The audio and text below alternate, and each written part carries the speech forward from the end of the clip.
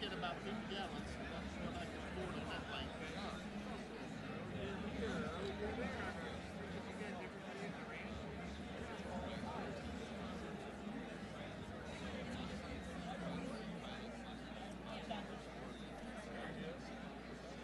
Now, that one with that in it, you only need one pilot?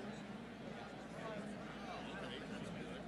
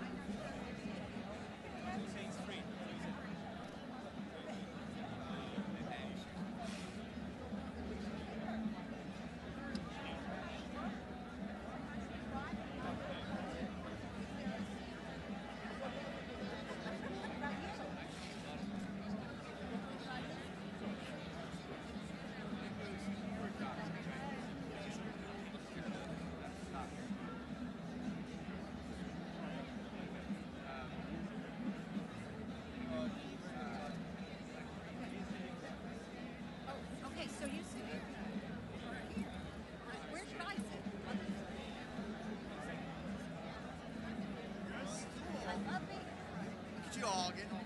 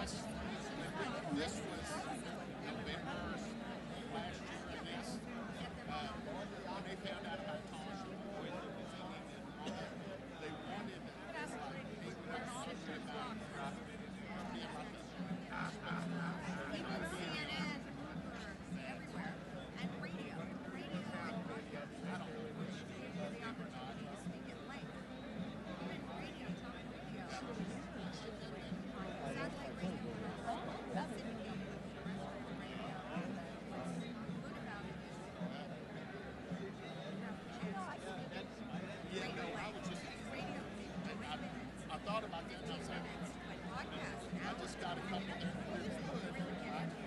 Once I got it, I was like, yeah, they wanted to talk to Tosh about it. How that advertise what it is.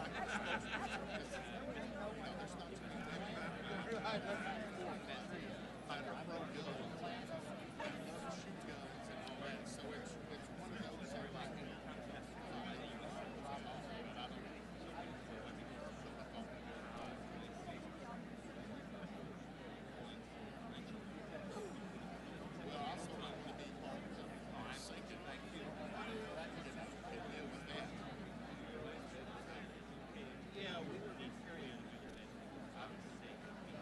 we're going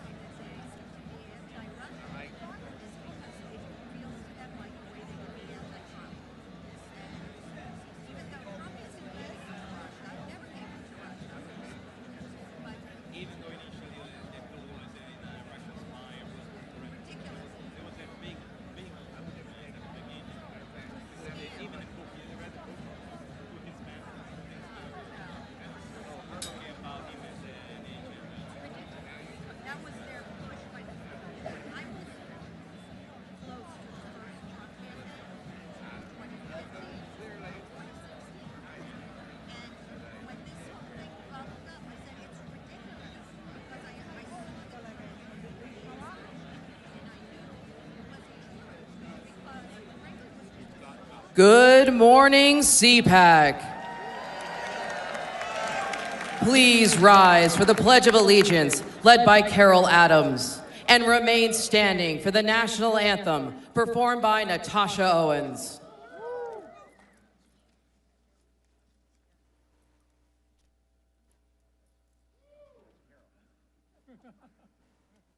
Good morning and welcome to CPAC. Please join me for the Pledge of Allegiance to our great country.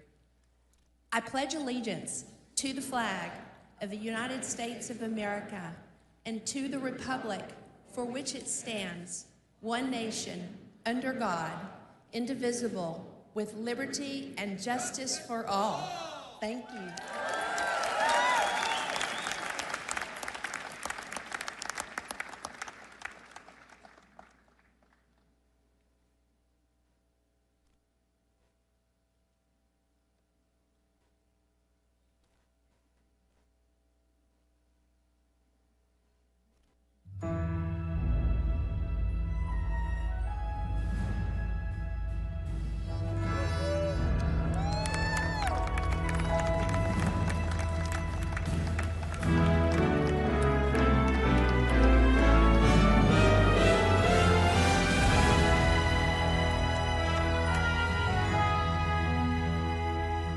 Oh, say, can you see by the dawn's early light what so proudly we hailed at the twilight's last gleaming, whose broad stripes and bright stars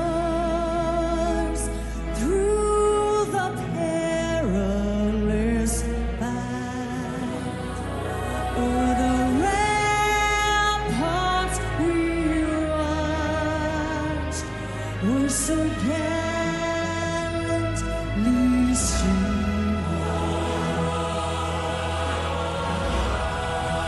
And the rockets' red glare, the bombs bursting in air, gave proof through the night that our flag was still there.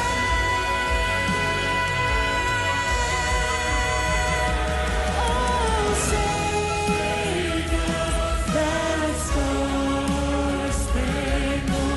banner yet wave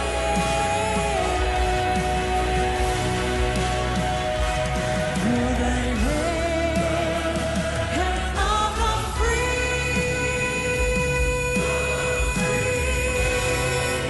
and the whole of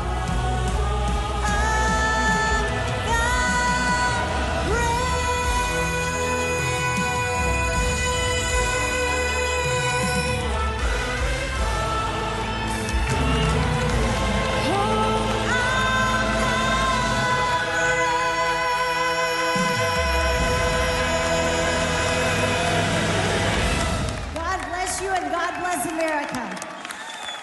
Please be seated.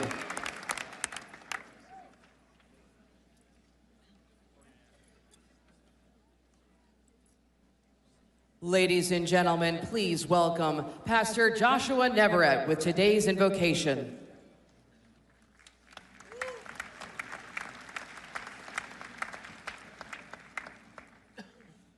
Before I begin to pray, I just want to say that we are living in the greatest time of our era, the golden age.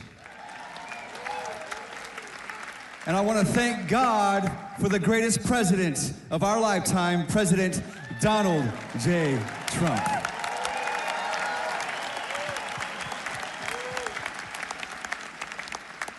Let us pray. Heavenly Father, we come before you for this great and victorious event at CPAC. We want to thank you for the leadership at CPAC, Matt and Mercedes Schlapp, because you've allowed them to lead a great organization with American patriots. And we want to thank you for America, the greatest nation of our lifetime. And because of you, Lord, we've turned our eyes and sought your face and your righteousness. And now we are blessed with the golden age. But we ask you that you bless America, bless our people, and bless our allies. And we pray, God, for a victorious event over the next 4 days, that it be a safe event.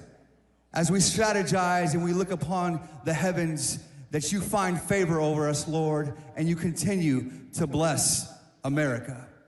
Lord, we ask you that you protect our president and the vice president and all of leadership, and that you put favor over America. We ask you these things in the name that's above every name, that every knee shall bow and every tongue confess that Jesus Christ is Lord. In your precious name we pray, amen.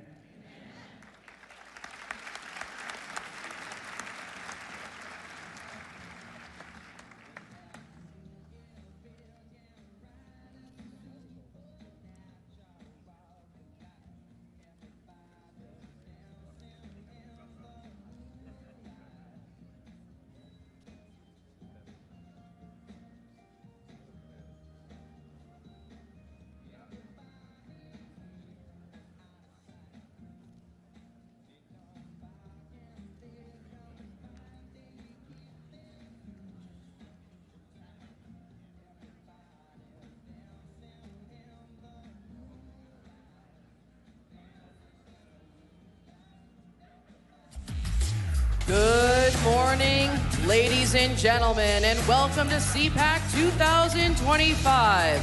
America is back on track. Please welcome CPAC Senior Fellow Mercedes Schlapp and CPAC Chairman Matt Schlapp. Pretty cool.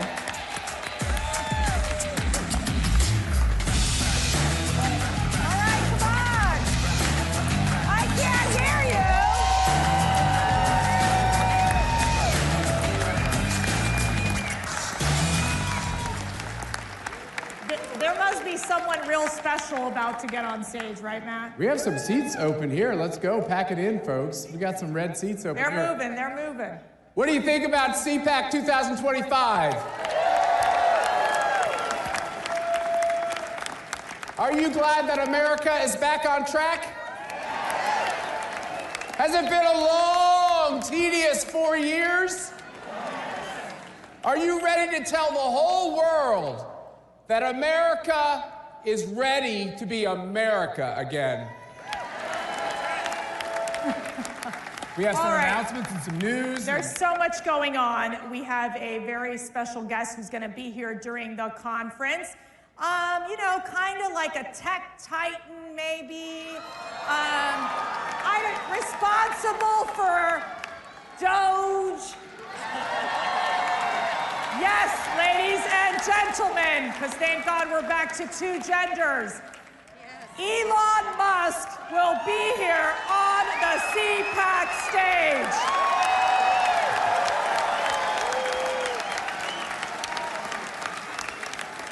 We just launched yesterday with the CPAC International Summit, where we had several key members representing from different countries with their delegations, where we passed 3 resolutions, Matt. That's right. Do you want to share what we did there? Yeah, we passed 3 resolutions in support with one of America's greatest ally, the state of Israel.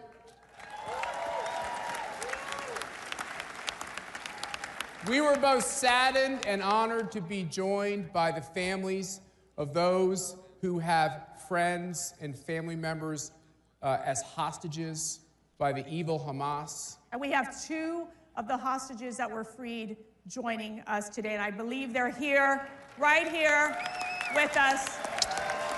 God bless you.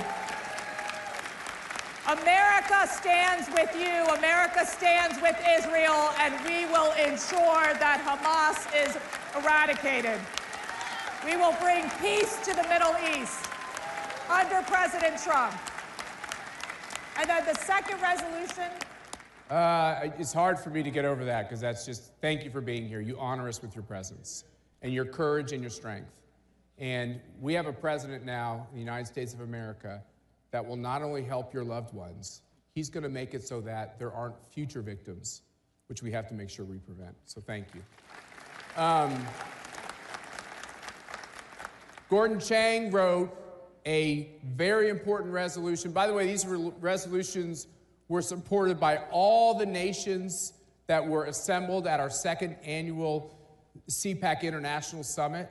We are working not as government entities, but as entities outside government to push for these policies. And Gordon Chang wrote a very important resolution to combat the Chinese regime, the communist regime in China.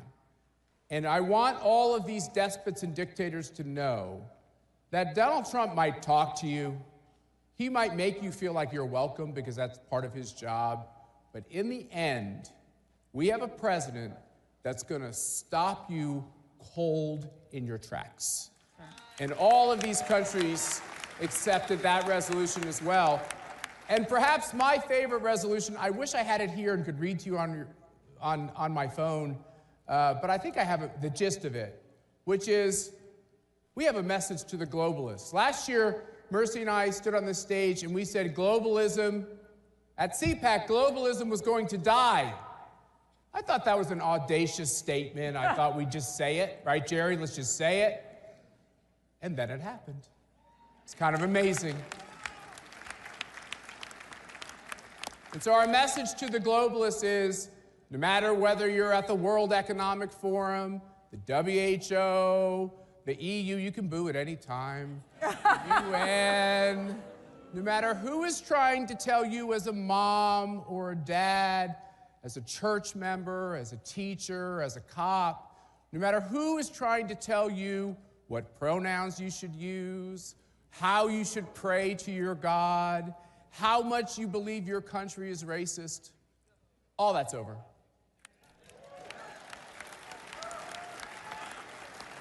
And a part of that is, and this is a great way to start, we just had Natasha out here and the great pastor from Arizona who was with us on the campaign trail in Arizona. Part of that is, can we all just thank God for giving us a president? Amen. Who knows how to lead. And I'll expand that to a great young vice president who knows how to lead. All these resolutions passed. I don't know how CPAC became a global brand fighting the globalists with people here from like every country all over the world, but let's go with it because it seems to be working just fine. And I want to leave you with this. You are the reason because President Trump is in the White House today. All of you, each and every one of you, fought hard, stood up, shared this incredible, optimistic message that we need to save America and, in essence, save the world.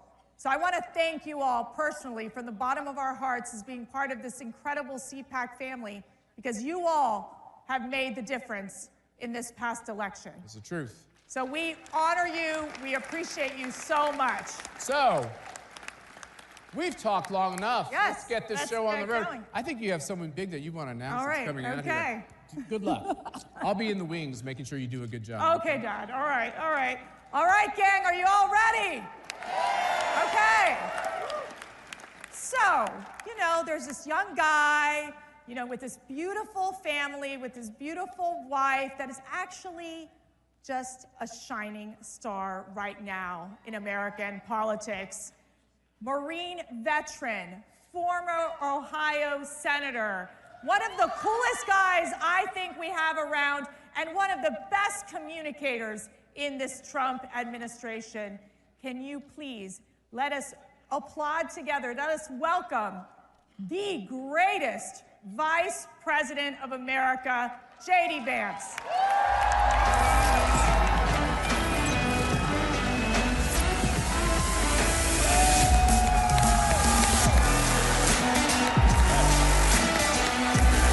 Guys, how we doing?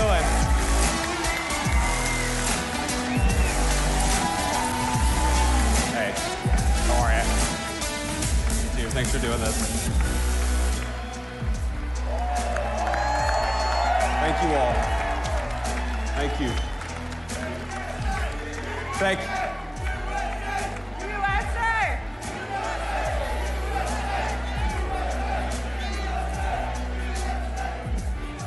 Thank you all. Thank you. It's great to be with you. It's good to see you. It is great to see you too. I mean, you've been like on a whirlwind here. Yeah. Are you a little jet lagged or no? You know, yes, I am a Okay. little jet lagged. So we did a trip where we went to France and then to Germany, and then we went to Santiago for a family wedding, and then back in DC, and we did all that in like 7 days. So Okay. a little jet lagged, but that's okay. Well, I'm in a good place right now, Mercedes. Well, you know I got some sleep last night. Okay, good. Then we're ready. We're ready. But it's a real special day today. You know what today is, guys? It's February 20th. That means our first 30 days, the happy one-month anniversary of the Trump-Vance administration. I mean, how exciting is that? It's very exciting. It's hard to believe we've only been in office for a month, because I think we've done more in a month than Biden did in about 4 years. Yeah. And thank God for that. But, you know, the president keeps us on a pretty breakneck pace. He always asks, what have we done today? What are we going to do tomorrow? What are we going to do next week? Because I think he realizes this is a special moment in time. And by the way, thank you. Thanks to all of you for making it possible for us to do all the great work we've been doing in the administration. I know we wouldn't have been here without you, but I think the president is acutely aware that the American people gave us a window to save the country, and that's exactly what we're going to do, and thank God for that, because it's been a hell of a lot of fun the past month. Okay, so I don't even think we can keep track of all the things you all are doing. In fact, I don't even think the press can keep track of all they're doing. I mean, they talk about the shock and awe strategy. Seriously. So when you're looking at this list after list after list, what stands out to you? Well, speaking of the press, I do think that we've had maybe more executive orders than CNN has viewers each night. So hello to our friends at CNN. I actually think that their plan was they were going to go all in on anti-Trump and hope that he could save CNN in the same way that he did, frankly, in 2017, because nobody really watched the network until he became president in 2017. But that's maybe the one thing I think the president has been unable to do, unable to save the CNN's ratings over the last few months. But look, I think that what the president has tried to do is recognize that we have a historical mandate on a few issues. We have to secure the southern border, and thanks to his actions, border crossings are down well over 90%, and we're just getting started. He recognizes that we have to really unlock the engine of American growth. We've got to get back to having a growing economy that creates good jobs and high wages for the American people. And a lot of that goes back to drill, baby, drill. We've done more on energy under President Trump's leadership than I think any administration in history, and that's not an exaggeration. And of course, we're going to do more. And then I think the third thing that he's tried to do, of course, with the help of Elon and all the great folks at Doge, is ask, what are we doing with all of the American taxpayers' money, and why are we wasting so much of it on garbage that the American people either aren't aware that we're spending it on or don't want to be spending it on in the first place? Like, for example, the stuff that we've figured out, Mercedes, is unbelievable. Why are we spending money on progressive modern art projects centered around toilets in Afghanistan? That's actually something that your tax dollars were funding until very recently. And I think all of us are sitting around and asking, what the hell have we been doing with the American people's money for the last 4 years? Let's turn off the spigot and spend the American people's tax money on the American people's priority. And that's, of course, been a big focus of the administration, too. Let's dig deeper into the immigration issue. Sure. We've seen, and you've met many of the victims, people who have family members who have died, Yes. have been tragically murdered. Those angel families in the hands of these criminal illegal aliens. Sure. What's your message to these families? What is your message to these horrific drug cartels and human traffickers who have preyed on the most vulnerable in the world? Well, our message to the drug traffickers is get the hell out of our country. Your free ride is over because President Trump is back in the Oval Office. That is... You're not welcome. You were never welcome, according to the American people, but unfortunately you had President Joe Biden who allowed you to run free over the United States of America, and Donald Trump has said, you're terrorist organizations, we're gonna go after you, we're gonna wage war on you, and certainly we want you out of the United States of America, and that's an important message, of course. But our message, and you know this, Mercedes, our message to the families is President Trump cares about you. He thinks that it's disgraceful what your own government let happen to your children, to your grandchildren, and it's got to stop. And of course, we mourn with people, we pray for people, but we're also asking, as their government, why did this happen to your child in the first place? And the answer is that under Joe Biden, your government didn't do its job. Under Donald Trump, it is. Thank God for that. On the economy, and I'm getting this question all the time, you know, it's this question of affordability, right? Yeah. There's a lot of stress on our families, something that I think Joe Biden could not manage in terms of really helping lower that cost of living and making things just simply more affordable. Sure. We talked about energy independence being a critical component of this, of ensuring that we unleash this economic prosperity. What more needs to be done? Yeah, so one of the first interviews I did, it was, I think 6 or 7 days after the inauguration, and somebody asked me, well, it's been 6 days, what have you guys done to fix the inflation crisis created by Joe Biden? I'm like, well, first of all, it's been 6 days, we've done a lot in 6 days, but it's gonna take some time to fix what Joe Biden broke over 4 years. And we know it is easy, unfortunately, to burn the house down. It takes a little bit of time to build it back up. And here's what we have to do.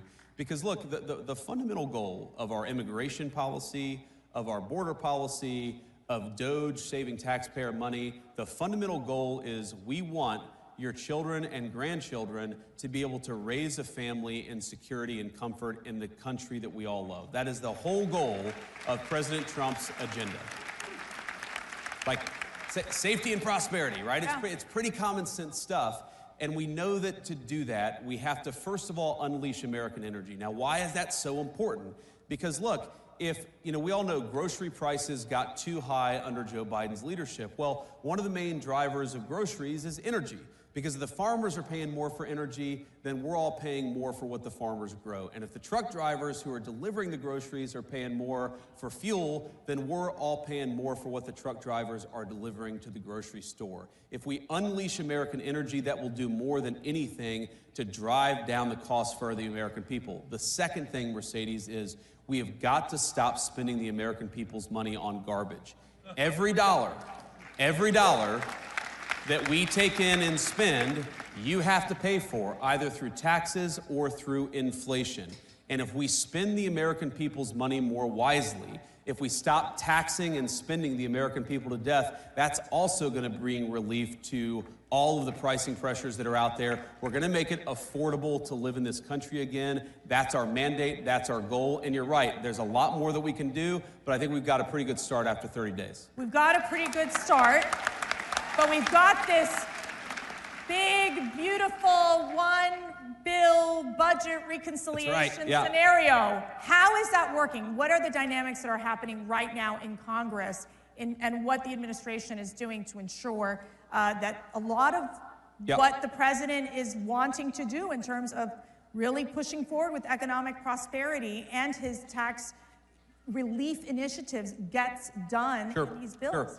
Yeah, it's really important. So the Senate obviously has its own approach, and the president has been very clear that his preference is to put everything in one bill. Right. And part of that is just simple legislative strategy. I think the president has learned a lot about how DC works. And I actually talked to the president about this yesterday, and he said to me, look, it's very rare that you can get 2 reconciliation bills done in one Congress, which is why he thinks we've got to do a lot with that one big, beautiful bill, that first reconciliation package that we're gonna get through the House and the Senate.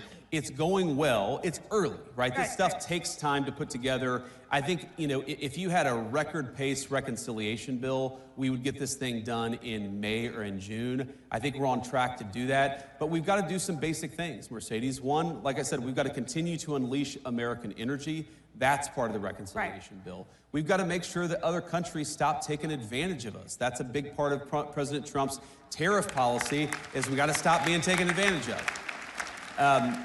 You know, of course, we want to make the President Trump tax cuts permanent and extend them into the future. We want no taxes on tips. We got to do some of the things we talked about during the campaign. That's got to be part of it. And then finally, and this is really important, everything the president has done on the border, we have got to empower him to do it, not just for a month, but for the next 4 years. And we've got to hire more Border Patrol agents. We got to give Tom Homan and Stephen Miller and Kristi Noem the resources they need to secure the border. And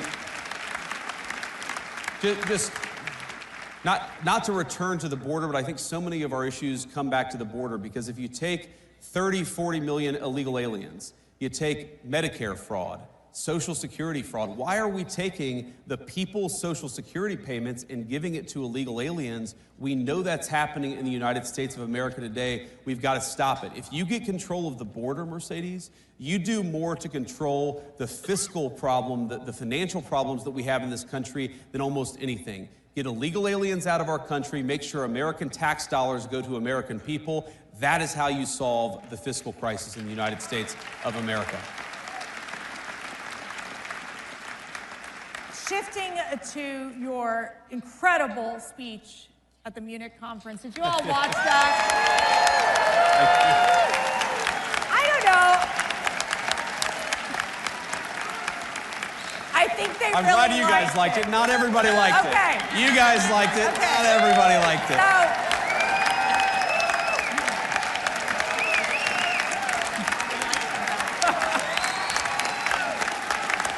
Good to see you.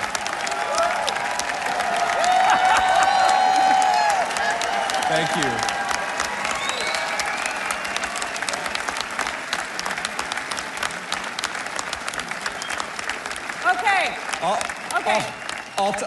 I'll take a standing ovation for a speech I already gave. That's like awesome. two for the price of one. Yeah, I was gonna say, here's your speech to say it again. All right. But it was fascinating because there was obviously some of these European leaders that, you know, they were a little uptight about it. It stressed them out just a little bit. A little bit. But you talked about the greatest threats in Europe. Yeah. So, look, the greatest threat in Europe, and I'd say it was the greatest threat in the United States until about 30 days ago, is that you've had the leaders of the West decide that they should send millions and millions of unvetted foreign migrants into their countries. That is the biggest threat to Europe. And frankly, it remains, by the way, the biggest threat to the United States, because yes, we've got 4 years of President Trump's leadership, but I guarantee you, if the Democrats ever get power again, they're going to try to do it again. We cannot rebuild Western civilization. We cannot rebuild the United States of America or Europe by letting millions and millions of unvetted illegal migrants come into our country. It has to stop. Thank God it stopped here, but it's got to stop there. And a related issue, Mercedes, is you can't just stop it. You have to allow European peoples, and of course the American people too, to raise issues about it. Right. You have to allow free speech to debate this stuff. You have to stop doing things to the populations of the world. You've got to give the populations of the world the opportunity to speak up and say, no more of this BS. We want borders. We want sovereignty. We want to be able to speak our own mind in our own country. And I guarantee you, if we don't allow free speech, and of course, the Biden administration, I made this point, Mercedes, the Biden administration did more to destroy free speech, not just in the United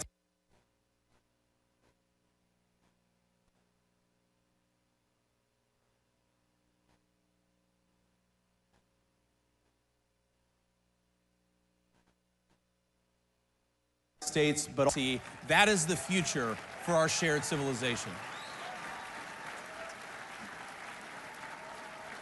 And I will tell you something that is really, truly remarkable that's happening at CPAC is, and we had our second CPAC International Summit yesterday, and we have many of these conservative European leaders with us today, where we stand in solidarity because they have an opportunity to basically make Europe great again, make Asia great again, make Latin America great again.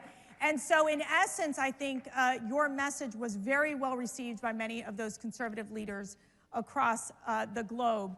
But what does this mean with the U.S. now that, in giving that speech, what does this mean with the U.S.'s relationship with Europe? Well, look, obviously, we're going to continue to have important alliances with Europe, but I really do think the strength of those alliances is going to depend on whether we take our societies. Obviously, we're going to continue to have important alliances with Europe, but I really do think the strength of those alliances is going to depend on whether we take our societies in the right direction. Think about this. Germany's entire defense is subsidized by the American taxpayer. There are thousands upon thousands of American troops in Germany today. Do you think that the American taxpayer is going to stand for that if you get thrown in jail in Germany for posting a mean tweet?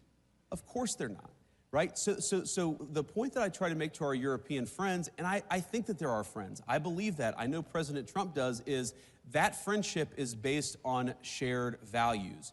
You do not have shared values if you're jailing people for saying we should close down our border. You don't have shared values if you cancel elections because you don't like the result, and that happened in Romania. You do not have shared values if you're so afraid of your own people that you silence them and shut them up. So let's have shared values. Let's defend democracy. Let's have free expression, not just in the United States, but all over the Western world. That is the path to strong alliances in Europe. We had Ambassador Rick Riddell with us yesterday. He'll be on the CPAC stage during these conferences. He has like 3 jobs, or 4 or 5. Yes, he does. But let me ask you this. Where are we on and basically the status of the Russia-Ukraine moving forward in terms of these negotiations in bringing peace to this endless war? It's early, and I think what President Trump, what makes him such an effective negotiator, I've seen this in private, is that he doesn't take anything off the table. When he walks into negotiation, he says everything is on the table. And of course, that makes the heads explode in the American media because they say, why are you talking to Russia? Well, how are you going to end the war unless you're talking to Russia? You've got to talk to everybody involved in the fighting if you actually want to bring the conflict to a close. And I know the president does. But I'll tell you the goals that animate President Trump's policy. It's really simple. He wants the killing to stop. He wants to bring lasting peace to Europe. He doesn't just want to stop it now and have the war restart a month from now. He wants to bring lasting peace to Europe because the president believes this, and he's absolutely right. Peace is in the interest of Russia. It's in the interest of Ukraine. It's in the interest of Europe. But most importantly, peace is in the interest of the American people, and he's going to fight for it for the remainder of his administration. Wherever war breaks out, he's going to be the president of peace. Now, he, of course, is a very good negotiator, a very good businessman. He recognizes that a lot of these issues are tough.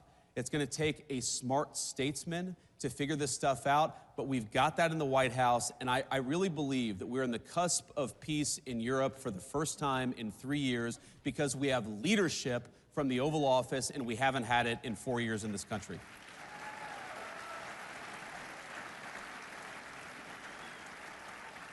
Matt and I mentioned this right when we started the conference. We're honored by the presence of 2 hostages that were freed after the Hamas atrocity, the tragedy that we've seen happen. And we have several of the family members as well who still, there they are.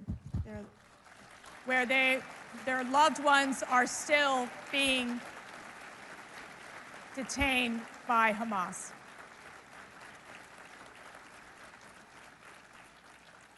What is your message to these hostage families and these survivors? Our message is that President Trump loves you, He hasn't forgotten your loved ones, and he's going to fight every single day to bring them home. That is exactly what he's been doing, and that's what he'll keep on doing.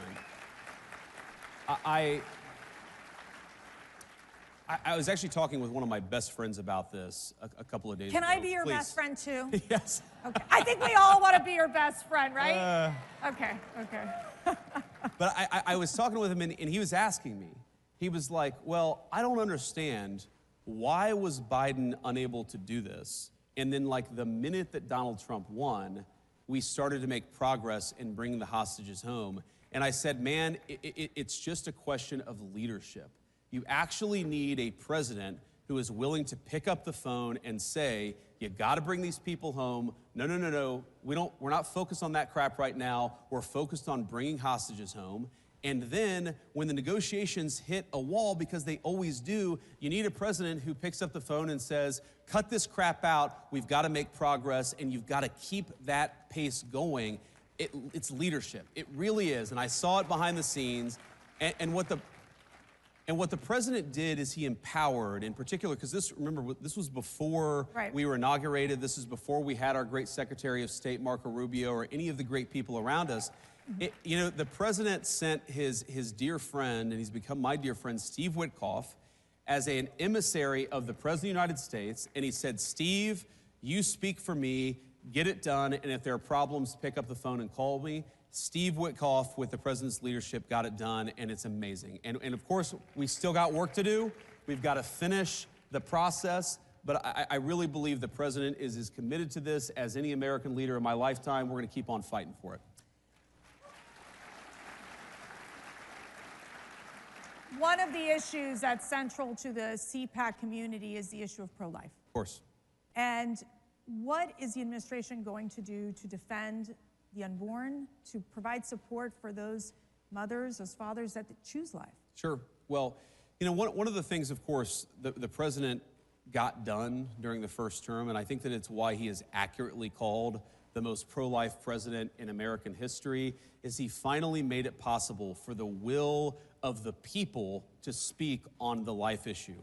And that was the Dobbs decision. What that did is it gave the abortion question back to the people. It took it out of the hands of unelected bureaucrats and unelected judges and gave it back to the people.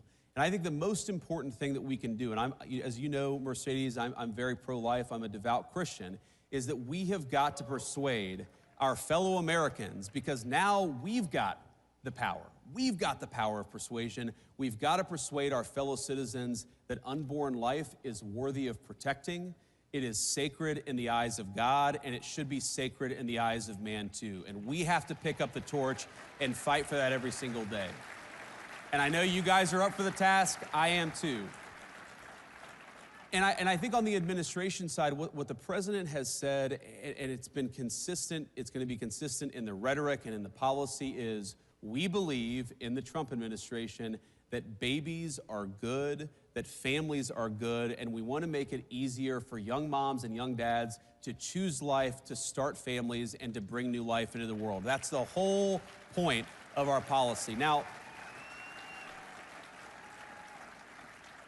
some of that, of course, is supporting our great crisis pregnancy centers at the moment of these important health care decisions, encouraging young women to choose life at that important moment of choice. Some of that is bringing costs down so that young moms and dads don't look to the future and a new baby and say, how can I afford this? And if they're able to actually afford to raise a family, maybe they'll start thinking of babies as the blessings that we all know that they are. Yeah. And I think...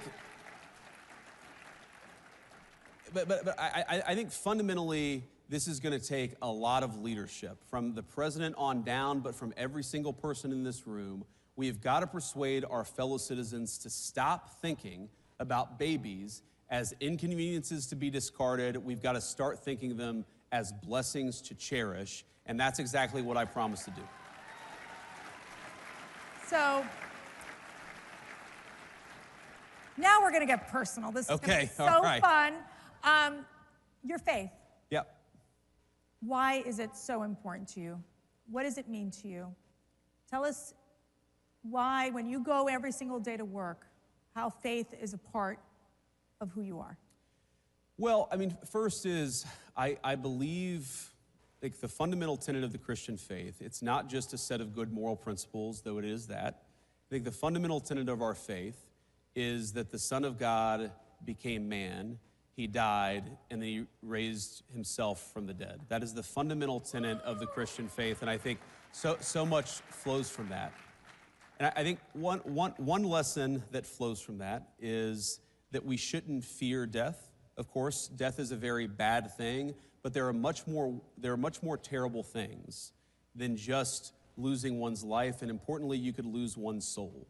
And I think whether it's fighting for the unborn or fighting for peace and security for our citizens, I want us to be the kind of society where my kids can grow up to be virtuous young people, can be good young Christians, of course, because that's what I'm trying to raise them to be. And that's what our public policy is trying to do. Creating the space where moms and dads can raise their children in their faith to become good young people who believe the things that I do. That is what I'm trying to create, is the space for you, of course, to raise your children as you see fit, but the space for me to raise my kids to be the kind of young people that I think they ought to be.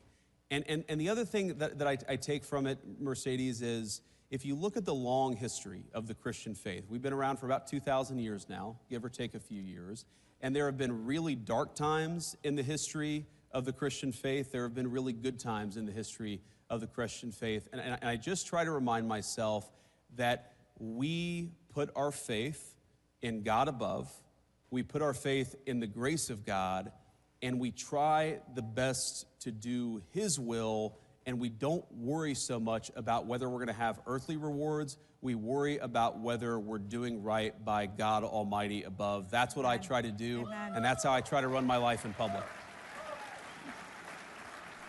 You mentioned raising these children into good people and also into good citizens that can contribute to society and to the world. We had so many young people come out and support Donald Trump and JD Vance. And thank you. This past election. So what is your message? And what is your message to the young men? You know, I guess my message to young people generally is we're trying to make your life better. And that is the simple thrust of President Trump's policy is we want you to be able to buy a home. We want you to be able to work a good job. We want you to be able to raise your kids, like I said, according to the values that you believe in. And we want you to be able to build a nice life in this country that all of us love. That is what we're trying to do. And you know, you guys more than anybody, more than me, I'm talking about people under the age of 30 in particular, you guys are gonna have to deal with the consequences of good policy or of bad policy for much longer than the rest of us. And I want you guys to think about the future and ask yourself, do you want safe communities? Do you want a prosperous life? Do you want to be able to work a good job? Or do you want that job shipped off to China or somewhere else? We're fighting for you every single day. We want you to help fight for us because we've got to win. Not just the policy battles of the next couple of months. We've got to win the midterm elections in a couple of years. We need you. We recognize that we need you, and we're fighting for you every single day. And I think, you know, you asked me, you know, my message to young men is, I think that our culture sends a message to young men that you should suppress every masculine urge. You should try to cast aside your family. You should try to suppress what makes you a young man in the first place. And I think that my message to young men is don't allow this broken culture to send you a message that you're a bad person because you're a man, because you like to tell a joke, because you like to have a beer with your friends, or because you're competitive. It's...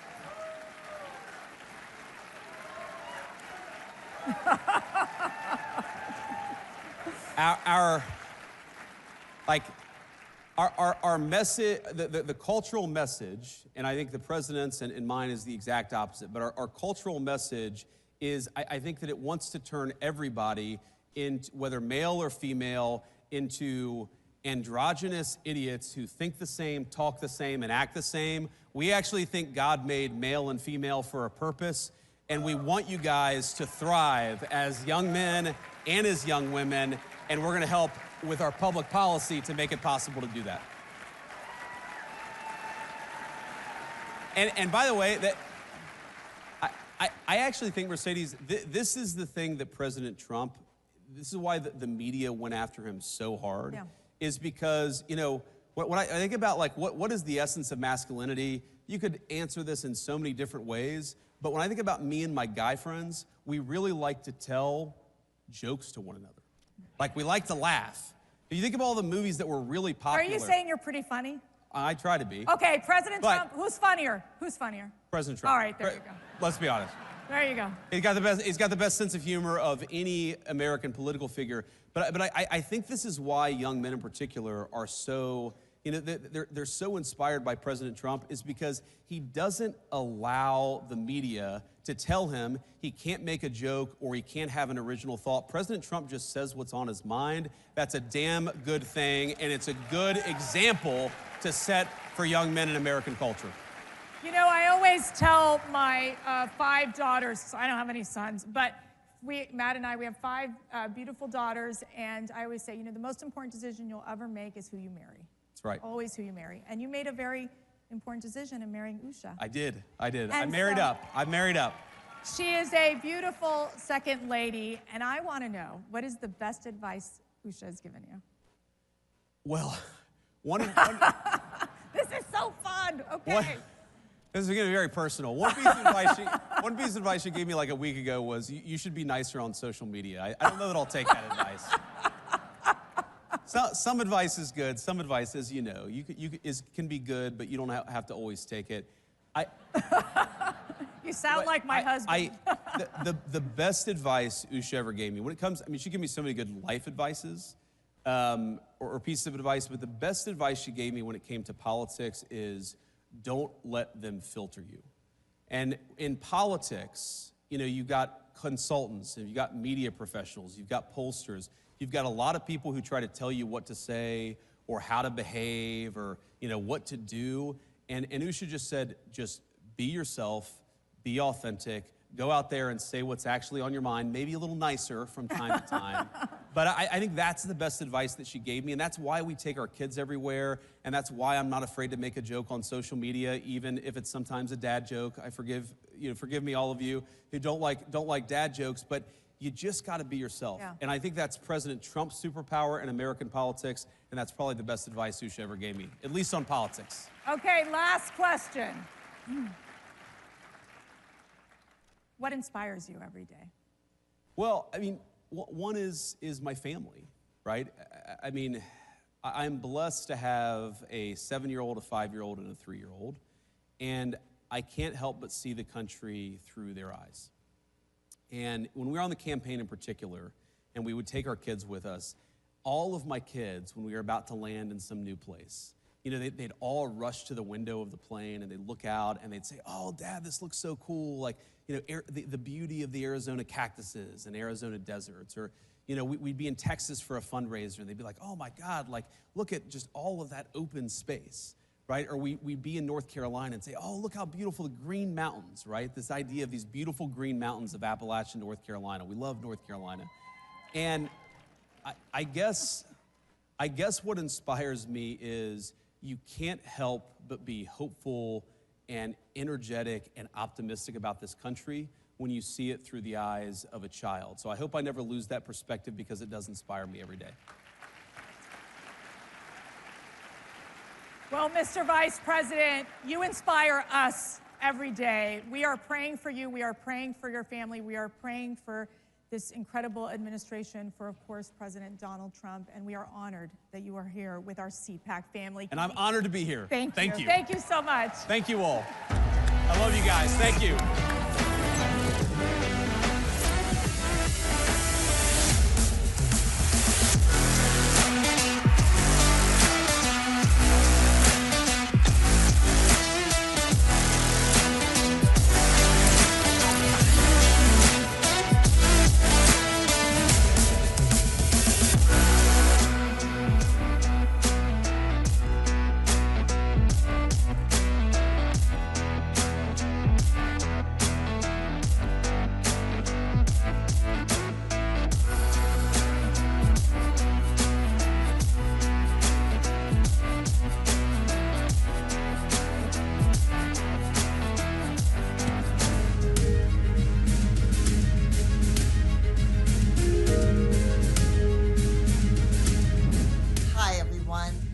lean back, and I'm so excited to be here. You know, for the last 4 years, I've showed up at CPAC because God sent me there. The greatest God there is in heaven and earth. And we are so blessed. Please stick around and hear what I've got to say, because God needs you. He needs you to participate. He needs you to be on fire like I am. God has a way that he can fix everything, because as long as you've got him in you, as long as you've given your life to him, you too can participate in this.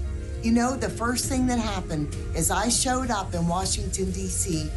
because God told me to go there.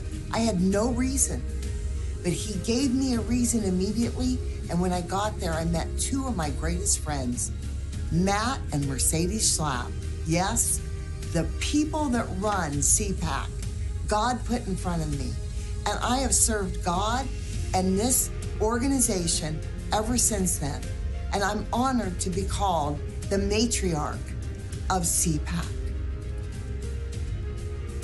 CPAC has been such a major influence in my life and all of your lives, whether you know it or not. Not just your visits, not just when you come, but when you participate.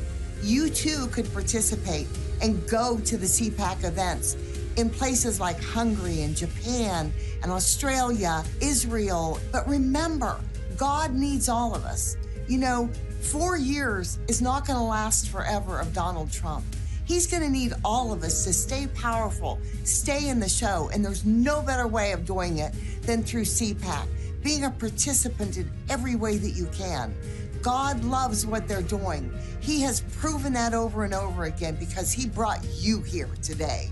He brought you here to hear this message and know that there is other things for you to do, and God is in the center of all of it. So all of you step up to the plate, do what I did. Make friends here, make friends everywhere across this country. Reach out, speak your voice, and know that God is with you in everything you do every day, and that we are all at CPAC praying for you daily. I'm so glad I could be here today, even if I'm not there in person. And our studio is there, whether I'm there or not. Proverbs Media Group, you'll find them on Media Row. We want you to hear the truth. Just like the Bible tells the truth, we're going to tell the truth. We do this through so many entities. You can see us on any of the social media accounts, but mainly go to YouTube and look up Proverbs Media Group. Watch our shows.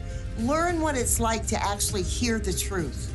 And we started our show, It's Not About Us, because it's not. It's about God, our Savior. It's about we are here to serve him and each other. Serve your neighbors, serve your friends, do all these things. And we want you to know that one of our latest things is, you know that crazy iPhone that causes all kinds of trouble? We want you to know, and you'll find cards over there, that 3 to 5 times a day you set an alarm on your phone. Not on, when to get up, but when to remember that God is with you. So that if it goes off in the middle of something stressful, just say, God, help me. If it goes off in a time that's peaceful, say, God, thank you. And talk to him all you can. Have that reminder there, because we all get so busy nowadays that it's easy to forget he is with you in all things. We want you also to remember that, CPAC is an amazing place. It's where I started. It's where you can start. It's where you can put your time in and just show people love. There's so many ways to do it. Our people at our booth are waiting to hear from you and see you. Here, throw me that hat and shirt. Here's the Trump hat. Here's the Proverbs Media Group shirt. And know that we pray for you all the time. We love you. We care about you. And don't forget, you are the most important thing in the world to our Lord and Savior. God bless you. Ladies and gentlemen, up next, Tales from the Crypto, Bitcoin, and the Digital Economy. Please welcome Strategy Executive Chairman and Co-Founder, Michael Saylor, and CPAC Board Member, Christos Marafatsos.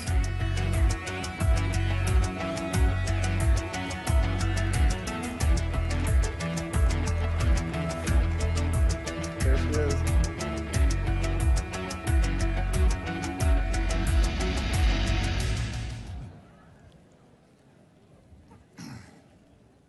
Good morning, everyone. What about that speech from our Vice President? And our great Mercedes Schlapp. I am not as good as a moderator as Mercedes. Michael turned to me and said, man, she's good. I go, Mike, I'm not that good. But good morning, everyone. Thank you so much for being here. It's an honor to be here at CPAC, moderating one of the most critical discussions of our time. The future of Bitcoin, digital assets, and financial freedom. We are witnessing a once-in-a-generation transformation in how people store and transfer wealth and value. And today, I have the privilege of introducing a man who didn't just predict the future of money, he's helping build it. In 2020, as governments printed trillions of dollars, where it weakened our US dollar, one CEO made history. Michael Saylor became the first major CEO of a US publicly traded company to transfer his entire balance sheet from cash into Bitcoin. Historic, that's incredible, that's risk. He is the largest single corporate holder of Bitcoin in the world, owning 478,740 Bitcoin. Now worth $48 billion. Michael just didn't talk about Bitcoin, he bet on it, he built on it. And he led the way for corporations, investors, and people like me and you to invest and remain sovereign. He remains one of the most influential voices in financial and technological history, proving that Bitcoin isn't just an investment, it's a revolution that America has to dominate. Please join me in welcoming one of the most fearless and financial minds in our future, a champion of digital freedom and a trailblazer, Michael Saylor. Well, thanks for the intro. I'm really excited to be able to address this group today because I think that Bitcoin represents the most powerful technology force for conservatism in the world.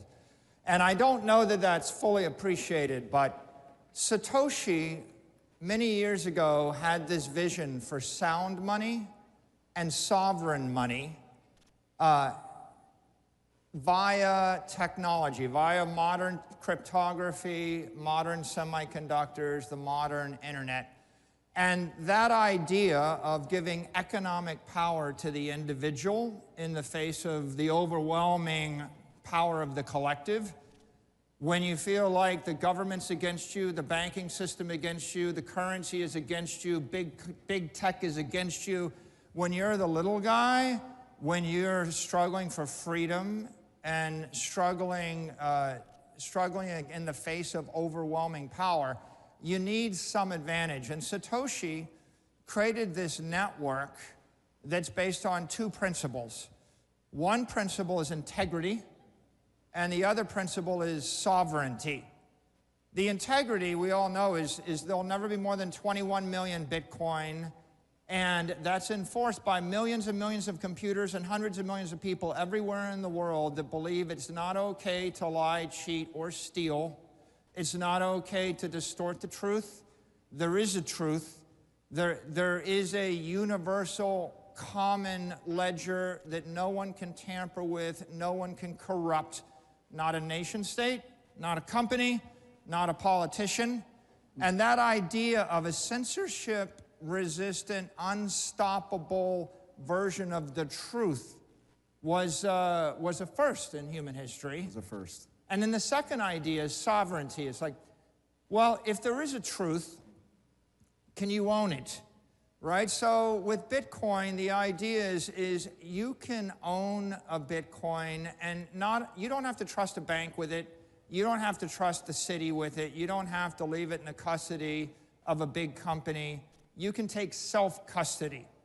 So we oftentimes say, what do you own? The only thing you own are your memories. Everything else in this world that you own at the pleasure of someone more powerful than you, and they can take it away from you via force. What they can't take away from you is your experience and what's in your head. And the brilliance of Satoshi was, what if we could put all of the money in the world into the heads of the people? What if what you knew was the password to unlock all of your wealth or protect it, and nobody else could take it away from you? And that's a profound shift, because what Satoshi did was gave us a network where hundreds of millions of people can own and control their economic energy in a censorship-resistant, unstoppable fashion. And that was an idea worth nothing for a year, and then it became worth $1 million, and then it became worth $1 billion, and then it became worth $10 billion, and then it became worth $100 billion. And when MicroStrategy, now Strategy, got into business about 4 years ago, it was worth $150 billion. And today it's worth $2 trillion. And at that time, you were a software company, and you saw this as an opportunity, a different opportunity. We were a software company, and we were staring at a quick death or slow death or take a risk. And you know, when the COVID lockdowns took place and the interest rates went to zero, we had to decide, were we going to sell the company, throw in the towel, or could we find a way out?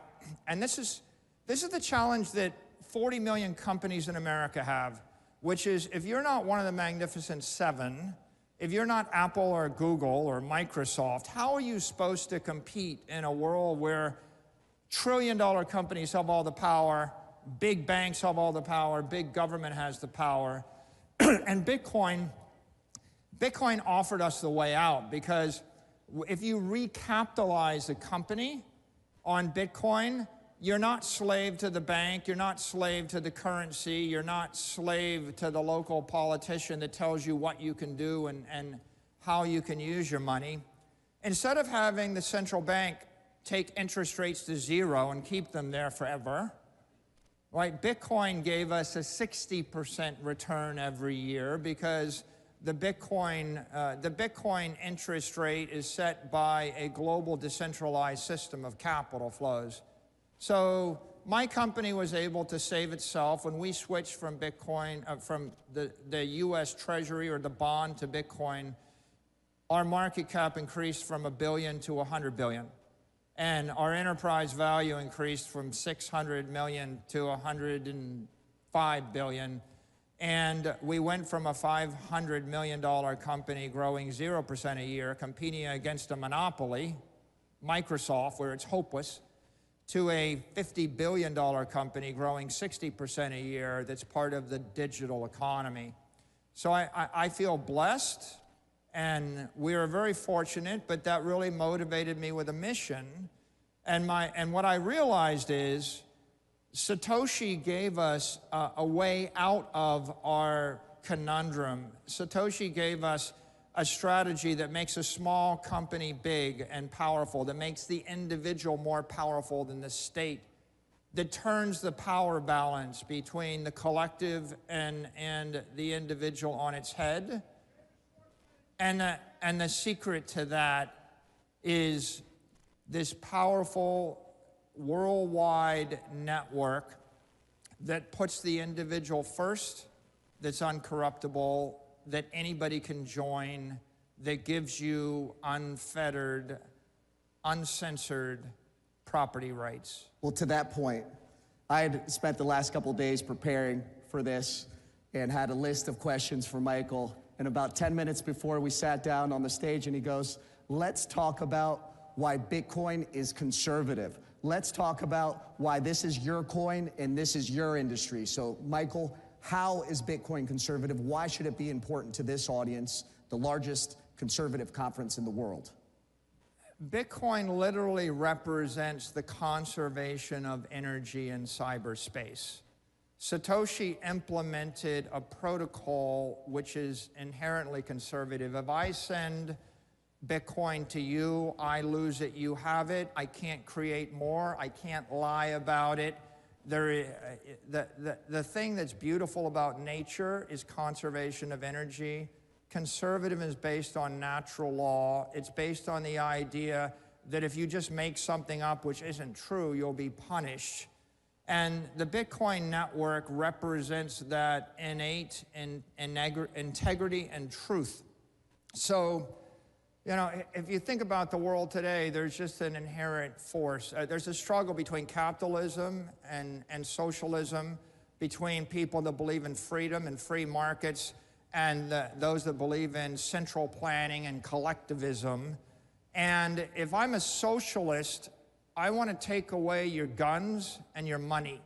And Bitcoin is money that they can't take away. Like, what freedom do you have if you have all of your money in a bank that can freeze it? What freedom do you have if you have your money embedded in a currency where someone can print 4x more of it without your approval and debase it to zero? What freedom do you have if you own real estate in a city where the mayor can put rent control on it or expropriate it, or the governor can tax it away from your family?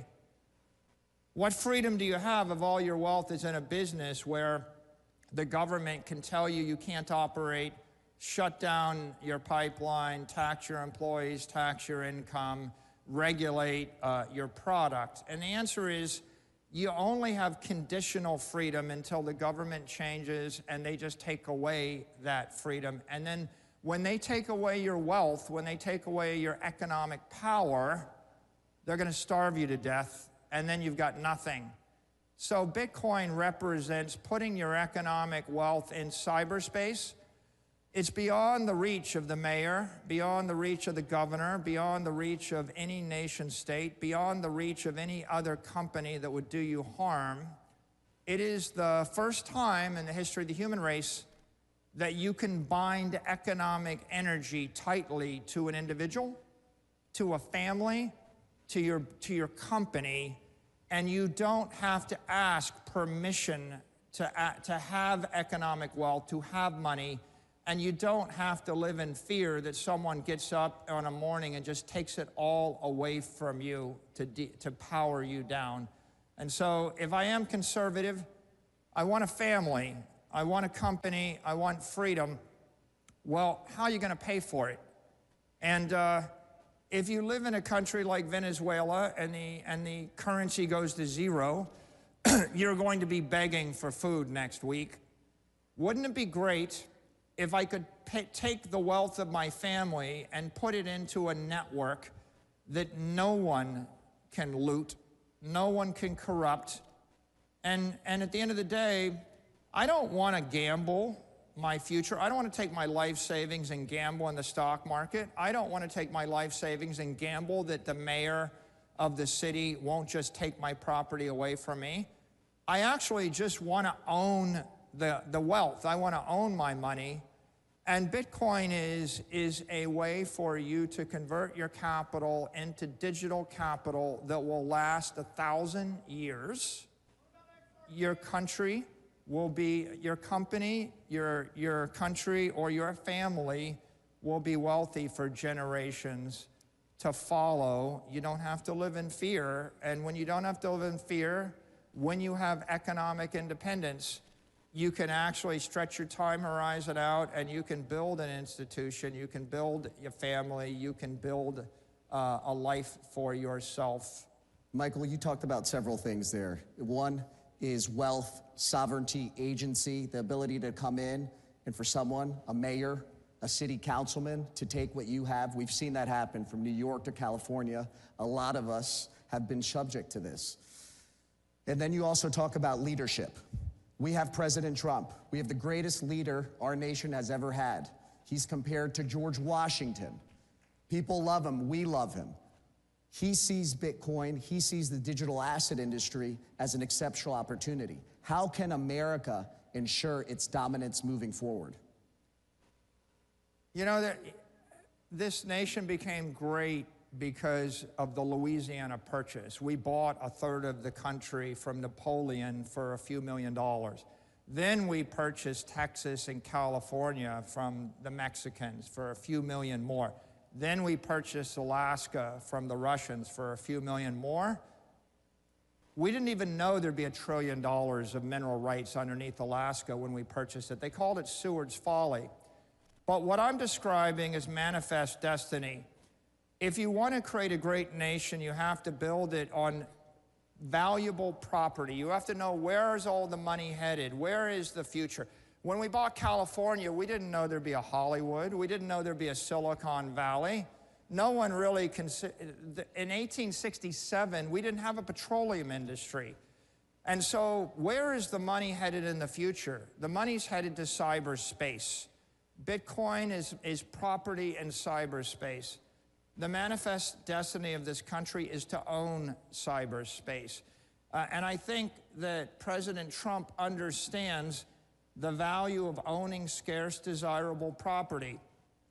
If we go to cyberspace and we buy Bitcoin and the nation embraces Bitcoin, then all of the capital in the world, all of the Chinese money, all the Russian money, all the European money, all of the money from the 20th century, the money invested in a Siberian warehouse, the money invested in fill in the blank, anything you could possibly own in Africa, all of that capital is flowing into cyberspace. It's going from physical to digital. It's flowing from the 20th century to the 21st century. The 21st century is going to be 1 billion AIs thinking 1 million times a second. And what are they going to be using to move their money around? They're going to use digital money because they can't get a bank account. They can't get a credit card. I have to approve my wire transfers from my bank once a week. It takes about 20 minutes, and they ask me on the phone whether the money should move. It's a good problem with 478,740 Bitcoin, Michael. The computers... We don't feel too bad is what I'm trying to say. Yeah, I get it, but my point we've been doing it that way for 50 years. And if you look at the way the digital economy is going to run in the 21st century, it's going to be 1 billion computers thinking 1 million times a second, moving assets at the speed of light. Bitcoin represents digital capital. That network is $2 trillion today. It's going to be $20 trillion in 4 to 8 years. It's going to be $200 trillion in 20 years. Then it's going to grow faster than every other asset in the world. It's going to continue to grow. The United States should own it, right? Is that the conversation? Talk to us about the U.S. Bitcoin Reserve. Everyone, and we've heard a couple other coins being yelled out by the crowd, and people want to know, are we going to have a U.S. Bitcoin Reserve? And when is that going to happen? The way to think about Bitcoin is it's the most powerful digital network in the world. It is cyber power. If you want to dominate the next 100 years, just like the last 100 years is based upon dominating sea power, fire power, air power, space power, nuclear power. You want to dominate cyberspace. You want cyber power. It's the unstoppable network that no one can corrupt. And the use of the unstoppable network, among other things, is hundreds of trillions of dollars of capital moving from point A to point B. But the other use of the network is I can send a message which is unstoppable, and I can store information that is unstoppable, and I can prove beyond a shadow of a doubt the authenticity of an instruction or a document.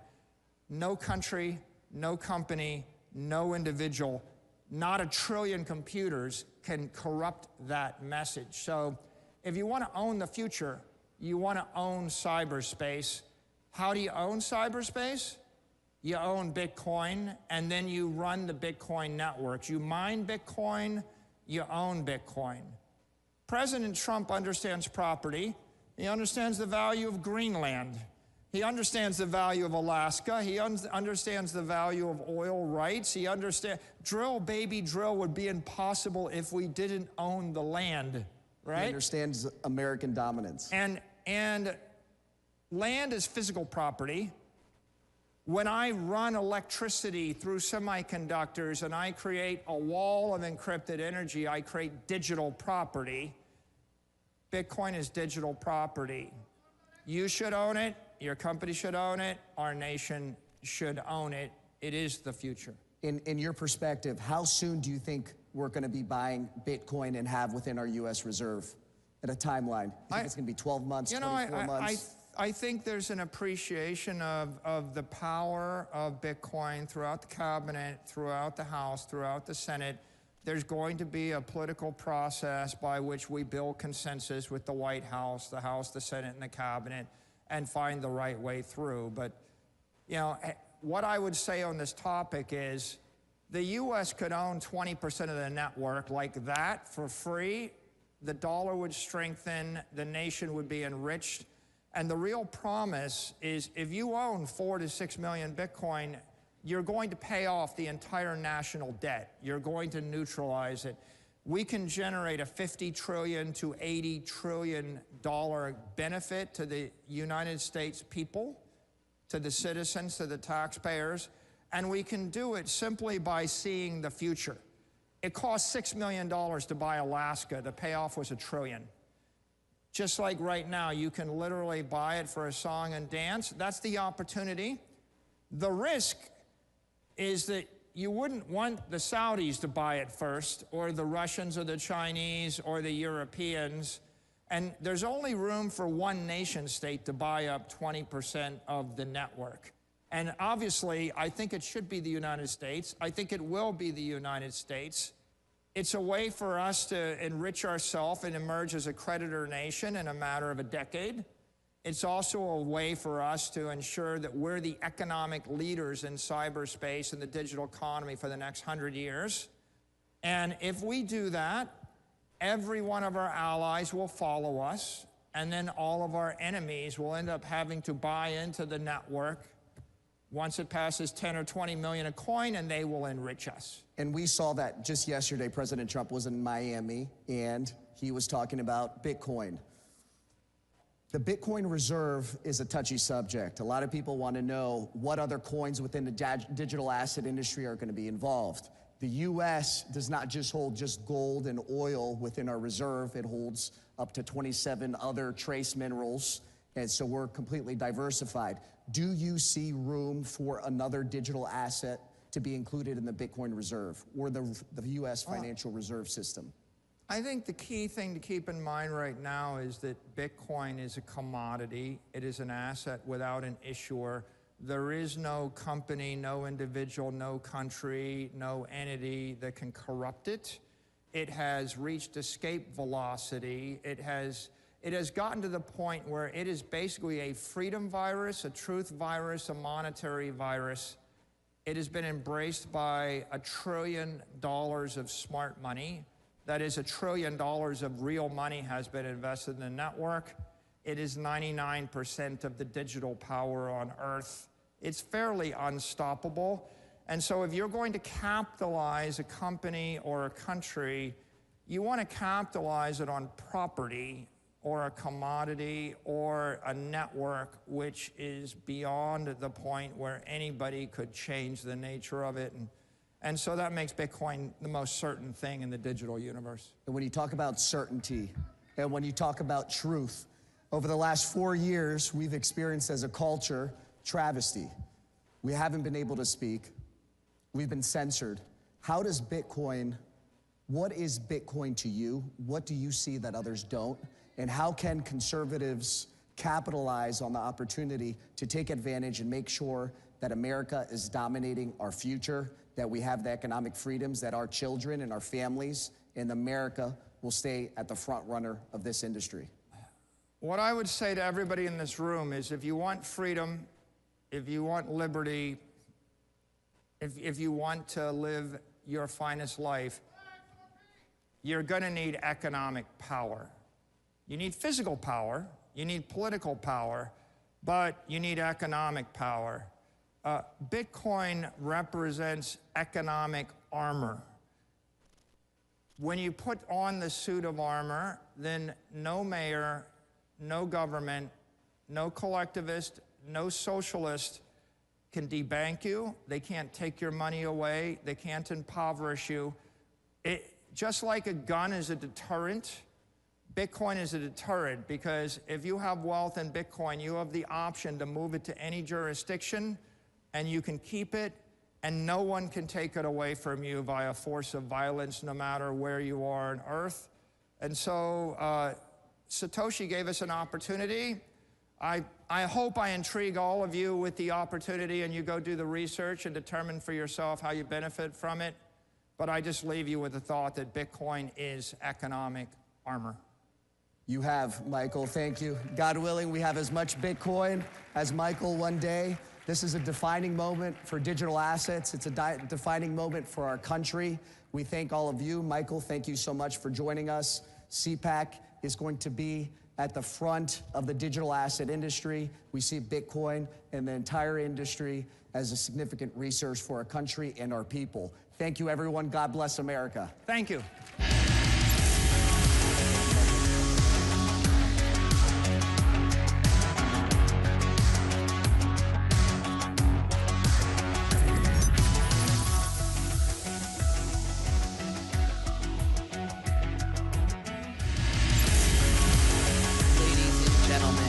This is Republicans for Weaponization Control.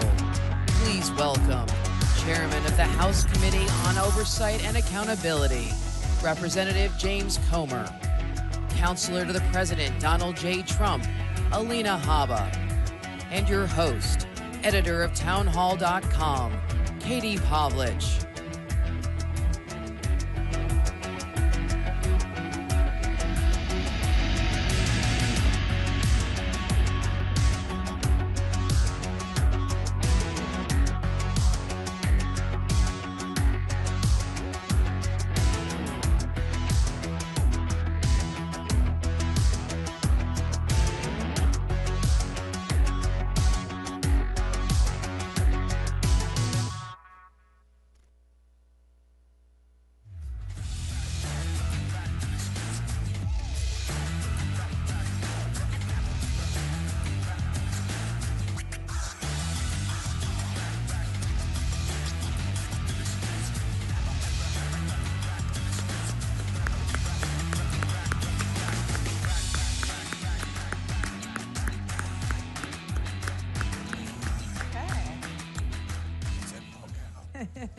All right, y'all.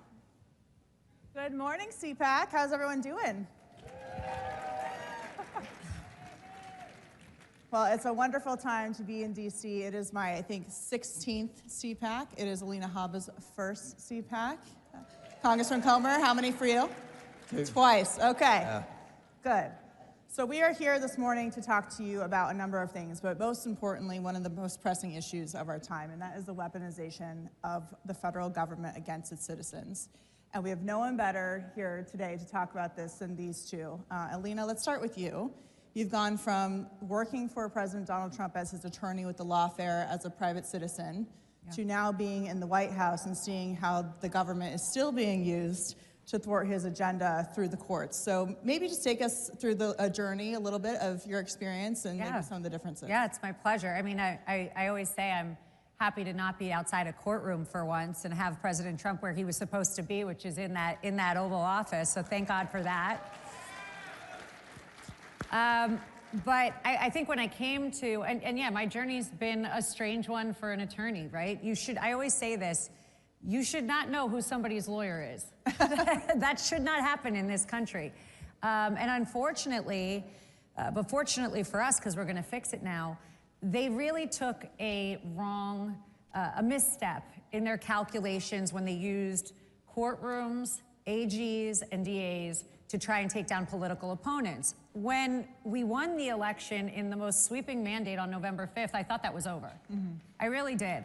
Every state, and I think it was a lot because of what they did with lawfare.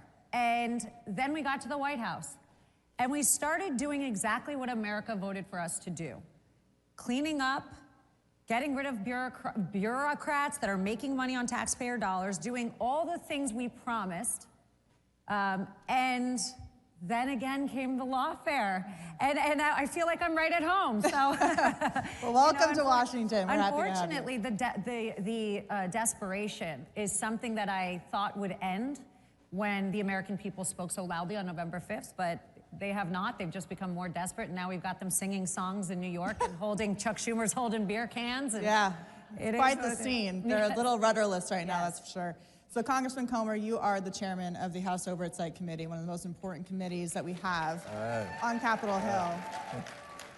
And you've been working for years to expose the way that the Biden administration was attacking not just Donald Trump, but also the American people who support him. And if you look at what's been happening really starting under Barack Obama, when they used the IRS to go after conservatives, this is not something that it just started. It's been embedded inside the federal government by the left. So now that you've been through the process of doing oversight with the Biden administration, how are you now working in the Trump administration with a new government and Republican control to really try and change some of these things so that Americans aren't being punished for having certain political views? Well, for one thing, I've had conversations with Billy Long, the new IRS commissioner, as well as Kash Patel, who hopefully in a matter of a couple hours will be the next FBI director.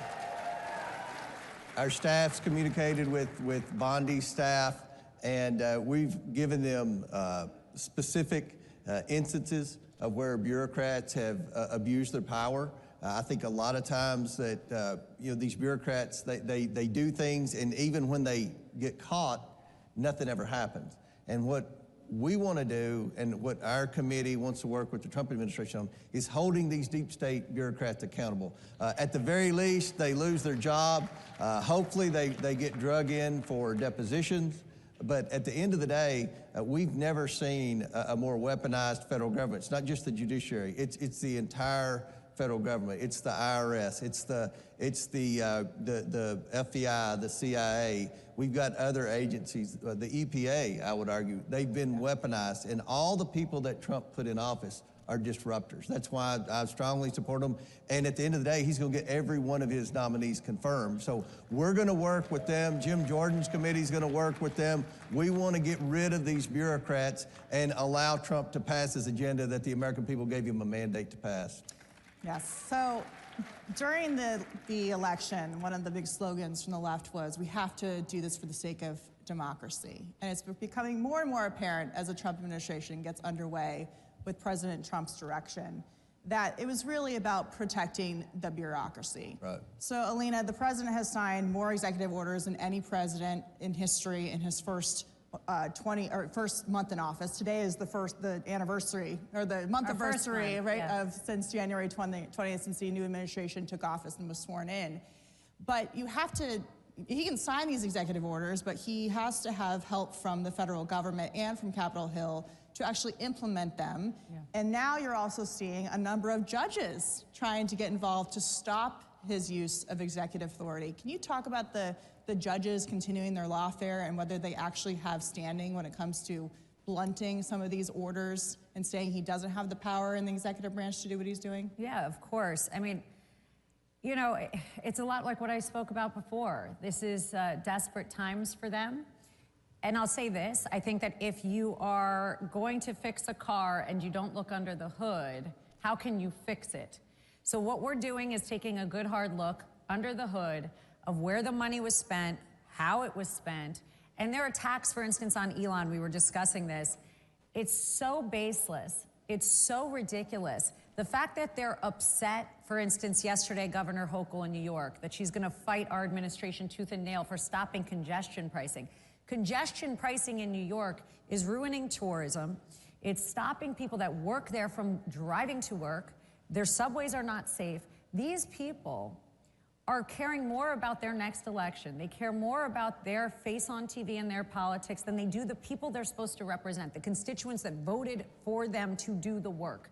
Unfortunately, they've taken that to courts. And we've seen it, we've won, we always win, we keep winning. I mean, even Chutkan said it. Look, if they had it their way, our guy would be in jail right now, and that didn't happen. And instead, we won in the most profound way. The American people are happy with what we're doing. And the amount of executive orders that we are pummeling on them is because we have that much work to do. We have to correct 4 years very quickly, and we are all committed to win. And we're gonna keep winning. Congressman, you want to weigh in on the role that Capitol Hill has, especially with Republican control in Washington now, to make sure that these executive orders are implemented in a way? Right. I have a bill in the House. Mike Lee has the bill in the Senate. We're going to do everything we can to pass that legislation to expedite these executive orders and to put them into law. So whenever the next president comes around, they can't change them by executive orders, because what Trump's doing is what's best for America. It's common sense. He's restored common sense back to Washington, D.C. He's getting the government and the bureaucrats out of the way of the private sector, and we've got to make sure that becomes the law of the land. And I think the support's there in Congress. There were a few members of Congress on the Republican side in the House and the Senate that stuck their toe in the water to try to defy the president, to try to obstruct the president. To try Rhinos. Hey, well, I think they're on the team now. I think they got the message from their constituents back home. They listened to their people when they went home, and they're on the Trump train now, and hopefully we can drain the swamp and make America great again. So everybody knows that Elon Musk has been leading his team of Doge and rampaging through a number of federal agencies in Washington, D.C., which we are loving because there's so much waste, fraud, and abuse. But as we continue to see more of what they're uncovering, yes, of course, we see these silly pet projects like Sesame Street in Iraq, for example. But we're also starting to see a massive issue of actual corruption that has occurred. For example, it was reported, I believe this morning by the Free Beacon, that Stacey Abrams, who is, Georgia's darling, ran for governor twice. She was involved in a lot of voter initiatives there, got a $2 billion grant from the Environmental Protection Agency after only managing $100 at a nonprofit that she started. Yeah, it's the NGOs. Right. So, Congressman, talk about what the Oversight Committee is doing with these new cabinet members like Lee Zeldin, for example, at the EPA to really root out this corruption and this infrastructure the left has built in D.C. to really push their political agenda on the entire country. We're going to work with the administration. When they identify something that they believe is fraudulent, we will follow through with investigation, with subpoena power, follow the money. That's what we did in the Biden investigation. We got the bank records. A lot of people say, well, go after the tax records. Let me, as someone that's been involved in banking, tax records don't always tell the true picture. The bank records don't lie. And one of the things that we're working on, we go through a thing called the suspicious activity reports where banks identify fraudulent behavior. Banks usually catch when something suspicious happens. If there's an account that had a $100 balance, which is probably the minimum to open an account, and then all of a sudden they get a multi-million-dollar deposit out of the blue, that raises a red flag. And the banks report that to Treasury. So that's where we're going to be following the money. We're doing this now with Act Blue. And I think we're going to have some very interesting information to come out very soon on Act Blue. But we're having a hearing on March 5th with the sanctuary city mayors. We're bringing in the mayors of New York, who's not a bad guy, the mayors of New York, Boston, Denver, and California. And Philadelphia. And we're bringing them in. And these, other than the New York mayor, they have tried to obstruct what Tom Homan's doing and obstruct the deportation efforts. So we're going to let them explain that to the American people. But one question we have is, who's been paying for this? And I believe you're going to see there are a lot of government pots of money that have been funneling through these NGOs, these non-governmental organizations.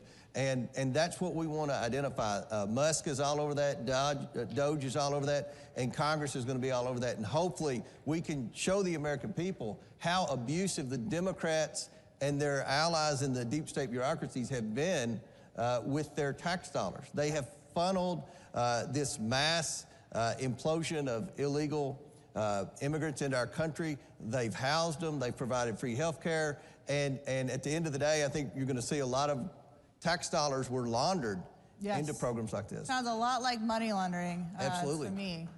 So So, Alina, when it comes to these NGOs, there's been a lot of lawsuits that are filed by leftist groups to try and get judges involved in stopping the taking away of the funding, or even giving Doge and Elon Musk and his team, who's a special government employee, much like Anita Dunn was under Joe Biden and others in previous administrations, to keep that kind of funding. But it does seem like there is a lot of corruption, not just maybe something that got lost in terms of going to the wrong place. Yeah, no, I mean, it's very clear. You don't have to be a rocket scientist. When you have a line item of trillions of dollars that does not get traced to anyone or anything but entities that are run by family members of bureaucrats, that's a problem. You don't have to be a lawyer to know that ain't good. Yeah. And the end of the day, look, even yesterday, they tried to file these restraining orders. There was a bunch of individuals that said, oh, we're being hurt by this, and it was denied. And that was actually by a very liberal judge in D.C.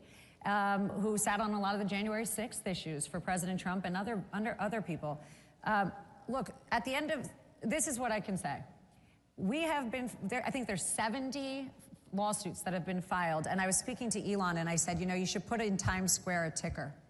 It'll say on the top how much money you're saving, and then on the bottom, we're gonna put one about how many lawsuits get filed. One will go up, one will go down very quickly. But they do that when we're winning and when we're hitting them where it hurts. So desperate times call for desperate measures. You see all these AGs and DAs trying to come in. You see individuals, but they're not winning. And the only people that are winning right now are American people. Right, the taxpayer. We are winning. And it happens to be tax season, so everybody's filing their taxes, going, if I don't pay the correct amount or miss a couple cents, they'll threaten to throw me in prison. And now's a great time for don't worry, we're firing a bunch of the IRS today, so don't worry. Yes, indeed. That's great. But that was the stuff that they did, and America didn't like it. Yeah. You're funneling people to audit and hurt the American people. Why don't we audit the people that are hurting us? Exactly. It's not supposed to go the other way. We're not supposed to hurt each other. Yeah. And that's really the mission, and President Trump said just yesterday, I was with him and he was speaking at an economic forum, and he said, look, we hope to take 20% of what Doge has recovered, that is billions and billions of dollars, and put that money back to the American people who were hurt by the last administration, who can't buy eggs because they went off and killed all the chickens. But it's just ridiculous. Yeah. And we have to get back to common sense. So, Congressman, how can Republicans on Capitol Hill with their slim majority work to codify these Doge cuts into law? Because you keep hearing people saying, well, Congress has to decide because they hold the purse strings. So now you guys have lots of examples inside a lot of these agencies about where these things that have been approved through Congress are going. How do you make sure it's not just, we see it, it's a problem, but we're going to keep going? The first step is to pass my bill and Mike Lee's bill that expedites this and will allow Congress to codify all the executive orders. Secondly, we've got to follow this up with a budget, with President Trump's budget proposal. We've got to cut spending. We've got to ensure that the tax cuts are renewed.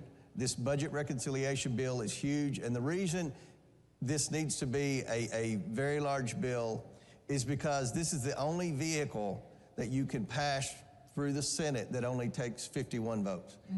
If we have to depend on Democrats, we might get Fetterman, and that's it. We're still going to be 6 votes short. Still a long shot. Yeah, that's a long shot. I wouldn't want to hold my breath on that. But we've got to do it on this reconciliation bill. We've got to renew the tax cuts. We've got to put in the tax cuts that President Trump promised, no tax on tips, no tax on overtime, and put this whole agenda in and cut the bureaucracy and watch America grow. Watch this country take off. Once you get the government off the backs of the private sector, the entrepreneurial spirit in America will flourish. Americans will prosper, and I think Americans will start to regain a little confidence in their government again, all because of President Trump's mandate and because of the work that everyone in this room did to get President Trump elected. And deregulation, of course, is a big one. The president has promised for every new regulation, they will eliminate 10 of them. We only have a few minutes left. Alina, you're new to Washington, D.C., new to the world of politics. Final thoughts about the next 4 years here and your new gig.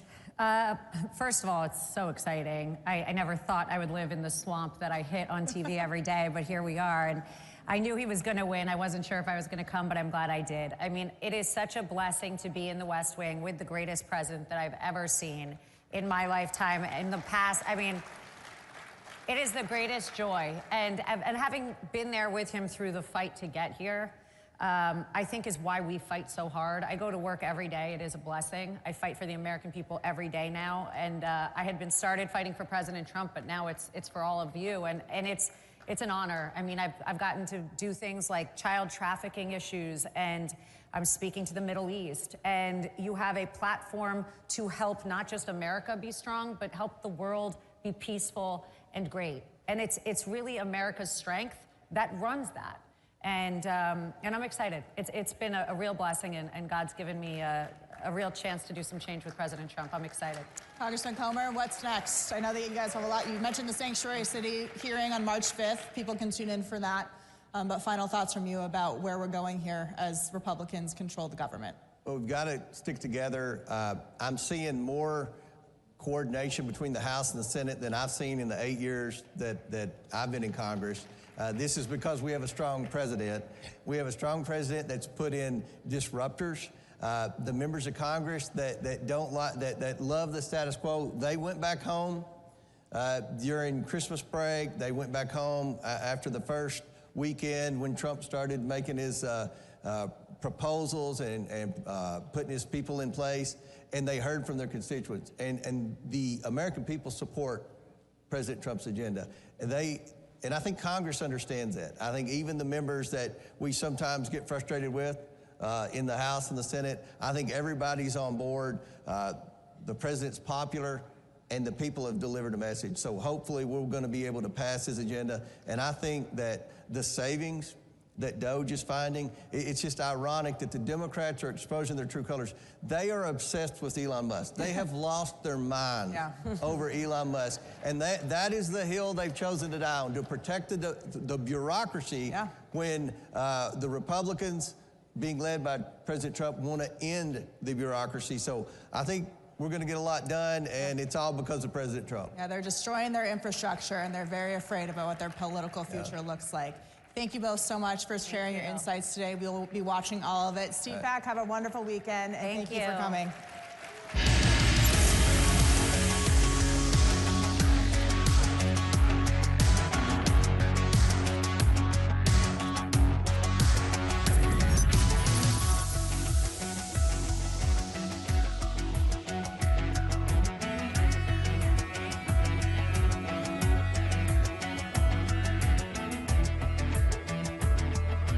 It's our America. We conquered it. We built it.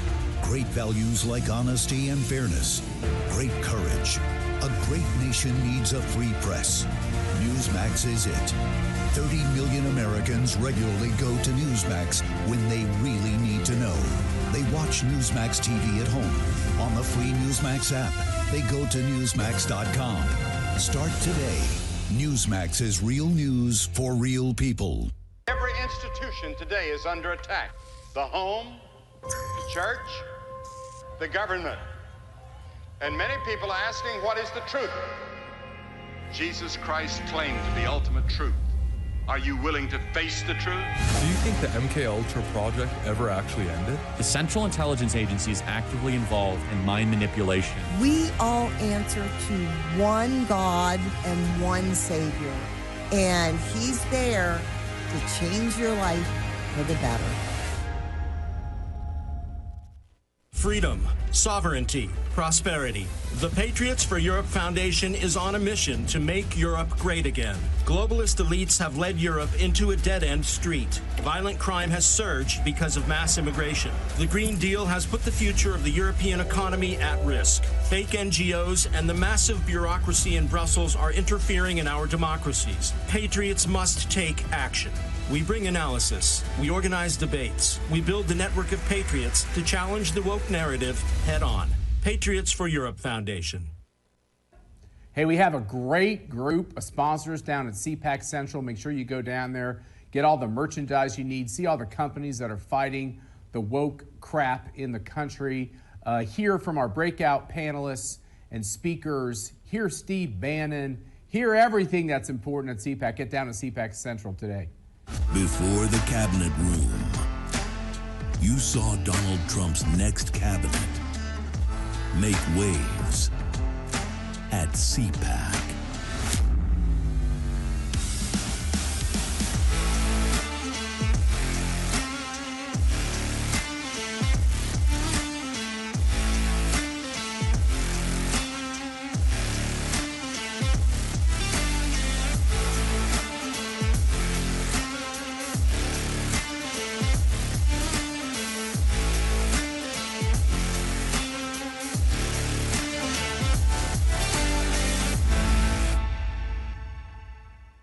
I actually started quite a while ago in CPAC, and I enjoyed it so much that I came back for a second one, then a third, then I said, what the hell, let's run for president. Matt said, it's like 5 years ago, 6 years ago. He says, you should run for politics. He's the one who said, you should run. For the presidency of the United States. It is my honor to introduce to CPAC 2017 our president, Donald Trump. First of all, I want to thank Matt Schlapp and his very, very incredible wife and boss, Mercedes, who have been fantastic friends and supporters, and so great when I watch them on television defending me. Nobody has a chance. I love this place. Love you people. You never stop fighting for America, and I will never, ever stop fighting for you. We know that there are still more records to be shattered, new summits to be scaled, more triumphs to be realized, and more amazing history just waiting to be written. The American adventure has only just begun.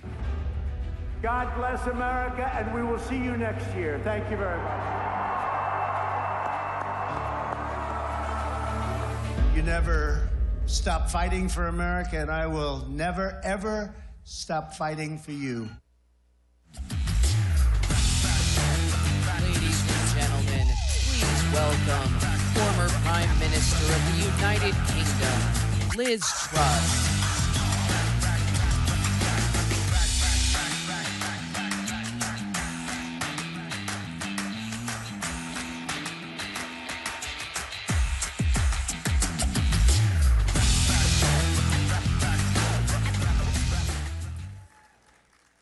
Well, ladies and gentlemen, it's fantastic to be back in America.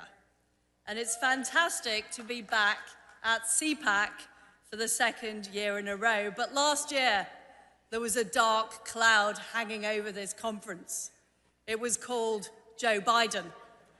And this year, we are now under the leadership of President Donald Trump. This is truly the golden age of America. But I'm sad to report that Britain is in the dark age.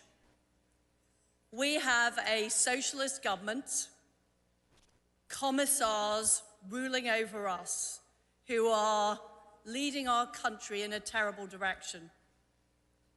But what I want to say today is they are not the only problem. The current establishment stooges in Whitehall and Westminster are only the latest iteration of Britain going wrong for the past few decades. Because let's be honest, Britain isn't working. The British system is deeply rotten. Britain is becoming a failed state. We've got people who are being arrested and locked up for posting on X and Facebook. We've seen tens of thousands of girls as young as 12 raped, tortured, and even killed by Pakistani grooming gangs. And yet many of those perpetrators have not been brought to justice. In fact, those crimes have been covered up, and we know that the authorities colluded. We know there was police collusion, and we know there was collusion from the local council. We have a massive problem with illegal immigration, but yet we can't even deport people who are criminals from our country. because of human rights.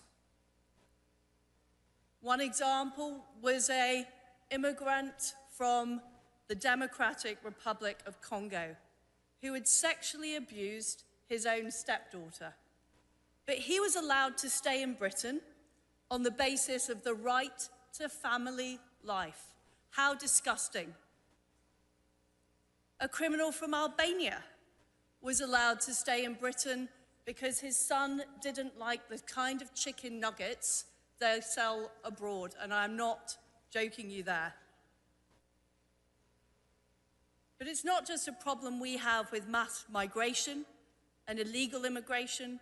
We've also got a problem with our energy in Britain. So in Britain, fracking has been banned.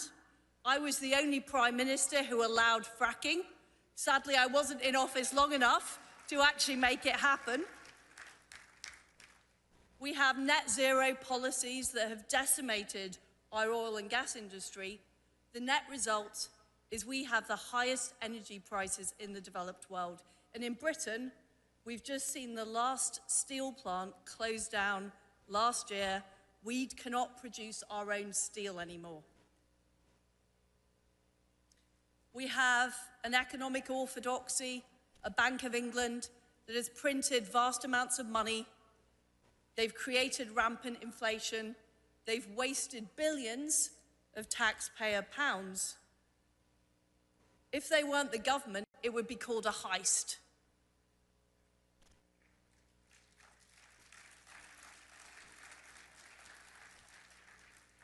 Yet, in none of these cases, have any of these people, any of these authorities been held to account for the fact they have completely failed.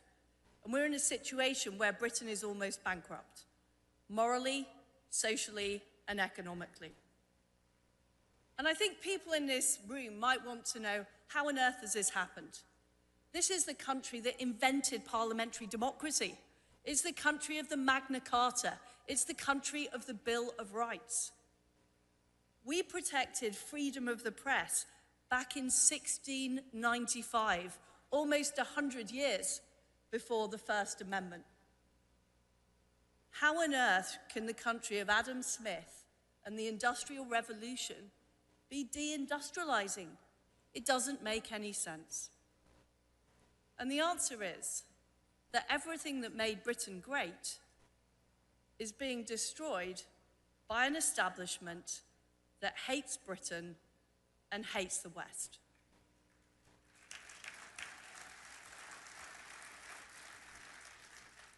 Like in most of Europe, our universities, our institutions, and our corporations have been taken over by anti-West ideology. Islamism, green extremism, anti-capitalism, wokery, transgenderism, you name it, they've adopted it. And what we've seen is a massive failure of leaders in Europe to push back against this, because this is not something the population wanted. This is not something the people in Britain or Europe voted for. This is something that was imposed from above. And what happened is that democratically elected politicians handed vast amounts of power over to the unelected and the unaccountable. In Britain, Tony Blair in particular trashed centuries of liberty by creating a tyranny of technocrats. He created an unaccountable Supreme Court, which had never been existed in Britain before. He created a much deeper and powerful state that is not held to account. He also handed vast powers over to an alphabet soup of international bodies, the World Health Organization, the United Nations, the ECHR, all of whom nobody could vote in and nobody could vote out. And all of those bodies, as you've seen in the United States of America, have been captured by the same anti-West ideology. But what I find really incredible, really incredible, is it wasn't just China and Iran and Russia that were funding these NGOs, funding these anti-West groups. It was actually the United States of America under President Joe Biden through USAID. Now, did you know that American taxpayer dollars was funding the BBC? Did you know that they were funding the Tony Blair Institute? Did you know that they were funding Rory Stewart's wife? It's incredible. We thought you were our friends, but you were actually, American taxpayers were funding this anti-West ideology. And the problem is, when the people in Britain voted for something different, when they tried to change the government, when they tried to change the system in 2016, in 2019, and in 2024, they found the same people were still in power. The bureaucracy had not changed. And it's no surprise that young people are losing their faith in democracy because they don't believe it can change things. And amazingly, during all of this, many so-called conservatives went along with the ideology. They were busy hugging Greta Thunberg. They were putting up taxes. I'm not joking about that. They were putting up taxes. They were increasing immigration. They were pursuing transgender ideology. And it's no wonder that the Conservative Party had its worst defeat since 1834. Patriotic Brits have had enough. They've had enough. And we look across the Atlantic with envy. We see President Trump in the Oval Office signing off executive orders, and we want some of that in Britain. We want drill, baby, drill. We want men banned from women's bathrooms and women's sports. We want illegal immigrants deported. We want taxes to be cut. We want a Trump revolution in Britain.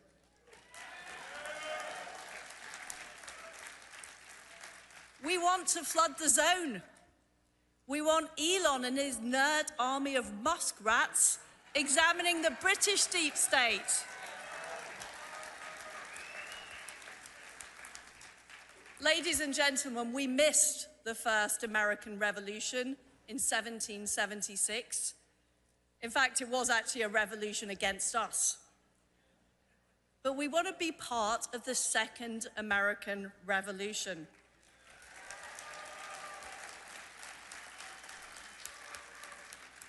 We want to dismantle the British deep state, which is older and more entrenched than the American one. We need a great restoration bill to repeal all of the terrible Blair laws, the Equality Act, the Climate Change Act, the Human Rights Act, the Constitutional Reform Act. We need to eradicate judicial activism in Britain and restore parliamentary sovereignty. We want our government run by the executive, not by the bureaucracy.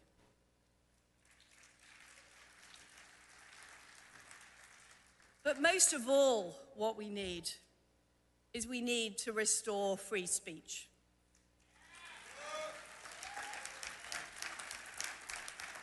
This is the lifeblood of our democracy. And JD Vance is right. Vice President Vance is right. Free speech is in retreat in Britain and in Europe.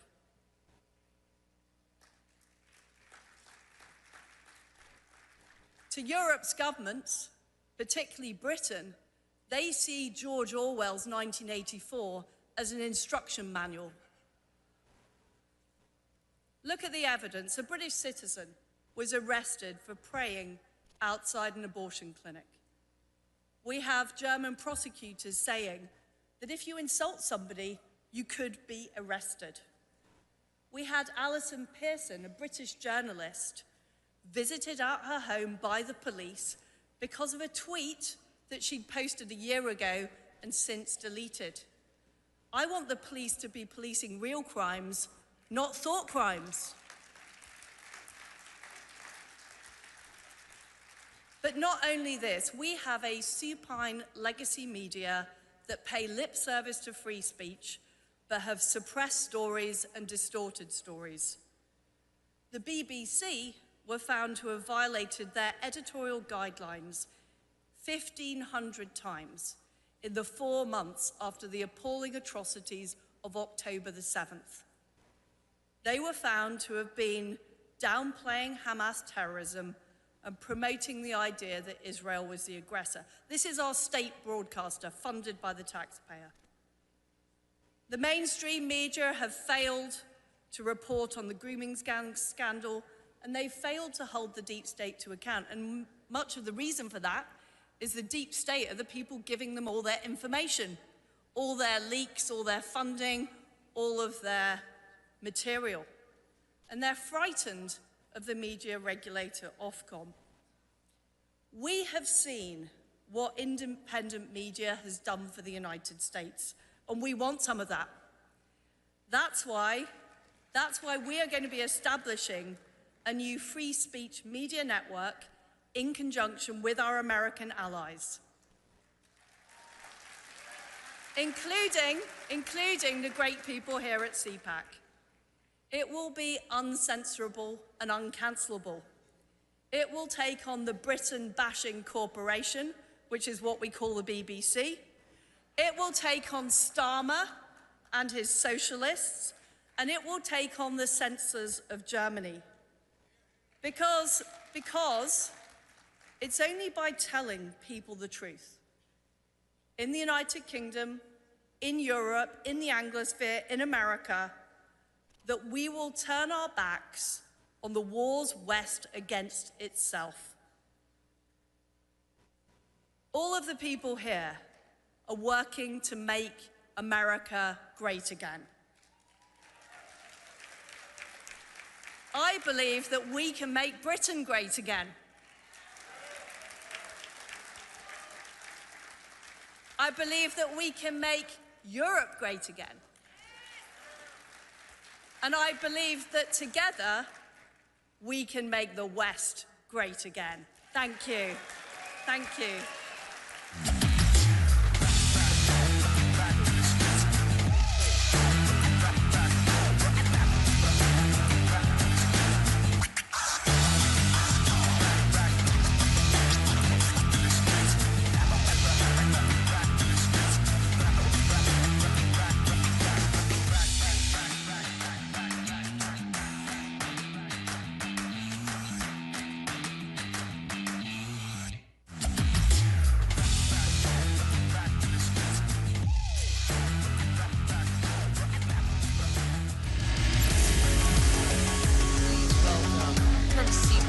Member of the Brazil Chamber of Deputies, Eduardo Bolsonaro. E aí, pessoal? Tudo bom? Hello, good afternoon. Hi there. Thank you, thank you. Thank you, thank you.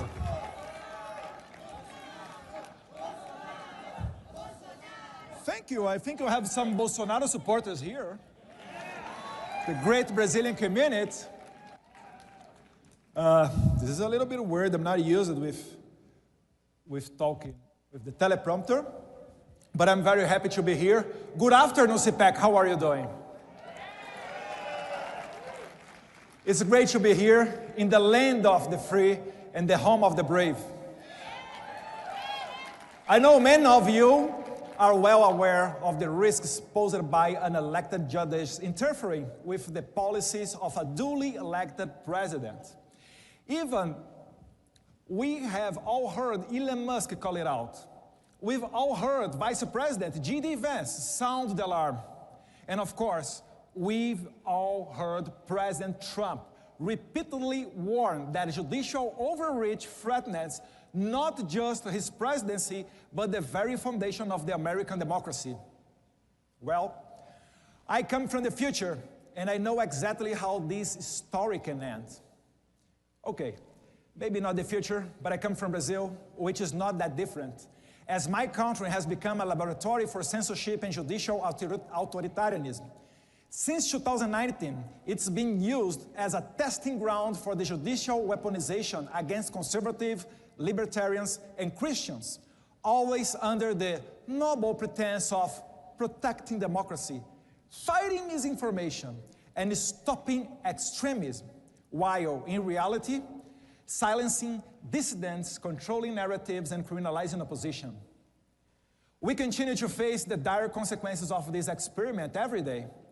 Just 3 days ago, my father, former president of Brazil, Jair Bolsonaro, was formally charged by the Attorney General of the current socialist government with allegedly orchestrating a coup, a Disneyland coup d'etat, as some might call it, without weapons, without a plan, and while he wasn't even in Brazilian territory, but in Orlando, probably debating strategy with Goofy and taking national security advices from Mickey Mouse, maybe. It's really the Disneyland coup d'etat. There is no other word to talk about it. This baseless accusation, entirely devoid of evidence, is nothing more than a tool to neutralize political opposition. It mirrors the same tactics used against the opposition in Cuba, Venezuela, and Nicaragua. Yet in Brazil is perceived differently on the global stage because while its situation is in some ways even worse, the persecution is not spearheaded by the executive branch, but by the judiciary. And that makes it all the more dangerous.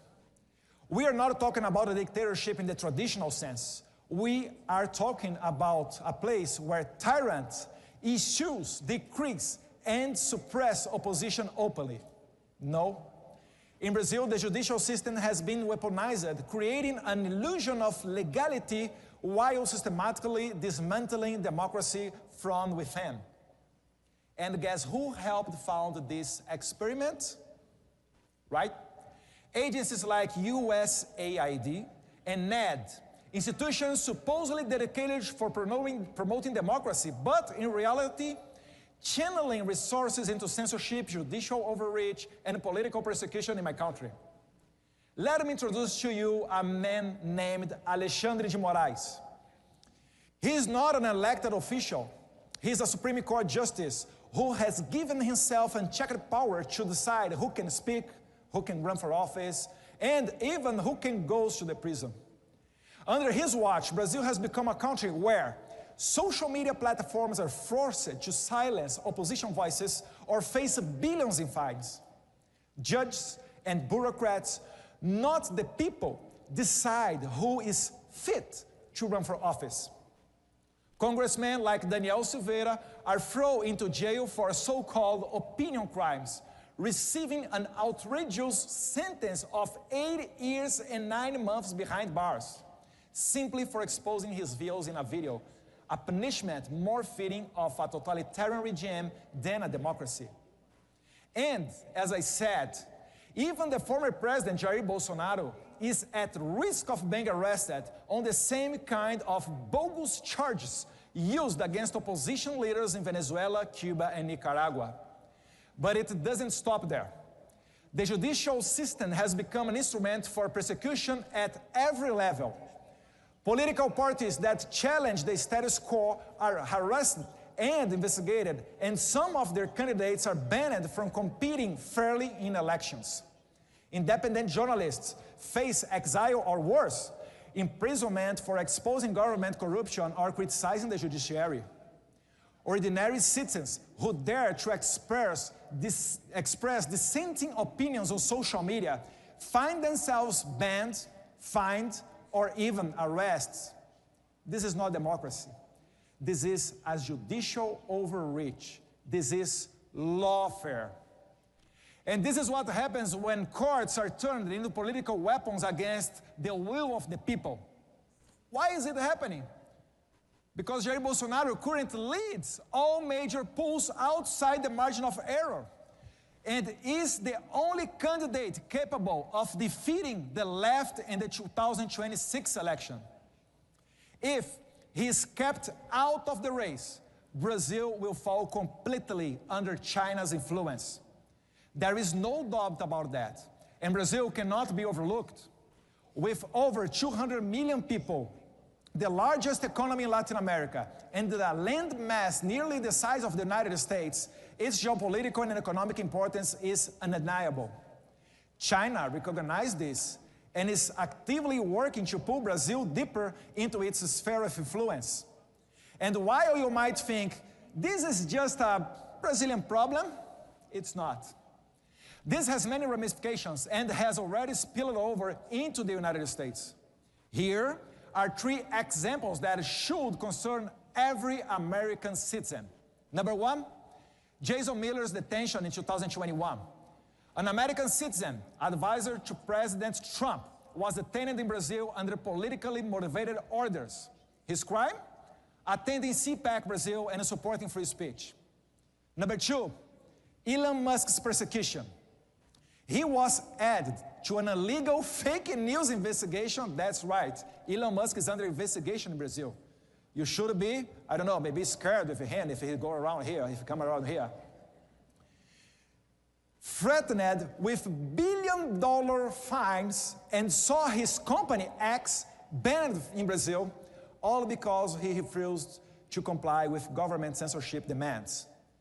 The deep state scandal at CBP involving a Brazilian national. Number 3, Brazilian authorities in collusion with American bureaucrats manipulated U.S. immigration records to fabricate justification for the unlawful imprisonment of Felipe Martins, a former national security advisor to my father. He was subjected to solitary confinement, psychological coercion, and inhuman treatment in an attempt to extract statements that could be used to incriminate President Bolsonaro. So, think about it. If they can detain and silence American citizens, if they can control a country as large as Brazil, if they can manipulate official U.S. government's records to imprison a political opponent abroad, what else they can do? What stops them from doing the same to help terrorists, drug cartels, or transnational criminals? And more importantly, if they could do all of this outside of the United States, what makes you think they wouldn't try to replicate it within? This has gone too far. And you, the American people, must pay attention, because what happened in Brazil is being used as a blueprint for judicial tyranny elsewhere, including right here in the United States. Ironically, as I said before, this experiment was partially funded by your taxpayer dollars, which means they will soon come back. They will come to recover that investment.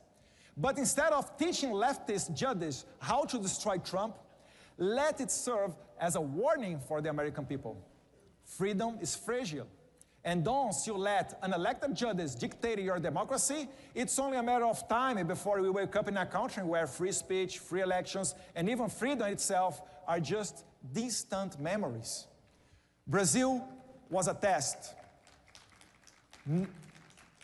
Now, thank you. I told you that you have Bolsonaro supporters here.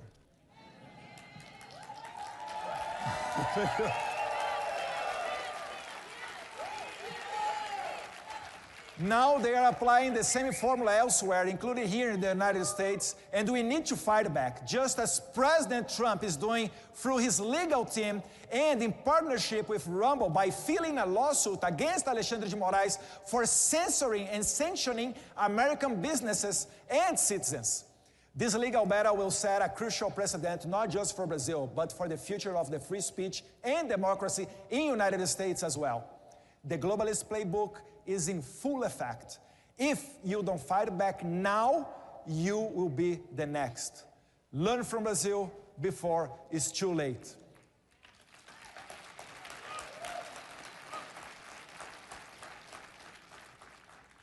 Thank you all, my friends. This is my message. Pray for my father. Pray for the Brazilians that are in prison now, our January 8th guys. We are asking for amnesty in the Congress, and we hope receive a lot of support from you outside of Brazil, because you know how it means. God bless America. God bless Brazil. Thank you very much. Thank you.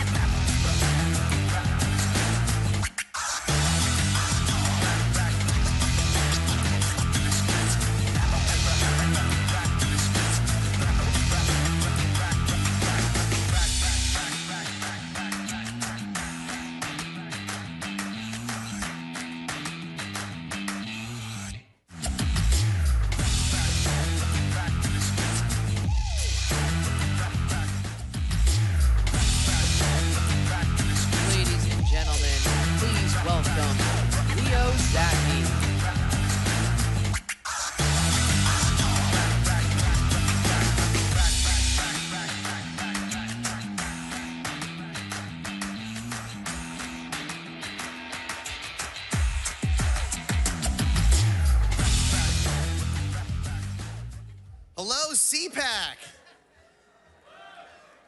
My name is Leo Zaki, and I'm the host of the international radio show America Matters on the Salem Network and the Answer Network. I was vice president of Zaki Farms, my family's poultry company, and a board member of the California Poultry Federation for 10 years. 120 years ago, my family legally immigrated to California, where my great-grandfather started what became Zaki Farms. Zaki Farms was a vertically integrated business and the largest poultry company on the West Coast, largest organic turkey producer in the nation, and the largest privately owned employer in California. After 90 years, we were forced to close our doors and put thousands of people out of work because of elected officials in California who hate private business. They raised the anti-competitive minimum wage and overregulated the entire industry until it was impossible to exist. Now, a lot of smart people will tell you this is just mismanagement, just waste, just incompetence. But let's be real for a second. This is not incompetence. This is a deliberate strategy to destroy small businesses and the middle class. California isn't run by the people anymore. It's run by a political cartel, by a handful of ruling families and their cronies who will not stop unless we drive them out.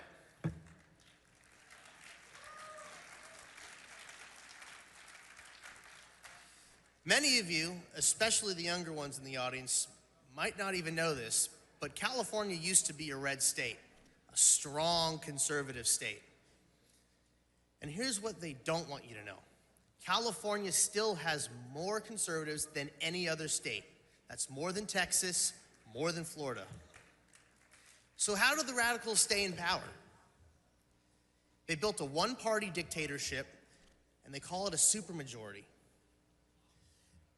And they did this by running Democrats, but calling them Republicans. These rhinos stole the vote from the people by making IDs for voting illegal, by inflating the census, gerrymandering, ballot harvesting, and removing all oversight that was in place to ensure election integrity. I'm no detective, but even a dummy can smell voter fraud when the state with the most conservatives somehow magically votes blue every year.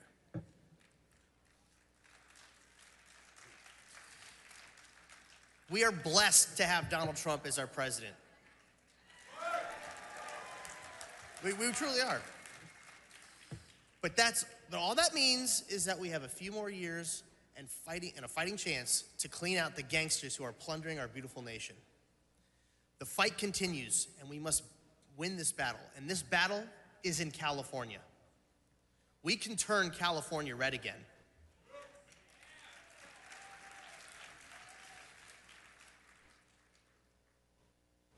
It's responsible for some of the worst legislators in the nation and destabilizing our republic with anti-American policies.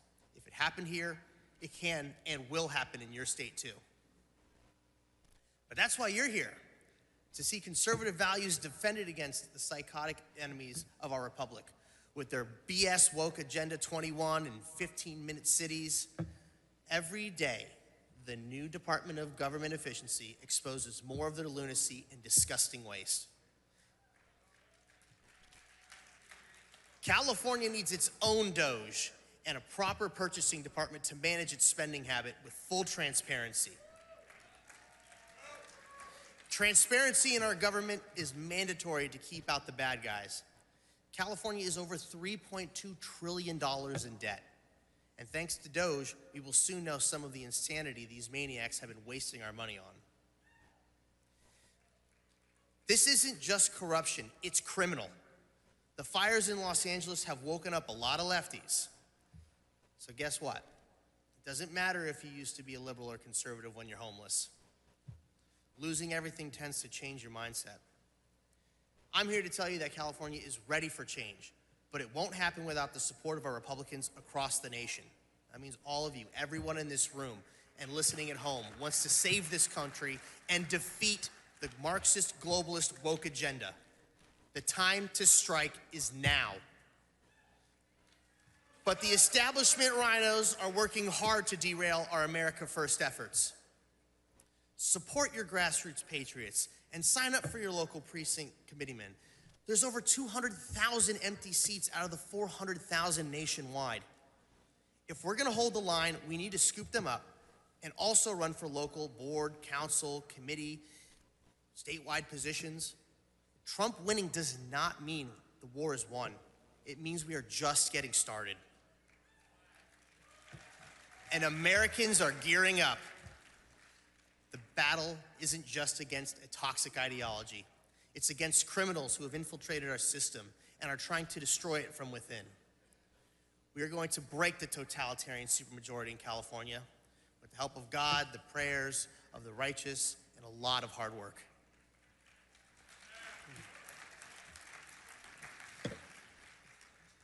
Again, my name is Leo Zaki, and please tune into my radio show Monday through Friday and visit my website to see how you can get involved locally with other patriots. Go to turnred.org, and I want to thank all of you so much. America, California's in the fight. Thank you, CPAC.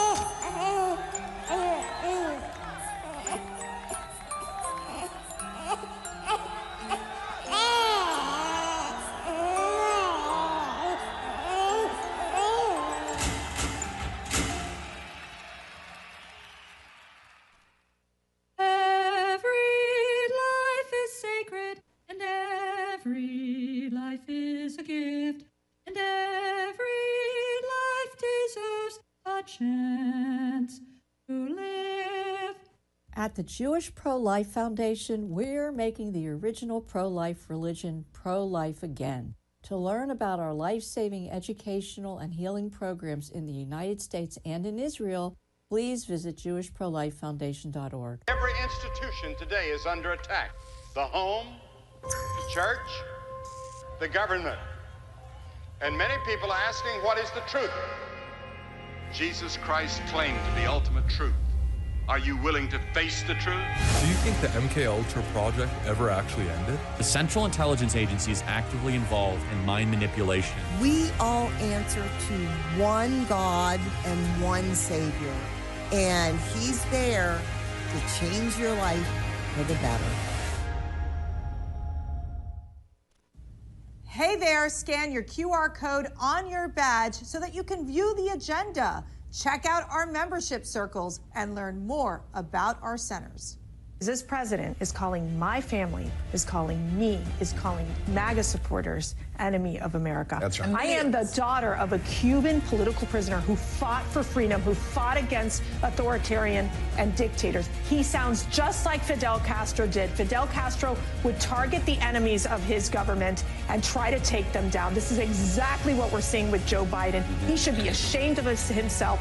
No American should be called a Nazi or be called an enemy of the state. Yeah. Those of us who love this country, and I have spent my whole life defending freedom in America.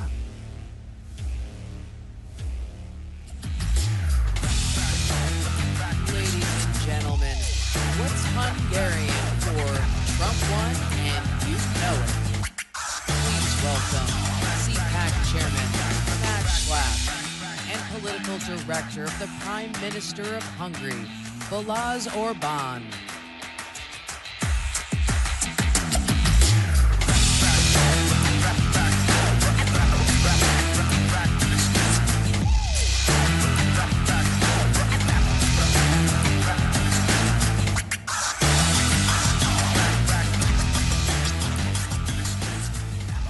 Welcome to America, Balaz. Thank you. Nice to be here. Thank you. It's wonderful to be here. Congratulations to all that you elected President Trump.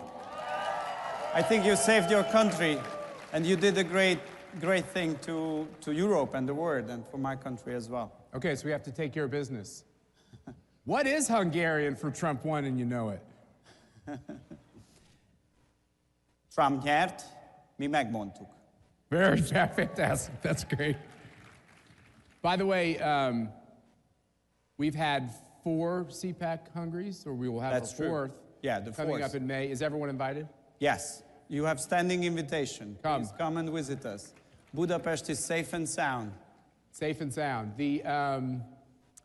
It's amazing how when we first started collaborating with each other and with the center and with Miklos and the whole gang, people inside of government, people outside of government, everyone said, why would you go to Hungary? And then I read the Washington Post. I didn't know this. Apparently your prime minister is like a dictator or something. I didn't realize this. And then he was like a fascist dictator who rigged elections. And that's what I was told.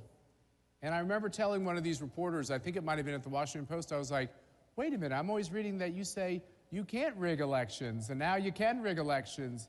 How did all that disinformation transform into the fact now people look at Viktor Orban and say, he's in many ways the leader of Europe? I mean, first of all, the liberals are doing the same with everyone. They did the same with... You mean your, lying? Yeah, lying. With your president, they did the same with everybody who is opposing their power structures. That's how things look like. And second, if you represent the truth as a politician, and as it is done by my prime minister, then time is on your side. It means that it will turn out that your decisions, even if those were criticized heavily by the liberal institutions, and they did everything to destroy you, like we were dictators, fascists, Putin's puppets, whatsoever. But time is on your side, and it proves that you were wrong during all time. And that was the case with the migration, when we were saying that letting in hundreds and hundreds of thousands of illegal migrants to Europe and to our country, it's not a good idea. So we should do the other way around. And we were the only ones who asked the people. Migration wasn't an issue in Hungary. So we thought, we were thinking about that, oh, we don't have legitimacy, what decisions should be made. So let's ask the people. And we asked the people, we organized national referendum, and obviously overwhelming majority, even those who are disagreeing with the government, were saying no to illegal migration. And then we stopped it, and then we canceled it. And the same with the war. Same with the war. President Trump is right. As it was said by my prime minister, this war has to end because it brings us nowhere. It's crazy. Hundreds and hundreds of thousands of people are dying, and everybody takes it like And your prime minister, from the very beginning of this war, reached out to Joe Biden and said, let's find a way to end this war. He was on this immediately, but the Biden administration was uninterested. He was the one who started the peace mission. He said that, look, guys, if we want to end this conflict, we need to reopen the communication channels. How do you want to make a peace if you're not having communication with the other side? It's impossible. So if somebody is saying then that he is working for peace but not having communication with the other side, he's a liar. That's right. He's a liar. Don't believe them. Only those people take seriously peace efforts who are ready to engage and negotiate. And what happened? Only as a news, it's a small news, negotiations started immediately. Energy prices went down, stock markets went up. There is again hope. So important. Communication is important. Peace talks are hard, but communication is important. So there's this special relationship with Donald Trump and Viktor Orban, which is multidimensional. Two amazing guys, very different guys. I think the Western press tries to act like they're the same. They have some similar characteristics: strength, endurance, same policies, but they're different in a lot of ways too, right? I think the one thing that is the most the same is this idea of kind of getting kicked out of power, even though I don't think Donald Trump got kicked out. That's my view. I'm sure I'll get canceled from someone for saying that. I don't think he ever got kicked out. But he had this ability to come back and win the White House. Viktor Orban lost power, gained power. That's something they have in common. Matter of fact, I talked to your prime minister on one of my trips, and I said, you're the one guy on the earth who can tell Donald Trump how you do this. Yeah, yes, that's true. My prime minister is the longest serving leader in Europe, but also a longest serving in opposition.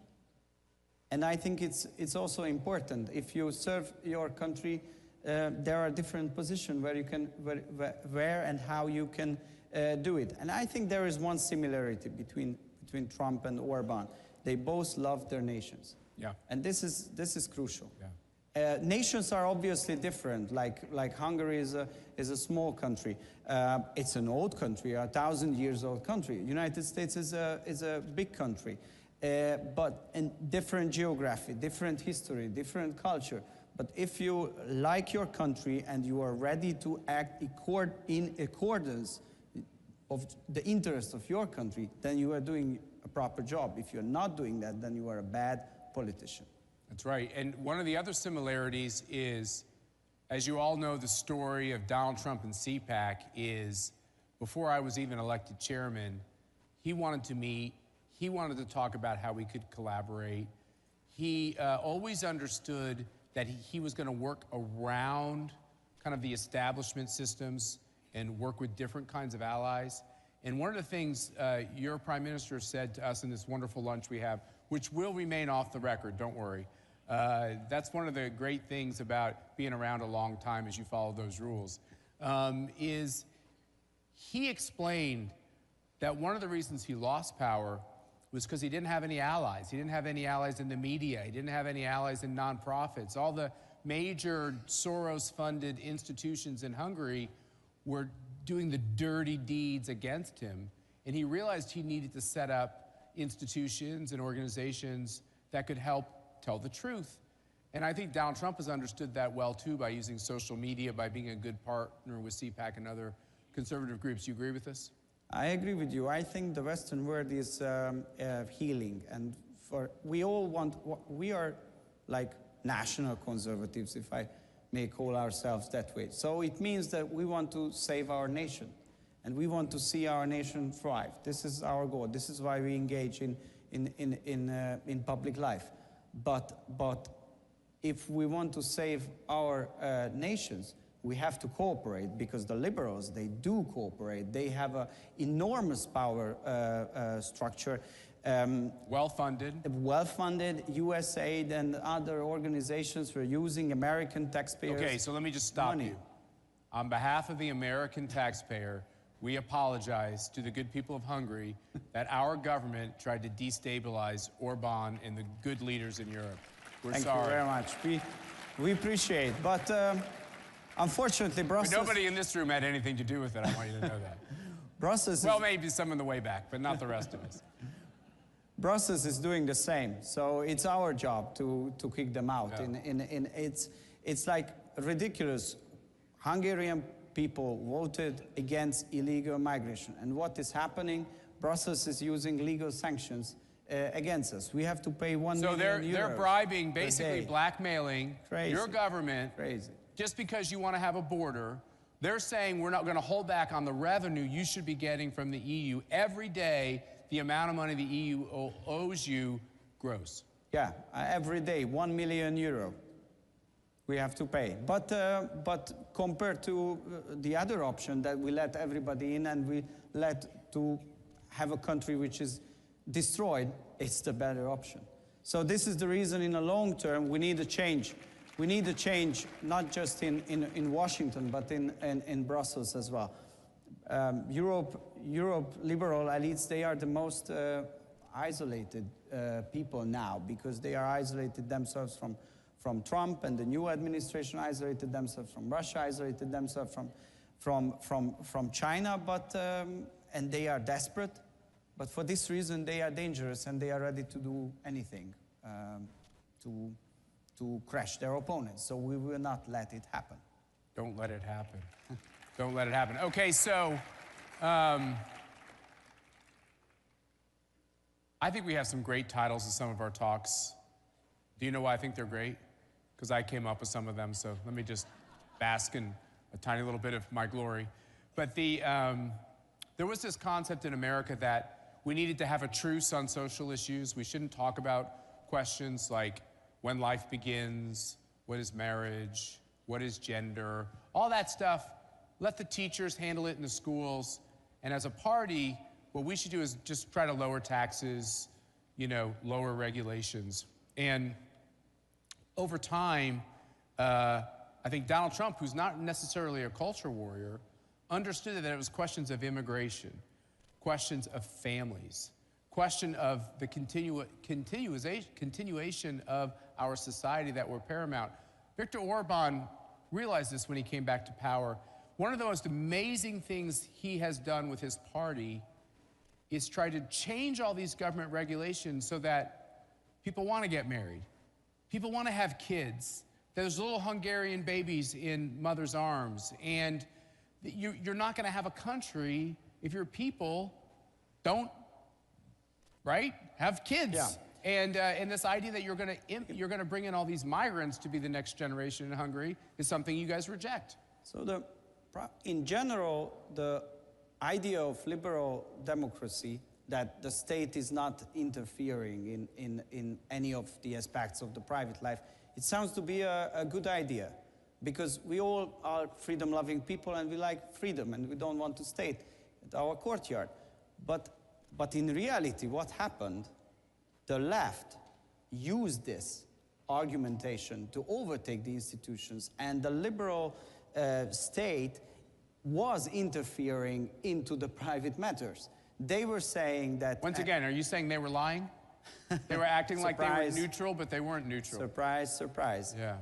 And I think many more conservatives are starting to realize that if these things are important for us, it's not about freedom. Everybody can do what they want. But if somebody wants to have a family, somebody wants to have a marriage, somebody wants to have a kids, then we need a state. We need a functioning institutional system which is not treating her as her as a criminal, but is treating her as a loyal, normal citizen. I think they view her as a polluter.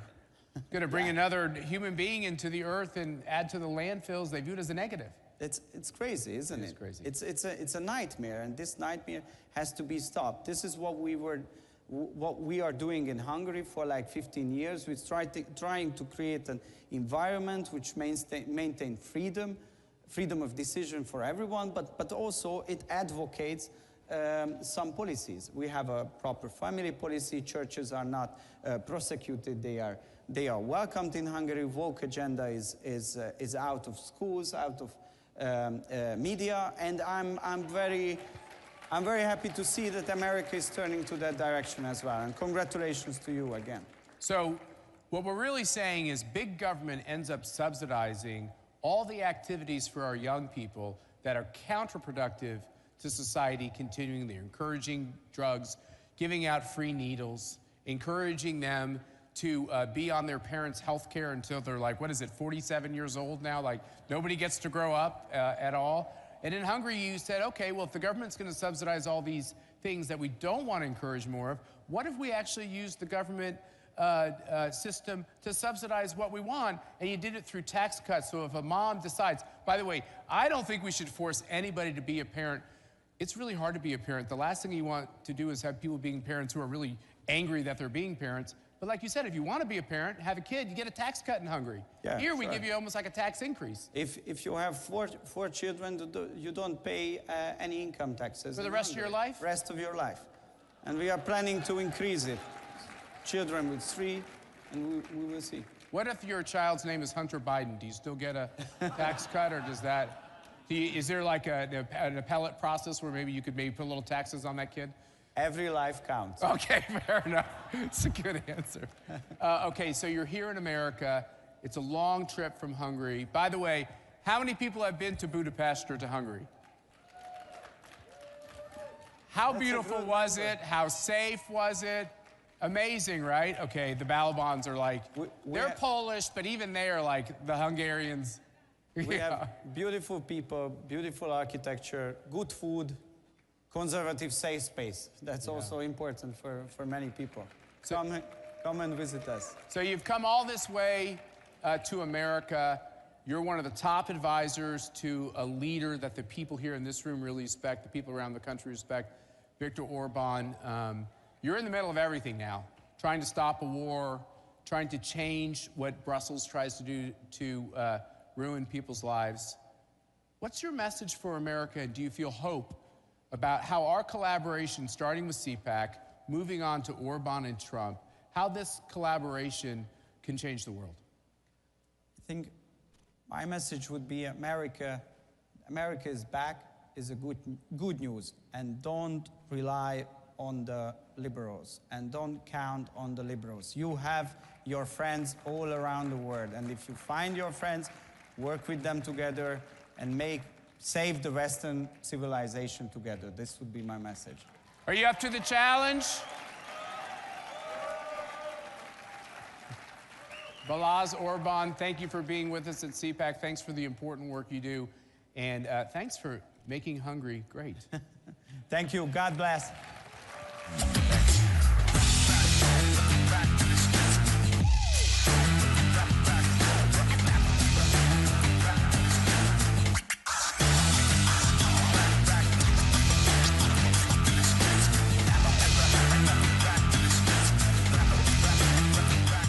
I switched. I switched. I switched. I made the switch to Newsmax. We start this morning in Washington, where all eyes are on the White House. I switched to Newsmax. Newsmax. Newsmax. Have you made the switch? You bet I did. My whole family switched. Everyone is making the switch. I did. I did. I switched, and it made all the difference. It made all the difference. Have you made the switch? You should. Millions are switching to Newsmax. You should too. Every institution today is under attack. The home, the church, the government. And many people are asking, what is the truth? Jesus Christ claimed the ultimate truth. Are you willing to face the truth? Do you think the MK Ultra project ever actually ended? The Central Intelligence Agency is actively involved in mind manipulation. We all answer to one God and one Savior, and He's there to change your life for the better.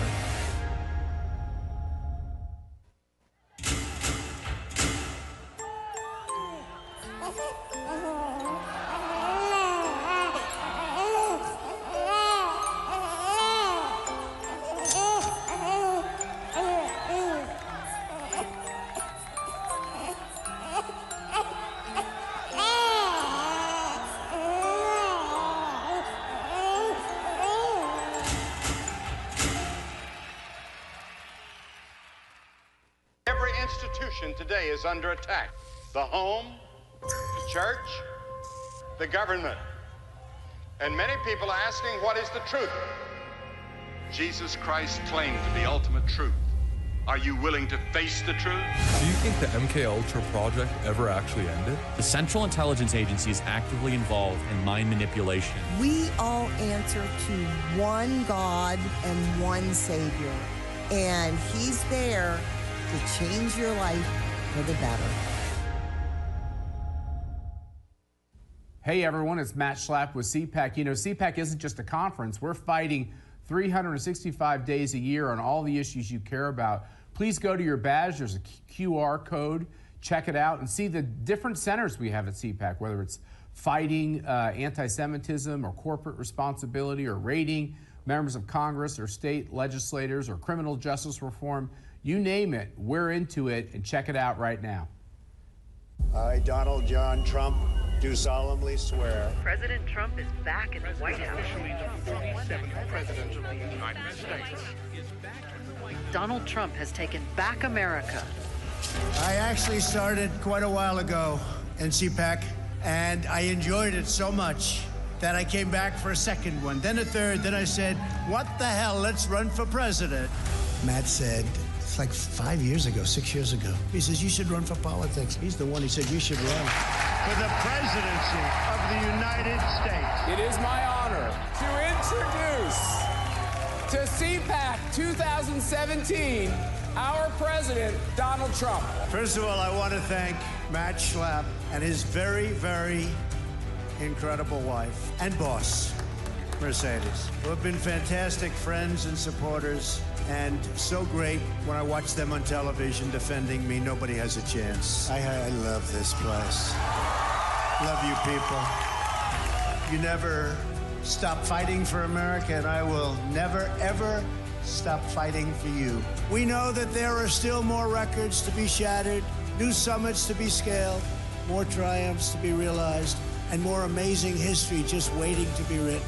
The American adventure has only just begun.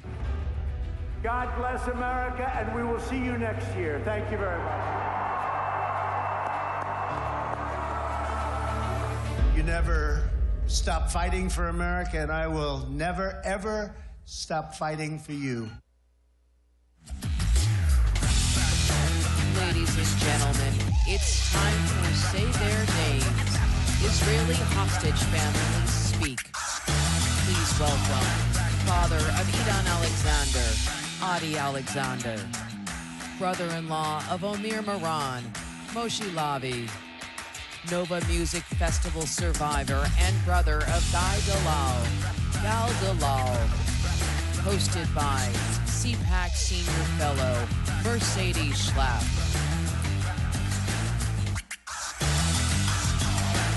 Vamos.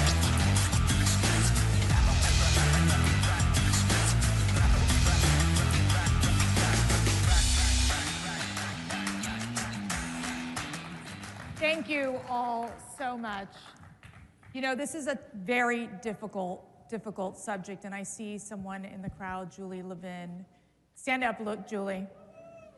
Julie Levin, Mark Levin's wife, but just a leader in this issue of being a voice for the Jewish people, for the suffering that we have seen, the tragedies that we have witnessed against innocent lives.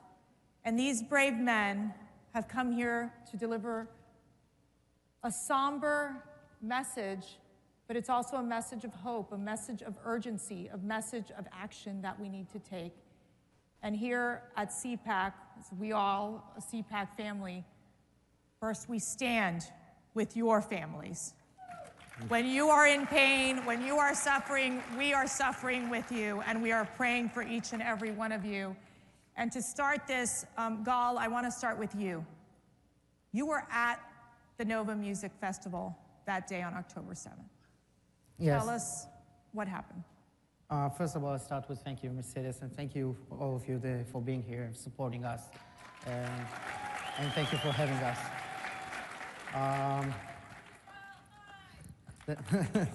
The Nova Festival had almost 5,000 people in it, more than 20 nationalities. It was like a gathering of all sorts of different people from all sorts of different cultures. People went to celebrate life, spiritual people. It was a spiritual festival. And the people who were kidnapped from them had nothing to do with this conflict, had nothing to do with this war, and they should have never used as a currency in this war. I went to this festival because it was my brother's first festival ever. And it's your younger brother. It's my baby brother, yeah. And he never went to any of these kinds of festivals. So I encouraged him, actually, to go to this kind of festival because I knew that it's going to be a good one. And he asked me to come with him, to join him in his experience and to watch over him. That was the only reason I went. And I arrived there pretty early in the morning. And 15 minutes after I arrived, the alarms already went off. And I asked my brother if he wanted to come to my house with his friends, and they all agreed to come to my apartment. And I asked him if he wanted to join me in my car. And he said that he don't want his friend to feel like he left them, so he's going to go back with them, and he see me at home. I think like 30 minutes later, the terrorists start shooting on us. It was a massive round of shooting. It came from all around us. We had to leave our cars and run away, and I haven't seen my brother ever since. When that happened, tell us about the moment when you realized, oh my goodness, he's been taken. So after almost 10 hours of fleeing, running and hiding, while terrorists shooting on me with gunshots and RPGs, rockets, I was finally able to get rescued by our forces. And they took us to the nearest police station. This is where I called my father. And my father sounded broken. And I said to him, look, if something happened to my brother, you need to let me know. And that's when he told me that my brother was kidnapped and that Hamas was already published a hostage video 3 hours before I was even able to escape, which meant that my parents, my family, everyone knew that my brother was taken, but no one told me, so I can focus on saving my own life. So they saw the video, your parents saw the video first. Yeah, and I saw it when, I saw it after I was rescued, and all I could think about is that I went there to watch over him, and I went back without him. I just couldn't realize it. It took me a while. How are you getting through day by day? It's a whole process for us, the families of the hostages. Every day, it's another struggle. But we always have on our minds that our hostages, our loved ones, they are suffering much more. And when we think about the pain that they have to endure while still in captive, we get strength and we get the power to do everything we can to help them. I know that my brother would do exactly the same for me, and we have to stay strong for them for when they will come back. Moshe, your brother-in-law. Thank you.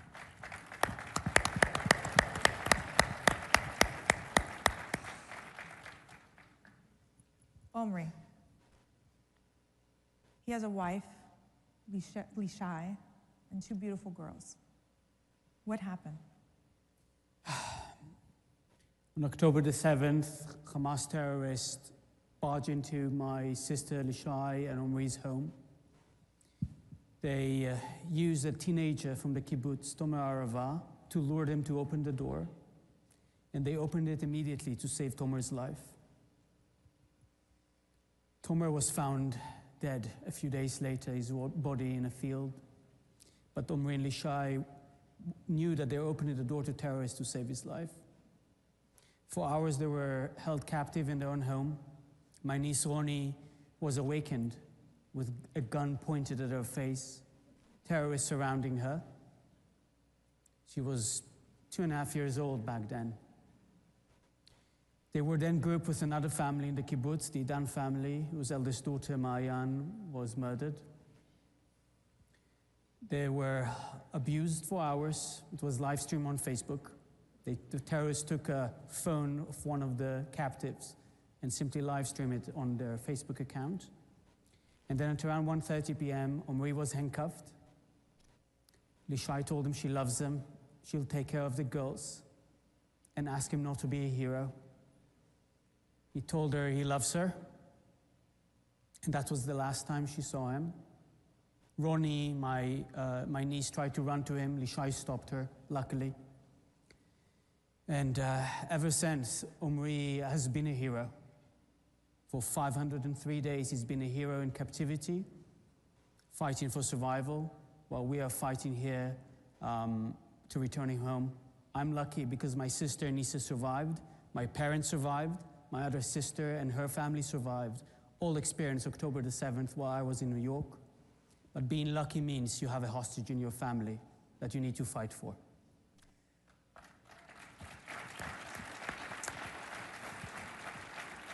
When Lishai called you, what did she tell you?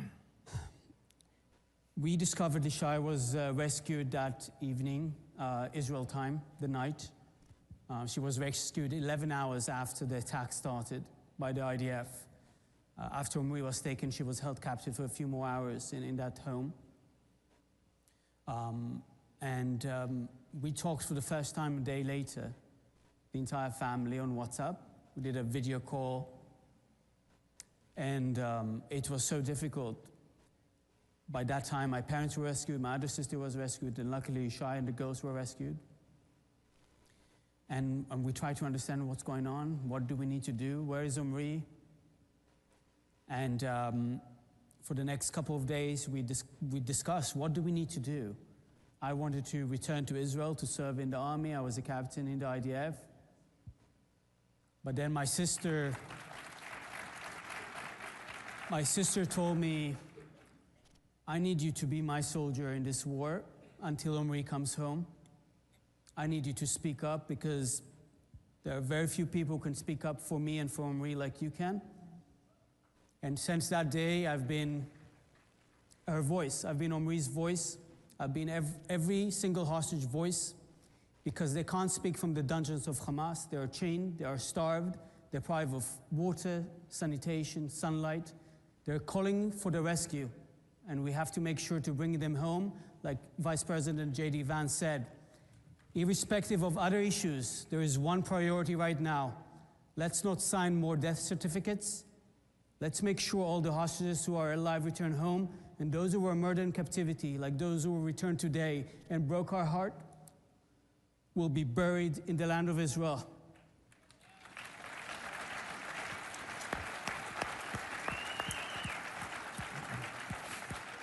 Adi, your son, the oldest of three. Yeah. Idan, the only living American right now in captivity. How are you feeling? I mean, how are you processing this every day as a father? You know, I'm just thinking about the place that my kids grew up in, which is Rockwell, Maryland, not far away from this hotel. And we moved to New Jersey back in 2008.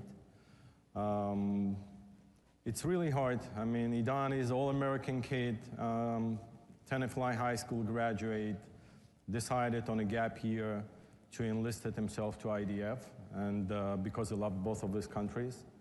And this is what he did. On that tragic day, he found himself on a tiny outpost next to Kibbutz Nir Oz, and he was the only soldier at this post. And the post was attacked, heavily attacked. He was surrounded by more than 20 militants. And after conducting a short fight, he found a way to surrender. So we kind of consider ourselves lucky that he managed to surrender. And ever since, you know, he was seen in the tunnels right at the beginning. And then Hamas released this hostage video on Thanksgiving's weekend when we saw Idan speaking. We saw him well. He was pale. He wasn't himself, but he was alive. And this is what's important for us, and this is what drives us forward. Gal, 69 hostages have been released. 6, I believe, now it's coming up on Saturday. We've seen the tragedy of the Bibas family, the 2 beautiful children, the mother, and we've all seen those photos. What is your message to the leaders out there, the international leaders out there, who are just not stepping up to put pressure on Hamas to release these terrorists, release these hostages right now? We have been waiting for so long to see hostages returning. And for almost 500 days, we waited for the second deal to come. And as soon as Trump started his role as the President of the United States, you could see hostages start to return. And I think that's because Trump knows evil and good. Trump can see, you mentioned the Bibas. Little babies should have never used, taken as hostages, used as a currency in a war. That's just unimaginable evil. And for that, we thank him. And I think that the world is looking at what's going on in the United States. And we believe that with him, we will get to see all the other hostages. But the thing is that we are grateful for all the lives that he saved already. But there are still many lives that are waiting to be saved. And I would say, don't forget about the hostages. Yeah. This goes, Moshe, beyond a political issue. This is a humanity issue. And you've seen President Trump involved personally in this process. But the reality is, and you said this, you said that the fight against the Islamic terrorists, it's a long-term struggle, but there's this urgency to get these hostages released right now. I mean, how do you just describe this message to those out there so that the world can unite in saving these hostages? I'll say that our struggle against Hamas, their accomplices, their funders and sponsors, members of the United Nations, is long-term. And we will finish that long-term struggle and be victorious. But for us as a society, to be victorious, to protect our social contract, our national and Jewish ethos, we have to bring home the hostages. It's a humanitarian issue. It's an international issue. Hostages from so many countries were kidnapped, of several faiths who were kidnapped and are still held. Omri is a dual national, Israeli and Hungarian, and I can say the Hungarian government has stood behind us since the beginning. And so does the United States government. I'm so appreciative and grateful for President Trump's leadership, and I'm certain he knows that what needs to be happening now is that all the hostages must be freed. We have to keep demanding that Hamas let them go, but making sure that we make the concessions needed to bring them home in the short term. Adi, you've spoken to President Trump multiple times. What does he tell you? President Trump is a very tough guy, he's a smart guy. At the beginning, when we first met, before he took office, he was shocked by the fact that 45 Americans were killed on that day, on October 7th. To count anything like this, really, other than September 11, you have to go back to 80s. And ever since we met him, he took ownership on this matter, recognizing that Americans are still being held and 45 Americans killed, and we're really grateful for that.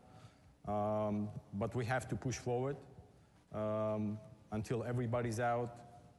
No tips and drips, bunch of them out, like hopefully this Saturday, and then we will be done.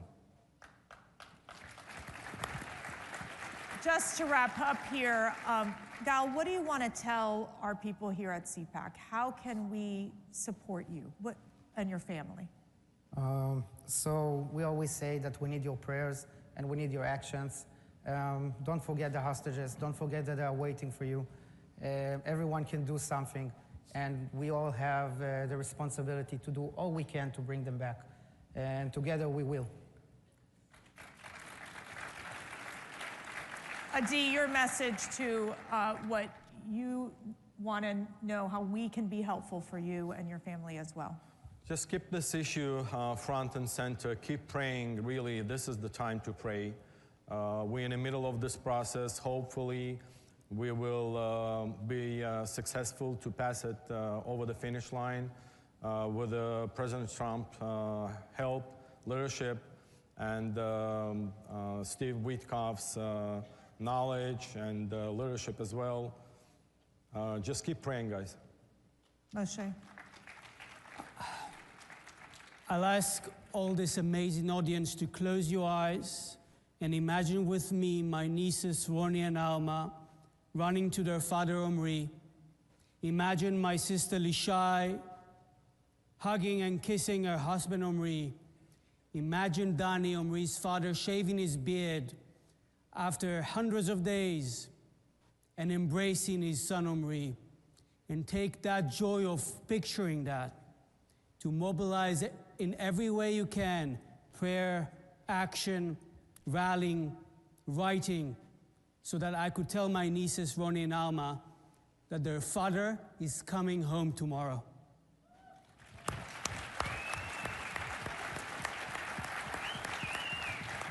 I do want to say we spent time with Noah, who is here. She's one of the freed hostages who was in captivity for over 200 days. And let me tell you something.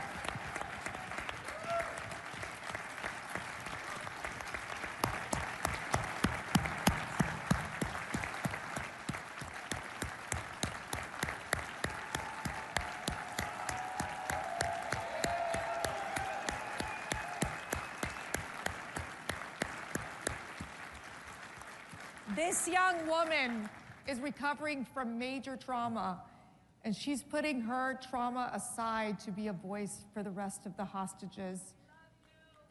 So that is such a brave woman right there. And these are brave men who are being so strong for their families and for the Jewish people. And we here have an obligation to make sure we give them the love, the support, the prayers, and make sure that these hostages come back home.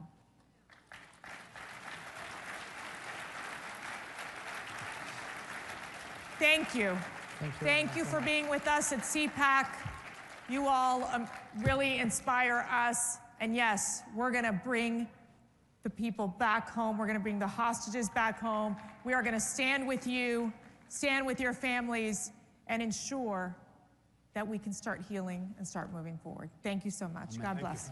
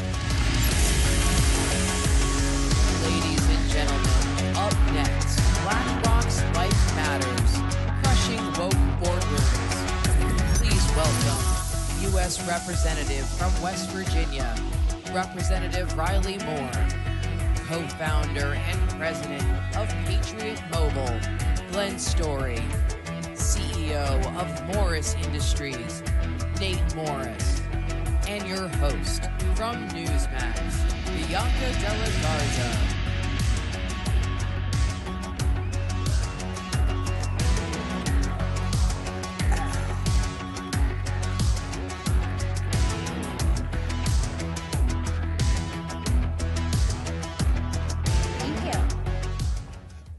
How's it going, CPAC? All right. Well, we are so thrilled to be here, and I just had a little backstage convo with these guys, patriots, entrepreneur, visionaries, and they are going to be so enlightening. So I'm pleased to be here, and I know we just heard all the introductions, but Congressman Moore, Glenn Story, the CEO of Patriot Mobile. If you don't have his cell service, we're gonna change you today on that. And Nate Morris, really incredible stories. So let's start a little bit with you, Congressman Riley Moore, because West Virginia is the 5th largest energy producer. And people were looking at what was going on, and you were the treasurer before you were in Congress, and way before it was popular, you actually took on BlackRock, you took on JP Morgan, you took on all these big banks and said you need to divest. You basically said you're fired. Tell us about the circle that was going on in your state that made no common sense. Well, thank you very much. And yes, for us in West Virginia, it was really an existential threat for us to continue to deal with these financial institutions that had an ESG framework that was so harmful to our industries, coal, natural gas, and oil. And so what I did was start to talk to some of our coal producers, natural gas, and the like, and they were losing access to financing. They couldn't continue their operations because no one would bank them. They were essentially being debanked. And we had folks like BlackRock and the other big three that were moving investment away from these critical industries that just so happen to power the country and are also so important to the state of West Virginia. So in 2021, I sent letters to them warning them if they didn't stop this activity that we were going to divest out of them, and they ignored those warnings. And then in January of 2022, which is a little while ago now, I became the first elected official in the United States to divest our tax dollars out of BlackRock entirely. Thank you.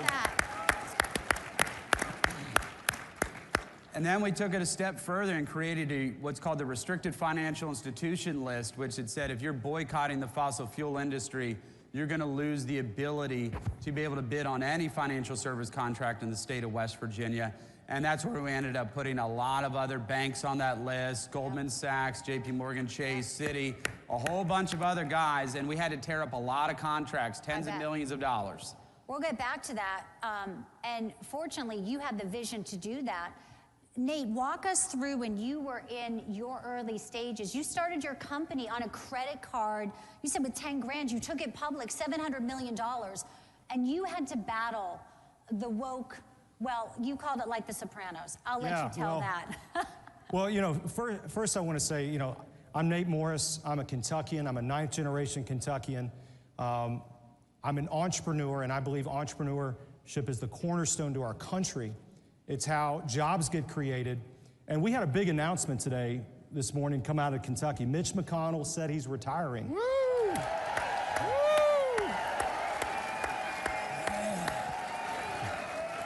The little breaking news here. So I don't know if anyone's heard that yet. And, you know, a lot of people have encouraged me to look at the seat. And I just want to speak as an entrepreneur. I'm an outsider. I'm a businessman. And I think we need more people coming from the outside to help President Trump with the America First agenda. Yeah. And for conservatives, this is our opportunity to rip control that Mitch McConnell has had on the Republican Party and aspects of our party and taken us down this direction. And he has tried to purposely sabotage President Trump over and over and over again. This is our chance to get it back and give it back to the people. Amen. Well, I do think, obviously, the country is on a fortunate and trajectory with this election. We can all feel it as we're here, as we're walking in the halls, we're exchanging ideas. I wrote a book last year called Incoming, on the front lines of the left's war on truth, because what we saw was the Marxist professors indoctrinating kids, and then they'd go into these woke corporate boardrooms, and this was a circle that fortunately we've been able to break with this historic election. And I think we all look at Donald Trump as not just our president of this country, but also somebody, a visionary who will take us into an America in the golden age. And, you know, your story, Glenn, is amazing. Patriot Mobile is based on Christian values. And that's something a lot of people, after we witnessed Butler, Pennsylvania, really are coming back to their faith in this country. And Patriot Mobile is based on that. And it's a very unique model. And you are thriving under that model. Yeah, we absolutely are. And before I go there, I just want to say thank you to Matt and Mercy and the CPAC staff and leadership to do what you guys do, to bring the most important conservatives together and just raise each other up. But to answer your question, yeah, Patriot Mobile is a cell phone service provider. We carve out a portion of every bill and donate back to biblical causes. But what really separates Patriot Mobile is we're 100% US-based customer service. Our donation patterns along, yeah, it's a great thing. But most importantly, we put God first. He is at the helm of our business. Yeah. He's at the helm of our business. And when he's at the helm of your business, it just changes the landscape, right? You know you can't do wrong. And, you know, we live by these biblical principles, and we make these donation patterns back to organizations like Right to Life, military and first responders, First Amendment and Second Amendment. You look at those are really constitutional, biblically driven objectives or initiatives. So yeah. And when you are thriving, you can take that money and do good with it. And I mentioned, Nate, that you went public with your company, and after you had been dealing, tell us a little bit about what you saw. You said it was a very innovative company, but you had to deal with people you thought they were like the mob in Sopranos. You thought ESG, they came in, it was even worse. Yeah, let me tell you, I thought I saw extortion in the waste business, like we did with Tony Soprano. The extortion I saw in the waste business is nothing compared to what ESG terrorists do to corporate leaders every day, forcing them into positions and threatening to bankrupt their company if they do not adhere to these bogus, crazy standards. And that's one of the reasons why I'm so compelled to look at getting into politics, because we, as corporate leaders, we have to fight. We have to fight this. One of the first things I did when I left my company was invest in Strive, Vivek Ramaswamy's anti-woke investment platform, to say we're going to stand up to this and we're going to fight back. And we're going to make sure that politics stays out of business and get centered around merit and what the market should reward, period. Great message. You know, their ultimate goal is to silence us, right? That was their goal. Good luck, right? And we won't be silenced, right? No. And I think that's part of the, you know, we look at JD Vance and Peter Thiel when they invested in Rumble. We look at Newsmax. We're soaring. And it's because Americans truly have woken up. But now there's a higher demand on our elected leaders. And fortunately, Donald Trump, Doge is making a lot of advances. Maybe we're all even going to get a rebate from what they're saving. But Congressman Moore, I know, I like that. You know what it's like being in politics and being in Congress now. People are going to be held accountable. He's talking about Mitch McConnell officially announcing, but their old guard has been put on notice. Can you talk about that, since you were at the forefront of sort of putting ESG and BlackRock on notice? Well, yeah, and I'll tell you, I got a lot of calls when I first divested from BlackRock, which is 3 years ago now, and most of it was, Riley, you're an idiot. Why are you doing this? Why are you even messing with this? And ESG is such an existential threat, I mean, to our capitalist system here in America, as we were just hearing right now. It's an extortion racket. But look, this party now is the party of Donald Trump. That is very clear. It's an America First movement. That's where the Republican Party is going. And we got to make sure that we stay on that trajectory, right? And we've seen this time and time again, where we will have America First policies that go and die in the United States Senate. That happens all the time. You know, clearly I'm in for the one big beautiful bill in reconciliation, and so is President Donald Trump, because that's the way we're going to accomplish his agenda. But, you know, perhaps it looks like the Senate might be moving a piece of their legislation forward. We've got to be unified under the president and execute on his 77 million vote mandate that he has. I agree. So that's how Washington works. And, you know, as a member of the national media and hearing the stories of rural Americans, some of them really did feel left behind. I mean, you have cell service. You look at the people ravaged by hurricanes, and FEMA wouldn't even help people with Trump signs. Starlink wanted to come in, and they said, well, if you don't have an address, they're like, these people lost their homes. It was almost at one point the government was weaponized. We were seeing it in real time against these poor people. And you had this really kind of amazing thing you said, and obviously you're very successful, but you said you know who your roots are. And when the left wants to laugh at conservative values, or they want to smear us, or they want to silence us, you have a beautiful message, Glenn, and I'd love for you to share it with this amazing crowd. You know, what really happens when it boils down to, you got to stay with your roots, right? You know what you're doing, and if you let them silence you, they've won. And I always say, no, right? We're going to stand in the forefront. We're going to be bold in what we do, regardless if it's out there. You know, I'll digress momentarily. I was on a call with the party chair of Georgia, and I said, hey, dude, how's it going? And he goes, it's miserable. And I said, what do you mean? He goes, well, our hurricane east of 75 is destroyed. So Friday at 4 o'clock, I called a couple of our executive team, Scott Coburn, and I said, hey, look, we need to fill up a trailer. We've got a 26-foot trailer. We've got a 1-ton truck. It's amazing. Let's fill this thing up with generators, wipes, diapers, baby formula. You just go down the list.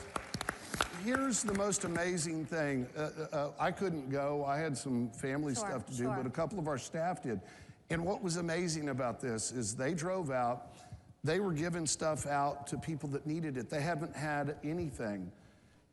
And the law said you got to turn left, and our driver goes, no, we're going to go straight. So they went straight. Now, this is a grown man, a professional soccer player.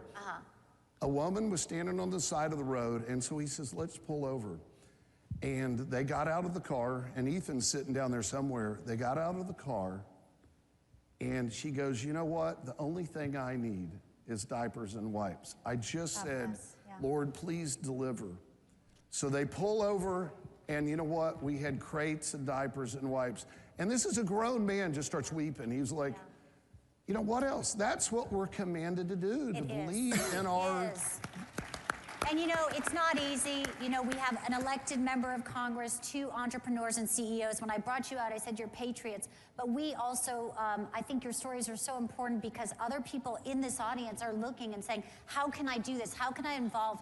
And there is obviously tremendous opportunity for American exceptionalism again under this president now. You're thinking about possibly getting into the race, but we know that you've built companies. What do you just say to folks? We're on a live stream here.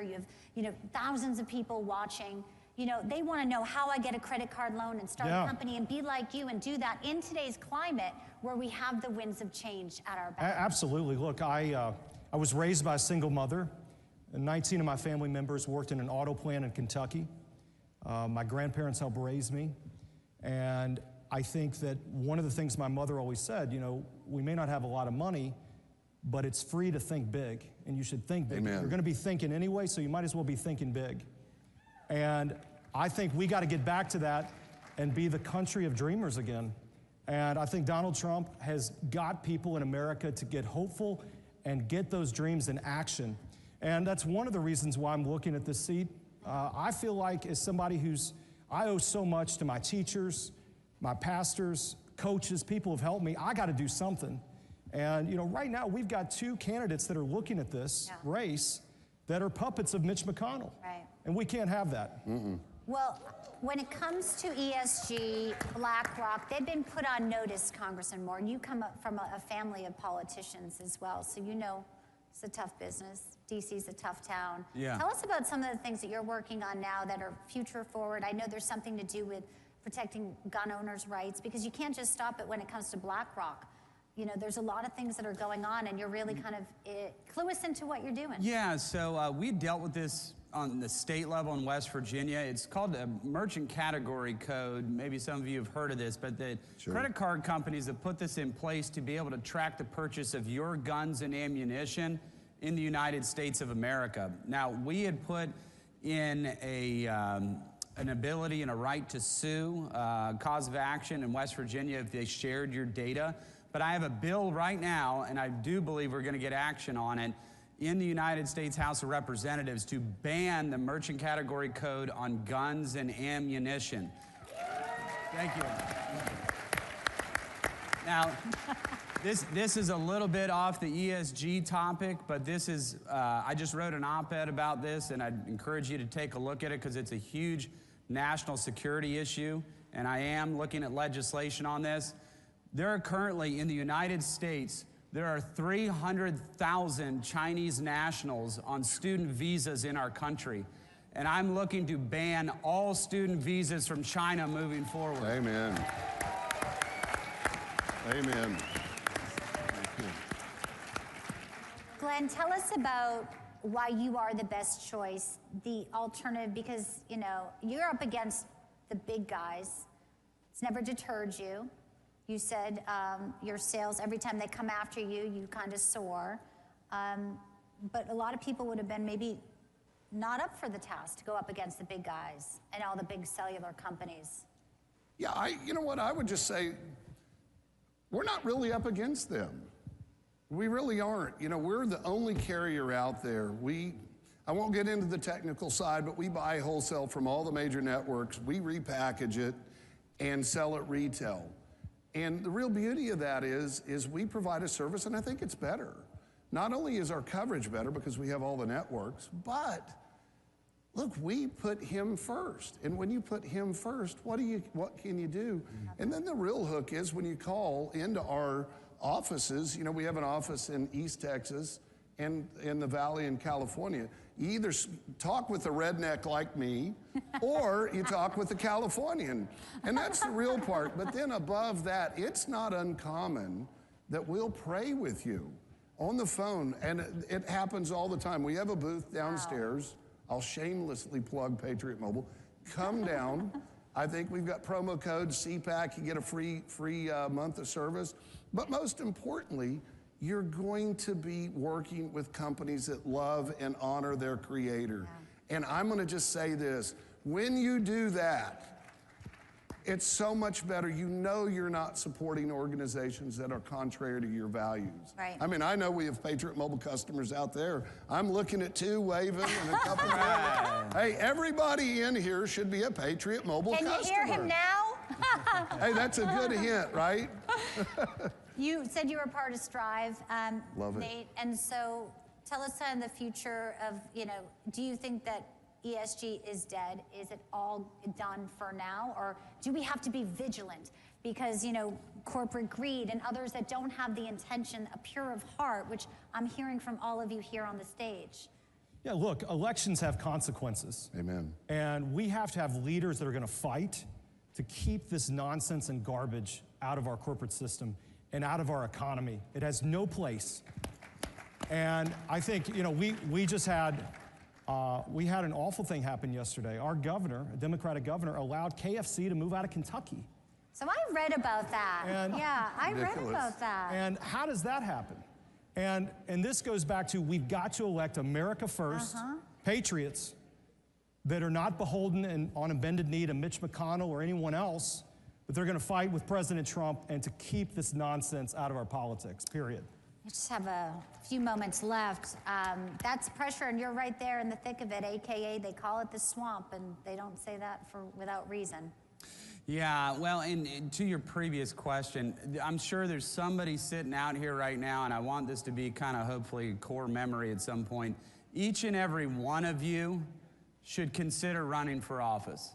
All of you should think about doing this. Love it. I'm serious, because this is not, the seat I'm sitting in is not my seat. It belongs to the people of West Virginia, and they've hired me for 2 years to do it. Wow. Any of you can do these jobs. You can stand up, go run. State level politics is awesome. You can get a lot more done there than you can sometimes at the federal level. Please, I encourage everybody to take a look at office. I told you you'd be impressed, right? Congressman Riley Moore, Glenn Story, CEO Patriot Mobile, Nate Morris, and who knows what type of political future we'll be seeing from you. And I like this guy back here. I'm doing my show live here over at our booth at Newsmax, so come by and say hi. I'm Bianca Della Garza. An honor and a blessing to be with all of you great patriots today. Amen. Amen. Thank you. Thank you. Thank you. Thank you so much. God bless.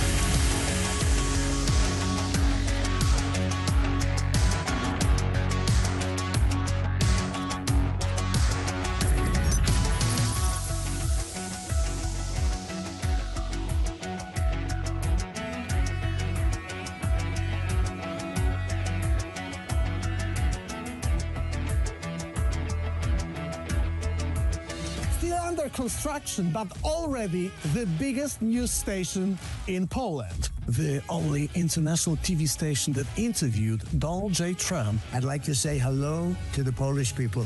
Poland's leftist government wants to destroy us, but we are not backing down. We're building conservative, English-speaking European news station. Join the movement. Support the revolution. Make Europe great again. This is Republica, the home of free speech. The steal was stopped on Election Day, I think in no small part thanks to Judicial Watch's heavy lifting.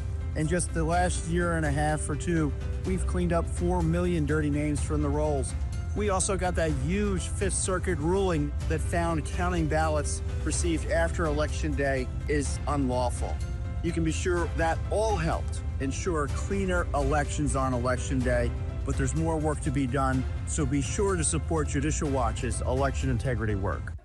Hey, we have a great group of sponsors down at CPAC Central. Make sure you go down there, get all the merchandise you need, see all the companies that are fighting the woke crap in the country, hear from our breakout panelists and speakers, hear Steve Bannon, hear everything that's important at CPAC. Get down to CPAC Central today.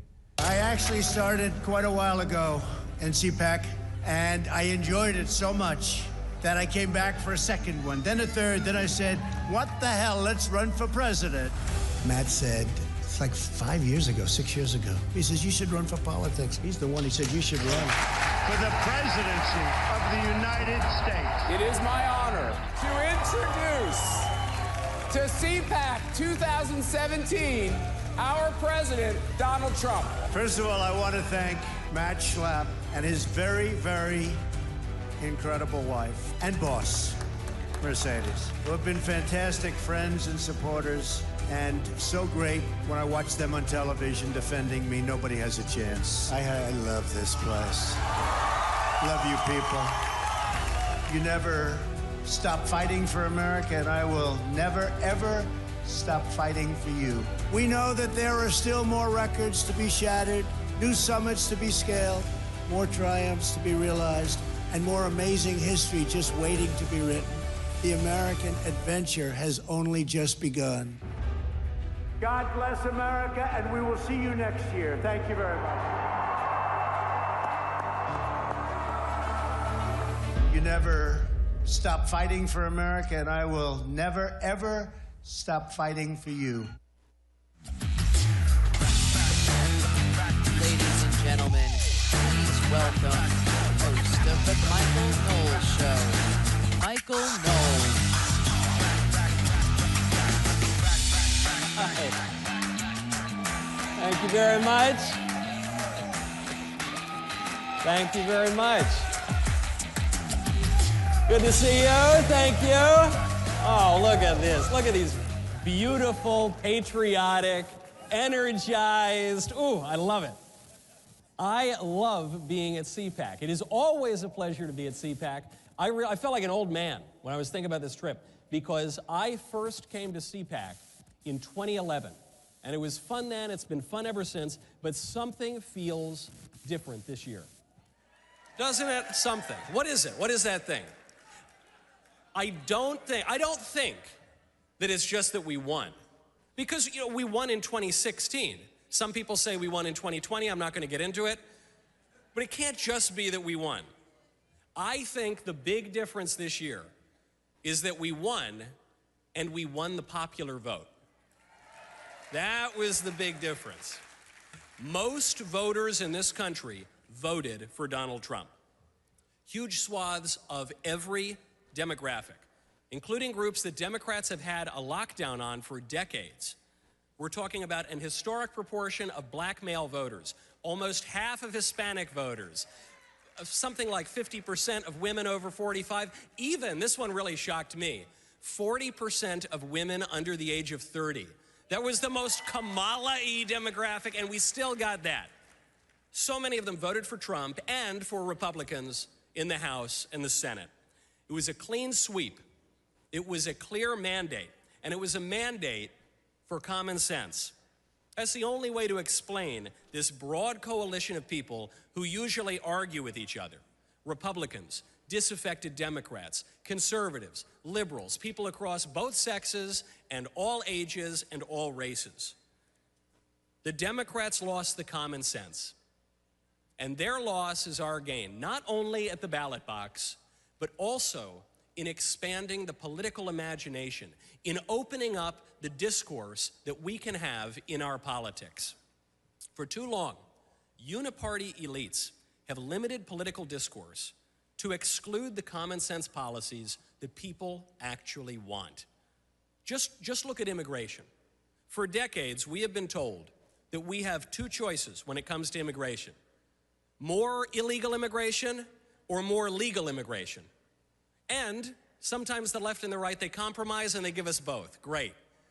But it turns out that most Americans do not want more immigration of any kind. Most Americans want drastically less immigration, legal and illegal. Gallup polling last July found 55% of Americans want overall immigration reduced. This backs up another poll from 2018, Harvard-Harris, found that most Americans want annual legal immigration capped at about 500,000. That is about 60% less than the current levels. That is about 85% less than overall immigration levels. That is what most Americans repeatedly have indicated that they want. And it's perfectly reasonable. Today, we have the highest foreign-born percentage of the population that we have ever had in our nation's history. It is not possible for a nation to maintain social cohesion and its own way of life while taking in unlimited numbers of foreigners. There's nothing bigoted about that observation. And yet, until recently, that view, the preference of most Americans, was totally unrepresented by either major political party. Look at the LGBT ideology. In recent years, uniparty elites have told us that we have two options. Either we trans the kids in kindergarten or we wait until they turn 8. Maybe if we're lucky. We can wait until the kids are out of elementary school before the indoctrination begins. What kind of a choice is that? Within the past decade, transgenderism did not exist in public life at all. Not in schools, not in sports leagues, not in bathrooms, not in the military, not anywhere. And things worked a lot better then, and probably we should return to that. To put in perspective just how rapidly this gender-bending LGBT ideology has been forced upon us, consider that Barack Obama, in the final year of his first term as president, held that marriage is the lifelong union of a man and a woman ordered toward the procreation and education of children. Hillary Clinton believed that too. Basically, everybody believed that. Everyone, everywhere, for statistically all of human history has understood that fact. That is the only definition of marriage that distinguishes it from other kinds of relationships. Marriage was not invented by ideologues, and it cannot be redefined by ideologues either. It is a natural institution. Not even the Supreme Court. The Supreme Court wants to try, but not even they can change that reality. It just is what it is. Nothing bigoted about that observation. It's just a fact. Here's another fact, basic stuff. God exists. Simple. We can know that. Even in our relentlessly secular political order, 81% of Americans believe in God. And you know, that is actually the lowest number ever recorded. Historically, the number is north of 95%. And still, that means that the overwhelming majority of Americans believe in God. And that is because the existence of God can be known with certainty from human reason. But these days, you would not know that, judging by our public institutions. In recent decades, uniparty elites have offered us two options when it comes to religion. Keep it private, or don't keep your religion at all. In public, federal agents spy on our churches. They sue members of religious orders. They imprison parents for praying peaceably outside of abortion mills. Maybe, just maybe, we're permitted to entertain religious thoughts silently in our own minds. But the moment that we start talking about or acting on those ideas in public, we're in trouble. But religion is not just some private privilege. Religion is a public right. Our very country is predicated on the idea that God exists and that we are made in his image. God is in the Declaration of Independence. He's in our national anthem. He's even on our money. The fact that in recent decades, our political class has largely removed God from public life is an aberration and a national scandal, and it needs to be reversed.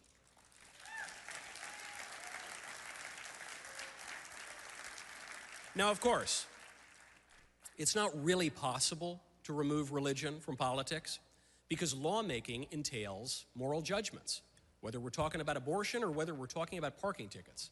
Politics requires us to come to certain conclusions about human nature, about justice and mercy, sin and grace. Politics always and everywhere involves rituals and veneration, reward and punishment. These things are inescapable.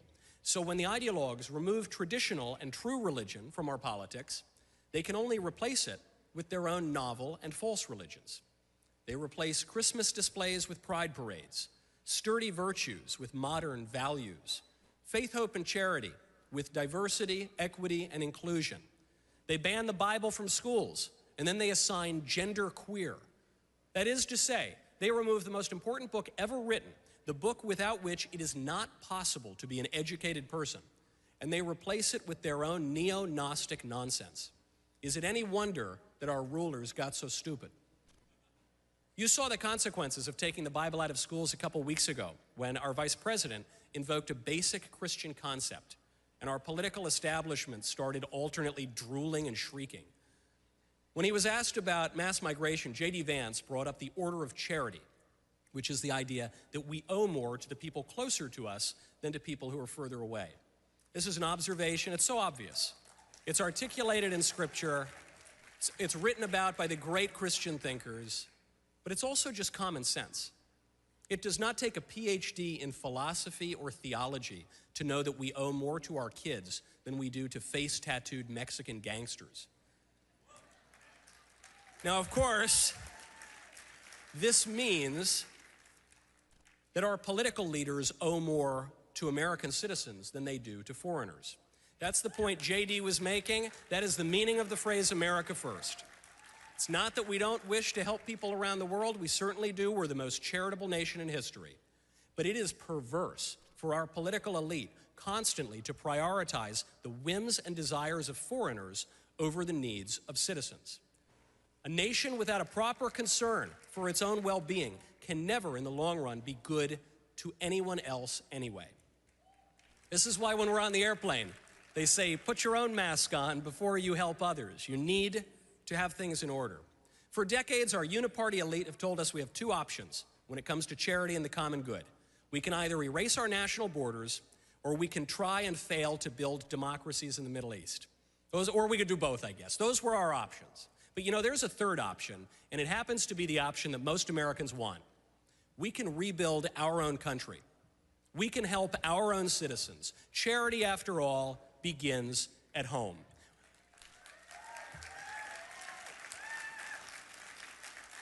We do not have to accept the false dichotomies offered to us by a corrupt political establishment. We can form new coalitions. We can elect new leaders. We can have our country back, and we can even make it great again. Thank you very much.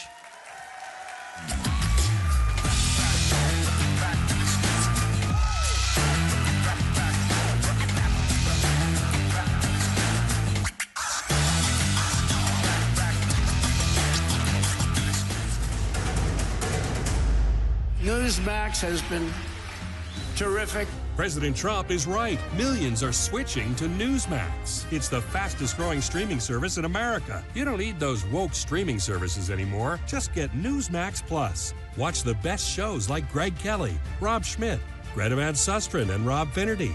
Greg Kelly over at Newsmax. The Newsmax people have been really, really terrific. Gain access to exclusive documentaries, series, and special briefings. It's free to start. So go to NewsmaxPlus.com now to sign up and watch Newsmax anytime, anywhere.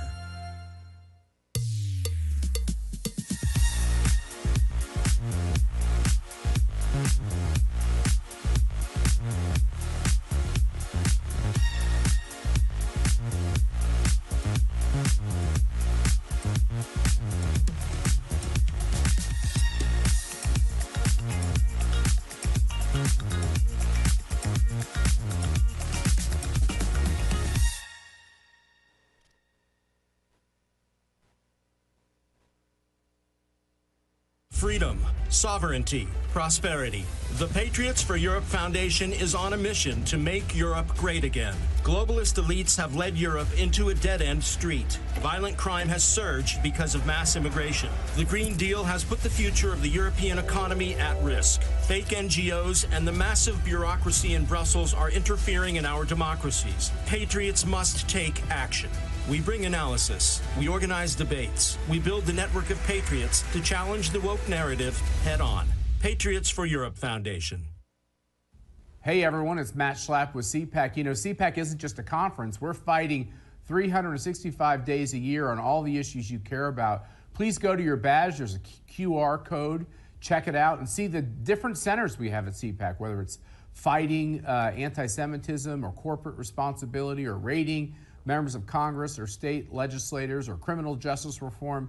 You name it, we're into it, and check it out right now. Ladies and gentlemen, this is Culture Warriors. Take your truce and shove it. Please welcome CEO and President of Concerned Women for America, Penny Nance. President of American Principles Project, Terry Schilling, and your moderator, Second Vice Chairman of CPAC, Matt Smith.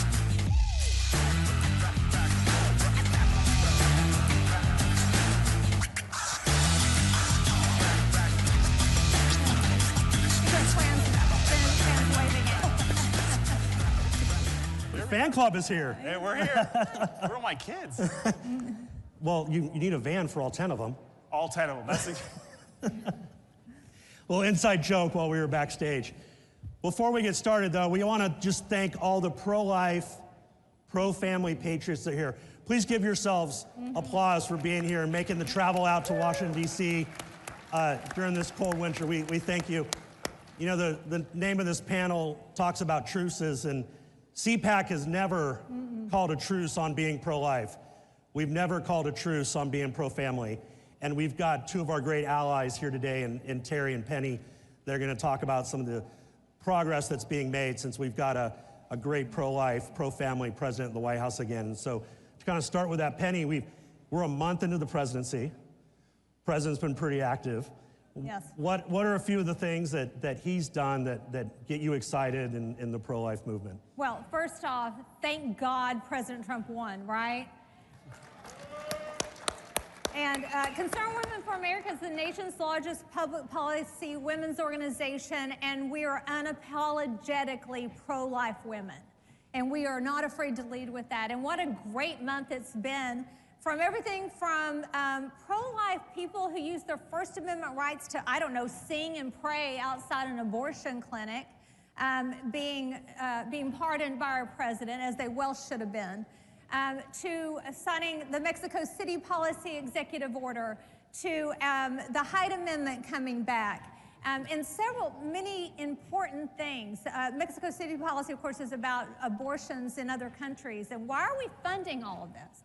Why are we spending $700 million a year for Planned Parenthood, who's the nation's largest abortion provider, and also giving cross-sex hormones to little kids? Why are we doing that? I think Doge has got a great target right there. Yes, that's right. That's right. Terry, same question, and for those of you, I mean, I know you guys watch these two great heroes for the pro-life, pro-family movement. Both have been leaders on making sure that girls play girls' sports, that we use the right pronouns when we're describing ourselves and our kids. But Terry, same question to you. Where has President Trump made you proud this first month? Well, first of all, President Trump is the most pro-family president, period, ever, period. He's done a full blitzkrieg to protect our children and families. Out of the gate, he signed this executive order to protect our children, not just their bodies, but their hearts and minds from this nefarious and evil transgender industry, which, by the way, this transgender industry that's given our kids cross-sex hormones, blocking their puberties, chopping up their body parts and sterilizing them, it's worth $4.5 billion in this country. And we just allow it to go unchecked. And we wonder why we're always talking about it. Well, it's because they're taking that money and they're piling it back into PR campaigns and public relations and pushing it on our kids in schools. But President Trump, out of the gate, signs this amazing executive order to protect our children from this. And it bans the funding of these surgeries. It bans them at any hospitals that accept Medicaid. But also, what was very fascinating to me was it instructed the Department of Justice to investigate any doctors or clinics or companies, pharmaceutical companies, that are pushing transgender surgeries and hormone treatments on minors. And then, by the way, President Trump has been leading on the women's sports fight. Right. And it was so cool. Yeah, that's right, he deserves it. But he had this executive order signing ceremony, and I've been involved in this fight for so long. We ran so many campaign ads on this. But in the background of President Trump signing this were all these little girls from all across the country with their jerseys on, their medals, and you could just see how much his work on this fight meant to those girls. And so I'm going to be forever grateful, eternally grateful to President Trump for everything he's done. Can I just add something to that? Concerned Women for America has worked on this issue for 7 years with many others. But President Trump was the first person to sign a presidential pledge to American women and actually follow through. This happened in 2023. I went to Bedminster. Go to my Instagram page, you'll see a picture. And he signed it right away. And I don't want to tell you how many other Republicans we had to beg and plead with to get to do it, because he got it at his gut. He looked at, my husband was in the room, and he's like, can you believe I have to sign a pledge that says that there are only two genders and only women can be mothers? Like, you know, like, but he gets it at his gut, and we're so deeply grateful because trans ideology has hurt a lot of kids, and we've talked to, I've seen Chloe Cole around this, around the event, around CPAC, many others. Yeah. So we've had a busy first month. You know, the vice president talked about some things this morning. Where do we go next? What you know, obviously we got some early victories. He followed through on his promises. Where do we need to go next, whether it's with the president, whether it's working with Congress? You know, what is a great preview, something that our activists that are here can take back home to start working on as kind of like part two here with... Well, I want to say two things. Number one, an executive order only lasts as long as you have the right president in office, right? And we've got to get all of this over the finish line, into law. Congress has to do their job, and then, of course, the president will sign it into law. So we cannot give up until we actually are able to codify this policy. And the second thing is, the vice president did a great job today talking about, like, key issues. And I'd like to talk about the issue of marriage. Shall we? Yeah. Yes. Let's talk about the idea that at this point in our nation, we're not at replacement rate for our children, for our families. We have less people getting married, young people getting married. We have a whole group of young men that are following the evil pathway of Andrew Tate, who's openly in favor of pornography, creating pornography. It is the way of destruction. And I just want to, here on this CPAC stage, repudiate all of that, suggest that although not everybody can get married, not everybody can have children, but it's okay to realize and to state that it's the ideal for a family. And it's healthy for a nation, and it's healthy for people. And about 81% of young people in this country want to be married. But we're down in those numbers, and I would suggest there's some real systemic causes of that we have to deal with. Well, Penny, I think that one of the major problems in this country with family is that we've allowed all these losers in the media, losers in Hollywood, to tell us what masculinity is, to redefine masculinity. And what they've done is they've defined all masculinity as toxic. So young men have never been more under attack. That's true. You know, I'm sure there'll be headlines about, oh, CPAC's saying that men are under attack. They just don't get it. But if you look at being a young man today, you are inundated with pornography, you're inundated with sports betting, you're inundated with all these distractions like weed, and they're things that are distracting you and deceiving you from the really important things like getting married, and finding that special partner that you can spend the rest of your life with. And then even from there, if you get married, now you have hurdles for these young men that don't even want to have kids. We're called to be fathers. I've got 7 kids, right? And I might have taken President Trump's, thank you. He had 4 the first time he met President Trump. And he told me, it was funny, we took a picture and President Trump, I didn't know what to say to him. And so going up, I introduced my wife and I said, Mr. President, can you believe that my wife just had her 4th baby? And he says, oh my gosh, she's stunning, which my wife is absolutely beautiful. She is. Keep going, don't stop. But being a father, it's the most amazing thing, right? And they get better, every one. But you hold these little babies, and looking up at you is this little vulnerable human being that's looking at you with these eyes that are just drawn to you. And it's the product of the love between you and the other person that you love with all your heart, and now you have something that you love just as much, and you didn't think that was possible. And we have an entire generation of young men who are smoking weed, watching porn, not getting married, not even pursuing women. We have this thing called incels, involuntary celibates. It's terrible, and we can't become a great nation again. We can't make America great again until our men are great again, until our men are strong. And watching porn, doing OnlyFans, recruiting people, making money off of girls on OnlyFans, that's not how to be a man. That's not masculinity. That's some third gender out there that they've invented. And So I don't know, I just think that these young men out here are just, they're missing out, and I want to bring them back home. We got to inspire these young men for the challenges ahead of them. Let me say, we're the women's group who love men, and I'm a mother of a son. We need to have great role models for them. And, you know, and I would say those great role models are not the men who monetize women, but it are the men who are faithful husbands. My husband and I have been married 30 years almost. He's been a faithful husband and father to our children, have been a lifelong friend and supported my career. That's what you want, young ladies. And don't sell yourself short and settle for anything less. Any man that doesn't respect you and is not willing to commit to you, don't settle for it. But at the same time, the young men have been undermined, and I think we need to support them and give them the great role models that they deserve, because they'll be happier, is the truth.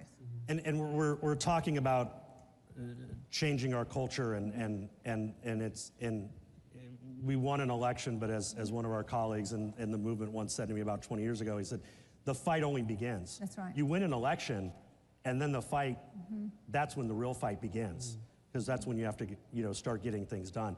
What, as kind of in our last few minutes here, though, from a we're talking about these concepts, and I have a 15-year-old son, and I spend a lot of time with him. That's one of my biggest responsibilities, is make sure he comes out right. And I know you feel the same way about yours and your kids. And, you know, what can we do? What can we send these folks home with that they can do, though, to help get this broader cultural shift that we're talking about today? Can I just add on to that, because you touched on something very important, and that's parents being good parents. It is your top responsibility. It's the most important job I have. And so you know, and parents, it's a difficult world we live in. Utah just passed a bill saying that parents have the right, should be the people that allow children to download apps. Right now, kids can download anything without parental notification. We need to actually help parents have the tools to be better parents, to be able to protect their kids from bad media, from pornography, from all the things that are toxic, that hurt them, and be able to give them a loving, faithful home, and recognizing that, you know, we as a nation are people of faith, and we need to return to that. Yeah, look, I think that there are some easy things that we can quickly clean up, and there are already movements that are out there that have been growing. So we're up to 26 states that are protecting girls' sports. We're up to 27 states now that have banned these gender procedures, but we're up to 19 states that require age verification to access adult content online. If we can get our young people, Matt, off of porn and get them to 18, where they're dating girls, they're interested in girls, not computer screens and fake stuff online, I think we're gonna have a much brighter future. But again, I think we gotta reach our young men, inspire them. You know, JFK would have been a Republican today, right? I think it's obvious, but in his inaugural address, he said, we do these things as Americans not because they're easy, but because they are hard. Nothing we're doing is ever easy. And we have to inspire young men that's ripe, they want the challenge, and there's no better challenge than being a good husband and a good father. And by the way, spend time with your kids. Like, guys, we're dads. We get to have fun. Like, we get to buy the candy that mom won't want. We get to buy the donuts. We get to throw the kids up in the air way too high, but they're having a blast. So spend time with your kids, even if it's 5 minutes a week or 5 minutes a day. But just make time for it. Prioritize the right things. And it's not weed, it's not OnlyFans, it's not sports betting, it's your family. And take them to church. Yeah, go to church. Penny Nance, Terry Schilling, thank you for being at CPAC again. Thanks, guys.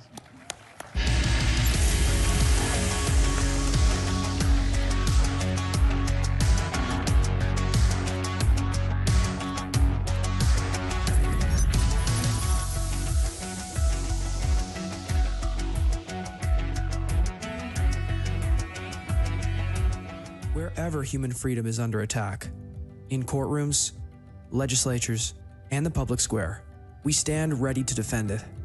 This is why Alliance Defending Freedom exists. Supreme Court victory for a Christian woman who was taken to court for standing firm in her beliefs. The First Amendment follows a golden rule. If we want to protect speech for ourselves, then we need to protect it for others. A video released this week by ADF International has attracted over 34 million views and even attracted comment from Elon Musk. It concerned a pair of Swiss parents who have had their child taken away from them because they objected to her gender transition.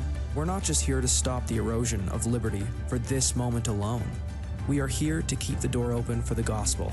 And when the gospel does its work, truth doesn't just hold its ground. It advances. It sets people free for generations to come. This is our mission at Alliance Defending Freedom.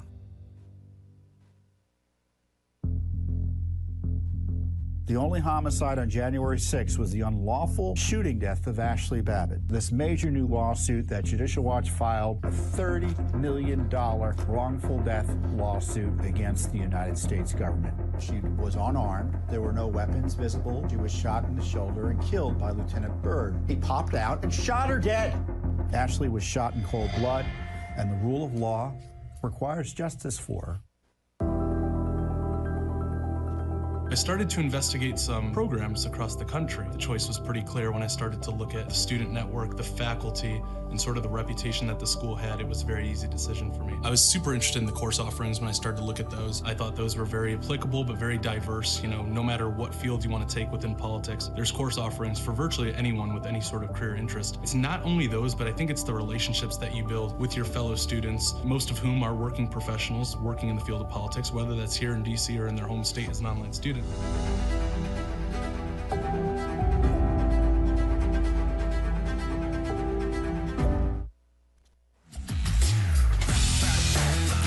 Ladies and gentlemen, please welcome President of Patriots Party, Santiago Abascal.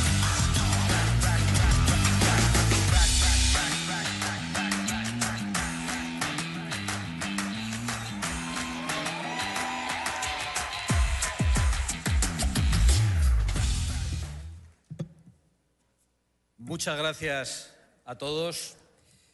Hace un año estaba en esta misma tribuna compartiendo con vosotros las mismas preocupaciones y recibiendo también los mismos desprecios de quienes nos daban por derrotados. Ahora nos toca sonreír porque ese desprecio de quienes se creían todopoderosos e intocables se está convirtiendo en rabia. Rabian porque el mundo ya es distinto. Ya es más parecido a como lo soñábamos hace solo un año. Ya está en retroceso ese plan de miseria y de wokismo que pretendían imponernos. Ya se ha demostrado que el futuro no está escrito. Se ha demostrado que ese futuro puede ser esperanzador y luminoso y que solo hacían falta gobernantes valientes, gobernantes capaces de escuchar a sus pueblos y capaces de cumplir sus promesas.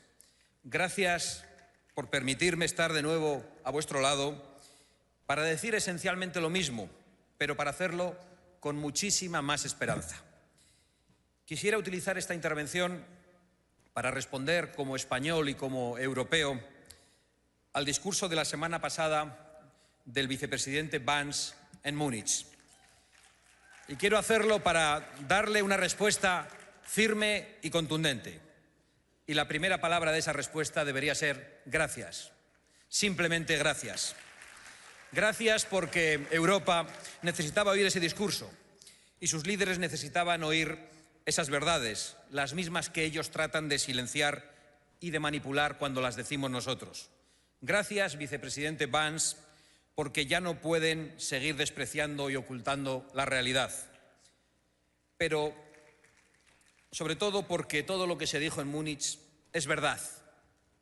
Es verdad que enfrentamos una crisis democrática grave. Es verdad que las oligarquías, que no ha votado nadie en Europa, se dedican a tomar decisiones muy perjudiciales para nuestros pueblos sin preguntar nunca a nuestros pueblos. Es verdad que la inmigración masiva promovida por esos mismos oligarcas está destruyendo la convivencia, los servicios públicos y la propia identidad de nuestros pueblos. Es verdad también que de la mano de esa inmigración viene el terrorismo islamista, y no como un fenómeno aislado, sino como una crueldad repetida en Europa, alentada precisamente por quienes pretenden una Europa islamizada, por quienes promueven o toleran tribunales islámicos en nuestras propias ciudades por quienes han abandonado a las mujeres de Europa, que ven cómo ahora se multiplican las agresiones sexuales. Es verdad también que una mezcla de pacifismo malentendido, de egoísmo, de suicidio y de sumisión, con esa mezcla, los europeos han visto cómo los oligarcas han dejado indefensa a Europa, inseguras sus calles, derruidas sus fronteras e insuficientes sus recursos. Y es verdad, y en eso consiste la crisis democrática, que se roba a los ciudadanos la capacidad de elegir sobre todas esas cuestiones y al mismo tiempo se les roba el dinero de sus bolsillos para pagar todo ese disparate. Esas verdades ya dibujan un escenario muy grave en nuestro continente. Pero hay algo aún más importante. Es verdad que en Europa se está persiguiendo la libertad.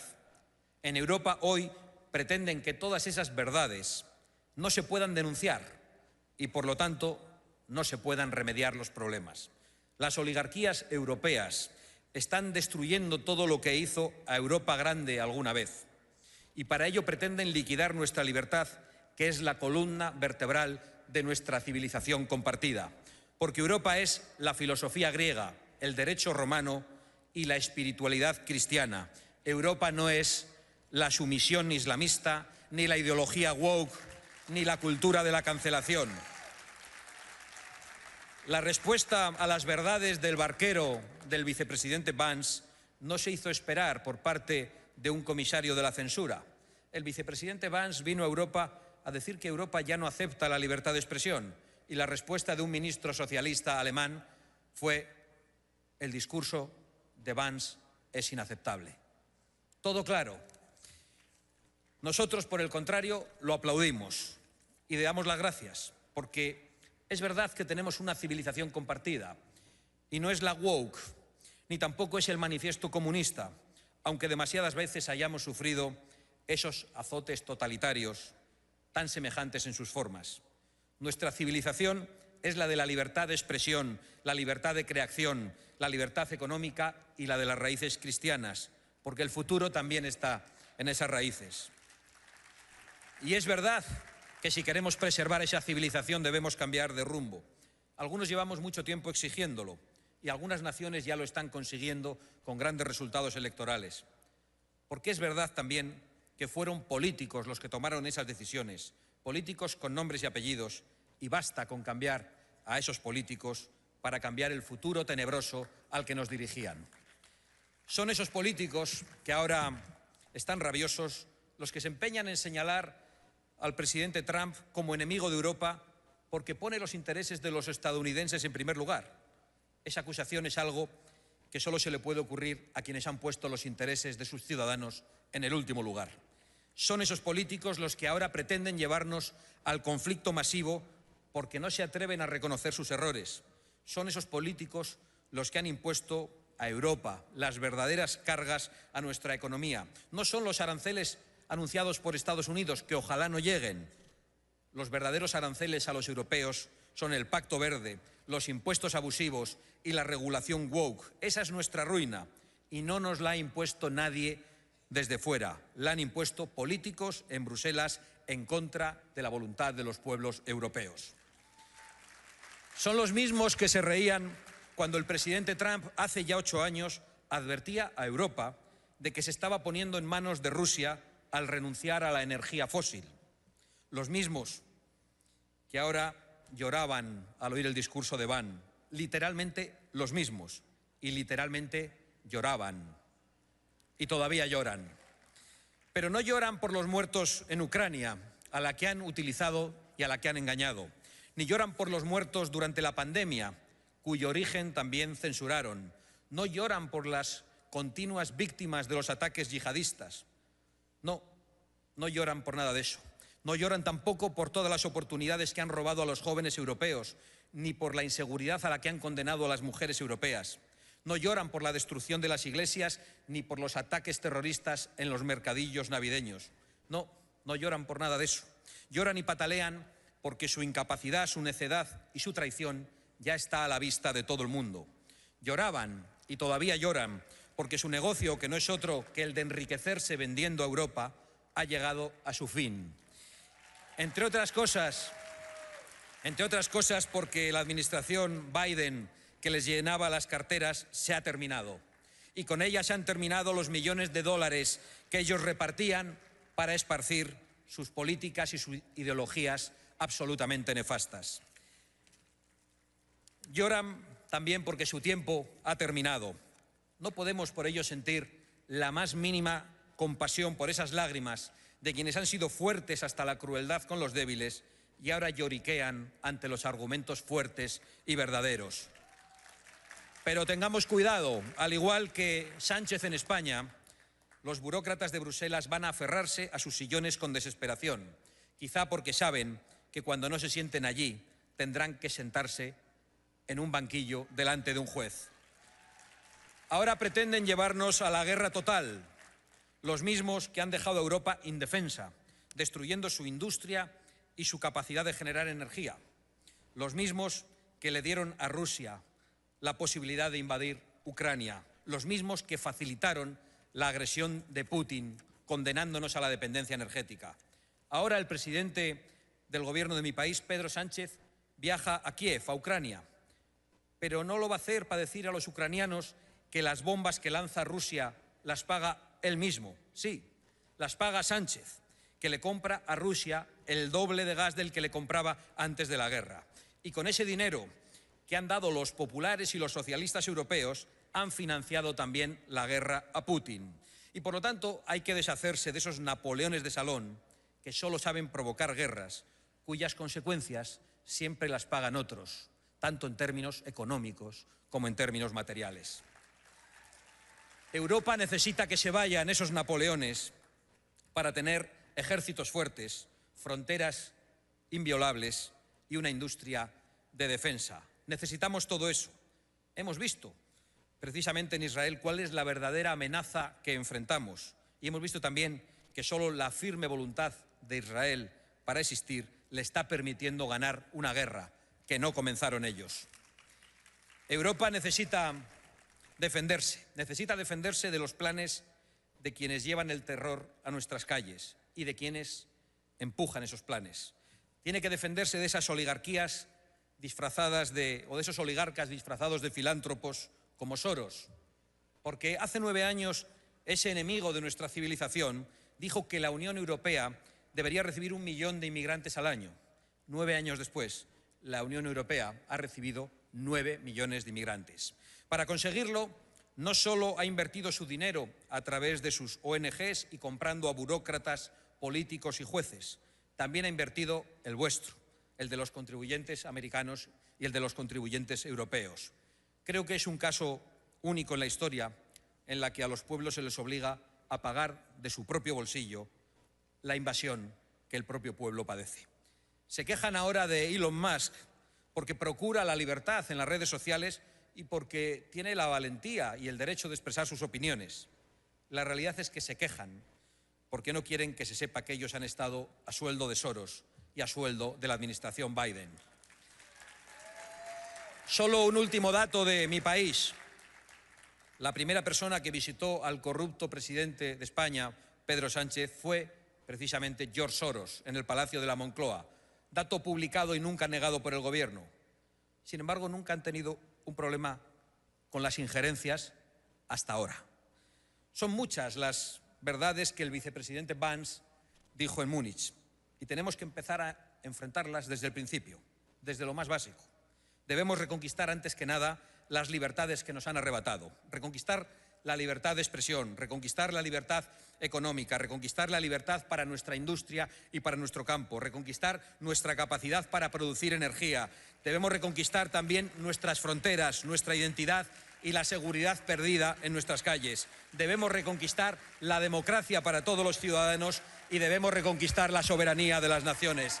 Y que estén seguros de que vamos a hacerlo, pese a quien pese y cueste lo que cueste, vamos a reconquistar nuestro futuro.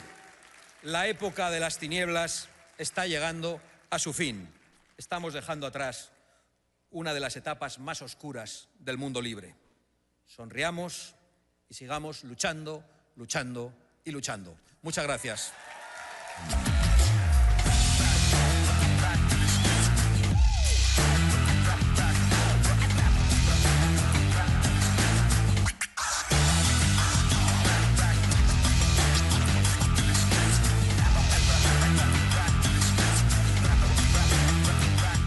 2025, we find ourselves in a pivotal moment where the call for unity, freedom, and a better future echoes louder than ever. For more than 10 years, Patriot Mobile has been committed to supporting the values that make our nation great. With affordable plans and reliable nationwide coverage on all 3 of the major networks, Patriot Mobile is not just a wireless service. It's a call to action for those who believe in the American dream. Choose a wireless carrier that shares your values. Choose Patriot Mobile. The party is just getting started. I can't hear you. Proud posse member, Patriots, Real America's voice. Thank you very much. I want to shake your hand. Days of thunder. Are you having fun at CPAC already? Creators, it's time to take control. With Bursts, you create impactful content in seconds. Powered by blockchain, your content and earnings are protected, transparent, and yours to control. Play TV isn't just a platform. It's a community of creators building a new future together. Your freedom starts when you press play. Who's AARP really watching out for these days? They've made billions partnering with big health insurance corporations while opposing reforms seniors want, like applying big discounts to medicines directly at the pharmacy counter. Instead, AARP supports liberal price-setting schemes, giving politicians, not seniors, control over any so-called Medicare savings. With no guarantees, funds won't be spent on unrelated programs or pad big insurers' profits. If AARP and Congress believe America's seniors aren't watching, think again. Paid for by American Commitment. Ladies and gentlemen, this is a conversation with the Ministry for Diaspora Affairs and Combating Anti-Semitism, Amihai Shikli, and host of The Josh Hammer Show, and author of Israel and Civilization, Josh Hammer.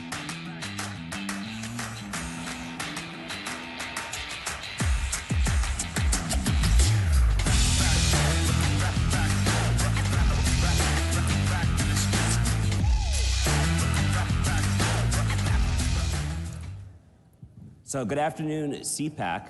I'm not sure how many of you saw the images this morning, but we do have to start on a somewhat somber note. There were these terrible images of babies being returned in coffins from Gaza to Israel this morning there. And I want to toss it to the Israeli Minister of Diaspora Affairs and Combating Anti-Semitism, Amihai Shikli, is going to lead us in a moment of silence for these deceased hostages. So we have experienced one of the most toughest days since the beginning of the war.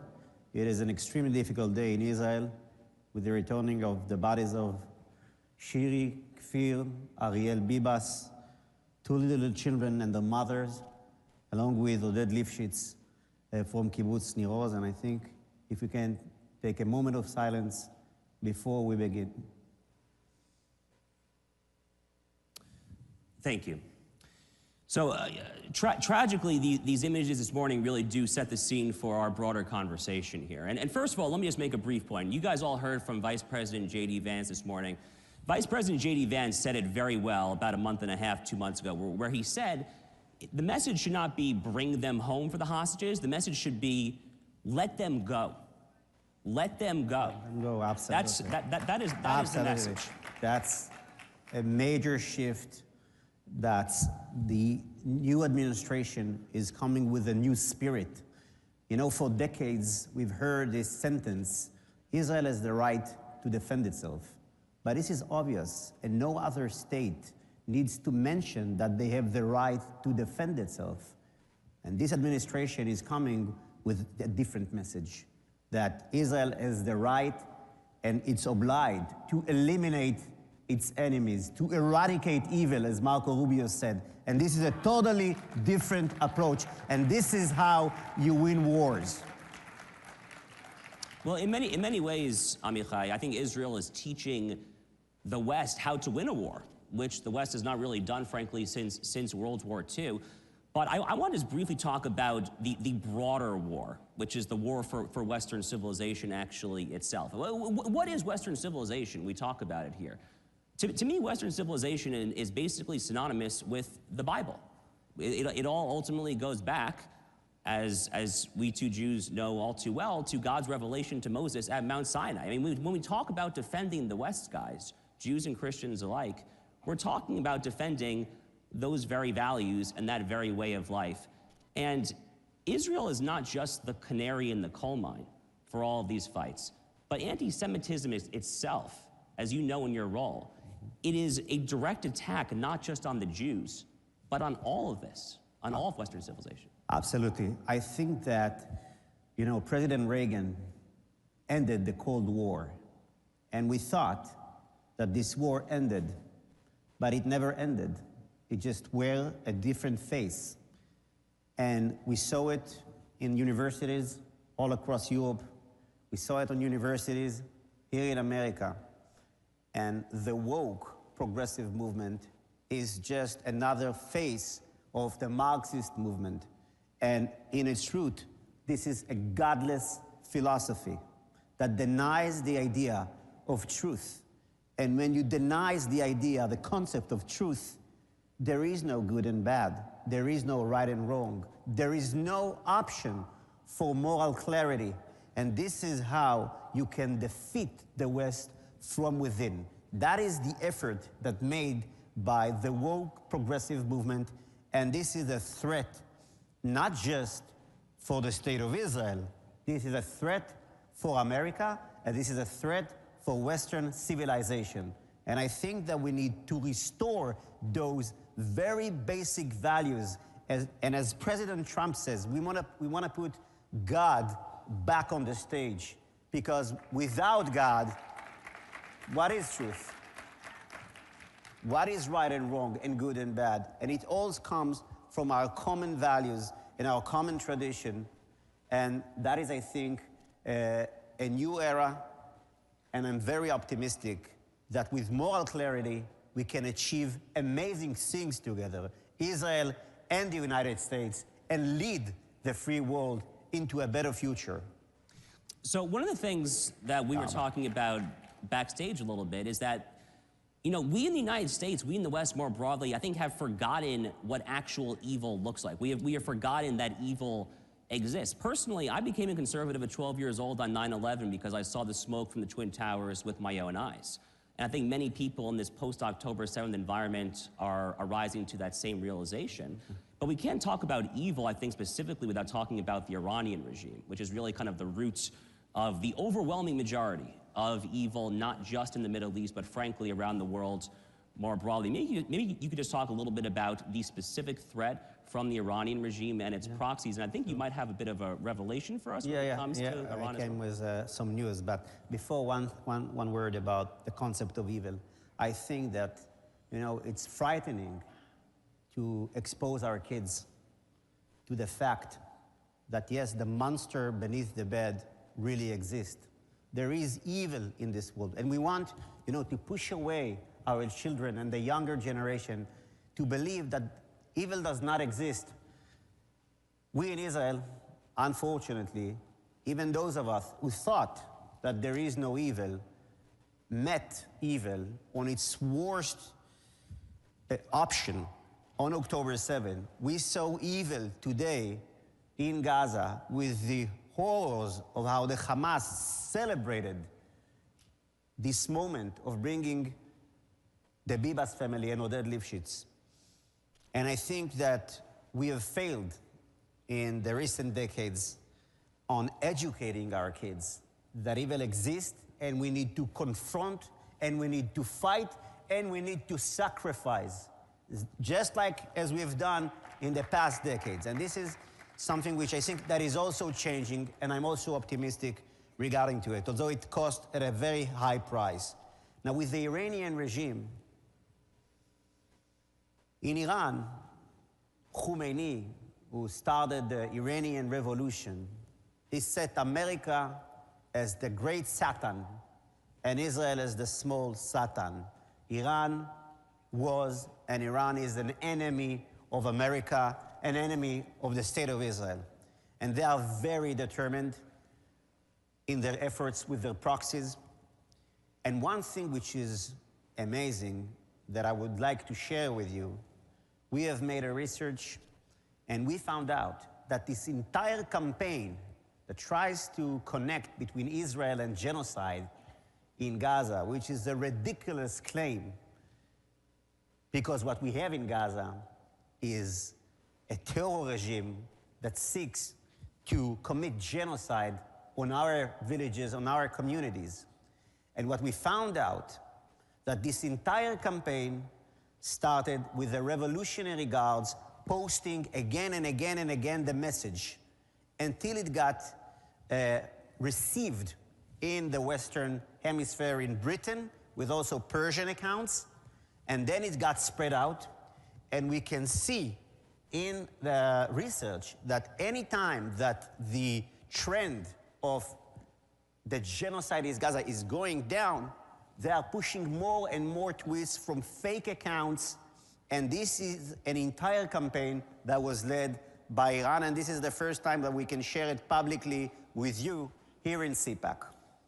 So this is a very, very big deal. I mean, this is an old tactic of the enemies of Western civilization. The Soviets did it once upon a time, trying to foment civic discord here in the United States. And now we see the face of evil yet again in the face of the Islamic Revolutionary Guard Corps. So, Amichai, the good news right now is that we have an administration here, the Trump-Vance administration, that is wholly committed, that is wholly dedicated not just to allowing Israel to fight our mutual enemies, but to actually combating anti-Semitism as well. And it's just a timely reminder that we are so blessed, truly, so blessed to be here at CPAC with good guys in charge, unlike the last 4 years, to be here at CPAC with guys who understand what the West is and what we stand for.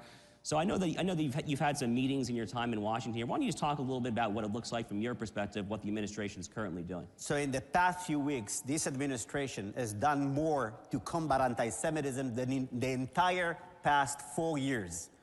And I'm speaking about, first, putting the task force led by Leon Torel, which is an amazing individual, an amazing leader, totally committed to combat anti-Semitism. And we met him this morning, and he's an amazing individual. I think we're going to see a shift in everything that regards combating anti-Semitism. Also, the defunding on universities who failed to combat anti-Semitism on universities, and many more decisions by this administration. And I think that this administration fully gets it. And it's also worth telling that with the previous administration, not just that almost nothing happened, but the message was so ambiguous, and we saw the IRA definition being undermined. And I think it was very, very weak. And you know, actions speaks louder than words. And I think that this administration speaks with actions and not with big words. And I really love it. And I think it is a blessing for the Jewish community, for minorities, and for American people. You know, Teddy Roosevelt, the president, famously spoke of the man in the arena. That's his famous speech. And Donald Trump is nothing but the man in the arena. He is nothing if not that right now. So God bless Donald Trump. Amen. And God bless you, Amichai, and God bless you, CPAC. Thank you guys so much for having us. Thank you. Thank you.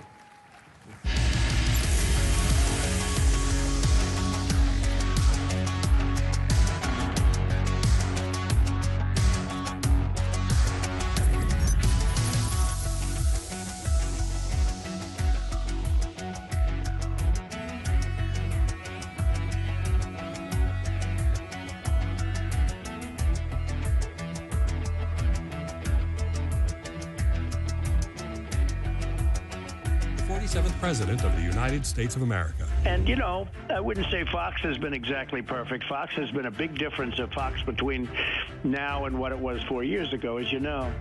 But we have others that come along, and they're doing well, and Newsmax has been really good, and, you know, the others are coming along, and people are seeing that they're watching these conservative networks. President Trump is right. That's why millions of Americans are tuning into Newsmax for the real news they can trust. This lunacy will end on my first day back in the Oval Office. I promise you it will end immediately.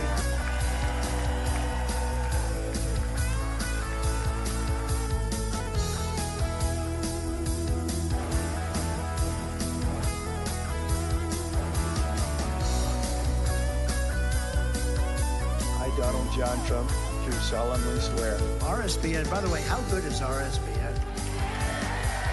They do a good job. So beautiful.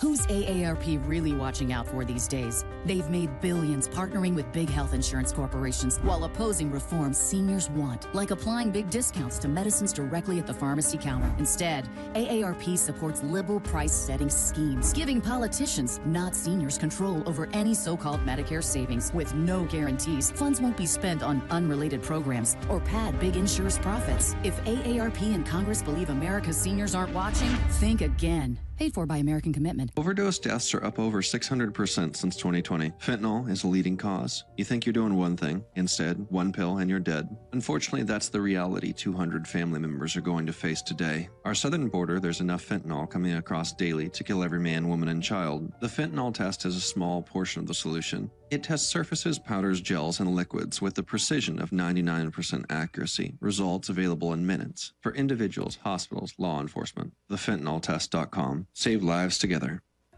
Hey, we have a great group of sponsors down at CPAC Central. Make sure you go down there, get all the merchandise you need, see all the companies that are fighting the woke crap in the country. Hear from our breakout panelists and speakers. Hear Steve Bannon. Hear everything that's important at CPAC. Get down to CPAC Central today. When the bad people of Mexico meet with the bad people of the United States, what's the result?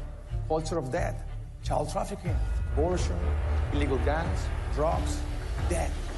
Mexico and the United States, we are not just neighbors, we're brothers and sisters. We need to work together, and let's make Mexico and America great together again. Let's send the world a message. We condemn the police state tactics of Xi Jinping, Vladimir Putin, Lula da Silva, and Joe Biden. I want to start by thanking Matt and Mercedes Schlapp and everyone at the American Conservative Union. They say globalism comes to die at CPAC.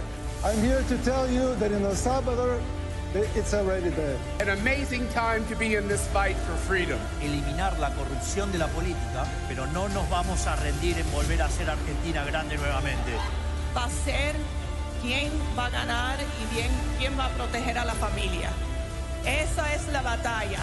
Y ellos, al final del día, querían llegar a nuestros hijos para dividirnos. ¡Viva España! ¡Viva los Estados Unidos! ¡Viva Israel! Vamos a ganar.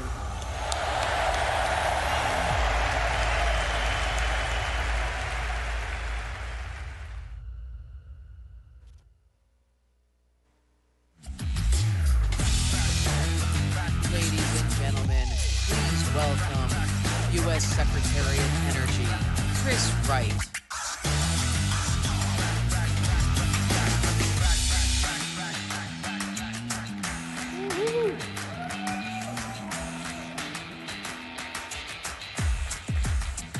I'm thrilled to be here. Thank you all for being here. I'm also thrilled to work for President Donald J. Trump.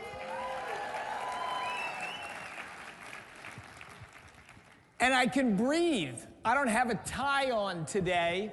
I've worn a tie more in the last 2 or 3 weeks than I have in my whole life, and I feel liberated right now. When I'm on TV, my mom doesn't recognize me in a tie. Someone looked like you, but it wasn't you. So who am I? I'm a passionate guy about energy. From a kid in high school, I was passionate about energy sources, energy technology. I've spent, after schooling, my entire career as an entrepreneur in energy. Why? It's energizing. And also, It's what controls the limits in what's possible in our lives. Not just us, but everyone around the world. We had 30-year global life expectancy at birth throughout all of human history, all the way up to less than 200 years ago. Today, it's 73 years, from 30 to 73.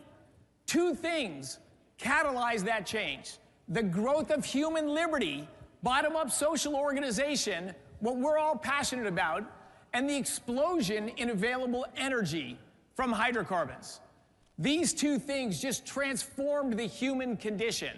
I am not everyone in the world has access to the liberty and energy we have. But in our own country, both of those concepts have been under great threat in the last 4 years. Maybe that's why my political career started. Liberty under threat, energy resources under threat. President Trump was elected partially on this very issue. And he was elected to get rid of the nonsense and bring back common sense.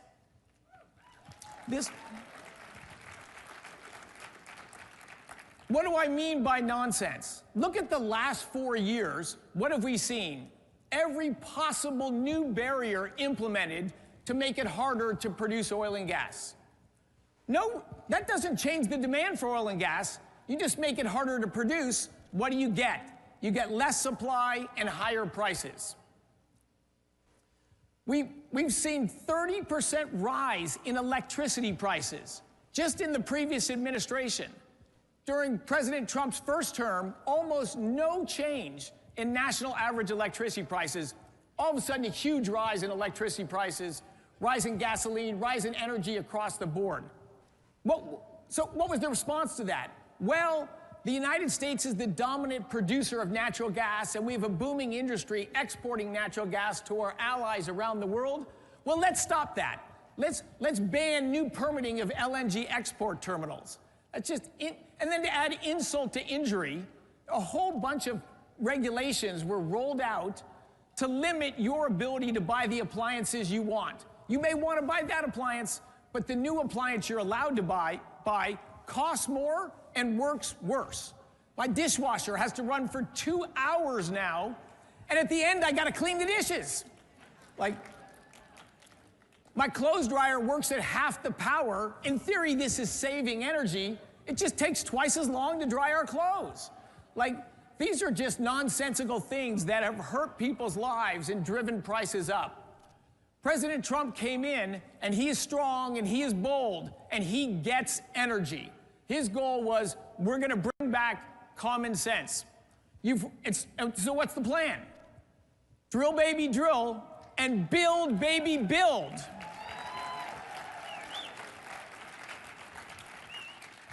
To produce more energy, you need the infrastructure to move that energy to customers. Think of the consumers in New England. You know, they don't have enough access for natural gas there, and they have sky-high electricity prices. And you don't get industries placed in those states. Every state that's driven up the price of energy, it not only impoverishes their citizens, but it makes it so businesses don't want to locate there. Those businesses are going to locate in another state, and frankly, over the last 4 years, a lot of those businesses are going to locate in another country. We don't want that. We want things built in America. We want those jobs in America, which means we need that energy produced and consumed in America. Thank you. Thank you. We're on the cusp of a brand new industry, an energy-intensive manufacturing industry called artificial intelligence. This is an industry we want to lead in. This is American technology. It matters not just for the efficiency of our economy, it matters from the enormous benefits that'll come in drug discovery, in product manufacturing, and frankly, in driving costs down, and it also matters for national security. Do we want China to lead the way in AI? I would feel naked. If their AI was better than ours, what does that say about the balance of power and the security of our country? We need to lead and win the competition in AI.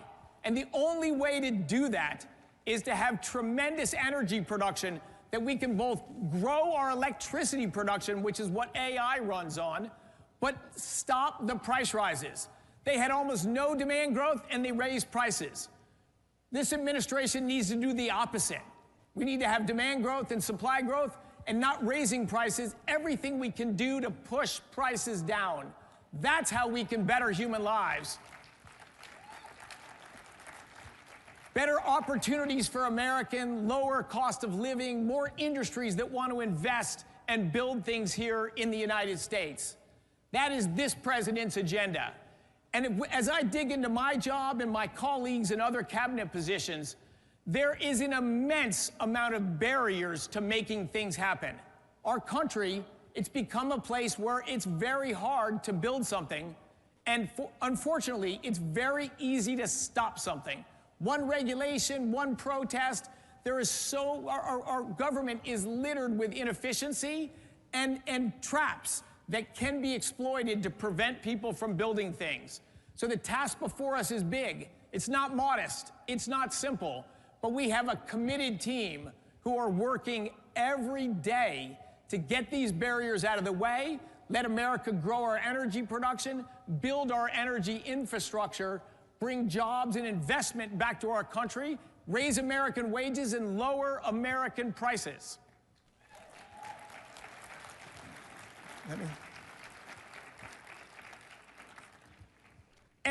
And back to those appliances. Who here is in favor of more expensive, lower performing appliances? How many votes do we have for that one? President Trump, so under this administration, in my department, and actually in many other departments in the Trump administration, we are working feverishly to remove these regulations, to free American producers, to build the appliances people want to buy.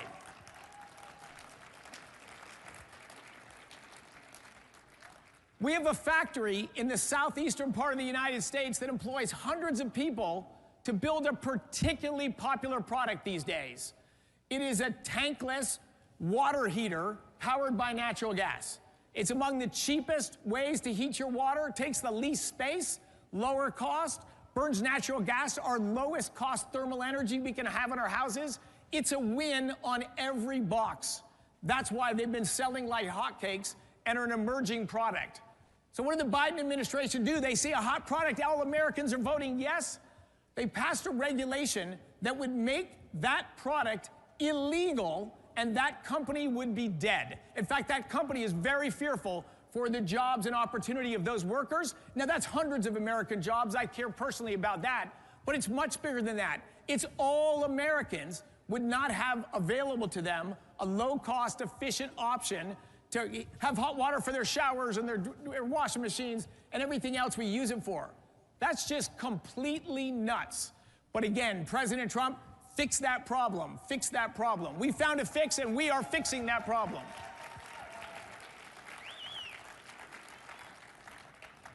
That factory staying open, those products are going to be built in mass, and they're going to be shipped all across the country for the American consumers that want to buy them. We're not going to tell you what to buy. We want to enable you to buy what you want to buy. That's that crazy freedom idea.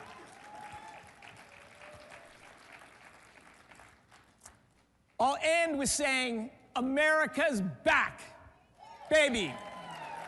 Thank you all.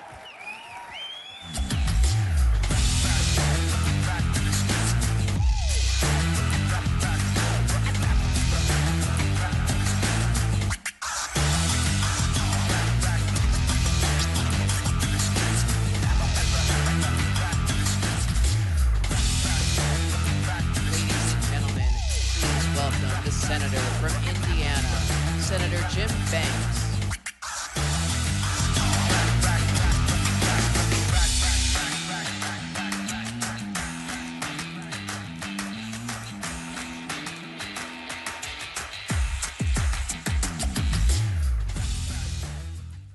Thank you, CPAC. I'm Jim Banks, United States Senator from the great state of Indiana.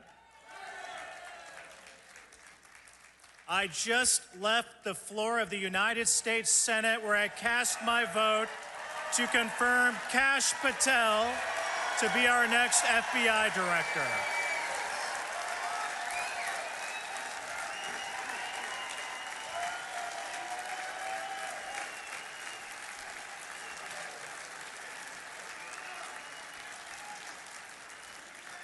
It's great to be among so many patriots on this historic day. Today marks the 1 month point exactly that Donald Trump became our president, once again kicking off the golden age of America. Within a short time, we've gotten just a glimpse of the greatness that will define this new era. President Trump has already rooted out massive waste, fraud, and abuse within the federal bureaucracy, crippling the corruption of the deep state. He's directed the largest mass deportation operation in American history, making our communities much safer. And he's removed the "kick me" sign from the backs of our industries and our American workers. Our adversaries and our partners have been put on notice. The era of taking advantage of America is over.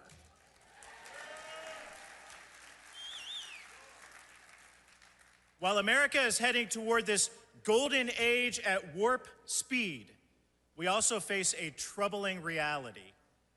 There are those within our borders who hate America and are working against our own people. They hate America and everything that she stands for. They aim to break down and degrade everything that sets America apart. While the left has found a multitude of ways to sabotage our institutions, wokeness has become their primary weapon. It's a nuke meant to obliterate our culture and erode American society. Wokeness takes fundamental truths that our civilization is founded upon, and perverts them into ungodly, anti-American lies. That ideology serves as a tool to undermine everything that makes America great: the family unit, faith in God, and historical and biological truths. Putting up a fight against this kind of poison requires courageous action, and that's why all of us are here today.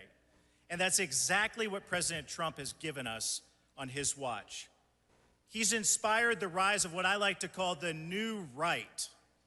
It's a coalition of conservatives who recognize that the status quo in Washington is failing the working class, steamrolling their best interest. The old Republican Party bowed down to liberal corporate interests and an America Last foreign policy, while ignoring the working class. And ladies and gentlemen, let me declare to you today, that Republican Party is dead.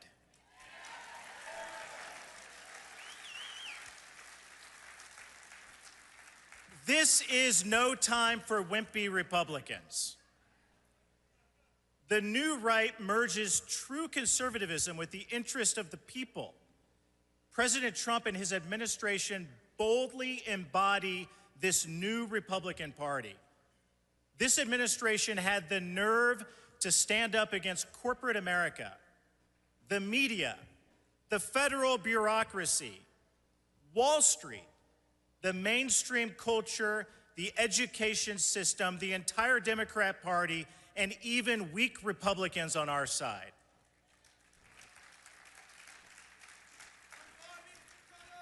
Speaking on this very stage 2 years ago, President Trump said, quote, "On day one, I will revoke Joe Biden's crazy executive order installing Marxist diversity, equity, and inclusion czars in every federal agency. I will immediately terminate all staffers hired to implement this horrible agenda," end quote. I'd say that President Trump has followed through on that promise and a whole lot more.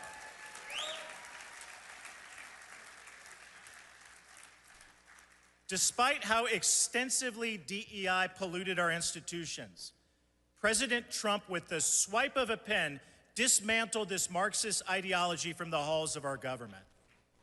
The Education Department under President Trump has been given 14 days to end any practice that treats students differently because of their race or lose federal funding. That is a huge blow to DEI and a massive win for our kids. Maybe most importantly, though, DEI has been uprooted from our military because of Secretary Hegseth and President Trump.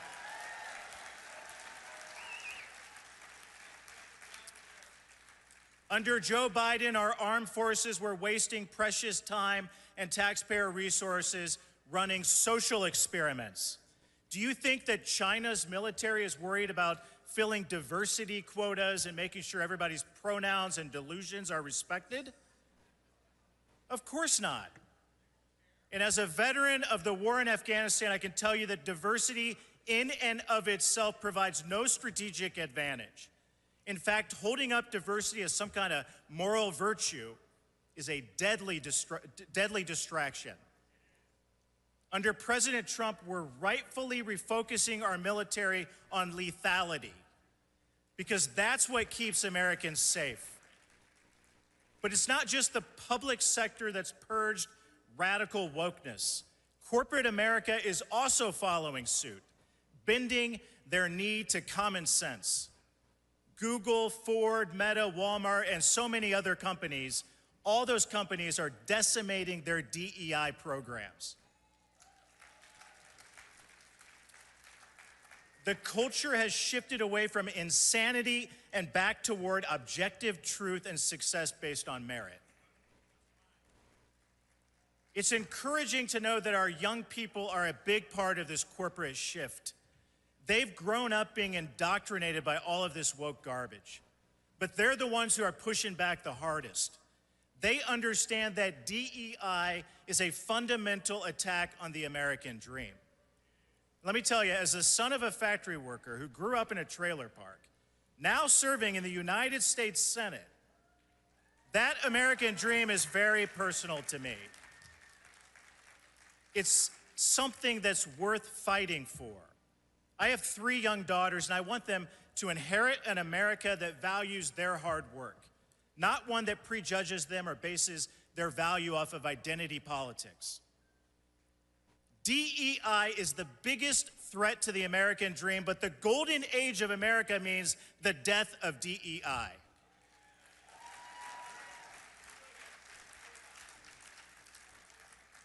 Right now, President Trump has his foot on the neck of wokeism and driven a stake through the heart of those who hate America.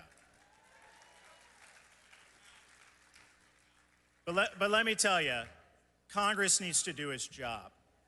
We have to reinforce the successes that President Trump and his administration have accomplished.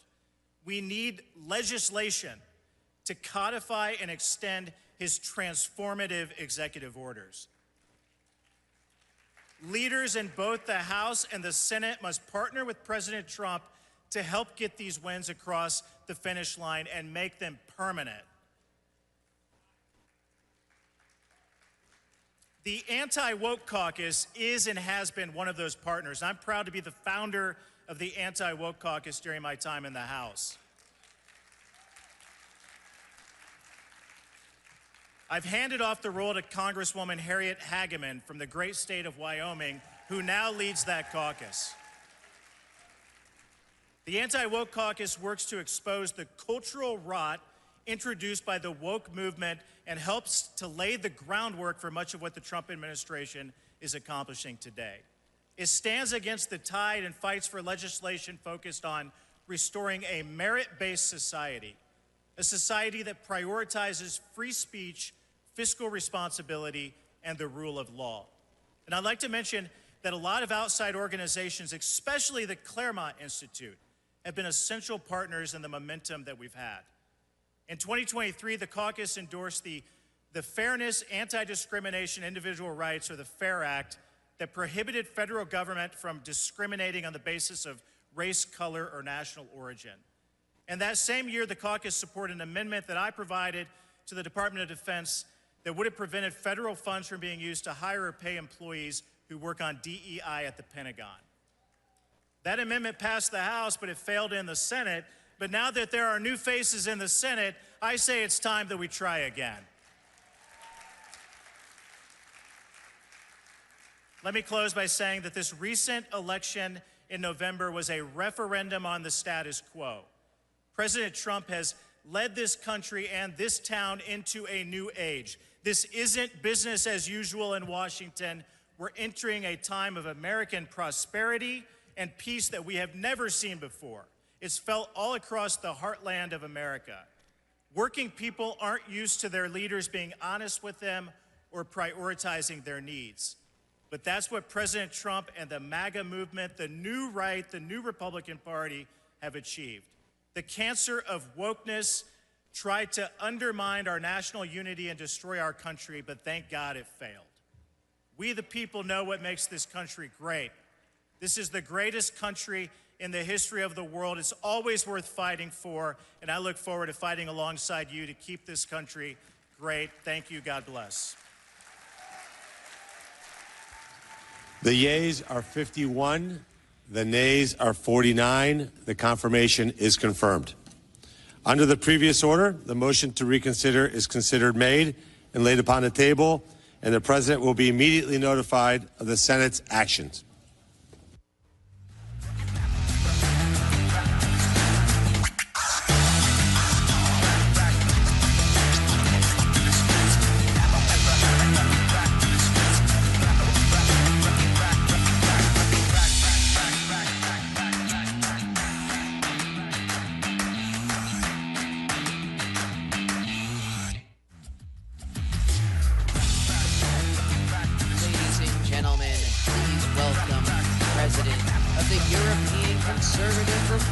Party, Mateusz Morawiecki.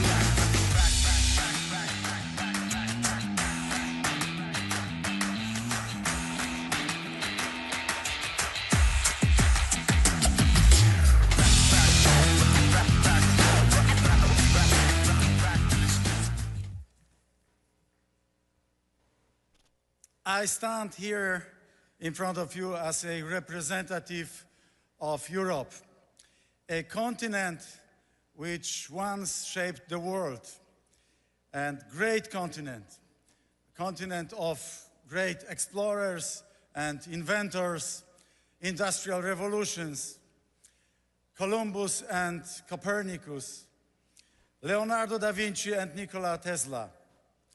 It was really a great continent, and I want this continent to be great again. Because now, this continent is in decline, and we stand on the shoulders of those giants, our heirs, and we owe this to them and to our children, as JD Vance, Vice President, said it a couple of hours ago from this place. We owe this to our children to repair the European continent as well. And we have a great past, and we have to fight for a great future. And it is possible. We have to fight for a great future as well. And now, a couple of numbers, figures, they don't lie. Europe, just 25 years ago, and Europe's GDP was bigger than that one of the United States. Fast forward 25 years later, it's by 50% smaller than that one of the United States. Industrial production in Germany is 90% of this from the 2015. By the way, the industrial production of Poland is on the level of 155% of that one from 2017. So today, Europe stands at a crossroads. It can rise again or fade into irrelevance. And we have to rise because we cannot be the weaker partner of the United States.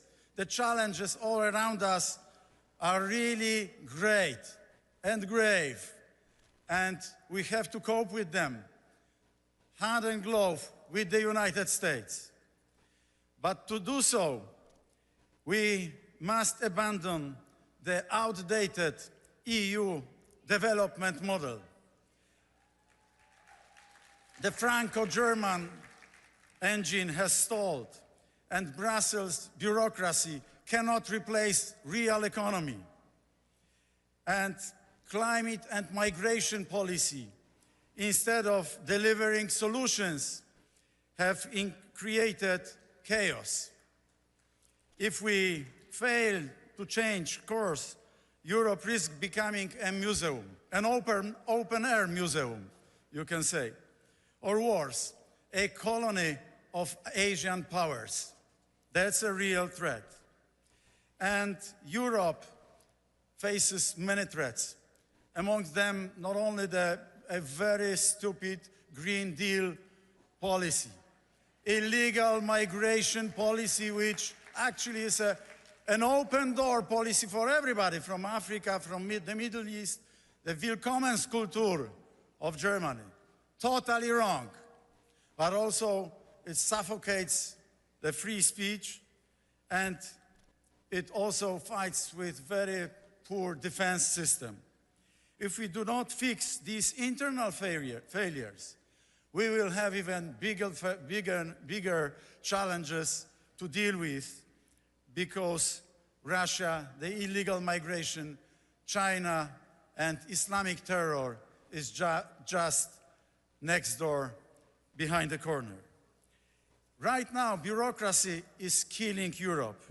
I tell you, Europe used to award ambition once upon a time. Now it awards compliance.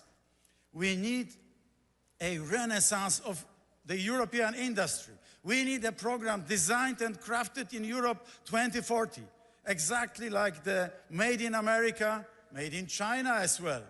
But we don't have it. The EU was built on economic cooperation and freedom. And today, every entrepreneur, every innovator, every visionary faces an army of regulators. That's Europe. They don't build, they don't support, they punish, they restrict, they require ESG or DEI or another acronyms.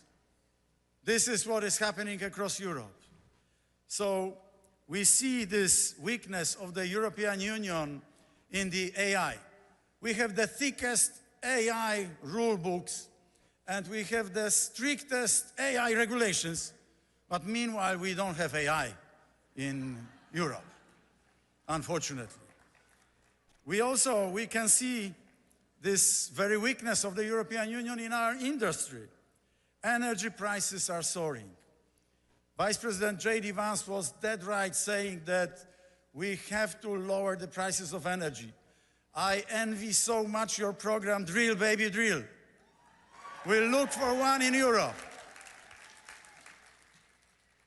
Because factories are shutting down, carbon leakage everywhere, mass layoffs in Europe, yet European elites push towards unrealistic climate policies instead of securing the economic strength and economic growth.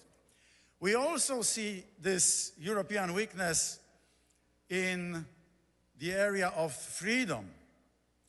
The European Commission speaks of democracy while silencing dissent. They manipulate elections. You've heard about what's happened in Romania.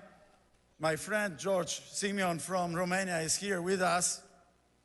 And they fight with all the Republican movements, including my political camp. You might have heard about the Hudson Institute report quite recently published. What red lines were crossed, what Rubicons were crossed. Attack on democracy, attack on free speech, attack on opposition, putting opposition members in jail. Exactly what Vice President JD Vance said in Munich is happening in my homeland. What is this? Is this democracy?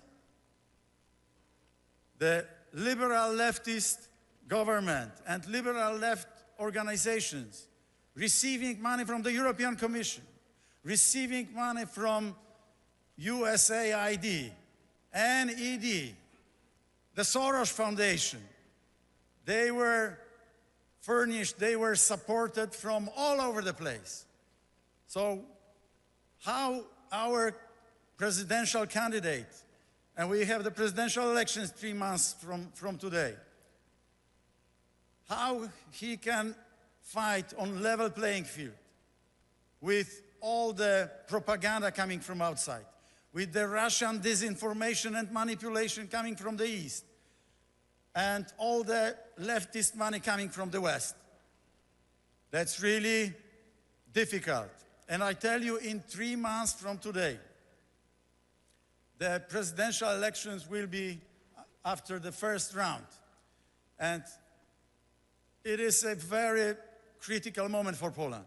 Depending on who is going to win, our beloved country will go towards the Republican values or leftist liberal values, or anti-values, I should have said. My government was punished for standing up to Brussels. EU recovery funds were blocked, and this was against all the rule of law in Poland. And it weakened also, the European Union weakened its own economy through over-regulation and demanding even more Green Deal, even more illegal migration, even more woke and wokeness. And it left itself defenseless by cutting military expenditures while demanding more strategic autonomy. How they connect the dots on the picture, I don't know. European elites live in a fantasy.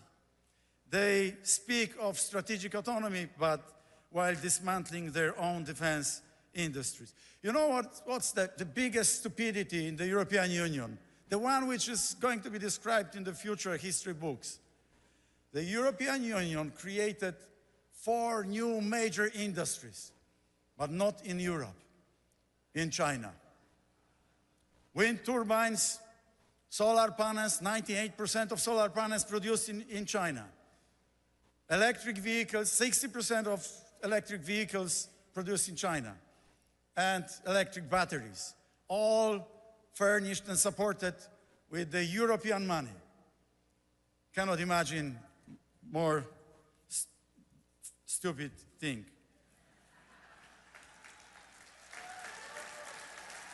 And Poland shows there is another way.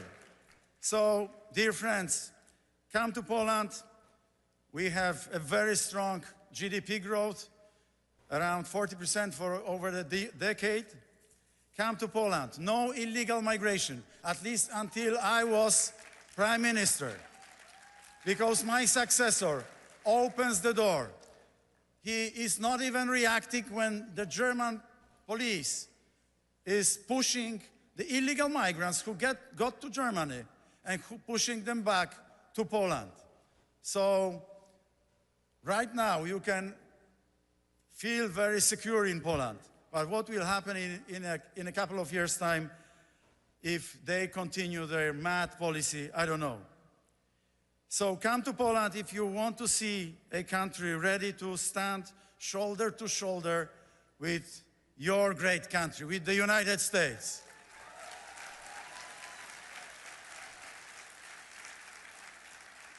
But why is Poland safe and strong?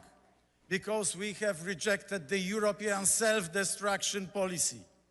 And this is why I'm so much concerned these days that my successor as Prime Minister is a very pro-German, pro-Brusselian politician. Doesn't understand geopolitical challenges around us. And he can destroy this very Poland, which we love. We cannot allow him to do this. I refuse to accept Europe's decline. While I was Prime Minister, Poland grew on average around 4 percentage points. And we had a period of time when we were catching up with Germany and the other Western European countries. at the fastest pace in our history. Thank you. And history is unforgiving to those who remain passive. So we have to really fight shoulder to shoulder to regain free Poland. We have to fend off all those leftist and liberal ideological tendencies. We have to unleash our economies. Deregulation means not chaos. It means unleashing our potential. And this is what has to be done. Regulation, red tape all over the place in Brussels. This is mad policy of Brussels.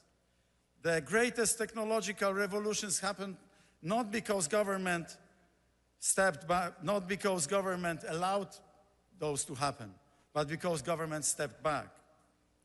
Second, we have to defend our sovereignty. So no more blackmail from the European Commission. No more juristocracy. Do you have juristocracy here in the States? We have it all over the place in Europe. And in Poland, it's crazy.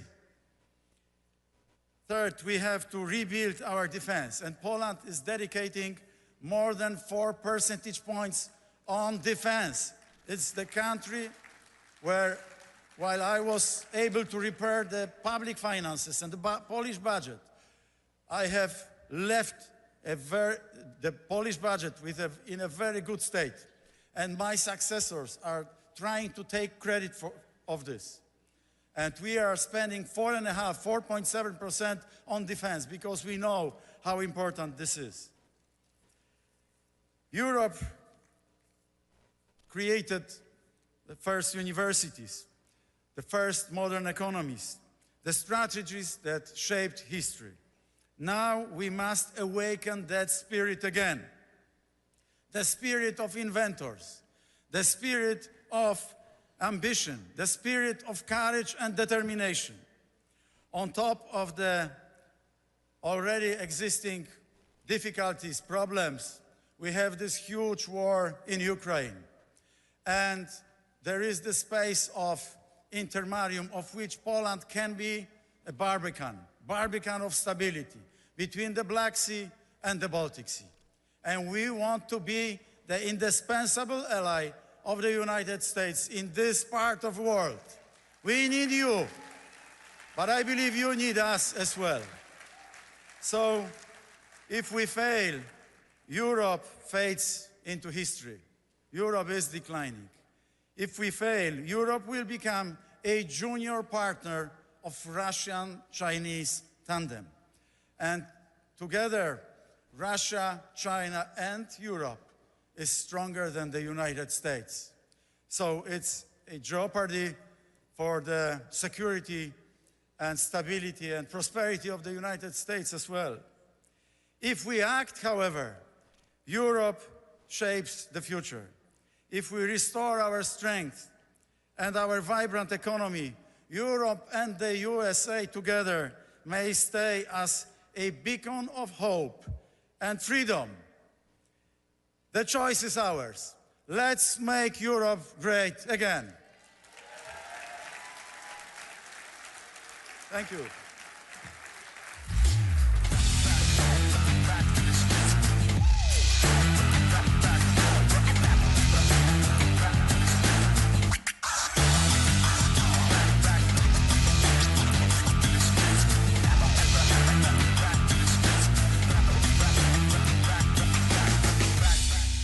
People of Mexico meet with the bad people of the United States. What's the result?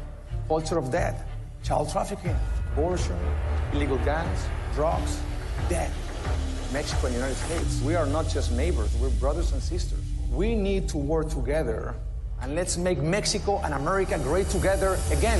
Let's send the world a message. We condemn the police state tactics of Xi Jinping, Vladimir Putin, Lula da Silva, and Joe Biden.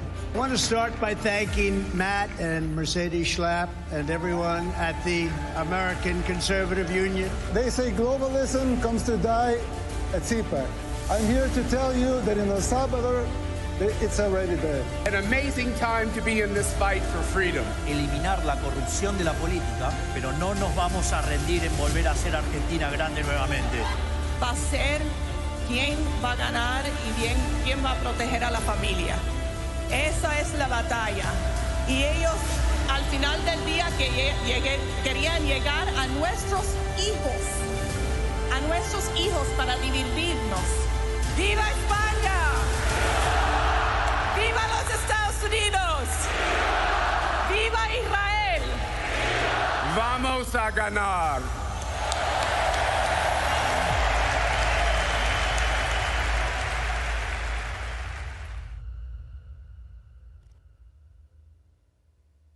Hey, it's Matt Schlapp with CPAC. You know, we've had a huge problem in this country with election fraud. But at CPAC, that's not a problem. Our only problem is getting each and every one of you to vote. So look at your badge. You have a number on that badge. And get your phone out and vote on all the issues that matter. And my guess is you probably like what Trump's doing as well. And we'll have the results for you very soon. As I think it was President Reagan said, we're from the government. We're here to help. I think you all know that I've always felt the 9 most terrifying words in the English language are, I'm from the government and I'm here to help. We're from the government. We're here to help.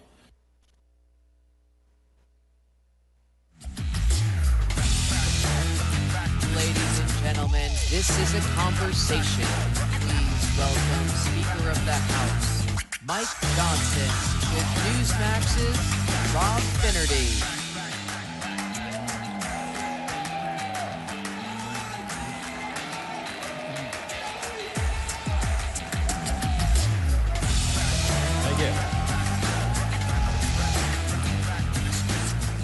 Good to see you, Mr. Speaker. Well, thank you so much for being here. Look at all the Patriots gathered. This is great. Fantastic. About to make America great again for the next 4 years. We want to thank Matt and Mercedes Schlapp for putting this together. On behalf of Newsmax, Mr. Speaker, thank you so much for being with us. Yeah. As everyone just heard, Kash Patel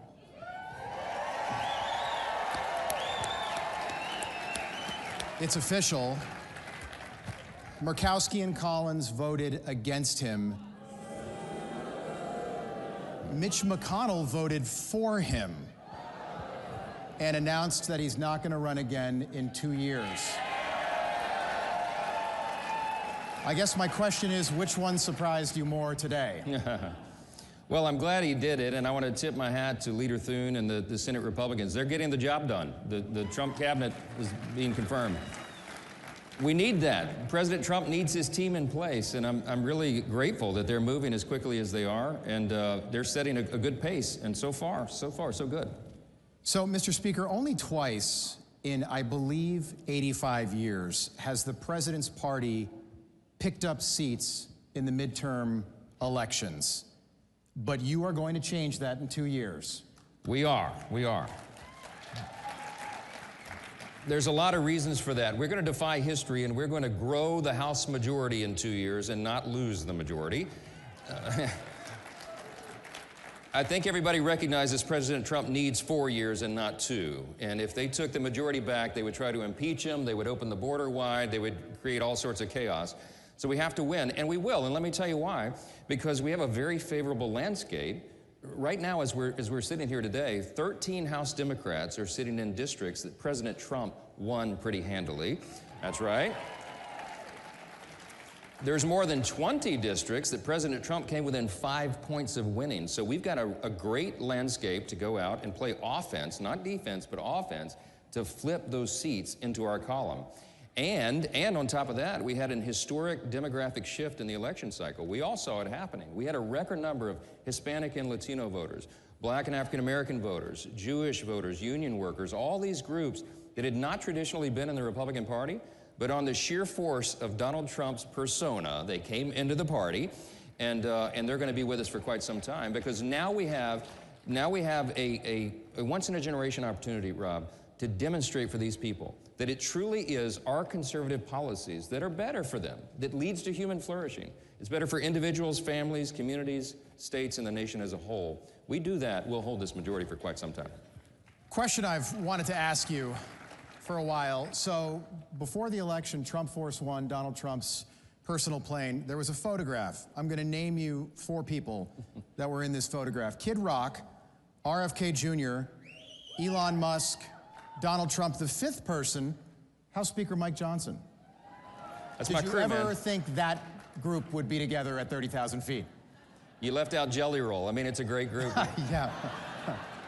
We went to the UFC fight. It was in Madison Square Garden, and we did a round trip to Palm Beach, to South Florida, in the same night. So we arrived back at Palm Beach about 4:25 in the morning, and everybody you just named was up like it was the middle of the afternoon, man. It was a great, great event. But look, that's the power of President Trump. He brings together all sorts of people who would not otherwise be unified like that. And it's a great thing for the country. It's unifying for the country. And there's talent, and it's a motley crew sometimes, but in a beautiful way. And that's been one of the highlights of being speaker, is hanging out with that crew. Absolutely. And you fit right in. Yeah. You fit right in. Can you explain why the left and why so many Democrats are enraged at Donald Trump right now for trying to end 2 wars that he did not start? I wish I could explain the Democrats. They're just enraged about everything. They think about it. Their policies and their parties are in totally disarray. They don't have a leader. They don't have a real vision forward. They don't know where they're going to head. The entire platform has been repudiated by the American people. The woke progressive nonsense has been stamped out. And so all they know to do is to lash out. I mean, think of it. They're opposing the ending of wars. They're opposing they're imposing the Doge effort, right? What Elon and the team are doing is what Congress has not had the ability to do. They have cracked the code. They're inside the belly of the beast of the bureaucracy, and the algorithms are crawling through. That's right. They're exposing this massive fraud, waste, and abuse that we have not been able to uncover because the deep state has hidden it from us. This is a revolutionary kind of moment. It really is. And I told Elon in his office Monday before last, I said, you think of this like a scientist and a data analyst, and I think of it like a constitutional law attorney and a historian. Elon, what we're going to do here is bring back the founders' original intent for the federal government, right? I mean, Rob, you know, you're a student of history as well. The founders wanted a lean, small federal government. They wanted most of the power pushed down to the states, as you know, and they wanted the federal government to be closely monitored by the duly elected representatives of the people in Congress. The problem is, Congress has not been able to do that job because they've been hiding the evidence, hiding the ball. Elon's on the inside, and that's why the Democrats are so nervous. He is right over the target right now. Yeah. It's been remarkable to see the Department of Government Efficiency. That's what Doge stands for. Department of Government Efficiency. And Democrats are almost in this un-American position right now of being against their primary mission, which is to save the American taxpayer money, which to me doesn't make any sense. They like to spend the taxpayer's dollar. I don't think that's ever been... They sure do. They're for big government. That's what big government progressives do. They want the government to control every aspect of our lives. And the last 4 years, Biden-Harris administration, it was, regulations on steroids. And so now we have an opportunity to fix everything. We have a very ambitious, very aggressive legislative agenda because we have been given this opportunity by the voters to fix it. President Trump got 77 million popular votes, right? Yeah. In the House, House Republicans got 74.8 million popular votes. That's the highest total we've ever gotten. Wow. Yeah, so we see it as a mandate to dial all that back and to fix it, and you're seeing that happen very aggressively. The president is over 300 executive actions already, and we're going to codify so much of what he's doing so that the next team can't unwind it. That's right. In America, we hold presidential elections every 4 years. We did so during COVID. We did so during the Second World War. We did so during the Civil War. During the War of 1812, the White House was burned to the ground 3 months before James Madison was elected. How important is it for Ukraine to hold presidential elections?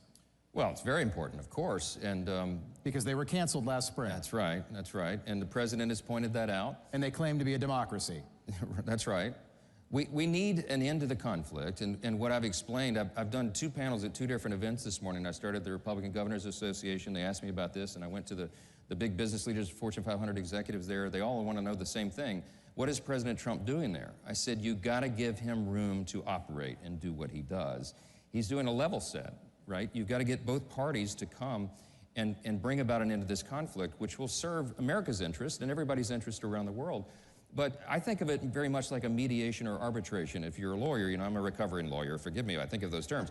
But when you start a mediation, you start an arbitration between 2 parties, you don't bring them into the room for that first meeting. You do it separately. So I think Zelensky complaining that he wasn't invited to the first meeting with Saudi Arabia and Russia is misplaced. I mean, what Trump's trying to do is do a level set, put the conditions in place for that real negotiation to happen, and we've got to allow him to do what he does. Remember, he wrote The Art of the Deal. He knows what he's doing. Absolutely. Okay? If that level set takes, let's say, 3, 6 months, or it drags on, do you see another funding bill for the war in Ukraine? Look, there's no appetite for that. What do you think? No. Yeah. We got our answer there? We have to bring it to an end. And I can tell you that our European allies understand the necessity of this as well. It's drug on too long. By some estimates, Russia's lost almost 700,000 troops, maybe more. The Ukrainians have suffered great losses.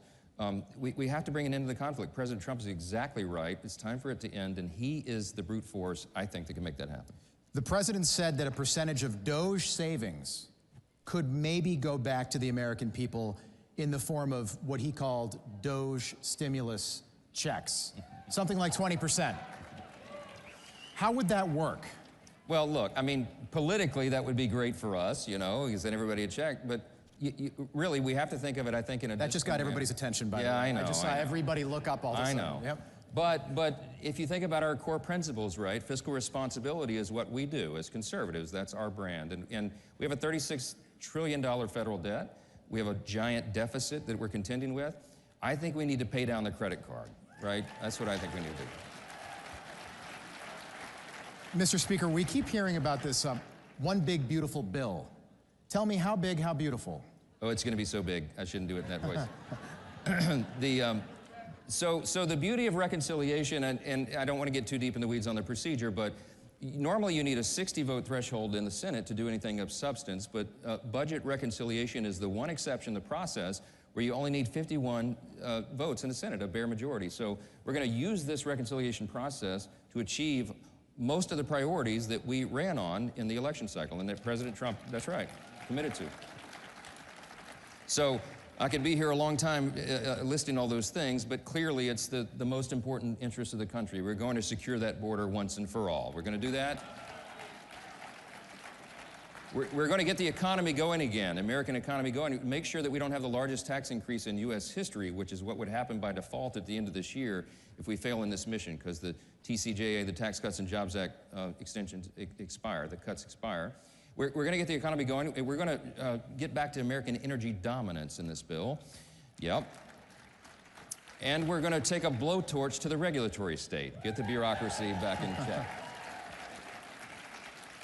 Lots of details, lots of subcategories under all that, but it's going to be a big, beautiful bill, and it has to be by necessity, because that gives us the highest probability of success, remembering that I have a small margin in the House. One.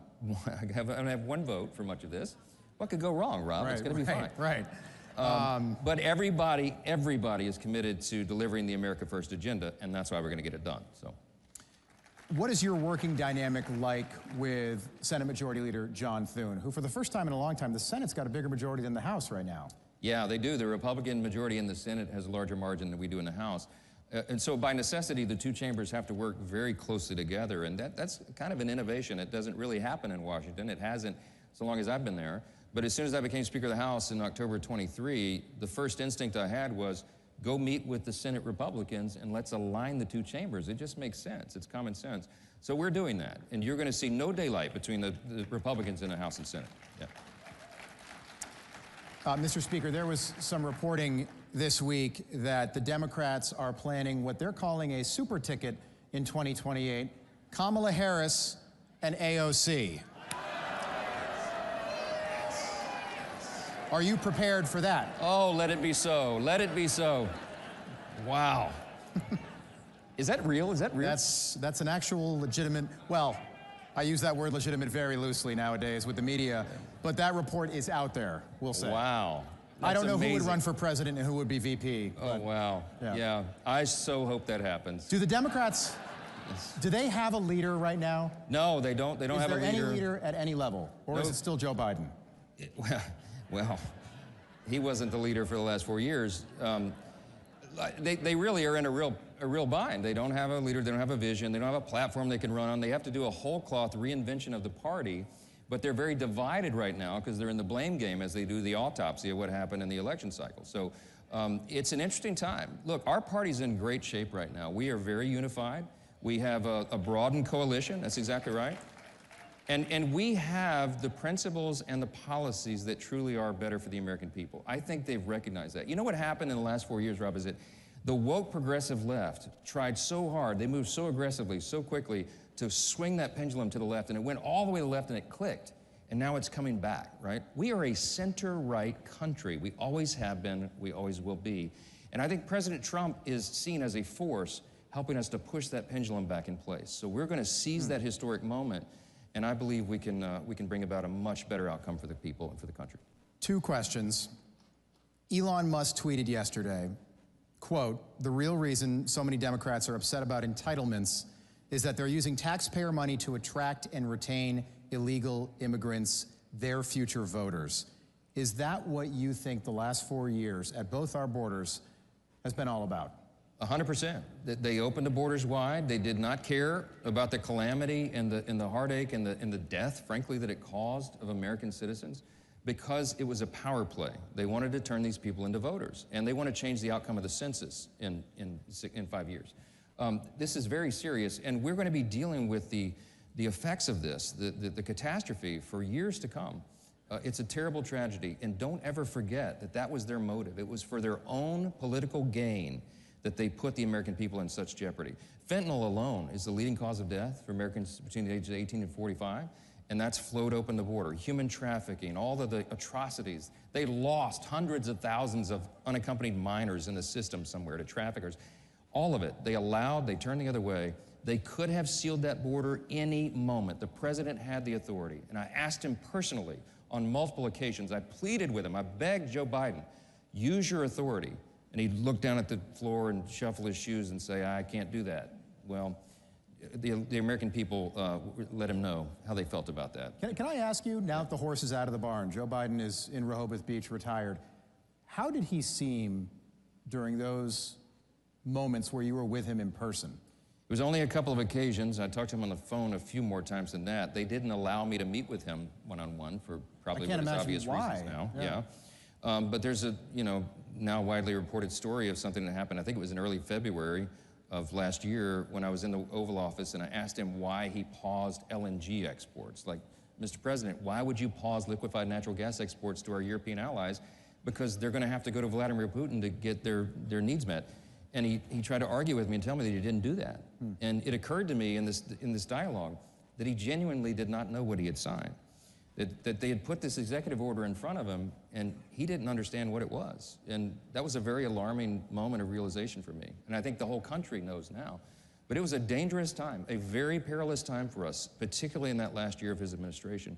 But thank God that President Trump is back in the White House and we can restore this. I think, Mr. Speaker, this room knows you, but I think the American people are still getting to know you. And I thought this was wonderful. Your son is on the boxing team at the Naval Academy. Yeah. I didn't know that. How is he doing? Well, he's bigger than his father. He's doing great. He made it to semifinals in the brigade, championship last Friday, and lost in a 1-point split decision to a young man that was 3 years older than him and had been boxing about 6 years longer, I think. So he held his own. He's been boxing for about 7 months, okay? So 7 months and he's on the team? Yeah. He did jiu-jitsu for a long time. He's a tough kid, but this is a different kind of... Does he learn that from his father? Oh, yes, of course. I mean, of course. Yes. Of course. No, he's a tough kid. He's a great kid. He takes after his mother. Ladies and gentlemen, the Speaker of the House, Mike Johnson. Thank you. Appreciate it.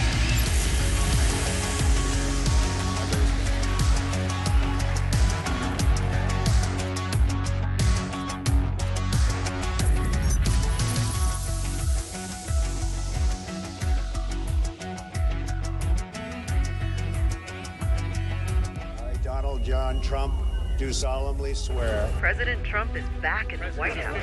The 47th President of the United States is back in the White House. Donald Trump has taken back America. I actually started quite a while ago in CPAC, and I enjoyed it so much that I came back for a second one, then a third, then I said, what the hell, let's run for president. Matt said, it's like 5 years ago, 6 years ago. He says, you should run for politics. He's the one who said you should run. For the presidency of the United States. It is my honor to introduce to CPAC 2017 our president, Donald Trump. First of all, I want to thank Matt Schlapp and his very, very incredible wife and boss, Mercedes, who have been fantastic friends and supporters, and so great when I watch them on television defending me. Nobody has a chance. I love this place. Love you people. You never stop fighting for America, and I will never, ever stop fighting for you. We know that there are still more records to be shattered, new summits to be scaled, more triumphs to be realized, and more amazing history just waiting to be written. The American adventure has only just begun. God bless America, and we will see you next year. Thank you very much. You never stop fighting for America, and I will never, ever stop fighting for you. Hey everyone, it's Matt Schlapp with CPAC. You know, CPAC isn't just a conference. We're fighting 365 days a year on all the issues you care about. Please go to your badge. There's a QR code. Check it out and see the different centers we have at CPAC, whether it's fighting anti-Semitism or corporate responsibility or raiding members of Congress or state legislators or criminal justice reform. You name it, we're into it, and check it out right now.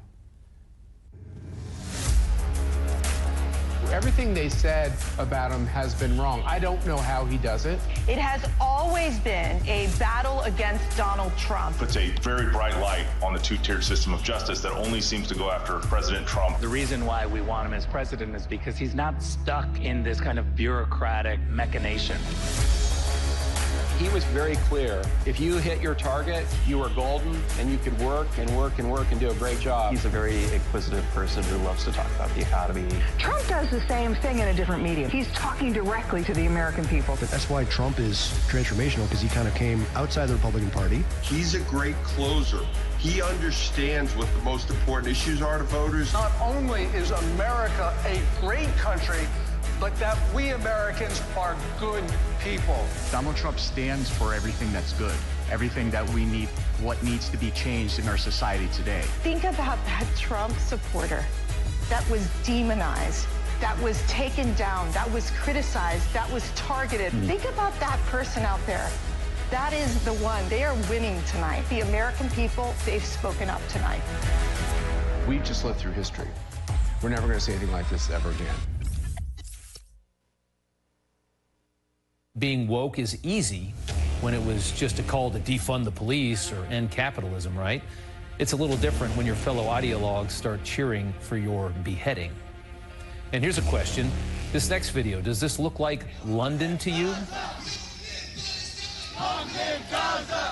The pro-Hamas protests making for a very interesting political moment at Harvard. A university recently ranked the worst school for free speech in America. What would Harvard do in a moment like this, we all wondered? A school that will expel you for using the wrong pronoun and making a pink-haired trans girl cry. Well, in this moment, Harvard just miraculously transformed into free speech absolution. Apparently at Harvard, there's nothing offensive at all, even though everything's offensive at Harvard. There's nothing offensive at all about celebrating the murder of 1,000 people, including a whole bunch of kids.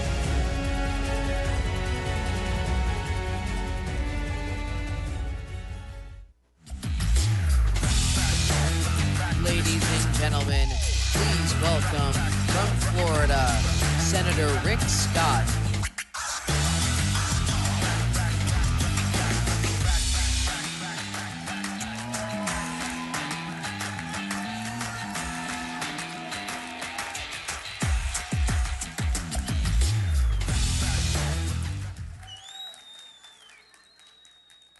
So, good afternoon. Welcome to the Capitol. What do you think about Kash Patel?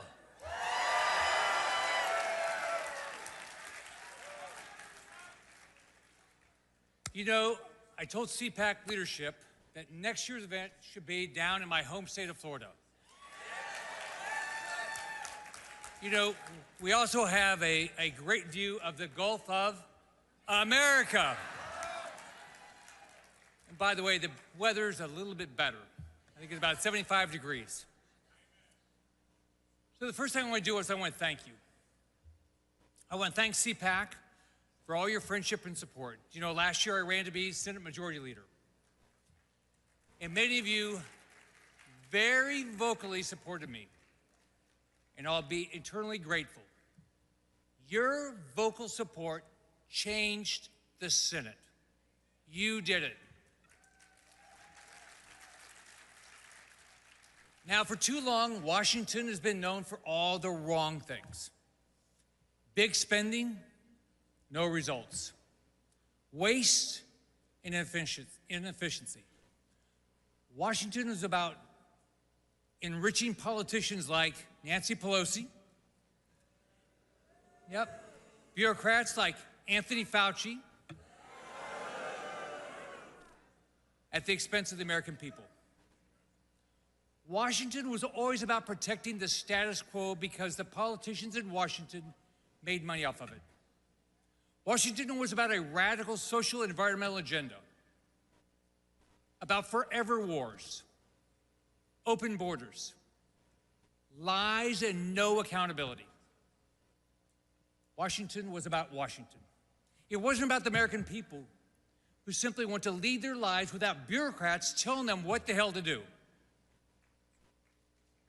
All of that is changing, and it's changing fast because of one person, Donald J. Trump being in the White House.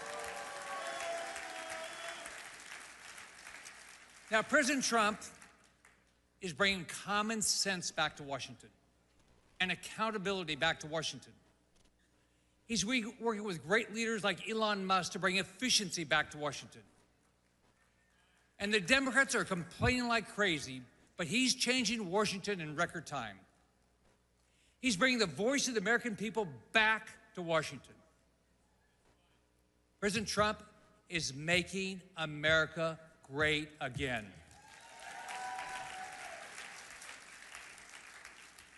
Now, what's he deserve? He deserves our thanks and our respect. But what's he get instead?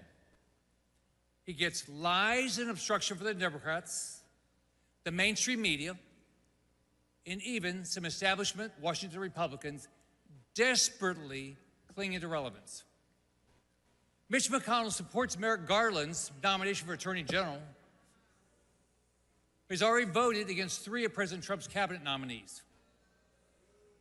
AOC, she's yelling about fascism. CNN is blaring that the Trump administration is a threat to democracy and ushering a constitutional crisis. Guess what? Here's the good news. They're the past. Their voices no longer matter. Their shadow can no longer hang over politics. They lost, the American people won. What happened last fall? President Trump and an army of supporters like you all across this great country started a movement. One that changed the country and reset our future for a golden era. The future is about you and your hopes and your dreams. It's about us. It's about amplifying the voices of the American people and finally giving the government they're paying for and that they deserve. Now, a couple years ago, in the midst of Joe Biden's disastrous presidency, or whoever was in charge, I put out a plan with some ideas to rescue this country from the radical Democrats who are trying to destroy our values and bankrupt us in the process. Now, the way the Democrats and establishment Republicans responded, you would have thought I broke the law. And the craziest part of it, I couldn't tell who hated more, Joe Biden or Mitch McConnell. Now think about it. I proposed some really crazy ideas, so just think about these. Teach our students about the U.S. Constitution. That's a hard one. The Bill of Rights, our founding fathers. Have their kids recite the Pledge of Allegiance and salute the flag. Eliminating the Department of Education.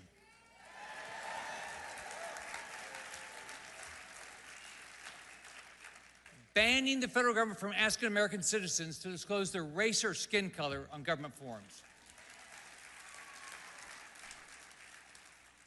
Funding our police and enforcing all of our laws. Securing the border, build the wall, name the wall after Donald Trump. Start growing the American economy, not the Washington economy. Enacting term limits for member of Congress. And federal bureaucrats. Protecting the integrity of the American election. Protecting, defending, promoting the American family at all costs.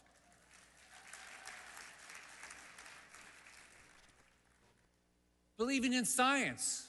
Guess what? Men are men. Women are women.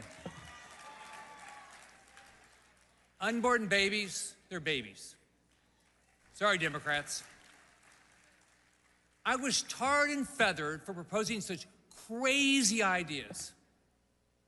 But it was worth it, because it was time for Republicans, at least the true, honest, conservative Republicans, to stand up and fight the hell back.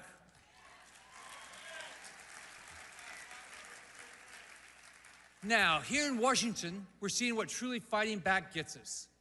The bureaucrats are scared that their lies are being exposed. The muddy spigot is being turned off. NGOs across the world and liberal think tanks around the world are scrambling because their golden goose has finally laid its last egg. Corporate America is tripping over itself to reverse racist DEI programs that seek to divide us by race, gender, and creed.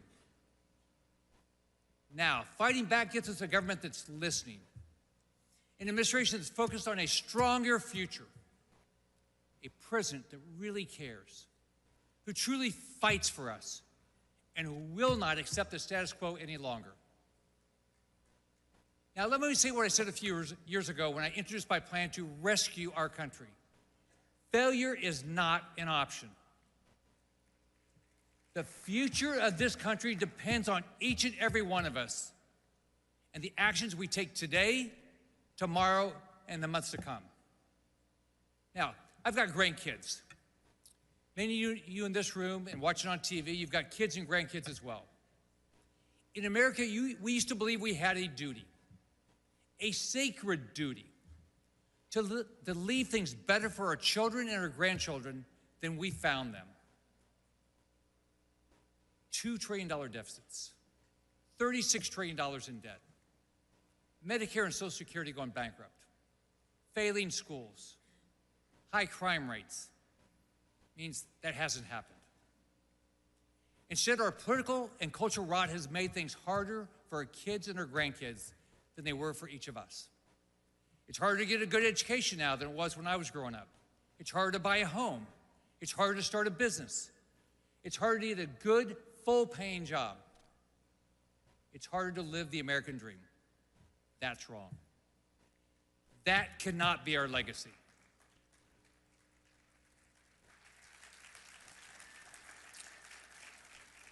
Those of us fighting side by side in the conservative movement have faced significant obstacles, even unfortunately inside our own party.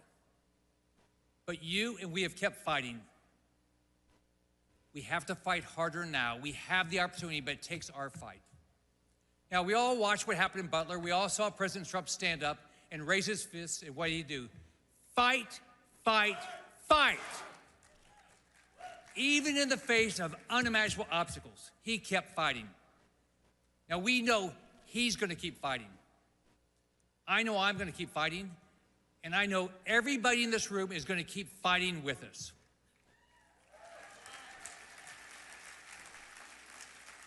Thank you for what you're doing. God bless every one of you. God bless the President of the United States, Donald J. Trump, and God bless this great country. Have a great day. Bye-bye.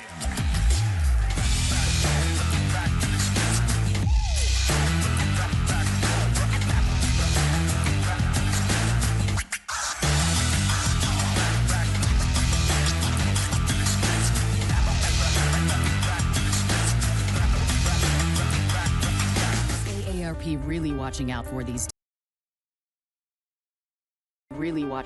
these days. They've made billions partnering with big health insurance corporations while opposing reforms seniors want, like applying big discounts to medicines directly at the pharmacy counter. Instead, AARP supports liberal price-setting schemes, giving politicians, not seniors, control over any so-called Medicare savings. With no guarantees, funds won't be spent on unrelated programs or pad big insurers' profits. If AARP and Congress believe America's seniors aren't watching, think again. Paid for by American Commitment. Every institution today is under attack.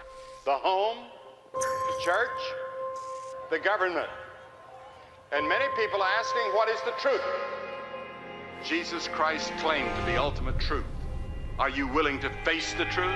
Do you think the MKUltra project ever actually ended? The Central Intelligence Agency is actively involved in mind manipulation. We all answer to one God and one Savior. And he's there to change your life for the better.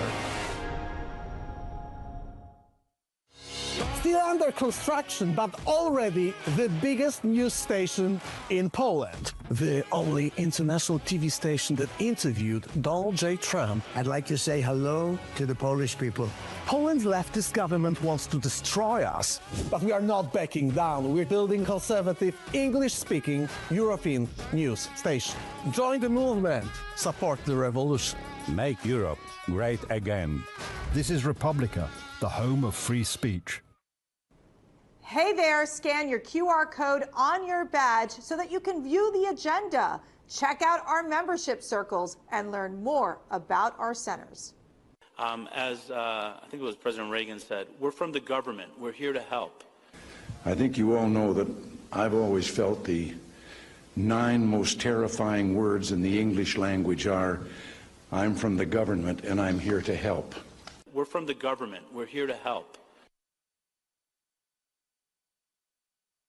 Sources out there that are saying that Iran, their goal is to draw the U.S. into this broader conflict. There's no question that not only did the Iranian parliament come out and start saying death to Israel, you know that they've chanted death to America. They hate us. They hate our culture. They hate what we stand for, which is that of freedom and religious freedom. And for them, they want to take us down. And the mere fact is you have a commander-in-chief right now who is hiding in the basement that needs to be out there every single day answering the tough questions. Instead, they basically say that climate change remains the most important national security crisis that we're facing.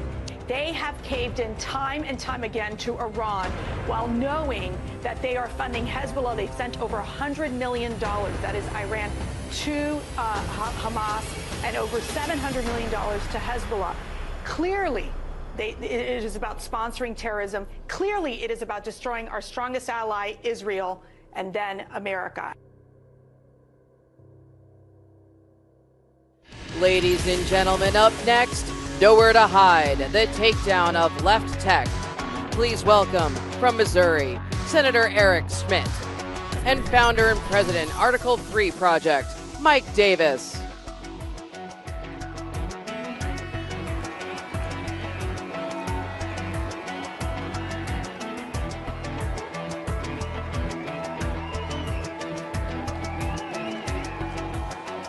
Thank you, sir. Yeah, good to be with you.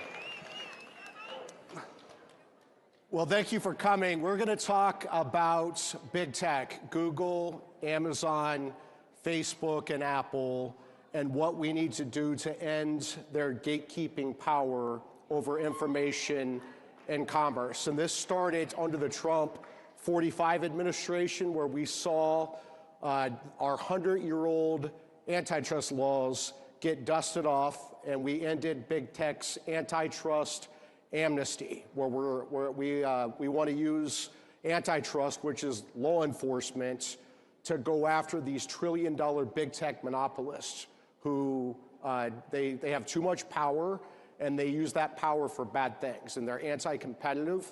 And we saw that the Trump 45 Justice Department started this. I always said that the only thing that the Biden administration did right was they continued President Trump's antitrust enforcement under the Biden antitrust division. And we're seeing with President Trump that he is fully committed to finishing the job with antitrust. You see this with his appointment of Andrew Ferguson to chair the Federal Trade Commission. And we're seeing this with President Trump's pick of Gail Slater to lead the antitrust division. And it's critically important because these trillion-dollar big tech monopolists, they crush competition, they shutter small businesses, and they cancel conservatives and others with whom they disagree. And I'll tell you, the tip of the spear in this fight has been Senator Schmidt from Missouri. He has been a warrior against big tech. And so I'm very pleased to talk to him today about these issues. And I just want to start this off, Senator, to just get your thoughts on antitrust and big tech generally and what you think needs to happen. Well, I think great to be with you and great to be back at CPAC. What a great crowd. This feels a lot different now that we won in November than it did just a couple years ago, doesn't it? There's a new sheriff in town. So, yeah, I think that for most people, especially people in this room and conservatives, they have seen, Mike, over the last 4 years in particular, what happens when you have these massive concentrations of power. And you see that sort of collide with this fundamental belief that we have as conservatives that when we're born with certain rights. And those rights come from God. And the first one that's mentioned in our Constitution, our Bill of Rights, is the right to speak your mind. This idea of fundamental human expression, right? And government's only role is to make sure it protects those rights. That's like the foundation of the country, and we believe that. So when you have these massive companies then that infringe upon that right, and sometimes at the behest of the federal government, it's a scary situation. In my previous job, before this one, I was Attorney General for the free state of Missouri. It was a great gig. I loved it. And we launched the Missouri versus Biden lawsuit, which turned into Murphy versus Missouri. But you got to remember, so I think it's important to sort of go back in time. In 2021, 2022, really before Elon Musk had bought Twitter, before Jim Jordan was holding hearings, we filed this lawsuit. And it's interesting, Jen Psaki, you got to go back. This is COVID, forced masking, forced vaccinations. The real raw power of the federal government was on display. And Jen Psaki was standing there up at the podium saying, yeah, we're flagging this for Facebook. They need to take this down. They wanted to start a disinformation governance board. Remember Mary Poppins, who was singing, what was her name? But she's, singing about how great it is, and this disinformation must be taken down by the government. So you saw this, when we filed the lawsuit, we got discovery before the temporary restraining order that ultimately went to the Supreme Court. And what we found was shocking. We had an idea of what was happening, but could have never been prepared for what we found, which was high-level government officials working directly through a secret portal with the big tech companies at Facebook, at Twitter, saying, take this down. This is misinformation. You need to take this down. And them saying, okay, what else can we do? They were also threatening to take away Section 230 protections if they didn't do more censorship. So as this unfolded, it really, I think, showed to the world and to this country the real risk of these concentrations of power, with the federal government working directly with big tech giants to censor speech. And I think this is the fight. This is the fight long term for us. The Democrats, the liberals even, have ceded this ground, the high ground of defending your right to speak your mind. And so as conservatives, I think we should own this issue. It's the right thing to do. And clearly American people, I think, watched all this the last 4 years, and they sent back President Trump to fix it. That's exactly right. I think people need to understand the whole point of antitrust is to protect the free market, right? When you have these trillion-dollar monopolists using their market power to crush competition, you no longer have a functioning market.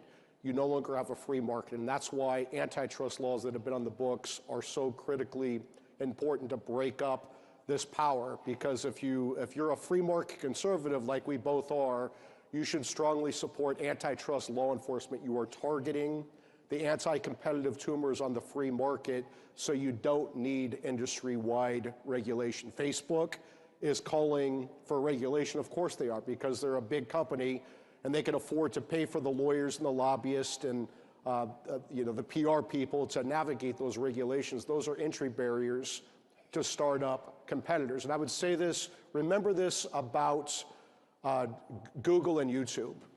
If Google competed against YouTube instead of acquired YouTube, there's no chance that Google would be censoring half of America based upon their political viewpoints. They would be competing, Google would be competing with YouTube for conservative users, not trying to censor them. And I think that's really important to remember. Yeah, I think in Google in particular, like, there's been a lot of attention. I mean, thank God Elon Musk bought Twitter and X, and it really is a platform. It really is a platform. And, but Google is really the ultimate black box. That algorithm, like if you're a business or whatever, or you're a political candidate, there's a huge difference between you being on page 1 of the search and page 12 of the search, right? And nobody gets to see the wizard right now. Nobody gets to see it. So I think some of the litigation as relates to Google is really important to sort of bust that up so you have real competition. That's right. There are 2 major antitrust lawsuits working their way through the courts right now, and Google's the worst of the worst.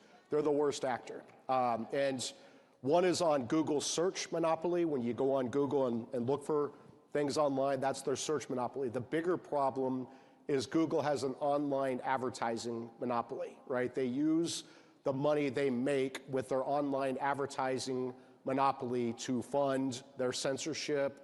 All their woke nonsense that they do is because they have this online advertising monopoly. And you're seeing lawsuits right now, again, started under Trump, to Biden's credit, continued under Biden. We need to finish the job with Trump's antitrust law enforcers, like Gail Slater at the Antitrust Division. Another problem you're seeing with these big tech platforms is something like NewsGuard, right? Where they rate news services in schools, like libraries and classrooms.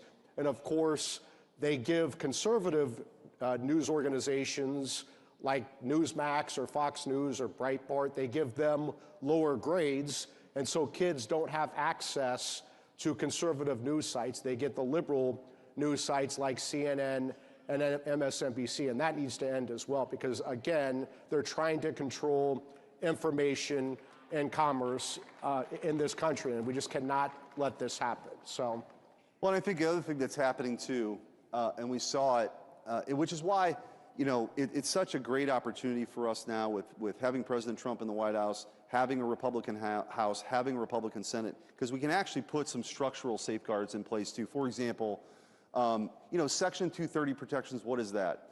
Back in the 90s when the internet was sort of becoming a thing, what Congress said was, okay, you're going to be sort of immune from liability because you're a platform. Right? People can go on there. As long as it's an open platform, you can't be sued for what somebody else says. And the idea was to have this democratization of information, right? What it didn't ever contemplate was that they would then be themselves sort of the censors, right? And so I think, you know, by way of legislation, you got to pick. You're either going to be an open platform or you're going to be a publisher who can get sued, like 60 Minutes ought to get sued for the nonsense that they did to President Trump in the interviews. So they got to pick a team. And also, if you're a bureaucrat and you work to censor Americans, you ought to be able to be sued individually by a citizen, so it doesn't take an attorney general to have to go do that. You, as an army of Americans, can sue the censors. That would change, I think that would really change the incentive structure, which would be really important. And I can't miss the opportunity to point out just how exciting, as Mike and I and all of you believe, you know, the founders believed in this system of checks and balances where we have, you know, power is spread out among the branches, you have federalism. The whole intent was so that no one branch or no one person could get so powerful to take your liberty away. right? That's the whole idea. The whole point is to protect individual liberty. They could have never contemplated the administrative state as it currently is right now, right? This army of bureaucrats in buildings, by the way, they don't even show up to work anymore. About 6% of people are actually in the offices here in Washington, D.C. on any given day. But they have immense power over your lives, right? Over your lives. They can take away your liberty in some cases. They can take away your livelihood. And so what President Trump is embarking on, and you see just the histrionics every day, the Democrats are losing their minds because of Doge and these efforts to strip away that power. And they should. They should, because the people of this country elected one person to run the executive branch. And he gets to make decisions on personnel and on policy. And you don't get to send millions of dollars to Guatemala for sex changes and think you're immune from having that money stripped away. That's what this fight is all about right now. So it's an exciting time. It is an exciting time, and I will say this to the big tech platforms like Google and Facebook. Thank you for paying for Trump's inauguration. I think Mark Zuckerberg donated $1 million. We appreciate that. It was a fun party. But Mark Zuckerberg spent, what, $400 million chasing President Trump out of office in 2020. So $400 million versus $1 million. I think he has a lot of catching up to do. And I don't think that he's going to buy antitrust amnesty from the Trump 47 Justice Department or the Trump 47 Federal Trade Commission. We've had these antitrust laws on the books for 100 years, and to these trillion-dollar big tech platforms, nobody's above the law. And so justice is coming. Yeah, and I think one other, with the time we have left, I just mention one other thing to kind of look out for. On the Judiciary Committee, I was telling Mike, I chair the Constitution Subcommittee. So we have jurisdiction over the First Amendment, the Second Amendment, so get ready, we're going to have some fun hearings and bring people in and hold people to account for trying to take away your right to speak your mind. So to whoever's watching this, who engaged in the activity, stay tuned. But also, what's happening with Doge right now, and it was so smart to start with these, with USAID, right, where you had all of this money flowing to DEI programming in Burma and LGBTQIA plays in Europe and LGBTQ Sesame Street in Iraq. I mean, this is like totally insane, but that's where this money was going. But it was funneled effectively through these NGOs, right? The Biden administration was also using these NGOs to bring mass migration into this country, to break up our sovereignty as a country, and they were also using it to help flag things for their vast censorship enterprise. And so I think we're going to do some investigating on who these NGOs are. And if you want to know why the Democrats, if you want to know why they're objecting so much to this, there is a lot of corruption that's going to be exposed. So let's go. I want to end it. I want to end this on this point. Senator Schmidt has been a warrior in the Senate for President Trump's cabinet picks and others, and Kash Patel was just confirmed today as our next FBI director. I remember when Kash was nominated, a lot of very smart people in Washington said his nomination was dead on arrival. Well, now it's Director Kash Patel, and I want to thank Senator Schmidt for all he does for President Trump and his nominees. This guy is a warrior, so thanks for your work too. Thanks for your work too. Thank you. Yep. All right. God bless you guys.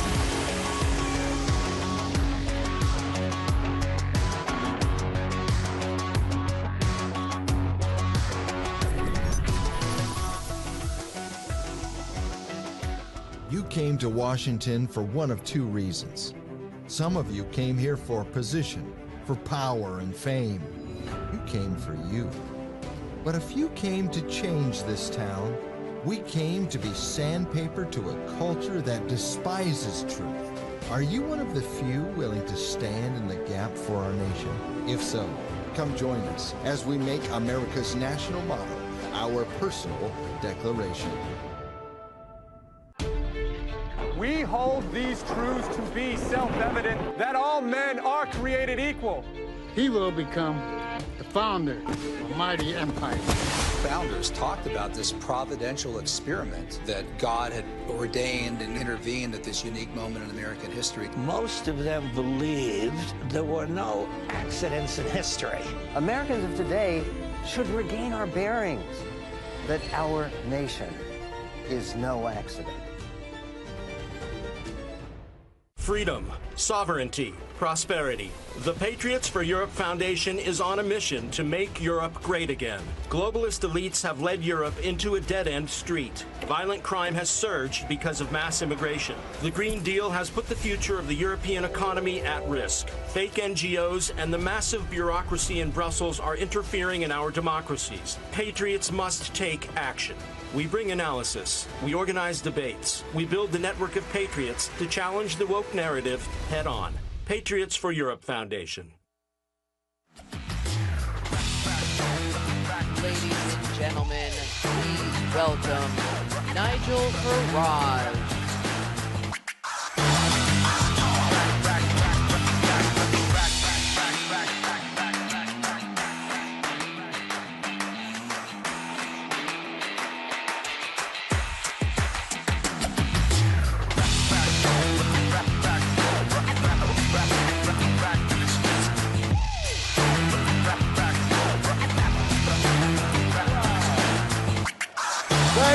So very much.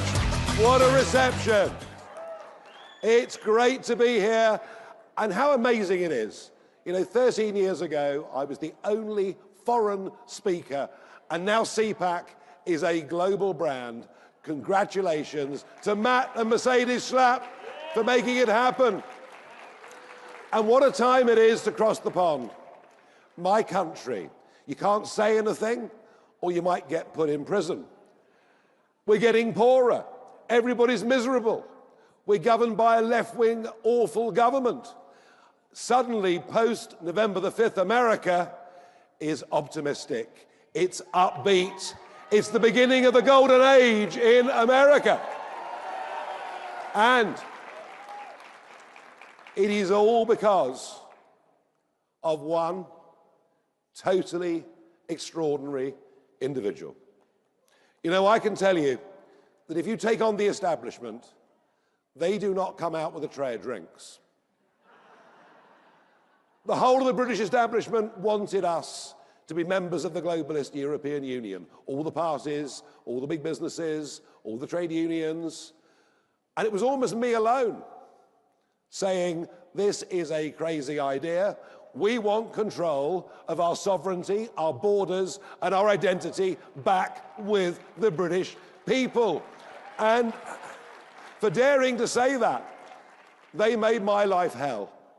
But the tough times I went through are as nothing compared to what they put Donald J. Trump through. It went on for year after year after year. Endless court cases, mainstream media abuse, harassment of his family, debanking from some of the worst financial institutions, assassination attempts. And yet this man has come through it braver, stronger, wiser than at any point. He is simply the bravest man that I know, and we should all applaud him. We really should. We really should. And what a pick. What a pick for Vice President. You know, very often, around the world, very often vice presidents, American vice presidents, are not particularly noticed, not taken that seriously. But after the speech at the Munich Security Conference, I think we can say with some confidence that the American VP is going to be a major part of global politics. And I loved it. I loved it. Did you enjoy his speech? Well, I tell you what, they didn't, did they? They absolutely hated it. It rather reminded me of my times in the European Parliament a decade ago, getting up saying the bloke had the charisma of a damp rag, and that rather upset them.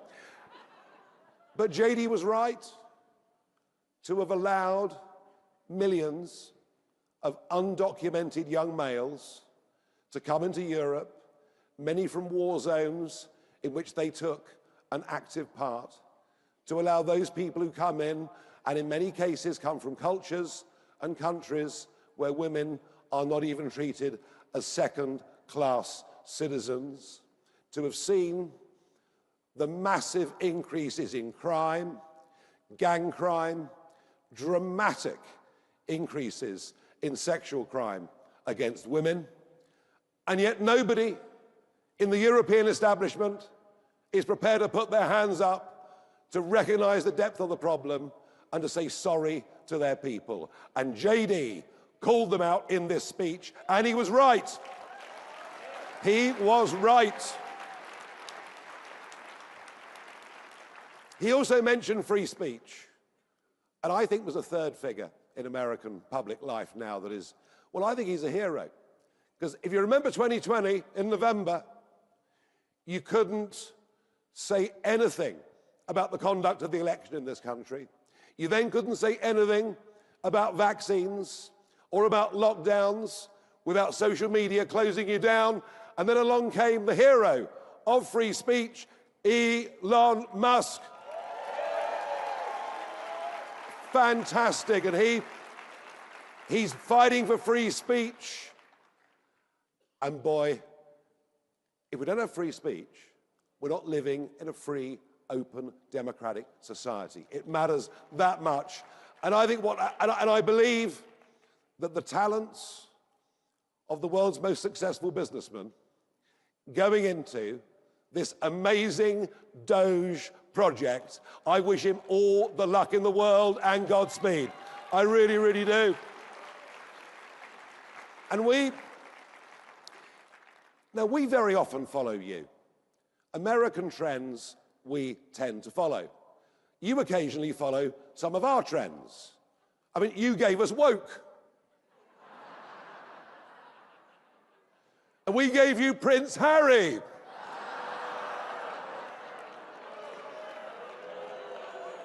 No, you keep him, you keep him.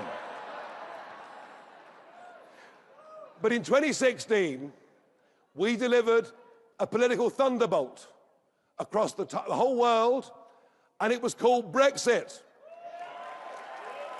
And I believe that a wave crossed the Atlantic and helped Donald Trump win the presidency in November 2016. Well, this time, the Trump win has the ability not just to save your country, not just to make you freer and more prosperous than America has ever been, because undoubtedly that is what is going to happen. But it's also producing a wave that is now coming the other way, across the Atlantic. I had been retired from politics for nearly 4 years, but I decided last June I'd get back into politics because I couldn't bear what was happening in my country. And I am now leading, and in historical terms, this is incredible. I am now leading Reform UK, and we are now topping every opinion poll in Britain. And we are going to win the next general election and save our country. We're going to do it. We're going to do it. And what you guys have done, what CPAC, what the activists have done in helping President Trump win 85% of the counties in this great country of yours, to win the House, the Senate, the majority vote, all those things you've done, the confidence of this man, surrounded by a great team, this is all going to blow back and help us in our endeavours and across the rest of Europe too. And I really believe that, like you, British taxpayers have had enough of sending £100,000 to Bangladesh to study shrimp behaviour. But we've had enough of free speech being cracked down upon. We've had enough of two-tier policing, two-tier justice, different groups of people being treated differently by the law. We've had enough of being told, you can't say that. The hell with it. Within the limits of what free speech gives us, we should be allowed to say whatever the hell we want. And we will. And we will. We will deport those who come into Britain by dinghy illegally. We will make sure that those to come to Britain legally subscribe to our shared values. In fact, in many ways, what we're fighting for is a very similar agenda to the one that you've just fought for and the one that you have just succeeded with. I want to finish by saying,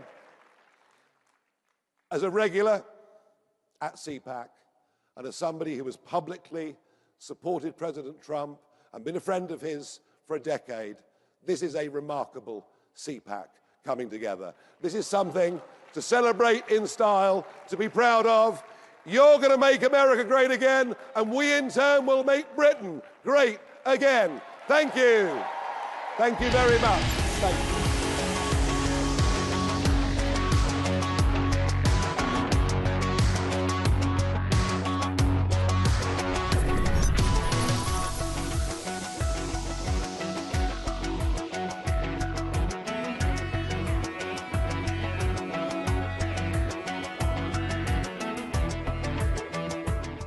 It's our America. We conquered it. We built it. Great values like honesty and fairness. Great courage. A great nation needs a free press. Newsmax is it. 30 million Americans regularly go to Newsmax when they really need to know. They watch Newsmax TV at home. On the free Newsmax app, they go to Newsmax.com. Start today. Newsmax is real news for real people. Welcome to CPAC. At Great American Media, we celebrate what matters most: faith, family, and country. Today, we invite you to experience storytelling that uplifts, inspires, and reflects the values we all cherish. PureFlix is your home for entertainment without compromise. With faith-driven movies and series, we bring you stories that strengthen hearts, uplift spirits, and honor what truly matters. And on Great American Family, where faith leads, where stories inspire. Welcome home. Whether it's Christmas all year long, heartfelt romances, or movies that bring families together, we are here to make you feel at home. At Great American Media, our foundation is quality. Our promise is to always deliver entertainment that aligns with your faith and values. Thank you for standing with us as we stand for faith, family, and country. Enjoy CPAC, and remember, when you choose Great American Media, you choose entertainment that lifts you up. Join us and experience the best in faith and family entertainment.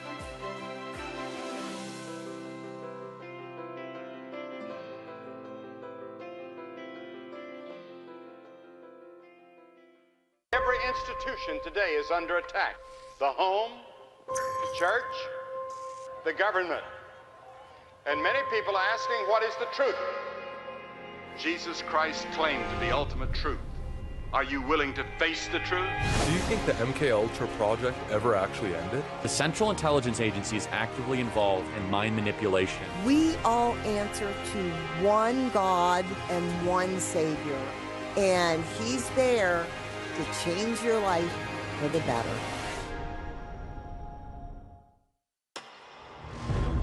Creators, it's time to take control. With Bursts, you create impactful content in seconds. Powered by blockchain, your content and earnings are protected, transparent, and yours to control. Play TV isn't just a platform, it's a community of creators building a new future together. Your freedom starts when you press play.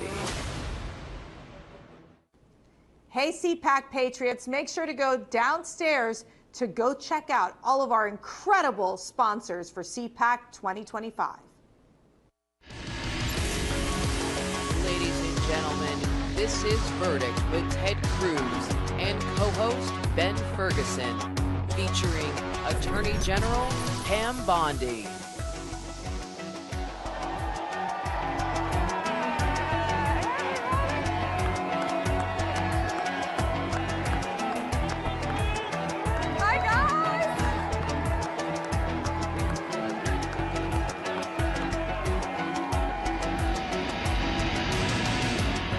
Good-looking crowd today. I love it. All right, so we are going to be doing our podcast live, so I'm going to give you guys a countdown. You guys are going to be in the podcast with us. I'm going to say we're from CPAC. I want you guys to be as loud as you possibly can. Are you ready? All right, here we go. Welcome, it is Verdict with Ted Cruz, live from CPAC 2025. Senator, I like this being our annual time to hang out with fun people. Well, it is great to be back with CPAC, and I gotta say, CPAC this year, there is energy, there's excitement. Yeah. It turns out winning doesn't suck. It does not. And we have a guest. We have the Attorney General of the United States, Pam Bondi.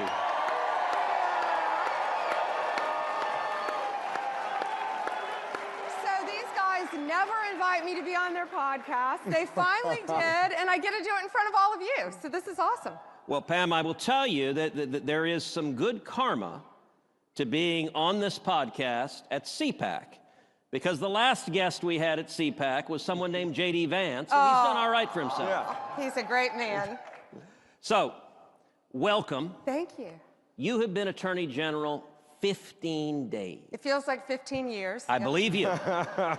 And by the way, you just got some help. An hour ago, the Senate just finished confirming yes, isn't that great? Been on the phone with him nonstop. I talked to him on the ride over here. He is going to do fantastic. Sure is. All right, let's start. 15 days. You've come into what I think is the single most important cabinet position in this administration, because we went through 4 years of Biden weaponizing the Department of Justice, using it to attack his enemies and to support his friends. So let me ask you, come into DOJ, you've got a mission. You've got a mission to restore integrity to the department, to end the weaponization and politicization. How do you do that? How do you get that done? You know, the volume, Senator, what concerned me the most, it's the volume of how bad it was. And it still is. We're working on it. It's day by day by day. But we've got a team of great people, and on day one, I issued 14 executive orders, and number one is the weaponization ends, and it ends now. And that's what we did. Let me ask you something. In the 15 days you've been there, how many DOJ employees have said something to the effect of, thank God? A lot of them. I believe you. Look, I spent 4 years hearing from AUSAs, assistant U.S. attorneys, hearing from FBI agents, hearing from men and women who believe in the rule of law and were horrified at the politicization of the FBI and the DOJ. And so I know for a lot of good, honorable men and women who've devoted their careers to defending the Constitution, there's a lot of gratitude that they can get back to doing their job. Their core function, and that's thanks to Donald J. Trump getting back in office. And he gave us a clear directive, make America safe. And that's what we're going to do. And you know, to start with the law enforcement agencies talking about cash, these men and women didn't go to Quantico. They're not risking their lives to waste their time on all this politicization and raiding Mar-a-Lago. Really? Stopping. All of that is stopping. And we are returning them to their core function, fighting violent crime. And that's what the great majority of men and women in law enforcement, DEA, ATF, U.S. Marshals, FBI, as well as the incredible legal team at the Justice Department, that's what they want to do. So let's talk about one of the most lawless aspects of the last 4 years, which was the open borders that we saw and the 12 million illegal immigrants that have come into this country. You've had just 2 weeks, but you've hit the ground running, going after the criminals, going after the murderers, going after the rapists, going after the child molesters, going after the Venezuelan gang members. Tell us, number one, what you're doing as Attorney General that is making a real difference, that is already making America safer. And number two, I understand you have some breaking news concerning my home state of Texas, which I'm particularly proud to hear. I do, and the press release isn't even out yet. Joint Task Force Alpha that we elevated once we came in office. It's with the Department of Justice and the FBI, and we work hand in hand with Homeland Security. Kristi Noem is awesome. Yep. We all work so well together. Joint Task Force Alpha just made a huge arrest in Juarez, Mexico. They were headed to Texas, to El Paso, human smuggling. Yeah, huge.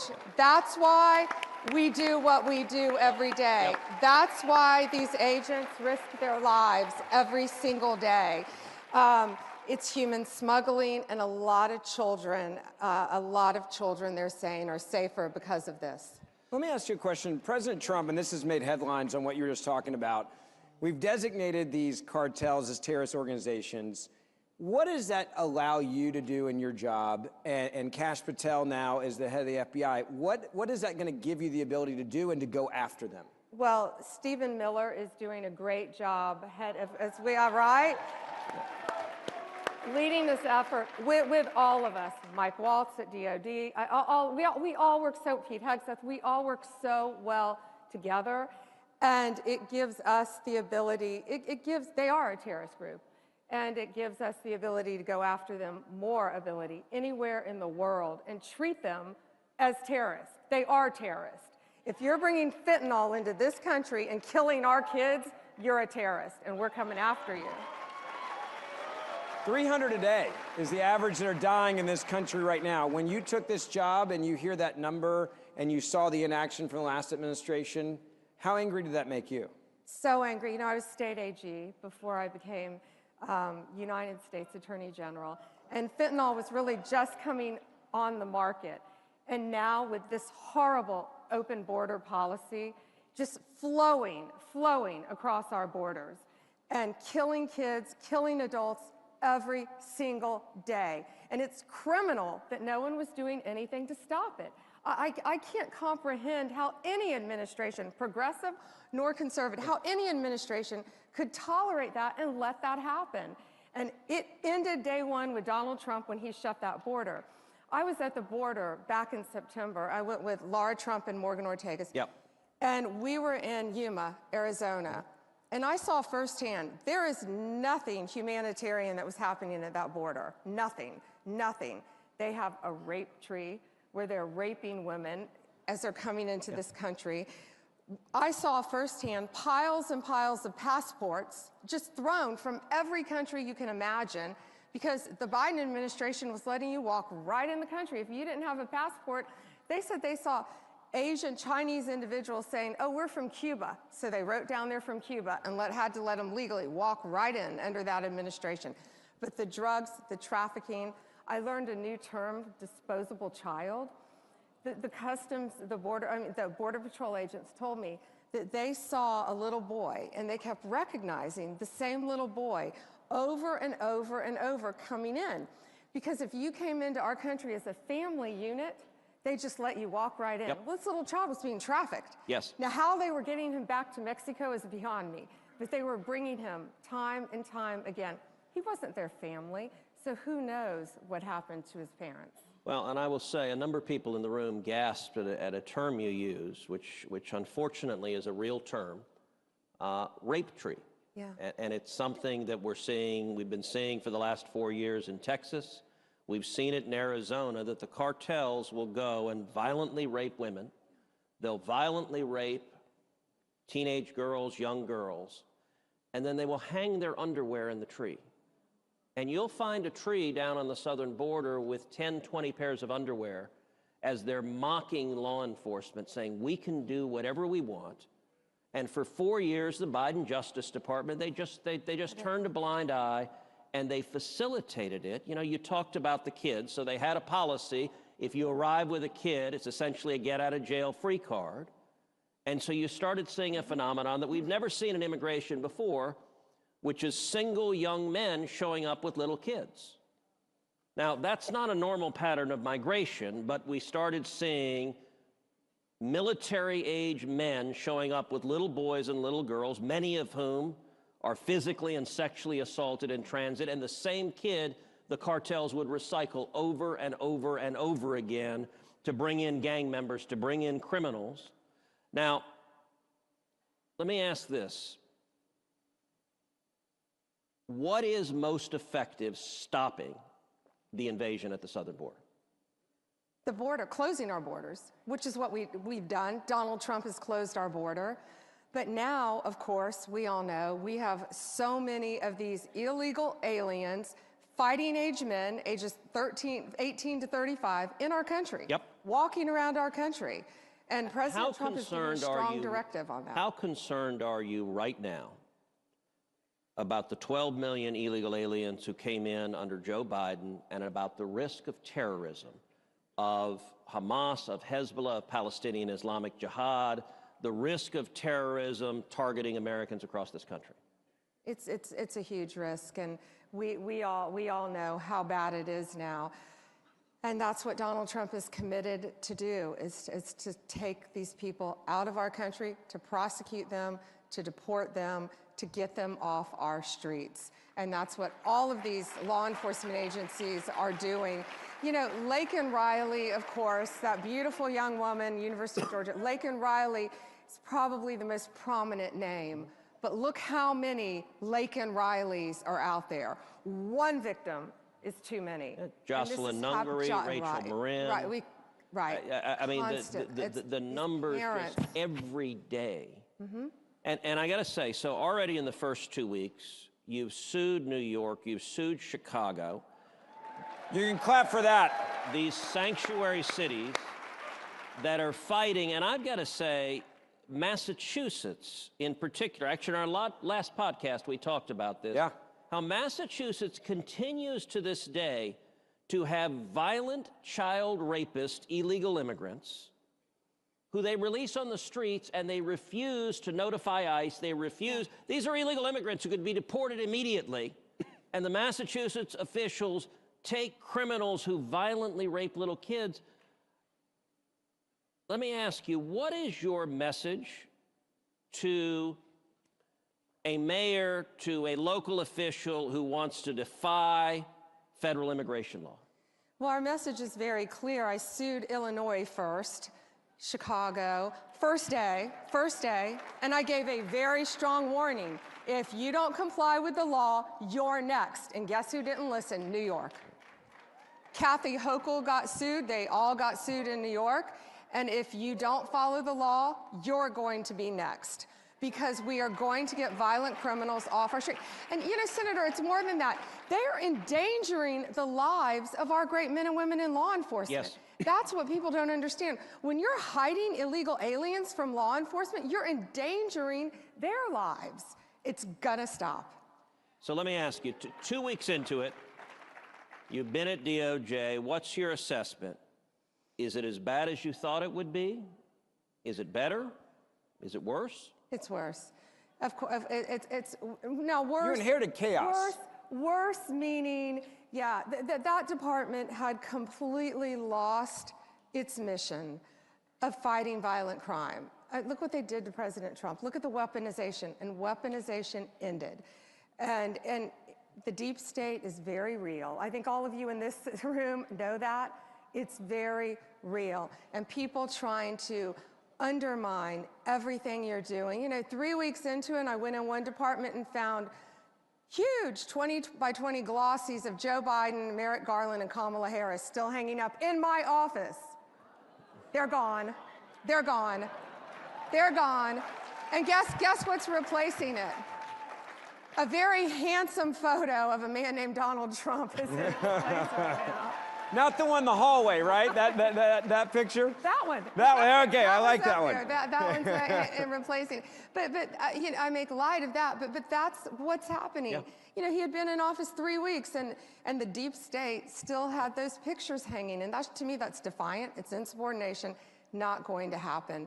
But you know, what we said, most people, the majority of the people are great people who went to law school, became prosecutors, became law enforcement agents to fight crime. You've spent your professional life as a prosecutor. Career. How important is it to you to go after bad guys and to get bad guys off the street and keep people safe? It means everything. And the drug epidemic, you know, the fentanyl just flowing into our country now, the terrorists, the gangs, TDA, Santiago, MS-13, all of the gangs who are now terrorist organizations. We've got to stop them. And that's why we do what we do. And we all have to work together. And working with Homeland Security has been great, too. So one of the most shocking statistics from the prior administration is the number 300,000. 300,000 children that the prior administration had in custody and that they lost, that they do not know where they are. We know that many of those children are being abused right now. Tell me about the efforts you and Homeland Security and the Trump administration, the efforts you are doing to find those children and to get them out of harm's way. That's top priority, and that's Donald Trump's top priority, to find these victims and to save them. And that's what I truly can't comprehend how any administration would let that happen and not care. And that's what we're all fighting for. And you know, you say when you take a job with this incredible volume, you think, how do you do it? How do you focus every day? And you do it by saying, if I can save one life, it's worth it. Well, it's a lot more than one. But it compounds. That's how you start off, one life. And it is thousands and ultimately more. So I want to say something to the folks here at CPAC, which is, as many of y'all know, Ben and I do this podcast, Verdict with Ted Cruz. We do it 3 days a week. We do it Monday, Wednesday, and Friday. We've got roughly 1 million unique listeners all over the country. And we do this to go around the corporate media, to go directly to the American people and to bring the truth and bring the facts. So I want to ask everyone here, many of y'all already subscribe to the pod, but I want to ask everyone here to pull out your cell phone right now. Pull out your cell phone and text the word verdict, V-E-R-D-I-C-T. Text the word verdict to 24005. Again, 24005. When you text verdict to 24005, what you'll get back is a link to subscribe to the podcast. Now, if you're under 40, you know what I'm talking about. And if you're not, ask your kids or ask your grandkids. Although I'll say, if you're at CPAC, you're pretty hip and connected. So you may know as well if you're here at CPAC. But every Monday, and subscribe Wednesday, doesn't mean it costs you money, to quote your dad. Oh, my father points out that my dad is 85, and he said when he hears subscribe, he thinks it's a magazine subscription. There's no charge. It just magically appears in your phone early in the morning on Monday, Wednesday, and Friday. And we bring in guests like the Attorney General of the United States, and we focus on what is happening, the victories that President Trump is winning, and the news that the corporate media won't cover. Yeah. I want to ask you... 24005. I want to ask you a question. It's one that I've been dying to ask you, and it deals with all of the pardons that were given out from Joe Biden at the end. There were a lot that went to his family. Mm-hmm. It is what it is. There's one person he did not pardon. That would be himself. There are a lot of people that think there should be accountability. Should this be something that is looked at to see what he did while he was president? Don't you find it very interesting, though, that they attempted to prosecute the president for having documents in the most secure place in the world other than the White House, Mar-a-Lago, and he had the security clearance to take them, yet Joe Biden, who had no security clearance to take them at the time, had them in his garage with his drug addict son going in and out of his garage, yet what did they say about him? Too old to prosecute. Frail old man. But listen, Donald Trump and I have not talked about that at all. This is not about targeting. This is what they do to us. This is not about targeting. This is not about weaponization. This is about keeping America safe and going forward and prosecuting violent criminals. If you committed a crime in this country, no one is above the law. I will say that. No one is above the law.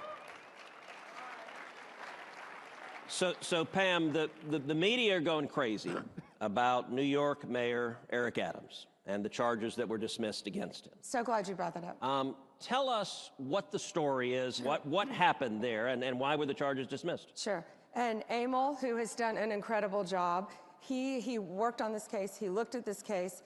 It was an incredibly weak case filed to make deportation harder. That's why they did it. They took one of the biggest mayors in the country off the playing field in order to protect their sanctuary city.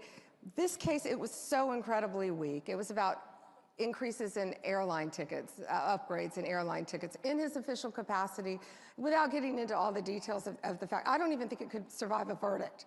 Excuse me. Incredibly weak case. That is the weaponization of government. That's lawfare. That's lawfare. When you're filing cases like that to keep someone who criticized Joe Biden, who said they took away his security clearance, so he could not get the details, so he could not help enforce the deportation efforts in New York. And you know, these people are going after him. Ride a subway in New York. It's not safe. Yep. Violent crime is at an all-time high, and that's what they're doing. So it's not about weaponization, it's about ending their weaponization of the government and fighting violent crime and enabling cities like New York and mayors like Eric Adams to enforce Donald Trump's immigration policies. I want to ask you, and go back to something you said a moment ago. We were talking about cartels, and they have been able to set up networks, and we see this coming up now more often, where they're controlling states and cities and states and the entire flow. And they've been able to do this and set it up without having to worry that anyone's going to stop them. We're seeing this not on border states, but all over the country, this network. At what point do we get to start dismantling that? How long does that take? How much time is that going to take? Because they've been here for quite some time with the last administration. Yeah, there's a lot I can't talk about now.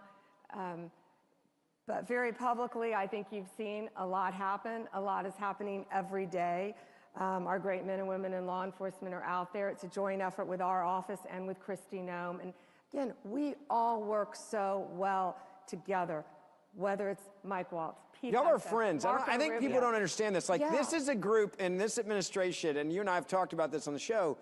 You guys are friends. Like, y'all know each other before you got here. How important are those relationships that you say, hey, I trust, excuse me, I trust you. Vital. I trust you. I trust you. I got your back. Let's go to work. Vital and crucial. And Mike Watts and Kristi, we're on the phone with each other all the time. And to change the topic just a little bit, just to give you an example, Lee Zeldin, a dear friend of mine. Great guy. On President's Day. Running the EPA now.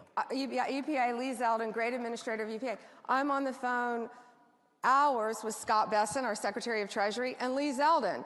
And, you know, we've seen, thanks to Elon Musk, my buddy's great work. Yep.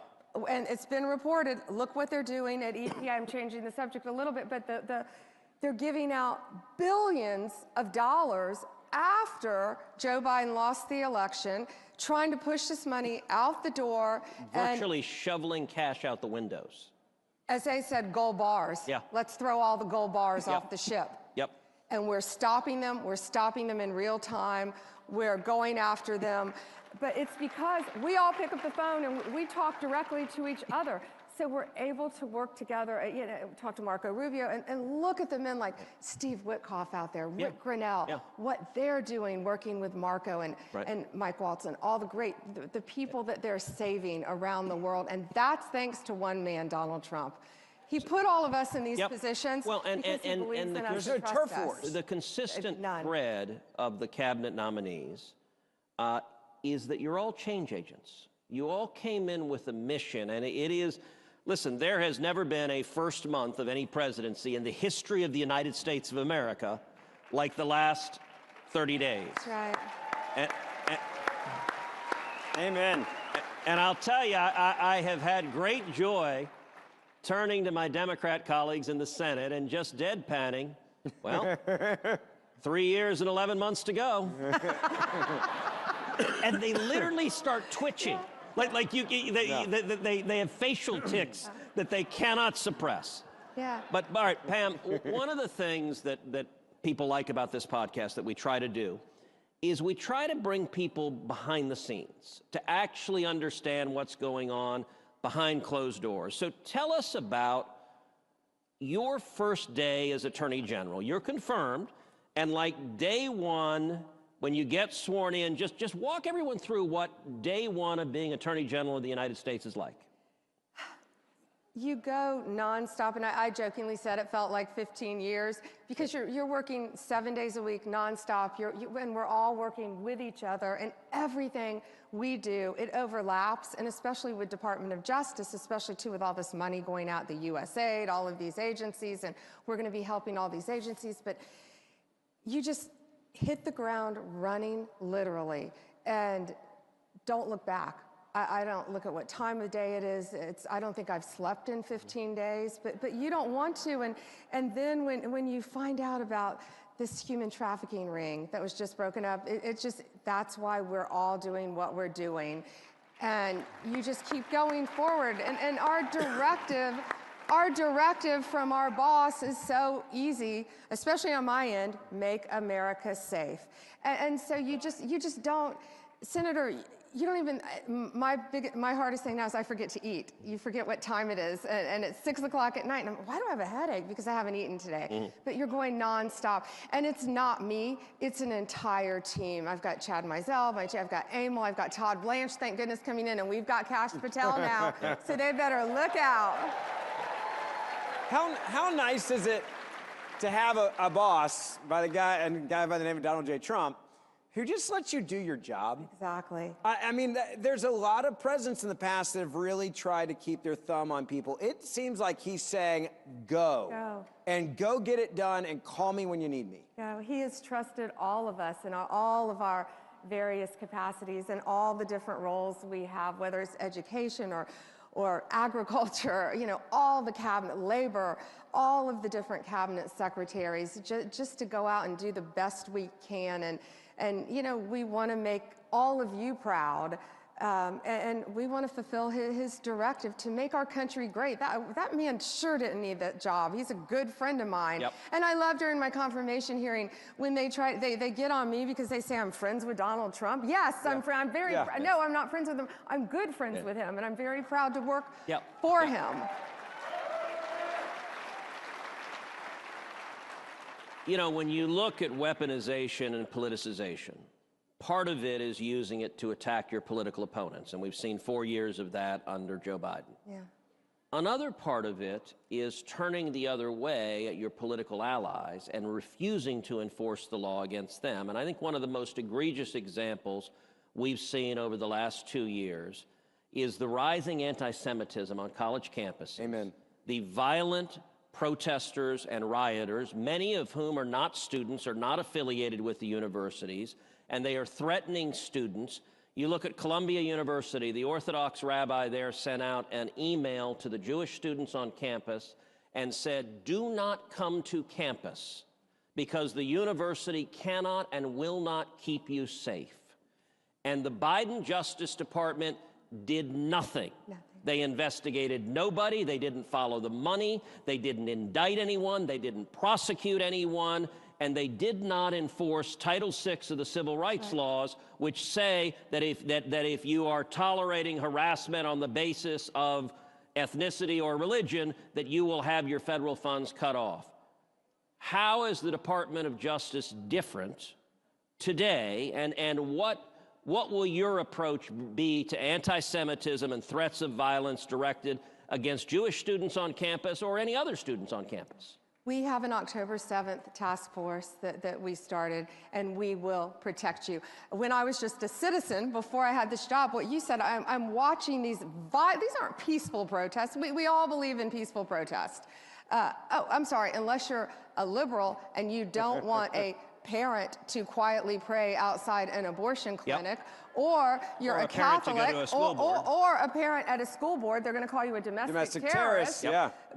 But I'm screaming at my TV watching these violent protests, the last, since October 7th, you're watching this happen, and all of our students deserve to be safe. And first of all, these students who are here on visas, who are threatening our American students need to be kicked out of this country. Amen.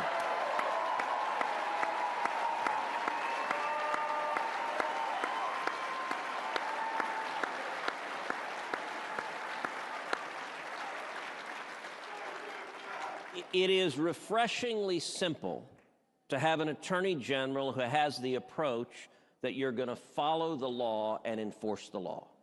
And that sadly has been missing for the last 4 years. It's pretty basic, isn't it? It should not be complicated. Let me ask you, what keeps you up at night? What scares you in the first 2 weeks in this job? Pretty much everything. I don't sleep at night anymore. Of course, everything we talked about, the drugs, the cartels, the great, maybe I'll get a little sleep tonight based on the arrests that were just made, the children that are being trafficked, things that have been so personal to me since I was a state prosecutor and then since I was state attorney general. Now you just get to help people on a bigger level, which is pretty cool to get to do that.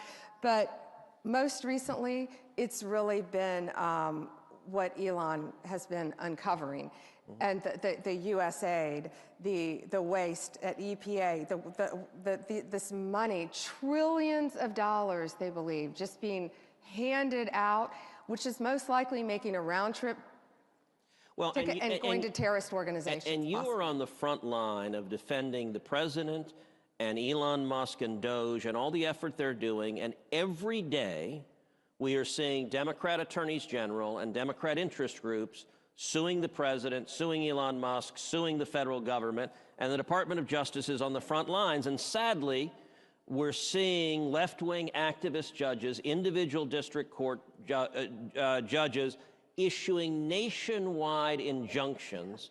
Yeah. Tell us about what it's like defending against those lawsuits, and give us your thoughts on the authority of one radical district judge to try to run the executive branch and issue a nationwide injunction. 2 words: we're winning. But yeah, so you've got one. I like that answer. One unelected district judge trying to tell President Trump, who was elected overwhelmingly by the American people, where federal funds can go. We're winning. Even in liberal courts, by the way, Senator, we're winning. And if not, we're going to go all the way to the Supreme Court and keep winning. Well, Pam, let me say, you and I have been friends a long time. I am thrilled with the job you're doing. I'm thrilled. I was thrilled when the president announced your nomination. And let me say, on behalf of 31 million Texans and Americans across this country, thank you. Thank you for stepping forward and answering the call. Thank you for pouring your heart into defending this nation, into keeping my kids safe, keeping Ben's kids safe, keeping all of our kids safe. And thank you for remaining faithful to the Constitution and the Bill of Rights and restoring integrity to the Department of Justice. It is desperately needed, and you're doing a hell of a job. Thank you, my friend, and thank you for fighting for us every day. Thank you guys here for being here as well. Don't forget, we do this show Monday, Wednesday, and Friday, so make sure that subscribe or auto download button. God bless America. Thank you, my friend. Thank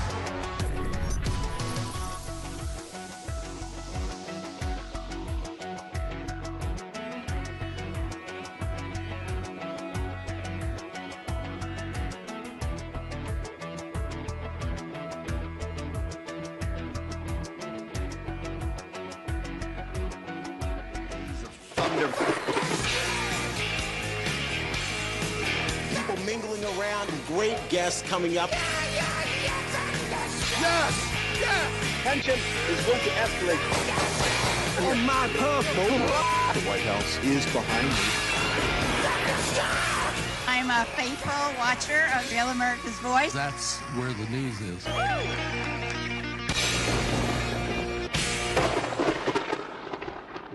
Freedom, sovereignty, prosperity. The Patriots for Europe Foundation is on a mission to make Europe great again. Globalist elites have led Europe into a dead-end street. Violent crime has surged because of mass immigration. The Green Deal has put the future of the European economy at risk. Fake NGOs and the massive bureaucracy in Brussels are interfering in our democracies. Patriots must take action. We bring analysis, we organize debates, we build the network of patriots to challenge the woke narrative head on. Patriots for Europe Foundation. During my second term, we will fight for Alaska like never before. I'm excited about what we can do with President Trump in the office. We're going to work together to provide affordable energy to Alaska and allies all over the world. More investment, more certainty, production, more exploration. Thank you to everyone in Alaska, and thank you to your great governor. I look forward to a long and enduring future relationship. Drill, baby, drill. Hey, we have a great group of sponsors down at CPAC Central. Make sure you go down there, get all the merchandise you need, see all the companies that are fighting the woke crap in the country, hear from our breakout panelists and speakers, hear Steve Bannon, hear everything that's important at CPAC. Get down to CPAC Central today. Ladies and gentlemen, it's time for the Doge update. Please welcome Newsmax host Rob Schmidt.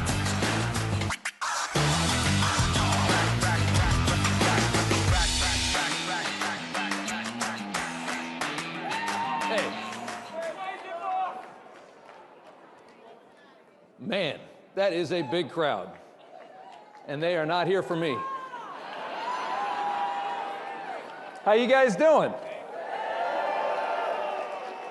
Nice vibe this year, right? After the best month we've ever had. Nice to see you all. Thanks for coming out. Good to see you. I'm not going to kill any more time. Let's bring out Elon Musk.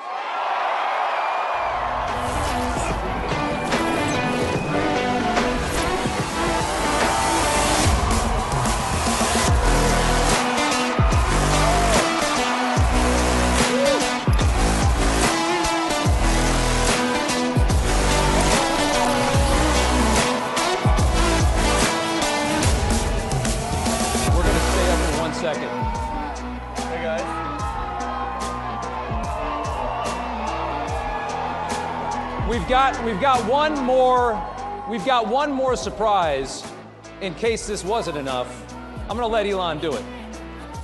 Who else is here? Well, President Milei has a gift for me. Javier Milei from Argentina. You guys know who that is, right? Why don't we bring him out? Yeah.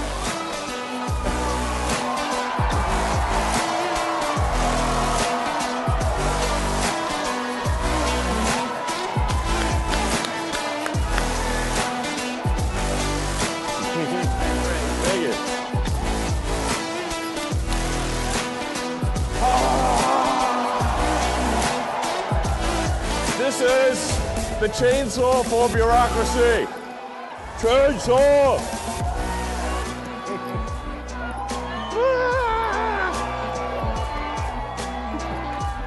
That's perfect. All right. I love it. Mr. President, thank you so much. All right. Thank you. Thank you, sir. Nice to meet you. I love it. We love it. We love it. All right. They told me to put this right Where should we put it? They want it right here. All right, great. A little stage prop. I love you guys too. Thanks, guys. Have a seat. So, that was something. I am become meme. Yeah, pretty much.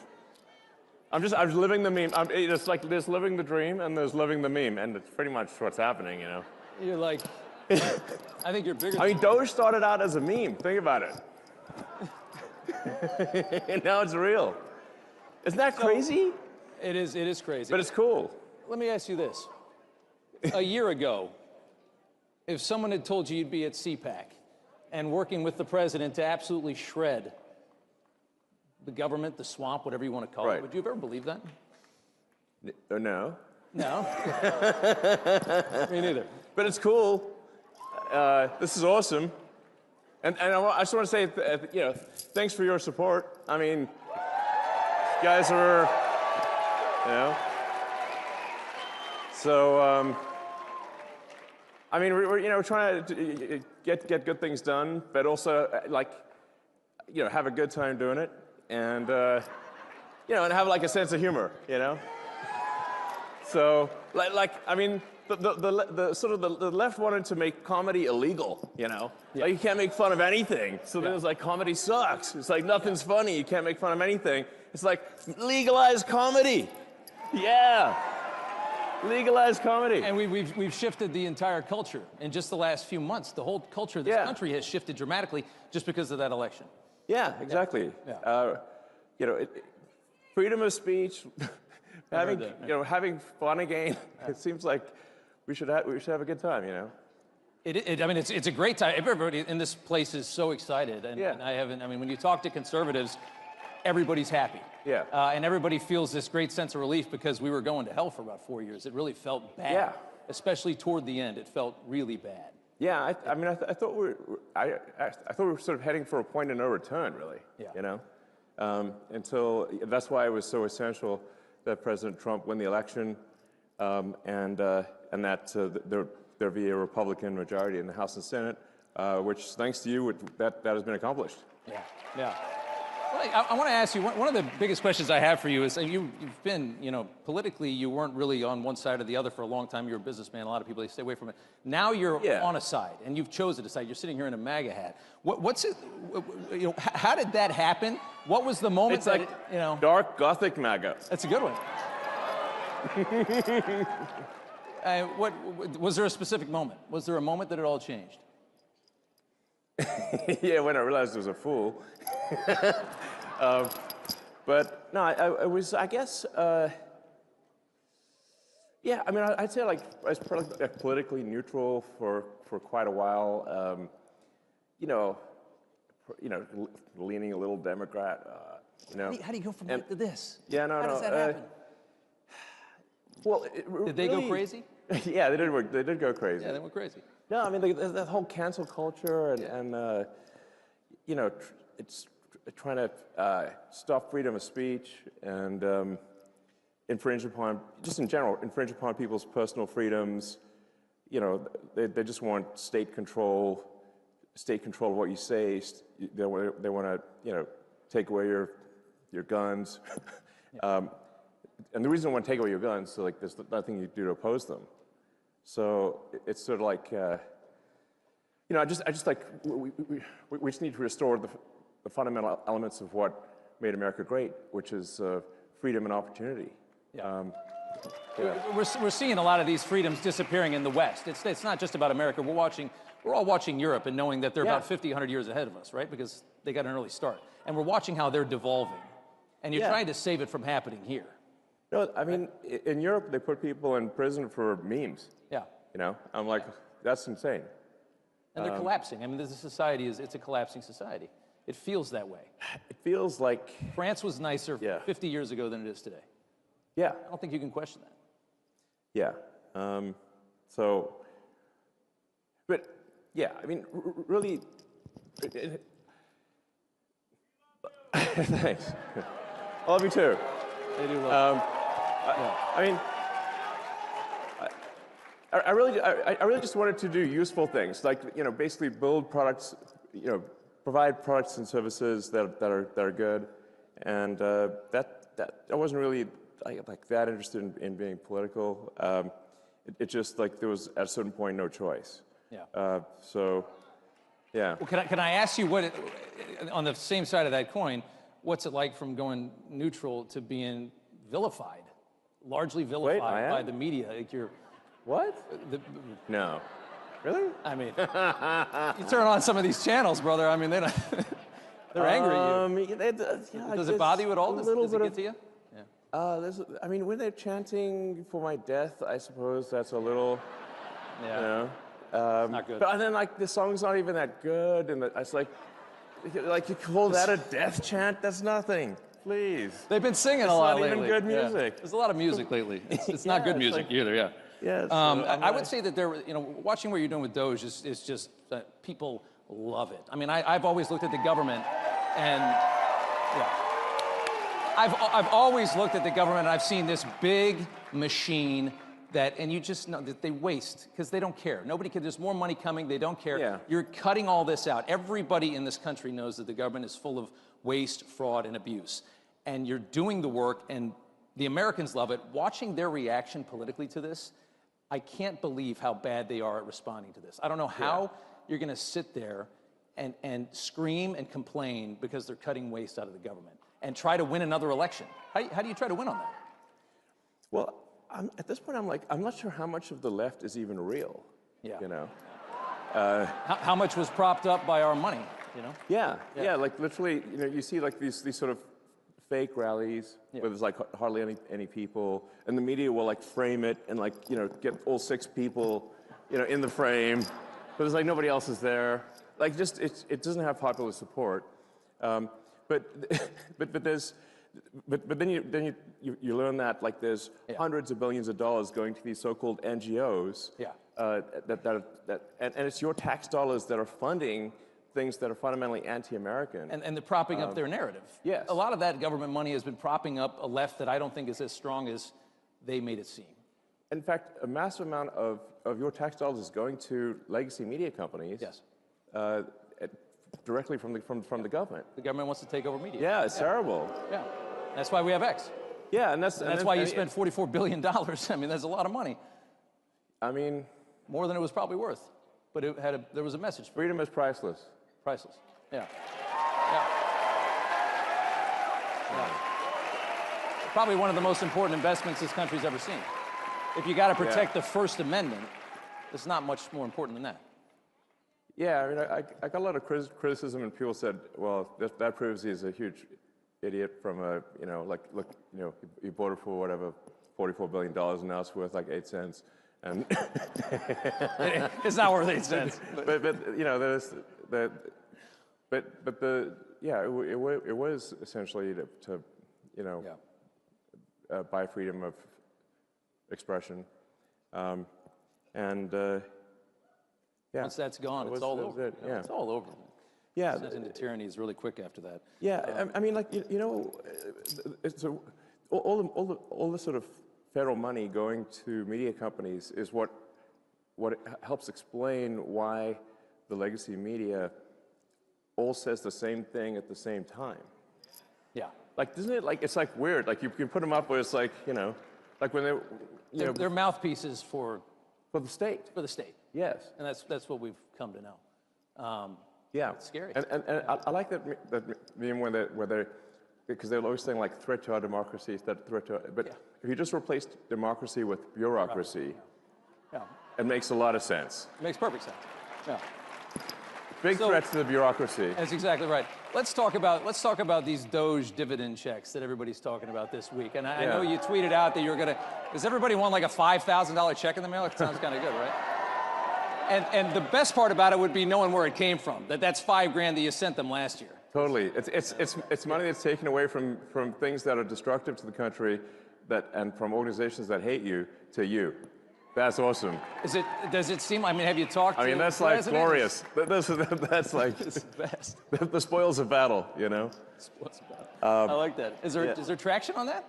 Yeah. So I talked to the president, and he's supportive of that, and so it sounds like that's something we're going to do. Yep. So as we're finding savings, that's going to translate directly to reductions in tax. So. Yeah.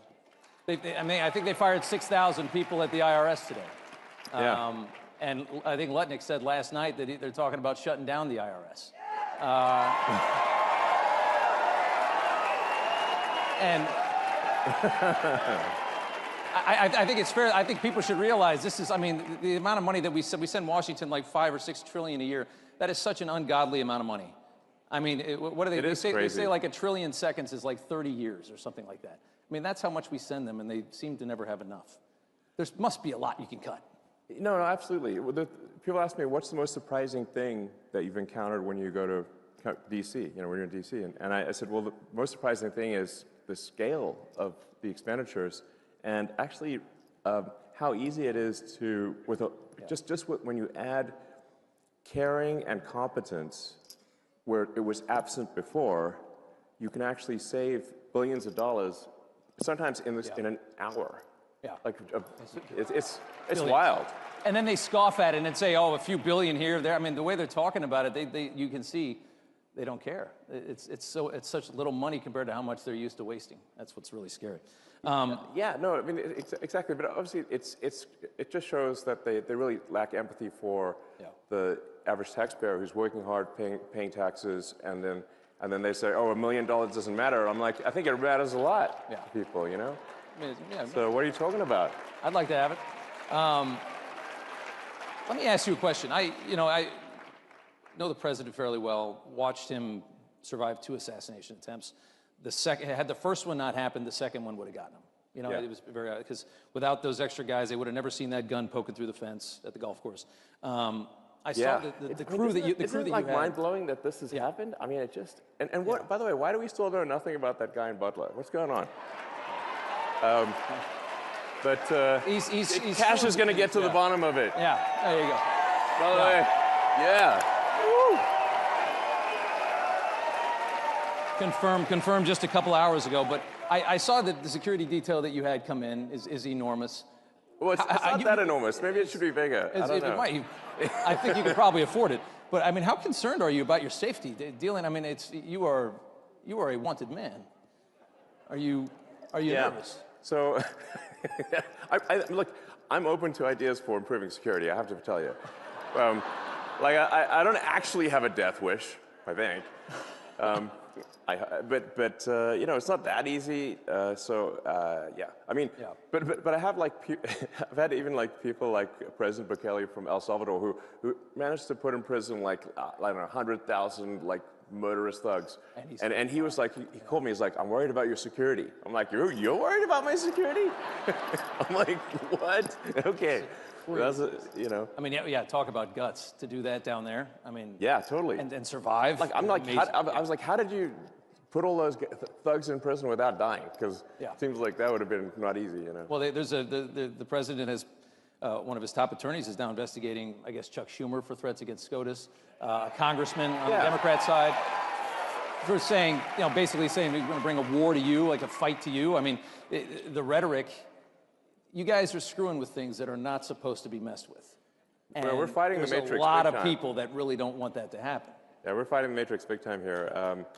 But it's got to be done. Yeah.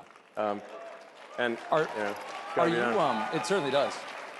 What's going on with? Tell us about Fort Knox. There's Kentucky. It's a military base. It's a ton of gold, tons and tons and tons of gold. 5,000 tons of gold, or 5,000 tons of gold are there in the ground and this. I mean, it's a very secure thing. I think we all want to see it. I'd love to see it. This is your gold, by the way. It's the public's gold. Do you think it's not there? I don't know. But I think you just want to see it. Yeah, we want to go see it and just make sure somebody did spray paint some lead or something, Yeah. Is this real gold? Fight at the bar, Didn't dent. But I think honestly, part of this also is just let's have some fun and like I said, all this gold at Fort Knox, it's the public's gold. It's your gold. So, I think you have, a right to see it. You want to take a tour? Yeah. I think we should have do a tour. And then the president last night was like, I think he's in favor of it. That would be cool. And then it should be a live tour. You can see what's going on, open the door, what's behind it. Well, and there's... I think I'd watch that. Oh, are you kidding? Yeah. I mean, what does 5,000 tons of gold look like? What does How it big look is like? that? Is it the size of this? It's got to be pretty big, It's got to be a lot of gold. Maybe there's some other stuff in there, just walk around, I don't know, maybe they got some other stuff in there. Are you thinking about auditing the Federal Reserve as well, which is obviously... Yeah, sure. Regulates our economy. I imagine you think the waste has got to be everywhere. Yeah, no, waste is pretty much everywhere. People ask, how can you find waste in D.C.? I'm like, look, it's like being in a room and this target, the wall, the roofs, and the floor are all targets. So it's like you're gonna close your eyes and go shoot in any direction, you can't miss, you know.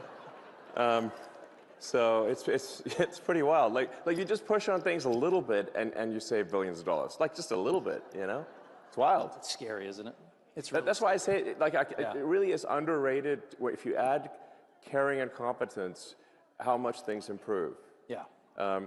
And you know, and we just find so many totally crazy things, which, you know, we're sharing with the public. We post everything we learn. You know, just you know, so you can see it. You know. What do you? And like, it's like, isn't it like it's totally wild? Like we just did like a check the database on Social Security. Like it says how many alive Americans eligible for Social Security are there? And according to the database, it's over 400 million. And we're like, wait a second. And how many are getting? How old are they again? Yeah. And then like we found like one person in there is like 360 years old. I'm like, what, do they know Ben Franklin or something? I mean, you know, America didn't exist before at that time. Like so. Yeah, we were colonies. You know, maybe it's just me, but I think it's a red flag. I don't know. But are there indications that that there were checks going to those people or any of those people? Well, yeah. That's, I guess, the question, right? I mean, I get the Social Security Administration is dumb, but are they paying these people? Are they that dumb? I don't know. A bunch of money is going out from the Social Security Administration, and in fact, from all entitlements programs. $72 billion in waste in like 7 years. That's $10 billion a year. Well, I think the fraudulent payments. The rough estimate from Government Accountability Office is over $500 billion of fraud a year. $500 billion. And how long of a time? Per year. Per year? On Social Security? No, on all... on all government? On all entitlements. All entitlements. All entitlements, yeah. Yeah. It sort of actually makes sense when you look at the thing from a top level and say, like, okay, there's $7 trillion of spending by the government. What percentage do you think is fraudulent? Okay, exactly. Like a conservative estimate of the $7 trillion would be 10%. Conservative. Probably a little higher than that, yeah. Exactly. Feels like a quarter out of every dollar, right? But if the fraud's only 10% of $7 trillion, you've got $700 billion of fraud. Yeah. And by the way, it's like really easy to take advantage of the federal government. It's very easy. So. Very easy. Look at COVID. Yes. Everybody got rich during COVID. I mean, look at all these scammers. I mean, it's unbelievable. It looks like, in terms of the COVID payments, there was something like $200 billion of COVID payment fraud taken by fraudsters out of the country. Out of the country, yeah. That's like I think, listen, if there's going to be fraud, it should at least be domestic. Yeah. So, you know. But they managed to get $200 billion out of the country. I'm like, what? Didn't we notice that? Let me ask you, let's do immigration here for a second.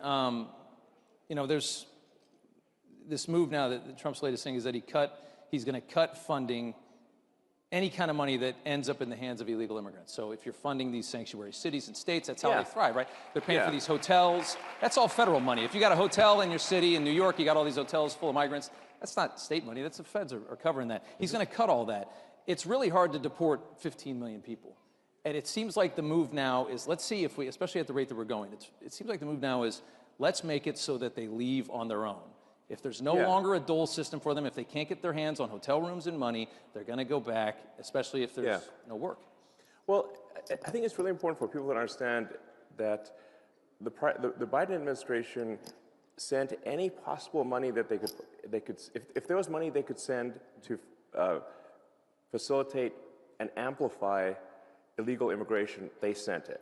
Okay, they took money from FEMA meant for helping Americans in distress and sent that money to luxury hotels for illegal immigrants in New York. That is an outrage. Yeah. They actually did that. And not only that, even after the president signed an executive order saying it has to stop, the FEMA, the sort of whatever deep state bureaucrats still pressed send on $80 million last week to go to the Roosevelt Hotel in New York and other places last week. And now they're mad that it got stopped, and they're like trying to sue to have it be restored. It's like the gumption is You think they're creating a new voter class? Do you think that was the goal when they opened up the borders for 4 years? Create a new voter class, get them citizenship, get them in, green cards, vote. A lot of these things, like you don't actually have to assume some grand conspiracy. You just need to look at basic incentives. Benefits. So if the incentives, fundamentally, if the probability that an illegal is going to vote Democrat at some point, whether it's cheating, but eventually they can become citizens. But if the probability is like 80, 90%, you can just look at California, which is supermajority Dem, and then the incentive is to maximize the number of illegals in the country. That is why the Biden administration was pushing to get in as many illegals as possible and spend every dollar possible to get as many, because every one of them is a customer, every one of them is a voter. Yeah. And so the whole thing was a giant voter importation scam. Pretty obvious. Very obvious.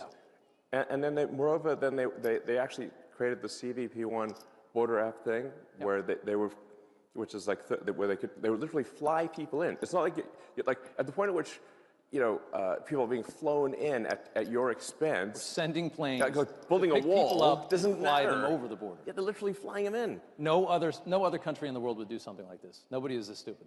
Yeah, and then we found that it was like $100 million contract given to some guy in London, actually, oddly enough, for the CVP1 app. So they're flying illegals into the swing states. And if you've got like a margin of victory of maybe 20,000 people, and you fly 200,000 illegals into that state, it's not going to be a swing state for long. Change the numbers eventually. Maybe in 4 or 8 years, you're talking about It's perpetual just a matter power. of time. It's a long game. It's just a matter of time. So it might take like a year for an asylum seeker or something to get a green card, and then 5 years for the citizenship.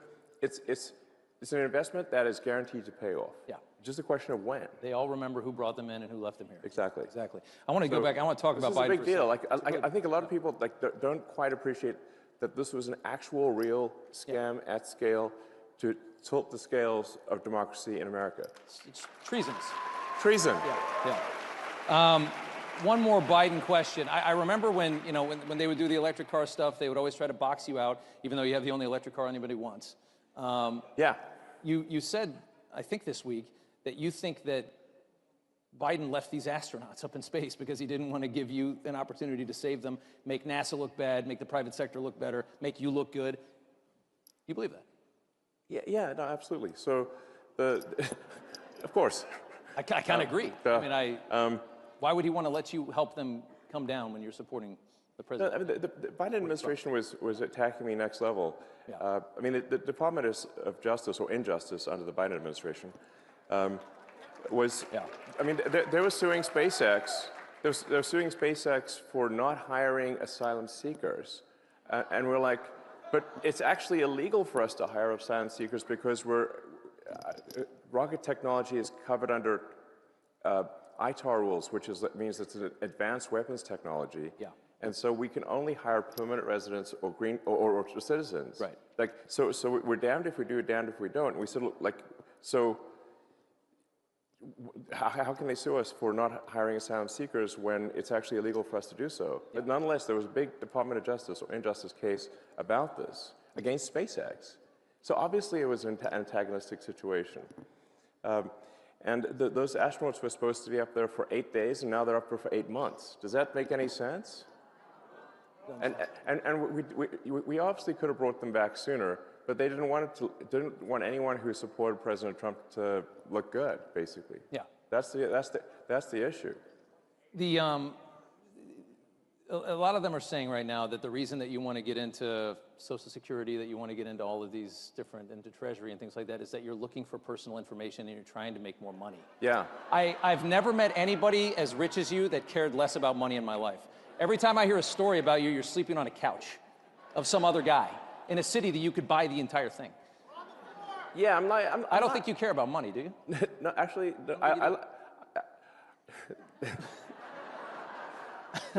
listen, like if I steal some Social Security, I can finally buy nice things. You know?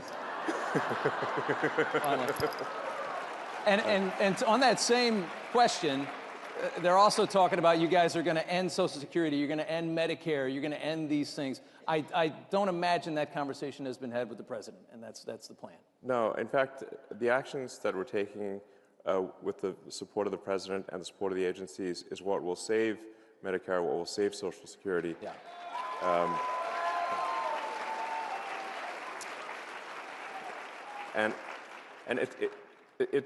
Because if the country goes insolvent, if all the money is just spent on paying interest on debt, there's no money left for anything. Yeah. So that's the reason I'm doing this, is because I was looking at the big picture here, and it's like, man, our debt's getting out of control.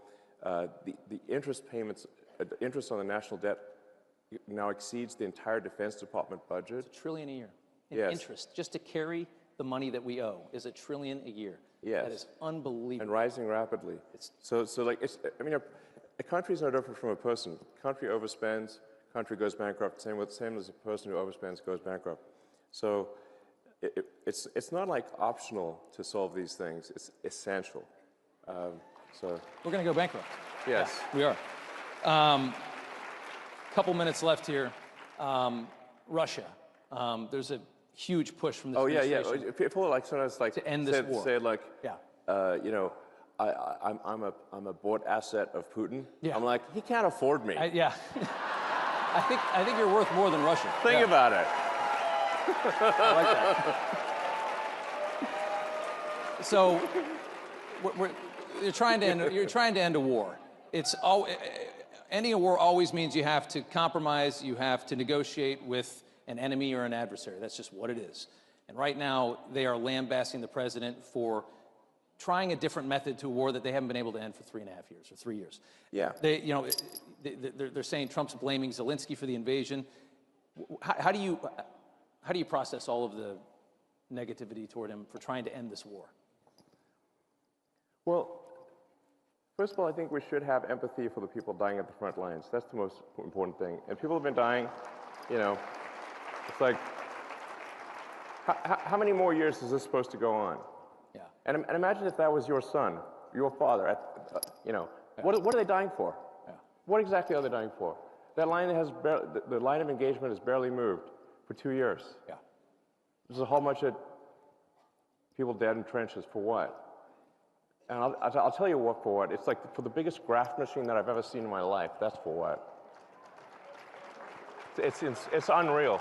Like the amount of money that is being taken in graft and bribery is disgusting.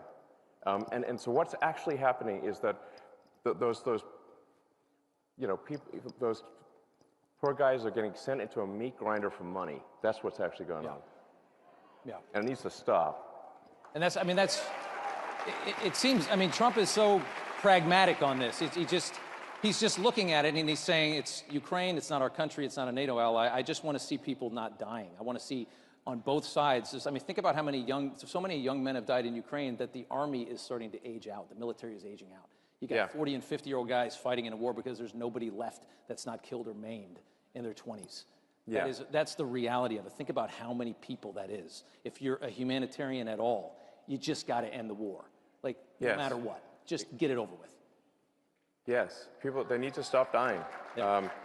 And the grift machine's got to stop, you know. So, and I think people, a lot of people out there don't realize, like, the president has a lot of empathy. He really cares, you know. He's a good man. So. I got one more for you. I've been fascinated by you for a very long time. Thanks. I've never seen anybody that can, do so many things at the same time. You've got the rockets, you got the cars. I've always wanted to ask you, what is it like inside your mind? Like, is it just 1,000 miles an hour? Are you? Yeah. Is it just not? Does it ever stop? Do you sleep? How much do you sleep? What's? Paint us a picture of inside of the mind of a genius. Like, how do you do all this? Can you answer that question? It's not an easy question. Yeah. My mind is a storm. Yeah. So. Yeah. It's a storm. But let me maybe tell you something. Like, you didn't ask the question, but but I think it's worth kind of nonetheless maybe just elaborating on something, which is, you know, I grew up in South Africa, but my morality was informed by America. I read comic books, you know, played Dungeons and Dragons, and I watched American TV shows, and it seemed like America cared about being the good guys, you know, about doing the right thing. And that's actually pretty unusual, by the way. Yeah. It's like in the world, it's very unusual. Yeah, it's not like actually. Most countries don't do that. No, they don't. No. And so I was like, yeah, you know, you want to be this good. You want to be on the side of good. You want to care about what's right, and yeah. So that's yeah, what I believe in. You know, so. I gave you a tough one at the end. Yeah. So, yeah. That's great. That's great. Elon Musk. All right, thank you. Thank you so much. All right. I appreciate it. All right. Thank you. All right. Hey, guys.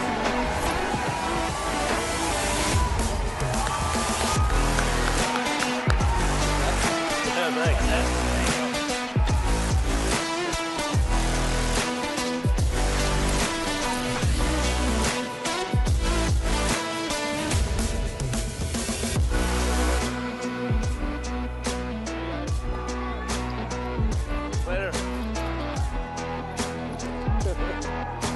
Sure. Thank you.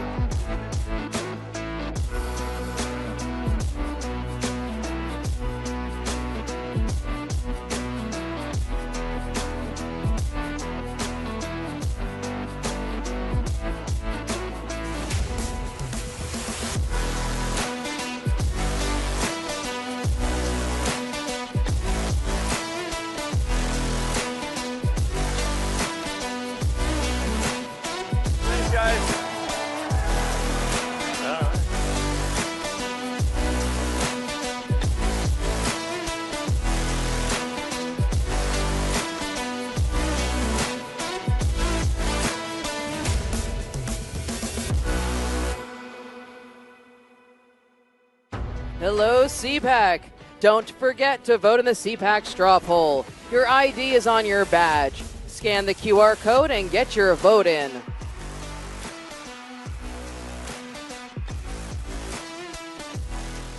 I switched. I switched. I switched.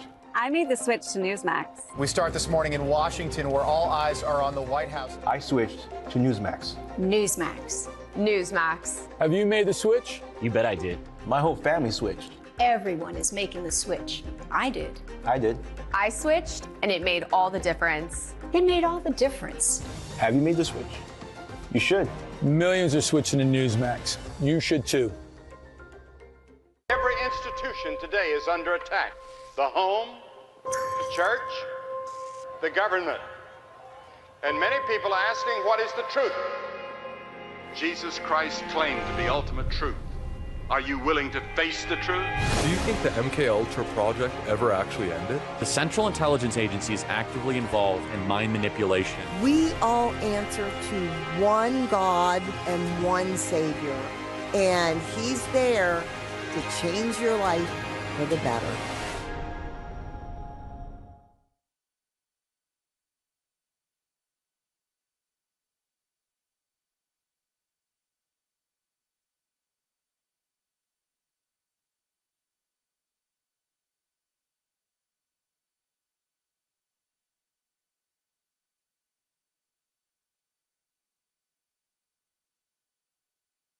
America is under attack.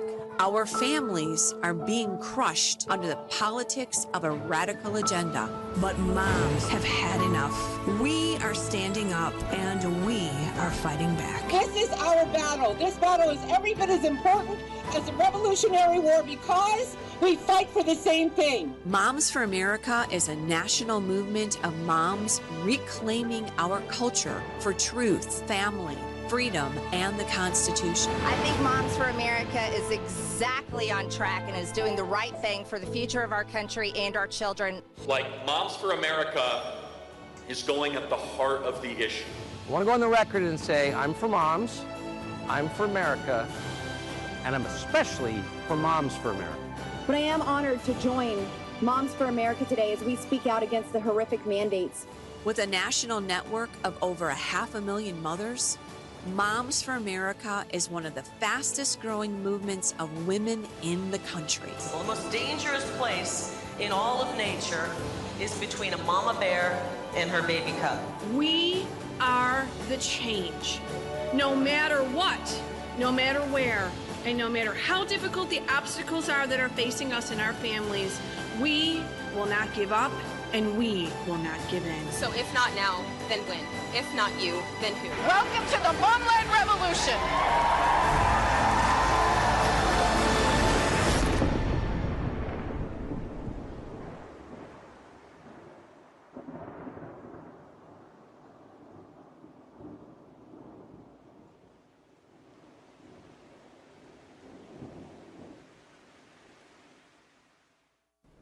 Hey there, scan your QR code on your badge so that you can view the agenda, check out our membership circles, and learn more about our centers. Ladies and gentlemen, please welcome host of War Room, Steve Bannon.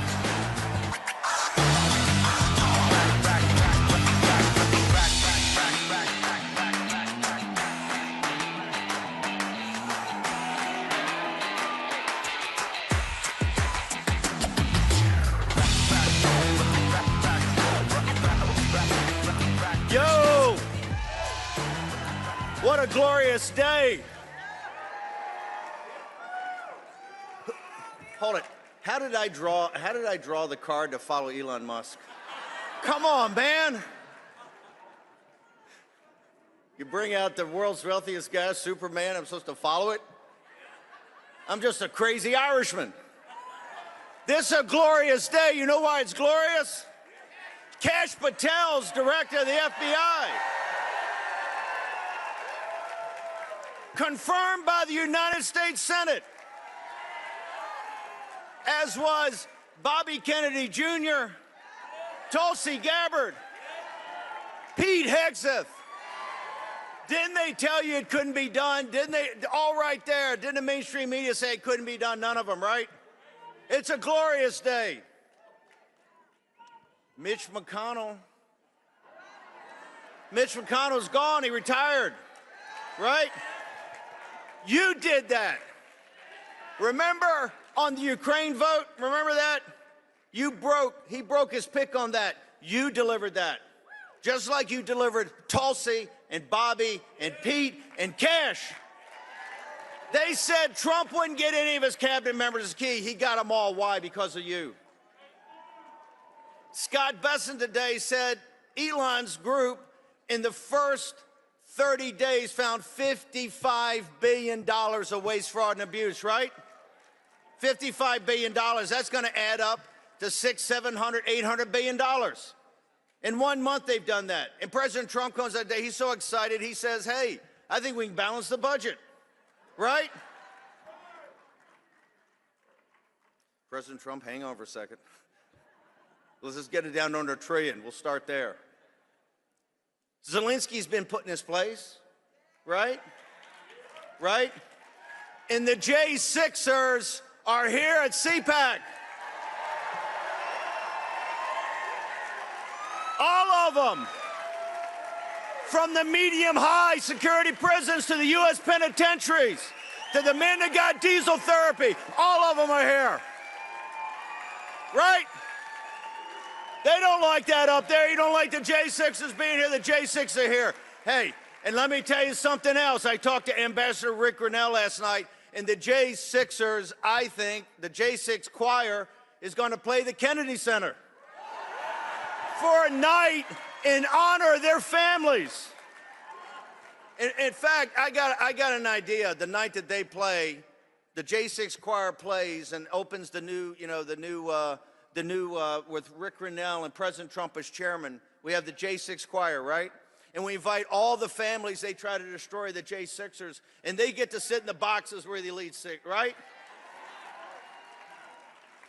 And we take the elite for just one night, and we take them down to the D.C. gulag, right?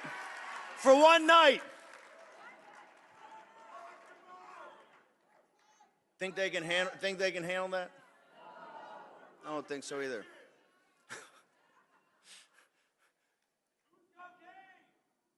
Game likes game, right? Game knows game, right? I tell you, it's game. The gentleman sitting in the White House, Donald J. Trump, it's a glorious day. Days of thunder. Days of thunder and years of lightning. Every day is Christmas Day.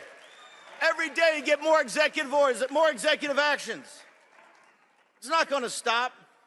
But you know what's the most important thing of all that? It's you. You're here today at CPAC. You represent the tip of the spear of the populist nationalist movement. All of that, from Castile to McConnell leaving, to the J6 being free, right? To Zelensky being put in his place. And Elon just said it right there. It's been nothing but grift. The parents and the kids in Ukraine didn't want him to die. Who wanted him to die? The globalists wanted him to die. Who said stop it? You said stop it. You gave voice to President Trump. Now, why is it so important that all the media's here and the world's here and the Financial Times of London and the New York Times and all these? Why are they all here? They're not here to see me. They can see me every day on Real America's Voice screaming like a madman into a microphone.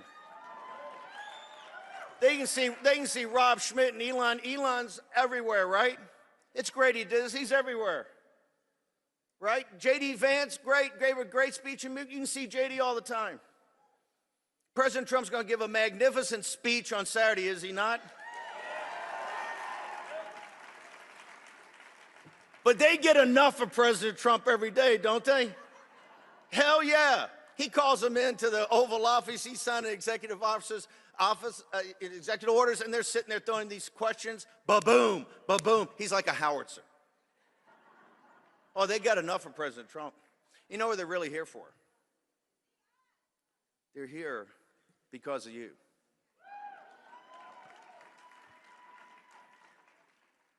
They can't defeat what they don't understand. They can't destroy what they don't understand, right? They can't contain what they don't understand. From Riyadh to Beijing to Berlin to the city of London to Buenos Aires, you name it, in every world capital, every hedge fund, every political consultant, all the money, all the power, all the legislation. You know what they want? They want to understand MAGA. You know why? You represent the best of the American people. In your righteous indignation, you rose up. Right? You rose up. How many times I've been doing this? Last 2 or 3 years? What did I tell you last year on this very stage? We're going to win. We're going to win the primary. We're going to win the general election. And Donald Trump's going to return to the White House. And all these guys, all the mainstream media, the fake news, mocked and ridiculed. Trump's not going to win the primary, right? They had, who was it? Nikki Haley? Had Governor, and I like Governor DeSantis' life. Is Governor DeSantis dropped out by then? I don't remember. Well, it was soon thereafter. You had Trump's back. You had Trump's back in those dark days of 2021, did you not? Remember, he went to Mar-a-Lago, and it was like a lion in winter, and they all abandoned him except for you. And the schlaps had enough guts and courage to taking the CPAC in Orlando and march 47 days after he had gone into exile because, guess what? They stole the 2020 election. Is there any doubt in your mind that they stole the 2020 election? They stole it. And they know they stole it. They thought you were finished. They were going to debank you. They were going to deplatform you. You are nothing but trash. You're nothing but garbage. You're nothing but deplorables, right? You surprised them with Hillary Clinton in 2016, and guess what? 74 million, 11 more than we had in 2016 voted when you won the 2020 election.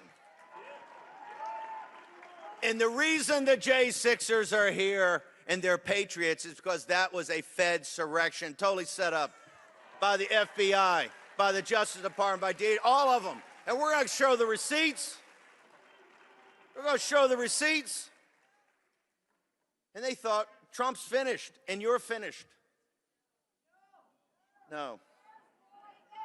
I want you to look within yourself right now of that journey. Go back to 2021. Go back to your life. Go back to the anxiety, and man, Trump won, but they stole it. The system's so big, so corrupt, so powerful. Remember that? Back on our heels, right? You didn't quit, just like in any military contest. We got a rally point. We dug the guide on in and said, you know what? Regroup, dust ourselves off, fix bayonets. We're charging again. That is why Kash Patel is the director of the FBI. That is why Bobby Kennedy is the head of HHS. That is why Tulsi Gabbard is a DNI. That is why Pete Hegseth is across the river in the Pentagon. Fix bayonets. Fix bayonets. You're not going to stop. You know why they fear you in Riyadh. You know why they fear you in Beijing. You know why they fear you in Berlin and the city of London, because they know you're not stoppable, right? This time, almost 80 million votes. 40% of black men in this country came and voted with you and supported you. Majority of Hispanic families voted with you. Every Asian American in this country, come. This is your home, is MAGA, right?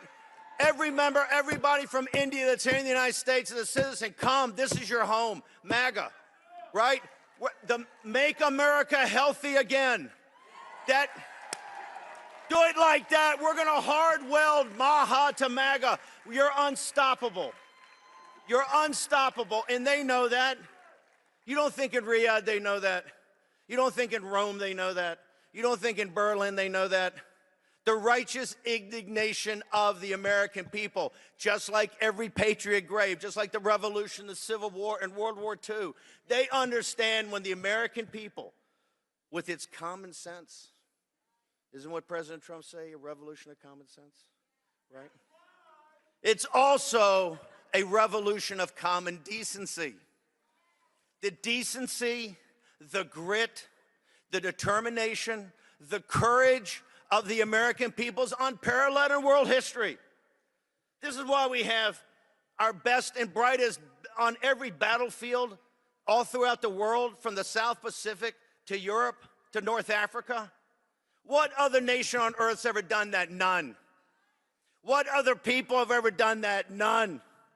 Only you. And you rose up, and you said, you know what? Trump is our guy. Is President Trump perfect? No, he's far from perfect. He's an imperfect instrument. But I will tell you, General Washington was an imperfect instrument. Abraham Lincoln was an imperfect instrument. And he's the third. These come along about every 100 years. Leaders that take us in a new direction. And that's what Trump has done. It was divine providence that won 16. And it was divine providence hand that let them steal 2020. Because we had to see how depraved they were. We had to see how demonic they were. We had to see what they were prepared to do to this country. And what did you do? Did you ever falter? No, you did not.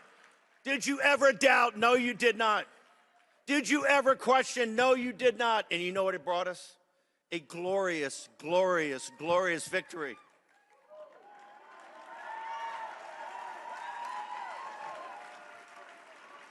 The reason these phonies in the mainstream media, who are nothing but the propaganda department for the ruling class in this world, right? They fear you. They fear you because they understand you're not beatable. You're not beatable. They've had every shot. And right now, And I want people to celebrate and to come together. We're going to do it the next couple of days. But understand the toughest part of this war is ahead of us. I've never promised you anything. I've never promised you sunlit uplands. I said it's ahead of us, maybe decades. But it's times in American history that people have to lay it all down. You're expendable to get to bridge to the other side. You know that. You're not asking for a handout. You're not asking for a pat on the head, right? You're not asking for a thank you. All you're asking for is, where is my musket? Where's my bayonet? And where do I go over the top?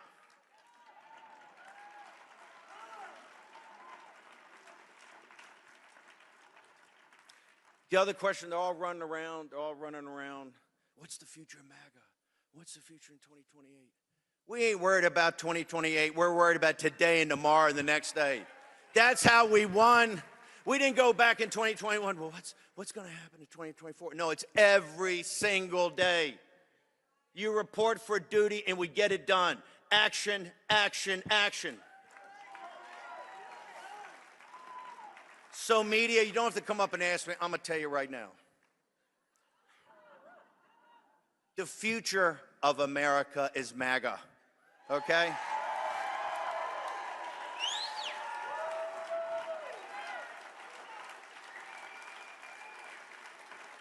And the future of MAGA is Donald J. Trump. We want Trump in 28. That's what they can't stand. A man like Trump comes along only once or twice in a country's history, right? We want Trump. We want Trump. We want Trump. We want Trump. We want Trump. God, I love you. Nothing's gonna work them up like that. No. They want to say, oh, Trump's a lame duck, Trump's this, Trump's that, Trump's not around 28. Trump is here. He's the leader of this movement. When they record the history of this age, they ain't gonna remember me or Elon Musk or Tucker Carlson or Sean Hannity. They're gonna remember two things: Donald Trump and MAGA, okay? And you know why? You know why they know they can't beat you and why they're so upset? Your agency, your human agency. You did this yourselves. You came, you worked through it. You said, I'm going to put aside fear. I'm going to put aside questions of concern. I'm going to put aside my anxiety of the 2020 election being stolen. I'm going to get together. We're going to fight. We're not going to back off any day. Your agency, your human agency, right? They can come up with all the algorithms in Silicon Valley they want.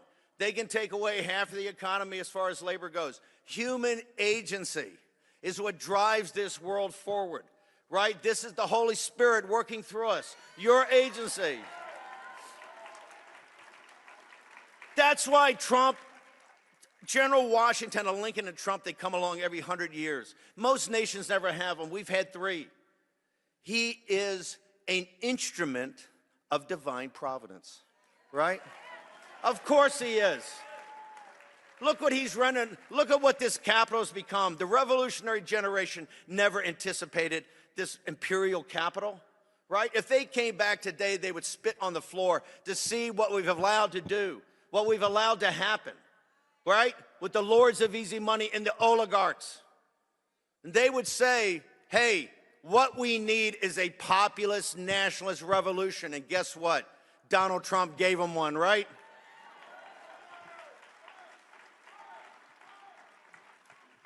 It's going to get so tough. It's going to get so hard. Are you going to quit or are you going to back Trump? Are you prepared to fight?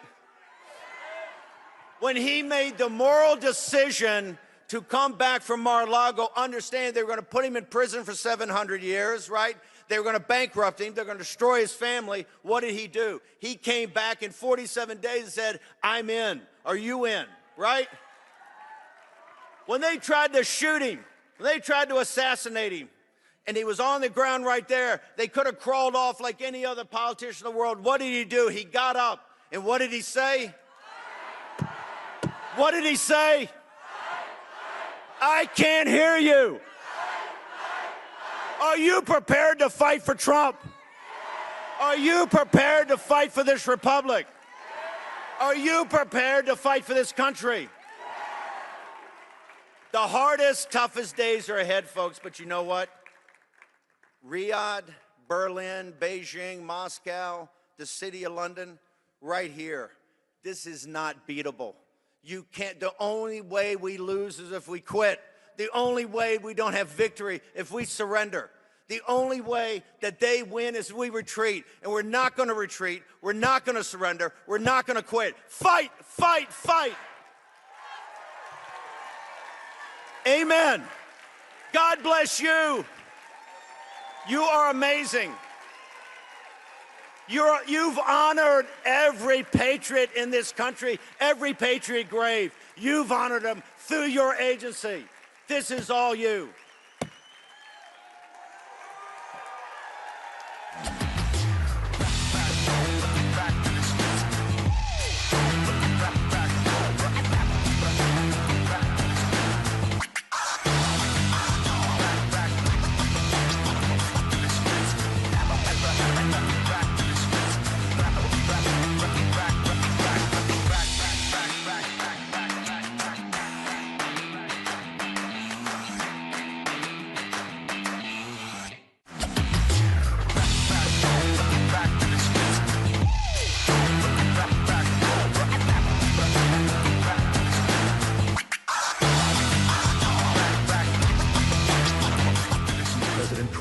Standing up for America's families. With the stroke of a pen, President Trump is shutting down radical gender ideology and racist indoctrination in our schools, protecting children from dangerous, irreversible transgender surgeries, defending the truth that there are only two genders and saving women's sports.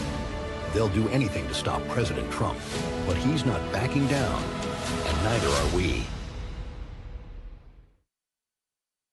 Who's AARP really watching out for these days? They've made billions partnering with big health insurance corporations while opposing reforms seniors want, like applying big discounts to medicines directly at the pharmacy counter. Instead, AARP supports liberal price-setting schemes, giving politicians, not seniors, control over any so-called Medicare savings. With no guarantees, funds won't be spent on unrelated programs or pad big insurers' profits. If AARP and Congress believe America's seniors aren't watching, think again. Paid for by American Commitment. During my second term, we will fight for Alaska like never before. I'm excited about what we can do with President Trump in the office. We're going to work together to provide affordable energy to Alaska and allies all over the world. More investment, more certainty, production, more exploration. Thank you to everyone in Alaska, and thank you to your great governor. I look forward to a long and enduring future relationship. Drill, baby, drill. Hey, it's Matt Schlapp with CPAC. You know, we've had a huge problem in this country with election fraud. But at CPAC, that's not a problem. Our only problem is getting each and every one of you to vote. So look at your badge. You have a number on that badge. And get your phone out and vote on all the issues that matter. And my guess is you probably like what Trump's doing as well. And we'll have the results for you very soon. I actually started quite a while ago in CPAC, and I enjoyed it so much that I came back for a second one, then a third, then I said, what the hell, let's run for president. Matt said, it's like 5 years ago, 6 years ago. He says, you should run for politics. He's the one, he said, you should run.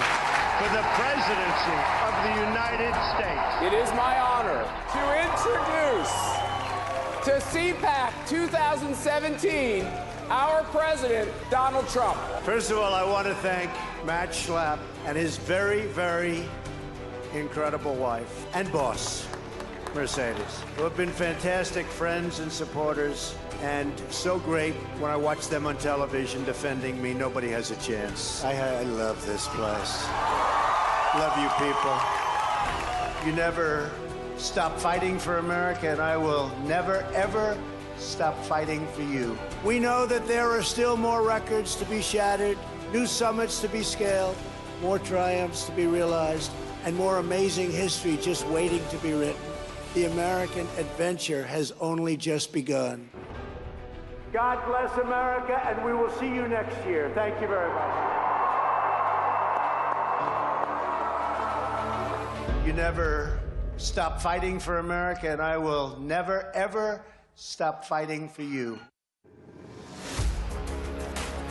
Everything they said about him has been wrong. I don't know how he does it. It has always been a battle against Donald Trump. Puts a very bright light on the two-tiered system of justice that only seems to go after President Trump. The reason why we want him as president is because he's not stuck in this kind of bureaucratic machination. He was very clear. If you hit your target, you were golden, and you could work and work and work and do a great job. He's a very inquisitive person who loves to talk about the economy. Trump does the same thing in a different medium. He's talking directly to the American people. That's why Trump is transformational, because he kind of came outside the Republican Party. He's a great closer.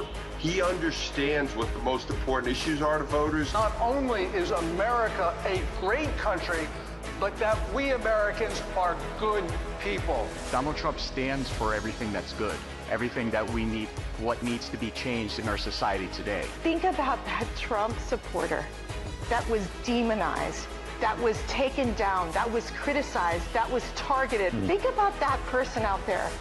That is the one. They are winning tonight. The American people, they've spoken up tonight. We've just lived through history. We're never going to see anything like this ever again.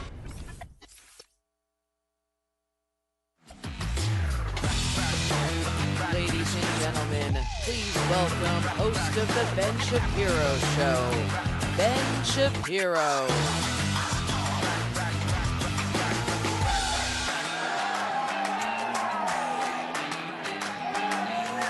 Hey guys, how's it going?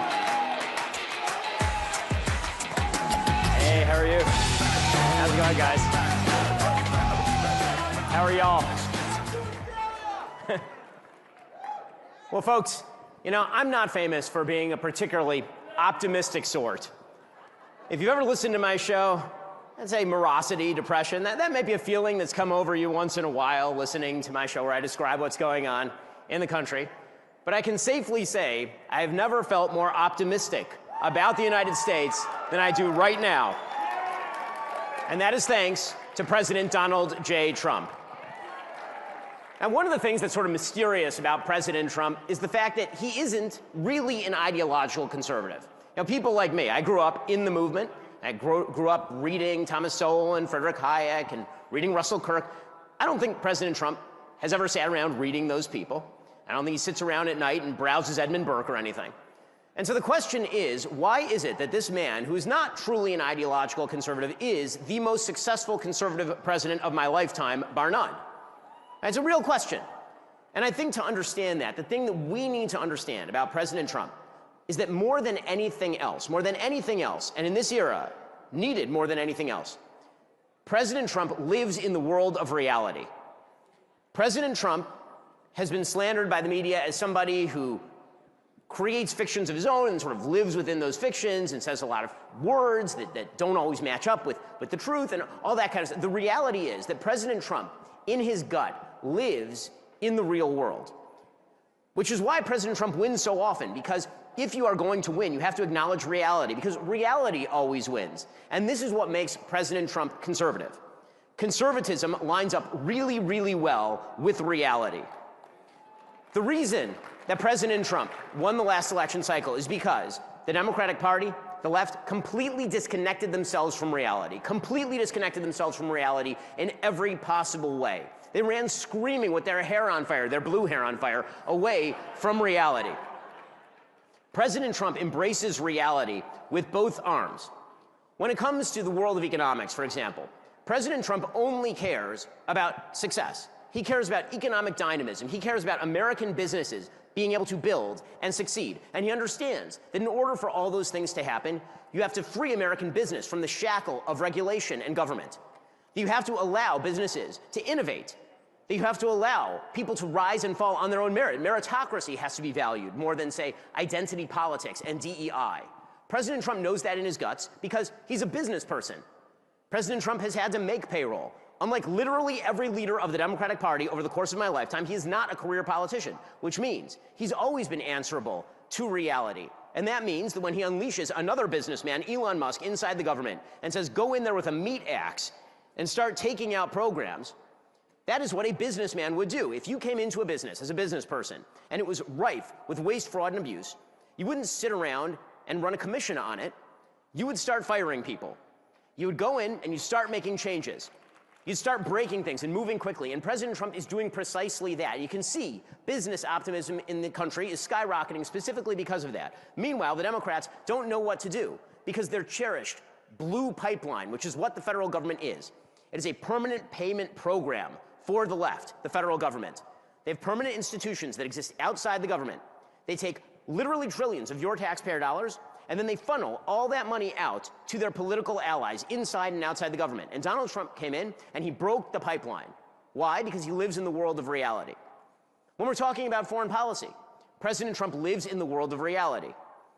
When President Trump looks at the situation in Ukraine, he doesn't say, well, you know what, we're not going to set an endpoint. We're not really going to set a goal. We're just going to wing it. We're just going to go along with this for years. He says, listen, here's the reality. The reality is that there is a grinding trench warfare situation in Ukraine. There is very little shot that Ukraine is going to be able to win back Donbass and Crimea. And we don't want Ukraine to actually fall to the Russians. And so we know what an off-ramp looks like. Now it's just a question of how do we get to that off-ramp. That is what a practical person does. That is a person who lives in reality. That's not a person who wants to speak airy-fairy nonsense and nostrums about democracy and tyranny. All that stuff sounds nice, but does it get the job done is the question that President Trump is always asking. Does it get the job done? When it comes to the Middle East, President Trump has completely broken the mold. The sort of ancient wisdom of the State Department, which has been wrong for 80 years in the Middle East, is that the only way that you actually achieve peace in the Middle East is to make the Palestinian issue front and center. President Trump in his first term totally turned that on his head. He ignored it, and peace broke out in the Middle East. President Trump has now thrown onto the table a solution with regard to the Gaza Strip that is breaking people's brains and also happens to be the only plausible solution anyone has proposed in about a century in this particular area.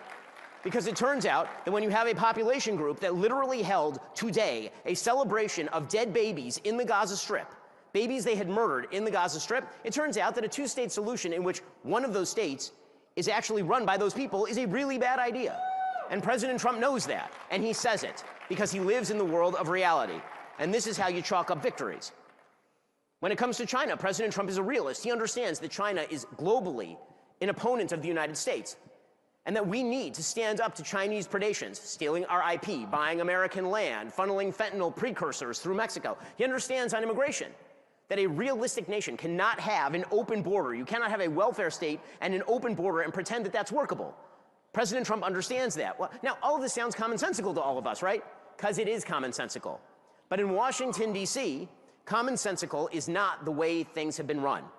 Instead, people have been so wedded not to victory, not to winning, not to achieving things, but to saying things properly in just the right way to get the right coverage in the New York Times or in the Wall Street Journal or in whatever media outlet they're pandering to, that they never actually think about what wins and what loses. And then there's the matter of the reality of our daily lives. President Trump understands that what most Americans want is not identity politics. What most Americans want is not some bizarre notion about androgyny where men can be women and women can be men, and that we're sort of free-floating sets of feelings existing within the meat suits that we wear around. President Trump understands basic things that the left has completely abandoned and that he was willing to say. Stuff that was uncontroversial, 5 minutes ago, like boys are not girls, right? Like these are controversial statements to make, but President Trump understands that that actually has some pretty deep ramifications when you say things like boys are not girls, such as perhaps men have a role to play that is different from women's role. That does not mean that women shouldn't be in the workplace, obviously, and it doesn't mean that men shouldn't help take care of the kids, but it does mean that men being masculine is a good thing, and it means that women being wives and mothers is a good thing too. And that no country that ignores these basic truths can survive and grow and thrive. President Trump acknowledges and knows that the things that most Americans want, whether they are Hispanics living down on the border of Texas or whether they're white Americans living up on the border of Canada, those things are basically the same. They want to be able to live in safety, free of crime, with prosperity, being able to hold down a job in a growing, innovative, dynamic economy. They want to be able to go to their church and worship God and share that with their community without the government getting in their way. These are all things that, again, sound so easy. They sound so easy. But the way that President Trump measures whether a thing is true or not is whether it works. And that is why he has been so unbelievably successful. Now, when it comes to us, what can we do? This does say something to the rest of us. I think that I talk for a living, right, which is a really fun way to make a living. But the reality is that people come to me all the time and say, how do I make a difference in politics? And obviously there are things that we all can do, right? I spent the last election cycle campaigning with a variety of Senate candidates and with President Trump. I went out and I did things, but the things that most of us can do, aside from all the normal political fighting that Steve was talking about earlier, which is really important, the thing that is most important is to live a reality-based life, to be a model to our children, to be a model to our community, to build the social fabric that actually makes this country work, to create the businesses that make the country function, to engage in everyday common virtue. Because the truth is, the country is not just built by President Trump. We love President Trump. He's doing an amazing job. He should continue to be healthy and well and continue to succeed day in and day out. We're all praying for him. Okay, but the country also runs because of the people who are doing the everyday things, whose names we don't know. Right? You, people I know, all the people out there who are just living with their families and bringing up their kids in the correct fashion in a country that is growing and thriving, building those building blocks, taking those building blocks and actually making the country work on a day-to-day level. President Trump is clearing the field for you. He's clearing the field for me. Right? The Republicans, I hope, are going to do that. But then it's our job to actually build. And that's what we should be focused on, not just on politics over the next 4 years or 8 years or 20 years. We should be focused on the building, because that project, that's the project that never ends. The political fight will always be there. There's no such thing as permanent victory. There will be losses in the future. But the one thing that we can do every single day is continue to build. And thank God, President Trump, the reason I'm optimistic, President Trump has brought us back to a world of reality where that building is possible, and we should all build together. Thank you so much. And now, thank you, I appreciate it. Thank you. And now, I want to take the opportunity to welcome out my buddies from the Daily Wire for an episode of Backstage Live.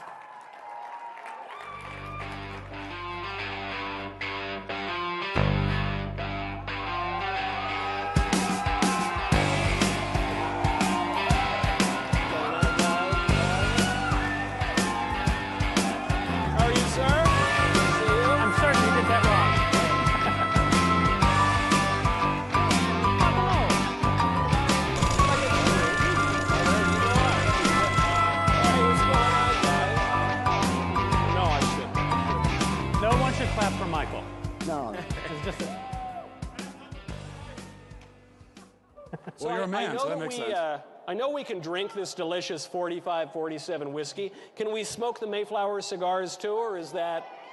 Are we... Washington, D.C. is a little... What's the worst thing that could happen? Yeah.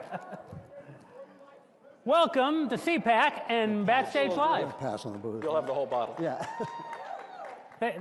Thank you. This is a show that we do once a month at the Daily Wire. In fact, we're going to do it again on March 4th for the President's Joint Session of Congress, where we get the whole team together and we talk about what's on our mind. And so this will be a little bit different than the other panels that have happened throughout the day, because we have to do ad reads. It's okay. It's how we buy the plane tickets to get out here. What I want to talk about, though, first, right out of the gate, today is 30 days of Donald Trump into his second term.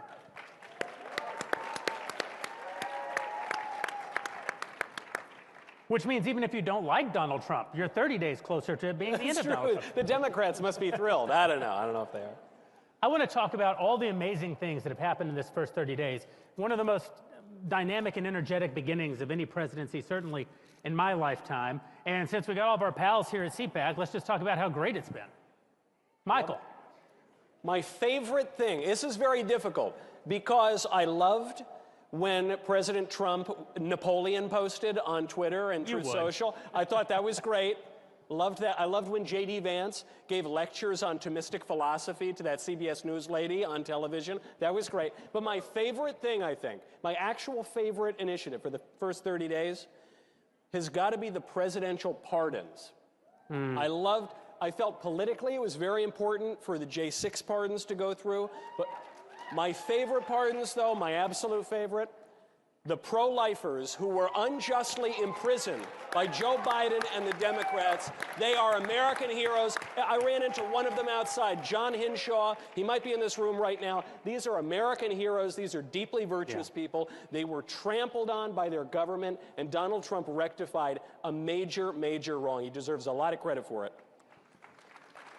You know, if I were to say my favorite thing from Trump's term, number two, I'll get to number one, but number two. You only get one. Well, I got to. My runner-up is Trump at least talking about potentially taking back control of the Panama Canal. That's a little bit of a deep cut, but I think that's an important thing. That's good. And Greenland too. Maybe we're taking Canada. We'll see. We got to get rid of move the Canadians somewhere else, because we don't want the Canadians, but we want Canada. We want the land, not so much the people on it. We'll move them to reservations up in the Arctic, and they'll be quite happy. But my actual favorite thing is what I think is basically the end of the trans agenda of gender ideology in this country. Yeah. This is. The fight continues because the people that advocate for this butchery and this insanity aren't just going to go away. They're going to find a way to continue victimizing kids, and so the fight will continue in that way. But look, we've got with Donald Trump in just a few weeks, we have banning men from women's sports. We have putting an end to child castration in the hospitals, defining sex as man and woman, and I think that. The legal stuff is really important, but just the bully pulpit, having a person in a position of authority who's willing to say the obvious thing, which is that men are men and women are women, which, by the way, is something that everyone has always known. Every single person in the world has always known that. But for a period of time, a lot of people were afraid to say what they knew to be true because and thanks to Donald Trump, thanks to a lot of people that have been in the fight. But what they needed was someone in a position of power like Donald Trump to say this obvious true thing. And so I think it's the beginning of the end of gender ideology in this country. Andrew Klavan, you have opinions? Yeah, by far my favorite thing about the Trump administration has been the absolute decimation and destruction of the mainstream media. It has been like that scene in Game of Thrones where the woman has to walk naked through the streets while people shout shame and throw rotten vegetables at her. Except it's been better because it's been the mainstream media walking naked through the streets. And they've just been reduced. And I knew this the moment... No one wants to see that, Drew. The moment the results of the election came in, this kind of blanket of peace passed over me because I realized what had happened, that we'd beaten them. And that was death, Drew. That may be death, yeah. But it couldn't have happened without Trump. It couldn't have happened without Trump. But it couldn't have happened without us, too, and all the Joe Rogans and all the podcasters and all the small media that grew up suddenly and exposed them for what they were. And the benefits, the side benefits of this, is it has put a little tiny bit of steel in the Republican Party. These guys, like this much. You know, this place that we're in right now is surrounded by media like this steel bubble, I should call it. And they think when the New York Times says something, it's the people talking. They think, oh my gosh, it's in the New York Times, my career will be destroyed. And now they realize it's in the New York Times, a bird is going to crap on it, and no one's going to remember what anybody said. So far, I've enjoyed this panel very much because we're living up to our sort of reputation at the Daily Wire. Your favorite thing about Trump is us. Yeah. And your favorite thing about Trump is your movie. Yeah. And Michael's just here for the booze. That's true. And the cigars. And the Mayflower cigars. Delicious Mayflower cigars. Ben, the best thing about the first 30? Well, so by far the best thing that has happened during the first 30 days was that exchange that he had with the Afghan lady reporter, which is one of the great moments in all of media history. And if you haven't seen it, folks, you absolutely should Google it, because it is legitimately one of the funniest things that has ever happened in the history of the media. There's a reporter from Afghanistan who asked President Trump a question in a very thick accent, and he had no idea what she was saying. And he said, "Your voice, it's so beautiful, so melodious. I don't understand a word you're saying. God bless and live long, live in peace." And it's like, wow, he went like full Spock at the end. Like, it was great. So that was great, just as a moment. And there have been many such wonderful moments, including I don't care, Margaret, right, from the vice president. And there are a bunch of like great memeable moments. And of course, Elon is a walking meme, as you've seen. But in terms of actual policy, I think the most important thing that President Trump has done is he has exposed the reality, which is that the amount of power that has aggregated in the executive branch over the course of time is extraordinary. And it is at the behest of the President of the United States. So for two reasons, this is really important. One, because the Democratic Party established over the course of the last 100-odd years, really since Woodrow Wilson, that the executive branch was going to be the predominant branch of American government, and all power was going to be centralized in it, spending power, regulatory power, all of it. And then they basically said, and Republicans can't touch it. When we run it, we'll run it, and we'll put permanent employees in place so that when you run it, you don't run it. And President Trump came in, and he said, no, no, no. You've given all this power to the executive branch. Guess what? Guess who's the president now? It's me. And long live the king. And he literally put out an executive order saying, like yesterday, all of you people work for me. And here's your reminder. The executive branch is a branch of government. There is no fourth branch of government that is an unelected bureaucracy, and thus, you work for my agenda. And this is great for a couple of reasons. One, because it means that he's going to be actually able to clean out so much of the rot inside these institutions, and that's what Doge is in large part. But second, I think it sets up the predicate for if there is going to be a useful constitutional fight, which I kind of like, then let that fight be about the prerogatives of Congress.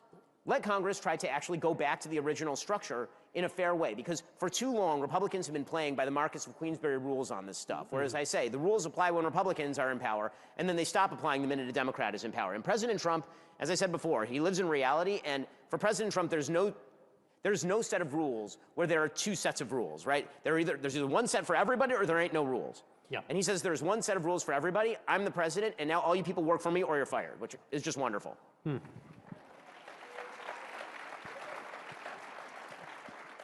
I have to say my favorite thing about the presidency so far is just the sheer chaotic disruption that Donald Trump represents. He, everything from saying, that he's going to build Trumpistan in the Middle East. Maragaza. Maragaza, yeah. Gazalago. Gazalago. It's a work in progress. I love it because what it says is the way you guys have been thinking about this for the entire lifetime of every person involved in international politics is wrong. And it's not even necessarily that I agree with every single one of Trump's disruptions. It's that I agree with the idea of the disruption itself that Trump represents, because only through disruption do you shake things up from the status quo and create the actual opportunity for change. And I actually think President Trump sort of understands this. I think he wields it. I think half of the things that Donald Trump says, he doesn't exactly mean, but what he understands is that in the act of saying it, he breaks everyone out of their comfort zone and creates the opportunity for actual meaningful change. And that's an enormous skill. It's something that he's been doing in his business life for all of living memory. Donald Trump's very old, not as old as Andrew Clayton, but he's not a young man. And he's very successfully done this. He keeps people from being able to get to complacency, keeps people from believing that just because something has been the way means that it must continue to be the way. And you see it particularly, I think, in places like Doge. I think Elon Musk is the greatest living American. I think that he is. We should clap for Elon Musk. He's probably still here. He's probably still here, and any one of us at any moment could be the recipient of one of his children. So it's like it's a really important thing to say on Elon's good side. I think Elon's the greatest living American. I think that Elon is one of the only people in the world actively trying to build a future. I think that for too long, the left has been the only ideological movement in the country who believes that there will be a future, and the future that they believe in is one that does not include us.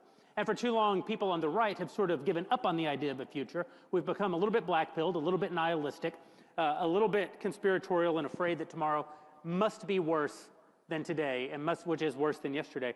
Elon doesn't subscribe to that at all. He not only believes that America's best days are ahead of it, he's actively working to make that happen. And that is what you want in the government.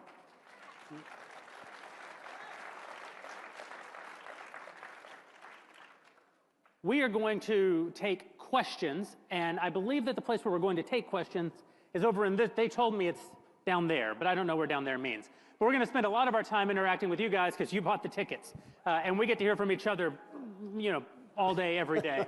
I could have told you all of their answers. I know what they wanted in the green room. Only green M&Ms for Ben. Classic. All the other M&Ms for Michael. He's not very discriminating. No. We're going to take a lot of questions from you, but first, Ben Shapiro. Well, folks, let's talk about how you stay healthy, okay? Because let's be real about this. You need to stay healthy. And if you wish to stay healthy, balance of nature, fruits and veggies will make it happen for you. There's never been a more convenient dietary supplement to ensure you get a wide variety of fruits and veggies daily. Imagine trying to eat 31 different fruits and veggies every day. That sounds horrible. It sounds like torture. It sounds like a year in jail with Nancy Pelosi.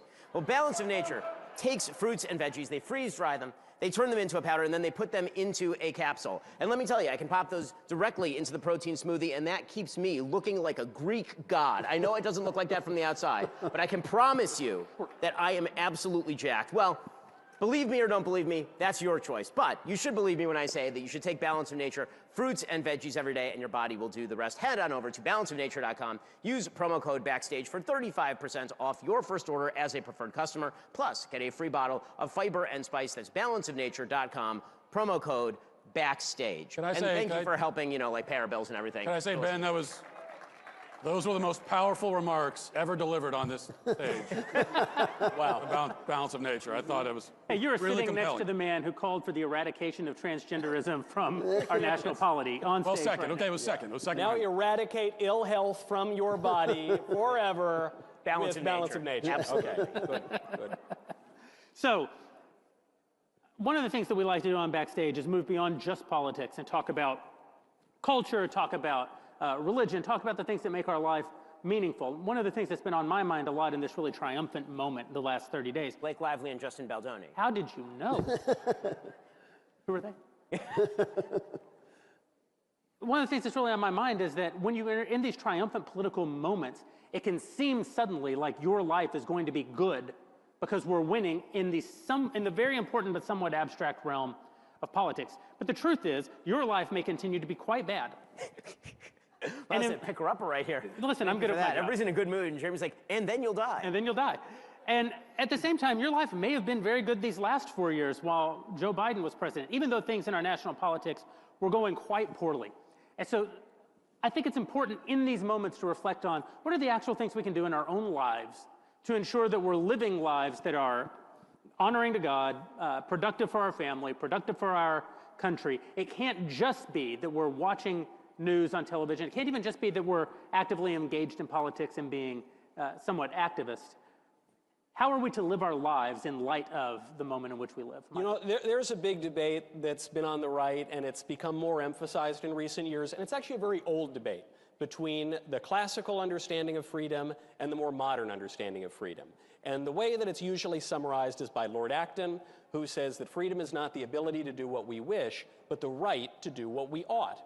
And I certainly subscribe to that view of things. But what that means is exactly what Jeremy was just saying, which is that the ways in which our freedoms have been restricted in recent years, by Joe Biden certainly, and by many liberals, is that he denied us the right to do what we ought to do.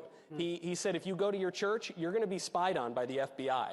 He said that if you run a Catholic hospital, we're going to sue you, even if you're nuns. He said if you go pray peacefully in front of a Planned Parenthood abortion mill, we're going to throw you in prison. He was denying you the right to do what you ought to do.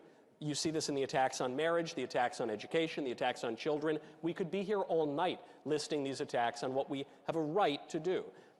Now we have the right to do those things. President Trump has passed a number of executive orders that have really taken the government out of the business of oppressing Christians and families and kids and all the like.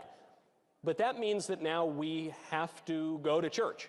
That means we have to form our families. That means we have to educate our kids. You know, now we do have the right to do those things. We do have our freedom back. But that freedom doesn't mean anything. It's kind of like with free speech. Free speech doesn't mean anything if you don't have anything to say. So you have to live out those substantive goods in your life.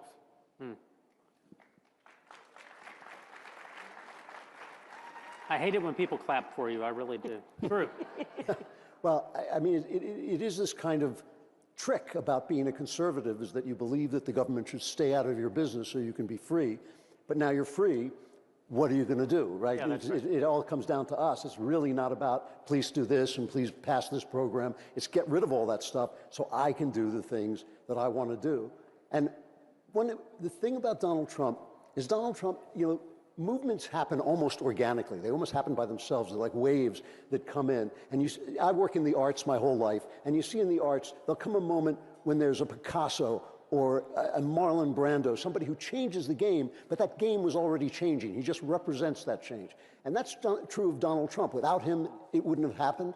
But at the same time, he is at the head of a movement that's organically happening. And that movement has a lot to do with our old friend, Uncle God. The arguments that for hundreds of years have slowly drained the faith out of Western culture have collapsed. They've collapsed scientifically, they've collapsed morally, they've collapsed experientially. And so God is now suddenly in with the intellectual crowd, as well he should be. And I think that this is the moment for us, each of us, not all of us, but each of us, to ask ourselves, who is this God and what does he want from me? Because every single person, not just in this room, but walking on the face of the planet, knows he is not yet the person he was made to be. And I think that that's something, I don't know, I think about it every day, I pray about it every day, and I think that's something everybody should be doing because we're all here to create something. Maybe it's a family, maybe it's just a way of looking at things, maybe it's a business, maybe it's works of art, whatever it is, we're all here to make stuff. And you make stuff out of your heart, and you make stuff out of who you are, and working toward becoming who you are is something you can't do alone. You got to do it with God. And I think this is the moment for us to reconsider what that means to believe and what it means in our personal lives, and then act it out and live it out. I also think about God every day and about how you're not yet the man that you were made to be. Every day you pray. Every day. And he calls me like at 3 in the morning. It's like, Matt. What was the question? Ben. I mean, first of all, I'm having trouble getting over Drew calling God Uncle God. I really am. When you're as old as Drew. Wow. We've been around a long time. We've been together a long time. My goodness, it's rare that you spring a new one on me, but Uncle God was definitely a new one. So I think that one of the great dangers that conservatives face right now is that so many of our institutions have been thoroughly corrupted by the left that the temptation is to destroy all of them. And you see this in government. A huge number of institutions in government are completely broken, need to be destroyed, rebuilt from the ground up. But my problem is that I see some people, Andrew Tate, who are attempting to take social institutions and then destroy those social institutions as well. Pretend that they are meritless, that because there have been bad things that have been done to those institutions, now you throw out the baby with the bathwater, and those institutions are themselves meretricious and need to be destroyed. And the substitute morality that is offered is actually amorality. It's actually sin. And that is a deeply disturbing and disturbed point of view. The thing that we all need to do, I think, and what I hope to do in my own life, is not to make excuses. Okay, this is the biggest thing. And this, to me, is the essence of conservatism. Stop making excuses for your own failure. It is one thing to point to an actual wrong that is being done in the world and say that this wrong needs to be corrected, because the world is filled with wrongs and it's filled with injustices and it's filled with bad things that do need correction. It is another thing to look at your own failure and then not say, what can I fix? But instead look out there at, the institution. I can't find a girl. Thus, the institution of marriage is broken, and thus I should treat women like trash. Okay, that is a terrible way to go about your life. The answer to finding a good woman is to be a good man, right? The answer to having a good marriage is to find a good woman and engage in a good marriage. The answer to finding yourself a better church is to find yourself a better church. If you don't actually like the church that you're going to, if it's been taken over by wokies, then the answer is not, well, I guess we're done with the church is stupid, we're not doing it anymore. The answer is to either form your own or to find a more traditional instituted church that is not doing those stupid things. And I think one of the great temptations of politics is to assume that politics can solve everything. You got problems in your life, economic, spiritual, marital, and politics is going to solve all of those problems. If only you can go after somebody out there and blame those people, well, then that gives you the license to do really whatever you want. And then the failures that spring therefrom are not your own fault. And that, to me, is a sin. It's a sin against yourself. It's a sin against your society. It's a sin against the God who created you, gave you free will, the ability to choose, and the skills with which to do something productive in the world. Yeah. I was in a dialogue with someone online once who was talking about how because divorce laws are punitive toward men, which is undeniably true, that marriage itself should be eradicated. And this person kept saying over and over, my wife left me and she destroyed my relationship with my children. She took the house. She got half of my money. I didn't want a divorce. She chose to get this divorce. And he had tons of followers. He was creating tons of energy around this argument. And I said, listen, there's no question divorce laws are punitive toward men. They need to be changed. All of the incentives around marriage have become deeply inverted to the detriment of our society. These are real policy issues that need to be addressed. I said, but I do think that you're throwing the baby out with the bathwater. I mean, I'm sorry that this happened to you, that your wife left you for no reason. And he said, well, I mean, she had a reason. I cheated on her. And I said, oh, well, there you go. Methinks the policy that you are actually against is the policy of you. Yeah. You're the policy of consequence, of just consequence. And that doesn't one of the mean 10 Commandments. That's the policy that he opposed. Yeah, Uncle God's policies. But it is nevertheless the case that most of what your life will be is what you make of it. There will be parts of your life that are impacted by outside forces, absolutely. And the beauty of politics is that we have the opportunity, especially in a country like this one, to do something about those policies that impede our ability to live our lives. But, you know, I was backstage talking to Mike Rowe. He mentioned there are 8 million open jobs in this country right now. There are 7 million working age men who aren't just unemployed, they have removed themselves from the workforce. They're not looking for a job. They don't want a job. They feel disenfranchised because they have been disenfranchised, but they are also participating in their own disenfranchisement. And one of the things I've learned in life, one of the things I've learned in business, you know, sometimes people who've succeeded in business will tell you business is about fail, fail, fail until you make it. And that's not true. Success in business is about fail, fail, fail, fail, fail, and with a little luck, you made it along the way. It's less like getting to a destination and much more like being a batter in the major leagues. If you get a hit 3 out of 10 times in the major leagues, you will be in the Hall of Fame. There will be statues of you in your hometown. You did not get a hit 70% of the time. And it's not as though once you did get a hit, you only hit from there on out. No, it's that you missed, you got a hit, you missed, you got a hit, you missed, you got a hit, you got walked. Most of the times when you got the hit, you still didn't score. You got thrown out at second. Or the batter right behind you was the third out, and you basically got your hit and got on base for no reason whatsoever. Sometimes you score and you didn't earn it.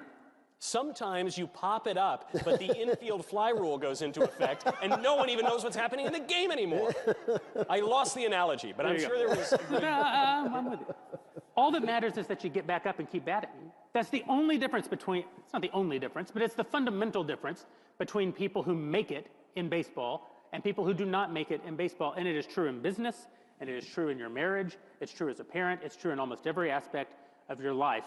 It's your ability to take life as it is, not as you wish it would be, to take the hard parts of life and to keep getting back up and to keep doing your job. Well, speaking of the hard parts of life, taxes, folks. So, am I right? Taxes suck, right? They're bad. That's why President Trump just fired everybody at the IRS. He actually did. He just fired like thousands of people at the IRS. Well, unfortunately, you don't have a choice. I'm sorry to tell you this. April 15th tax day is just around the corner. And don't think that just because Trump and Elon are going through and basically making all these people unemployed, that you're not going to have to pay your taxes. You eventually will. But you don't have to worry about your tax issues with Tax Network USA. Woo! Did you see where I was going with that, folks? Did I project it? In any case, Tax Network USA has a preferred direct line to the IRS, meaning they know exactly which agents to deal with and which to avoid if you get in trouble with your taxes. With proven strategies to settle tax problems in your favor, whether you owe 10 grand or $10 million, Tax Network USA's attorneys and negotiators have already resolved over $1 billion in tax debt. You should talk with their strategists today. It is free.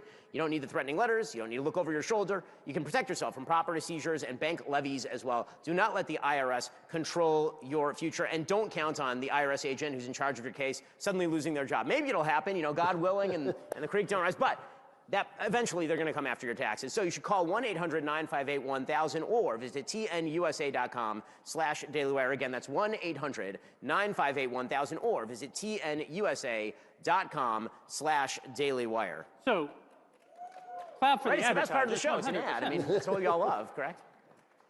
We like to take questions from our Daily Wire Plus subscribers during our Bent Key show. They're the people who make it possible for us to keep, alongside our advertisers, to keep doing the work that we do over at Daily Wire. But today, we want to take questions from you guys. Ben has a policy that if you disagree, he would like you to come to the front of the line. I have precisely the opposite policy. The more sycophantish you are, the more I want your questions. So please, if you like me or even love me, front of the line. We'll take our first question. Awesome. Thanks, guys. My name is Luke Rexing, and I am actually a subscriber, so thank you for what you do. I am also getting into cigars, so haven't tried one of those yet. Tonight's the throwing that night. out there. Yeah. Pass this Baby? back. Yes. Let's go. Thank you. You can just Venmo me for about $15 for that. Sounds good. That's fine. Whenever you have a moment. Please be 18. 23. I think it's 21 now. Oh, Yeah. But my question is, as a young conservative who wants to focus on a new business and an entrepreneurial spirit, how should I go about integrating my views into my business? Ben. Well, I think it depends on the kind of business that you're founding. So, I mean, there are certain things that are just baseline conservative, like be honest in business and don't try to cheat people, right? In my faith, the Jewish faith, you may have noticed, it says that the first thing that God is going to ask you after you die is, were you honest in your business dealings? Right? It's one of the things that Judaism teaches. As you know, we like the money. In any case, when it comes to actually forming a business, the hard part of business, and Jeremy can talk about this more than I can since he does a lot of the hiring and firing, is actually being cold-blooded enough to look at what's working and what's not. You're not doing anybody any kindnesses by keeping people in the wrong position for too long. That's the hardest part, I think, of doing business, is the difficulty in extricating yourself emotionally from the business to do the efficient thing. But it is important that in order for your business to be a success, in order to be able to employ other people and provide goods and services at a market rate, that you actually make those hard decisions. And again, I think that requires a certain level of emotional remove. And you have to understand that you're actually, again, not doing anybody any favors by keeping them in a position where they ought not be. And that does, I think, also include the reality that you have to, I think, take the blame on yourself if you hired the wrong person. Right? Usually, if an employee fails, if somebody does something wrong at your company, it's probably because you put the wrong person in the wrong position to succeed, right? That's sort of your job as a company, is to put people in the right position to succeed. And so that I think is the hardest part. Could I also say one thing, that you're integrating your values into the business, and I don't know what your business is. Maybe you said it, I haven't been paying attention to the questions today. Said it, no. But so integrate them as in, like Ben said, you're living according to your values. What I think you don't need to do and probably shouldn't do is say, well, this is my business, and this is the conservative version of this business. We're the conservative fill in the blank. You don't need to be that. Just do the business and do it well. And if you're living according to your values, then you're already, the conservative version of that business. Sounds good. Thank you, guys. Thank you. Hey, my name is Christy Clark, and I'm actually asking this question for my 14-year-old daughter, who's at home watching right now and absolutely loves y'all. She watches you all the time. I have to turn her TV off at night. Matt, super uncomfortable movie, absolutely loved it. I don't know how you sat there and did that, but that was amazing. It's because as Jeremy's pointed out, it's because I'm a sociopath. It was insane. That's how. That's my secret. But my question for my daughter Belle is, she wants to be just like you. She's 14. She's charging that way of doing this type of thing, absolutely wants to do this in life. And how does she get started, even at 14, in the world that we live in, where she is pro-Trump, pro-Republican? What does she do at this age to be you one day and take over Daily Wire? Ben? Eventually we'll be for sale, so she can do that. But I think that, I started writing a syndicated column when I was 17, so actually not that much older than your daughter is now. And the key, I think this is true, by the way, in virtually all businesses, but it's certainly true when it comes to political commentary, is you have to read an awful lot, learn an awful lot about the business, and do a lot of work for free. There's no such thing as a person whose success in literally any business who was not a failure for a very long time before they were a success. Right? Everyone who's an overnight success was an overnight success 10 years in the making.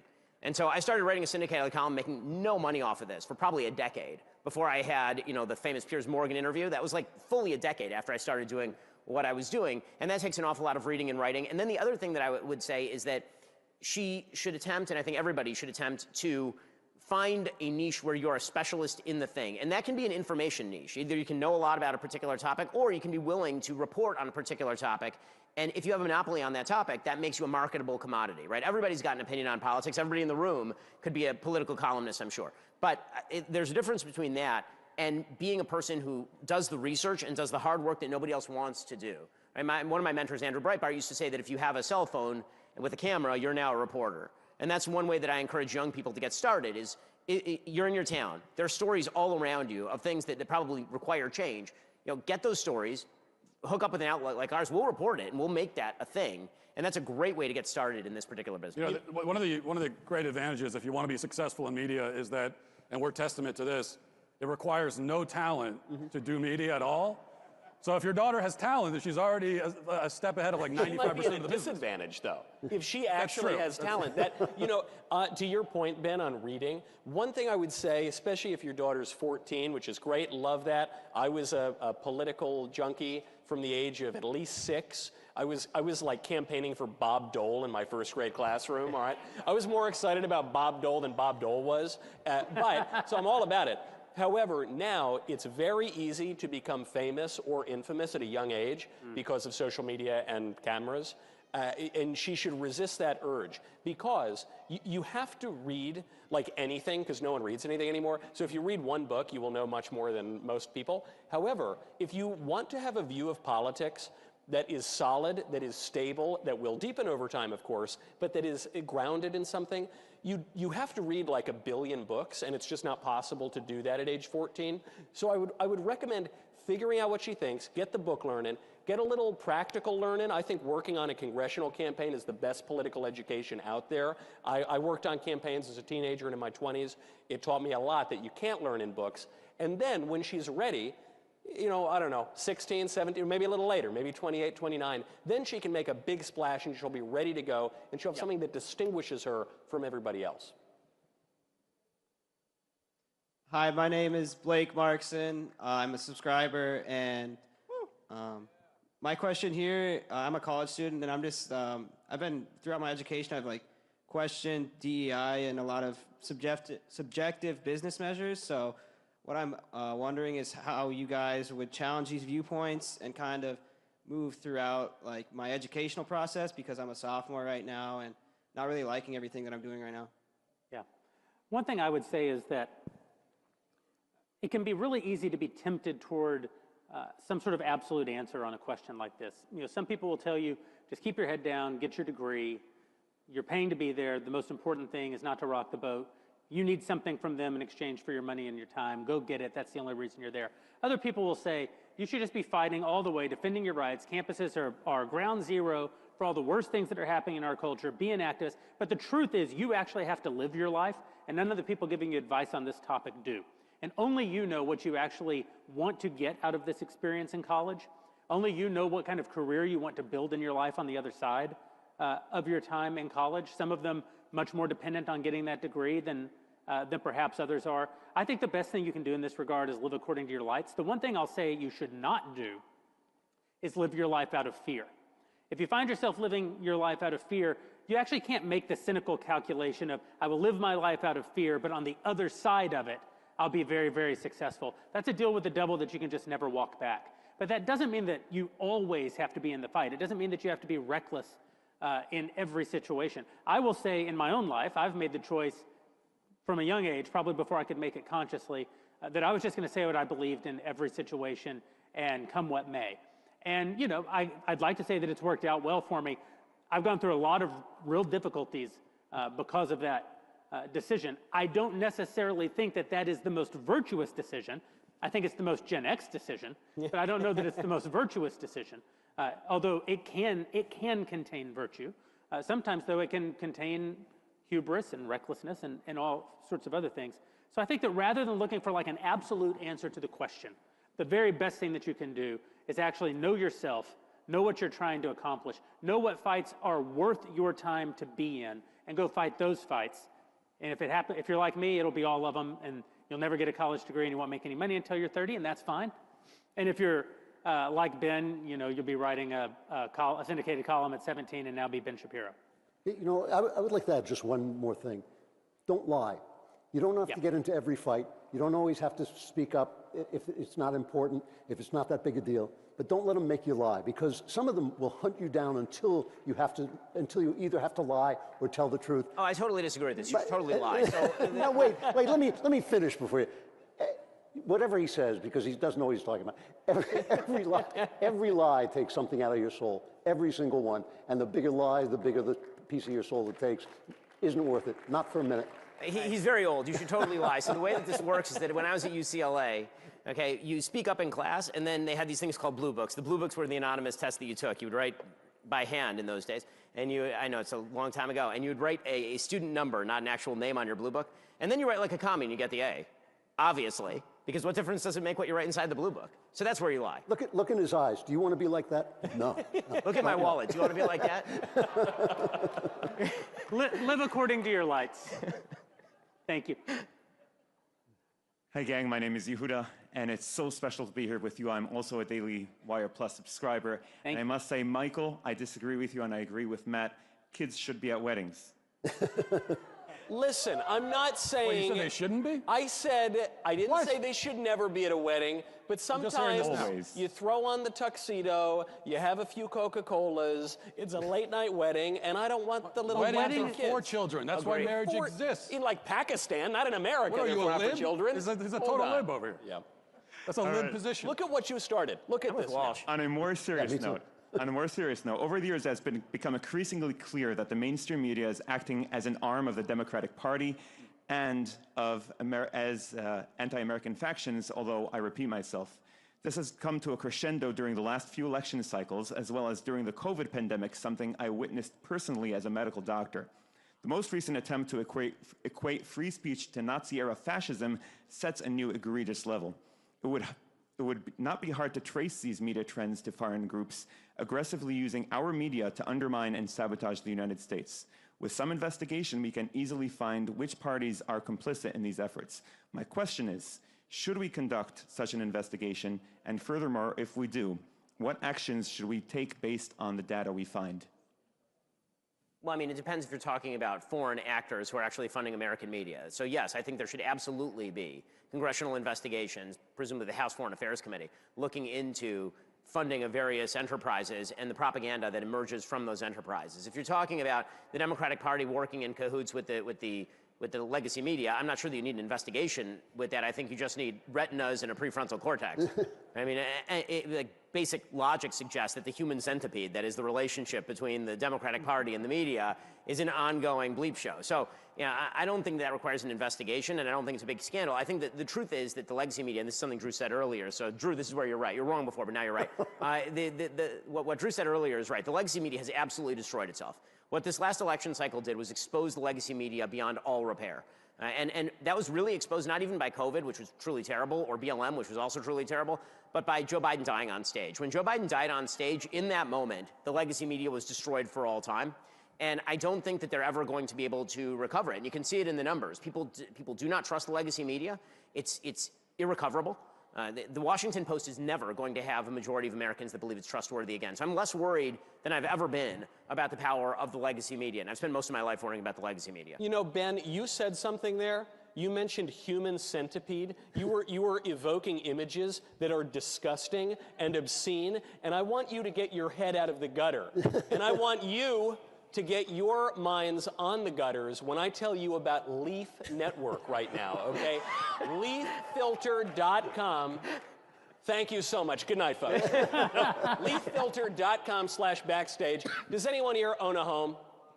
We got some homeowners here. Oh, yeah. Do other people want to own homes when the interest rates come down and anyone can afford anything again? Yes, there are many people who want to do that. You can protect your home. You can never clean out gutters again with Leaf Filter, America's #1 gutter protection system. Schedule your free inspection. Take advantage of the Spring Spectacular Sale with up to 30% off your entire purchase at leaffilter.com/backstage. If you're like me, you're brimming with virility, but for whatever reason, you don't want to get up on the ladder and clean the gutters all the time, I got your solution.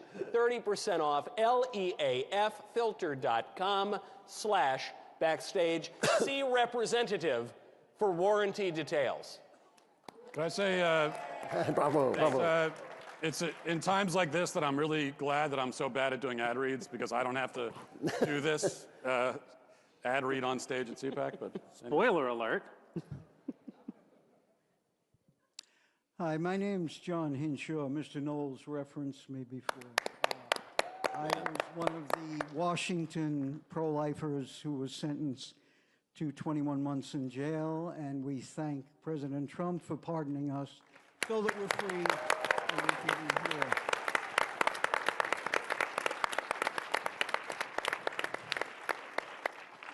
What I wanted to try to get a sense of is, well, what I'm feeling a sense of is there's really an opportunity for the United States of America to have a full discussion about the horror of abortion. We started to have it in the 70s. I'm an old man, I remember it, but a lot of people here don't. There started a discussion, and then Roe v. Wade happened. And aside from all the lives that were lost and all the women that were destroyed, there was also the complete cutting off of discussion about abortion. And the media has kept it that way, our courts.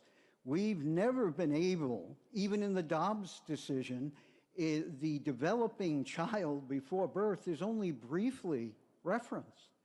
In all the other court cases, it's about some specific legal angle to the issue, the heart of the issue, which is a developing child before birth. And this, I sense, is the time. This is the time for this country to take up that discussion. And even when I'm in disagreement with President Trump, as I am on the IVF, it is an opportunity for discussion. And so I even thank him for that. So I wanted to get some of your feedback on that. Yeah, I think I totally agree with everything that you said. And it's easy to forget that just, even several months ago, certainly in the last couple of years, we were told, even by conservatives, that our victories, the great victory of repealing Roe v. Wade, one of the great human rights victories of all time, was actually a bad thing politically because we were going to pay for it. We're going to pay the price with some great backlash in the polls, and the women of America would rise up to punish us for protecting babies from slaughter. And that didn't happen. And the reason that it didn't happen is because it turns out, as many of us, as we have all been saying, people like you have been saying, the pro-life argument is a winning argument. It is a winning argument.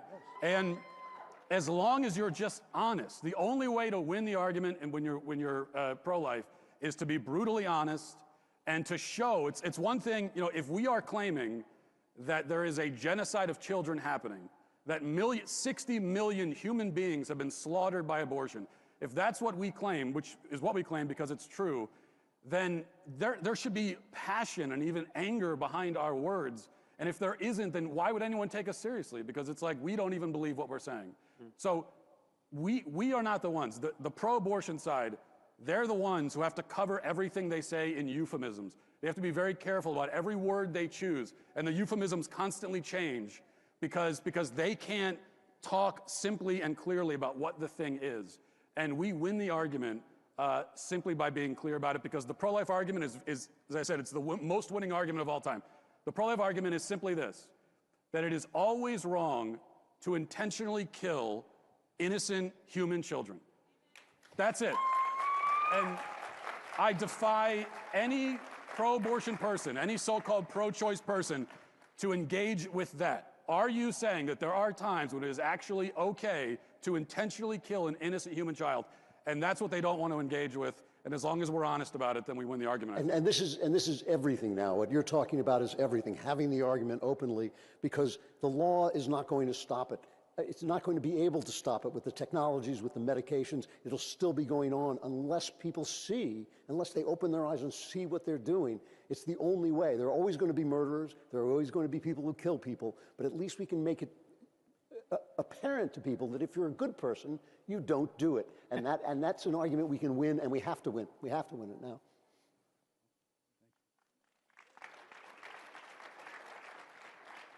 Hi, my name is Erin. I'm a college student. College is woke now. So what would you say to me as trying to represent who I am, just like you guys do every day? I couldn't quite hear that. I couldn't hear a word you said. Yeah. Oh, You have a beautiful, mellifluous voice. I meant college is woke, and I want to pursue what I love, just like you guys do. What do you do when you have that thought in your head? It's like, pause. I need to keep doing what I love to do. Well, I think that I'm very famously anti-college. I think that most people should not go to college. Thank you. Me too. I think that, if you want to be a heart surgeon, I think there's a strong case that you should go to college. But I think most people who are getting, bachelors of fine arts should not be getting them. And you might say that in a better world than this, those degrees are useful to society. Back when we taught things like the Western canon, back when we taught things like philosophy, perhaps a liberal arts degree actually did prepare, people who aren't going to go into very specialized fields. Nevertheless, those degrees and that experience could prepare them for their life as productive citizens. We don't live in that world anymore. You're not going to study the Western canon if you go to college. And so unless you're going to do something very particular, I would go get a job instead. The thing that you have to do in this life, God said, everybody likes to focus on that. On the seventh day you will rest, but the part that he said right before that was 6 days you will toil. Go to work. I see your point, Jeremy, which is that for 99% of colleges and in 99% of classes, maybe even within colleges, you're not going to be able to get that great education. I disagree with my fellow conservatives they sometimes say, only go to college if you're going to study engineering or if you're going to study business or something. I think that's the exact opposite reason to go to college. You should just get a job or an apprenticeship or go to trade school to learn a job. That's great. That's awesome. There's totally a place for that. If you want to get a university education, the point of it is not instrumental or utilitarian. It's not just to make some money or something like that. The point is to get at the truth, and the way you do that is to immerse yourself in philosophy and in literature and history. You can still do that at some universities. There are good ones. I mean, there's Hillsdale, Ave Maria, Franciscan. There are a handful you can name. Even at the big brand name schools, there are at least a few professors left. And then my final point on this, if you find yourself at a woke college that doesn't have great classes, and at the very least, you can understand that every man is my teacher and I can learn something from him. One of the greatest advantages— Not for $250,000 freaking dollars. Books are free. That's true. Listen, but teachers are, you really do need teachers and mentors and things. I agree, $250,000, find scholarships and things like that. But all of that to say, if you're at the woke college, you're making a financially reasonable decision, you can benefit greatly from being around people who are radically leftist, because you can understand their arguments much, much better than they understand your arguments. It will give you an advantage. That is how we win back culture. It is how we make the best of our— Hold on a second, is he? Or just don't go to college. Yeah! Okay. Thank you. Next question, please. Hi, my name is Alora Van Tassel. I'm the oldest of 6 kids, so my parents definitely understand the difference between a man and a woman. So thank you, Matt, for the movie. I want to ask if you have more tips on standing up against confirming the people around me who continue to push the gender ideology. Keep in mind, I live in a deep blue state that is still, their media is still controlled by the left. So it is important never to acquiesce in this. Yes. Truly, it is really, really, really important. And you're not doing anybody any favors. Harsh truth is still better than kind falsehood. And telling somebody who is obviously suffering from a mental condition that in reality they're a member of the opposite sex is not doing them any favors at all. You wouldn't do it in any other circumstance. You would never say to an anorexic person, actually, you know what, you're totally right, you're really fat, when they're actually underweight by 40 pounds. You would never ever tell somebody who is suffering from severe depression that actually maybe you're right, maybe suicide is the proper answer, maybe you're thinking this through properly. And so the idea that you should confirm somebody in what is an unhealthy delusion is wrong. Now, is that going to make friends? No. Is that person going to necessarily want to go out to dinner with you? No. But they are going to remember in the darkness of the night that there was somebody who was telling them the truth. And that is really, really important, because if no one tells them the truth, then they're never going to understand that the other answer was always there, which is that maybe this is not a body problem, maybe this is actually a brain problem. And that requires different thinking about these issues entirely. And of course, Matt is the expert on this particular topic, because not only did he make a movie, but I've heard he's a woman. But I mean, look, I think Ben covered it well. I mean, the most important thing, and also to go to Drew's point earlier about never lie. And so you don't have to go looking for confrontation. Now, we tend to be confrontational people. It's part of our job. We're kind of wired that way. And so if you are and you want to go out and look for that, then, I mean, God be with you. But you don't have to do that. And you don't have to go jumping on every grenade that you find in the room. But it's just, don't play the game. Don't acquiesce. Don't play the language games. You know, that was the big mistake that was made culturally, even among some conservatives back several years ago, where they started playing the language game. And they say, well, I just want to be polite. And once we start putting politeness over the truth, then you've already lost. And so don't do that, and you'll be fine, I think. Hello, my name is Jeremiah Gripsover, and I just wanted to ask a question on behalf of Ben Davies. Michael Knowles, why do you pretend like your show is your own show when clearly Ben Davies is the host? Wow. Whoa. Wow. Fighting words. Did we just find the one Ben Davies fan at the entirety of CPAC? That is outright. You know, sometimes people infiltrate these events. You know, the leftists or this kind of disreputable or, well, all these kind of people. And I found my least favorite infiltrator, and that is the fan of Ben Davies. Though he does run most of the show, if I'm being totally frank about it. He runs a lot of it. I also wanted to ask what your favorite, like, funny Trump story is. Well, my favorite what story? Funny Trump story. My favorite funny Trump story? Like a personal Trump story? Or I haven't really interacted with the man all that much. However, there was one great time when I can't say I wrote a book, but I did a book called Reasons to Vote for Democrats, A Comprehensive Guide. We have scholars in the audience, I see. That's great. A blank book, Ben Shapiro blurbed it as thorough. And anyway, I did it. We sold a bazillion copies. I ended up getting a big book deal out of it. Then I ended up on television, on cable news one morning, and the most important viewer of the Fox News morning show was watching from the White House. That was President Trump. And he endorsed the book, and it was really, really great. And people wrote about it in the newspapers. But the thing they didn't write about is he also quoted the thing that I said right beforehand. I think I was talking about his Syria policy or something. But the way he quoted it made it seem like I was the president. It was like, Michael Knowles, my administration is bombing Syria and all that. And I thought, man, this is really cool. The president is making it sound like I'm the president. That's a really gracious thing for him to do. And then he plugged the book. So from my personal standpoint, that's my favorite funny Trump story. But I don't know, there are about 10 billion others for everyone else in the room. Thank you. G'day guys, I'm Geordie from Australia with these noisy folks up the front. I'm a casual subscriber, by the way, so when Matt has a movie, I subscribe for that. Question to Michael Knowles. You offered me some whiskey just before. Do you have a spare glass up there? Mm-hmm.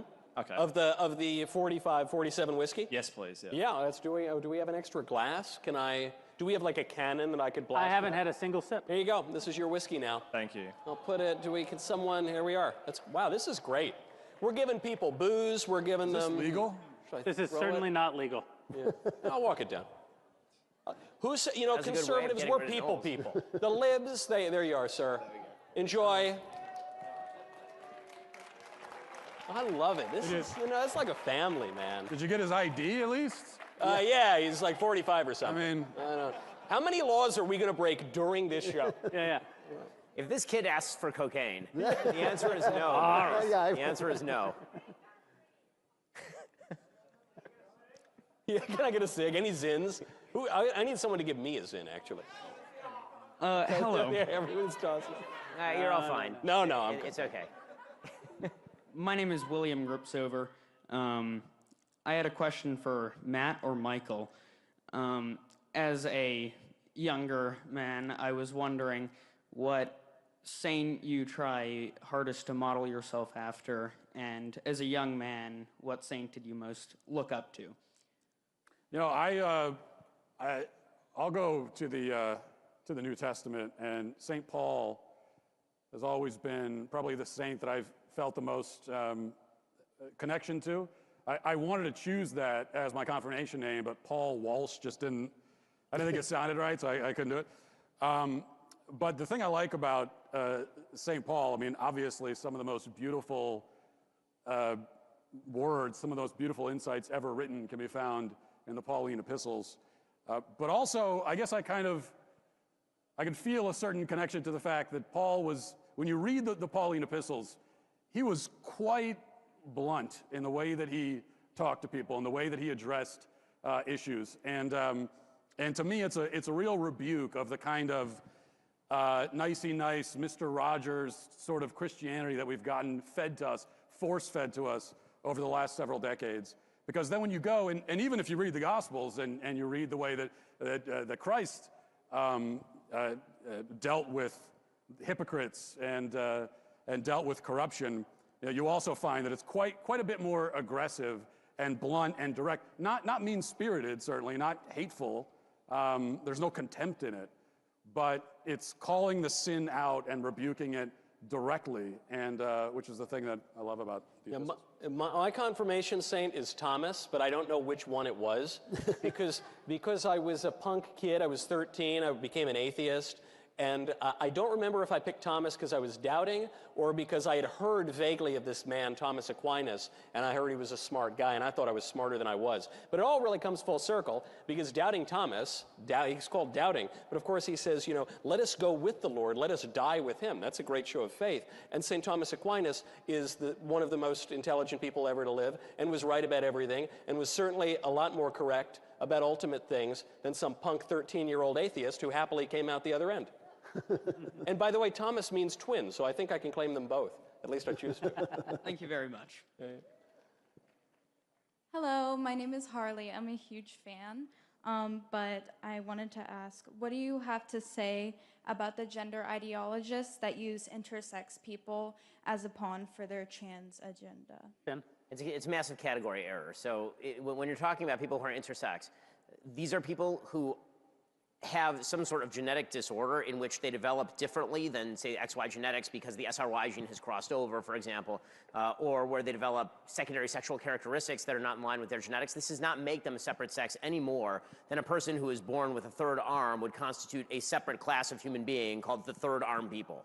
Right? A genetic defect is not the same thing as suggesting that there is an entirely separate sex. Sex is defined by the actual reproductive resource that is being created, either the egg or the sperm, right? The large cell gamete or the small cell gamete. That is actually how you define sex biologically speaking. So suggesting that because somebody has a birth defect in which it's unclear to the outside eye what their genetics might be, that this somehow means that a genetic man who has all the normal characteristics of a genetic man could theoretically be a woman, that's just an asinine category error, and people are lying when they attempt to equate intersex with, for example, a person who is a genetic male who claims that they are actually a female.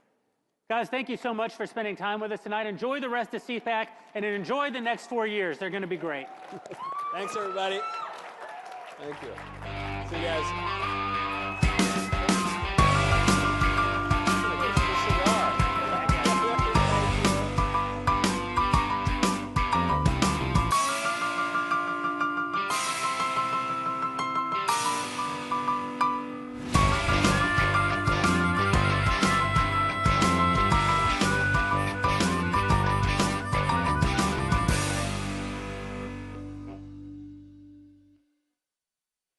Greetings. This concludes day one of CPAC 2025. At this time, we ask that you gather your personal belongings and exit the Potomac Ballroom, so we may reset for day two of CPAC 2025. Once again, we ask that you gather your personal belongings and exit the ballroom, so we may reset for day two. See you in the morning.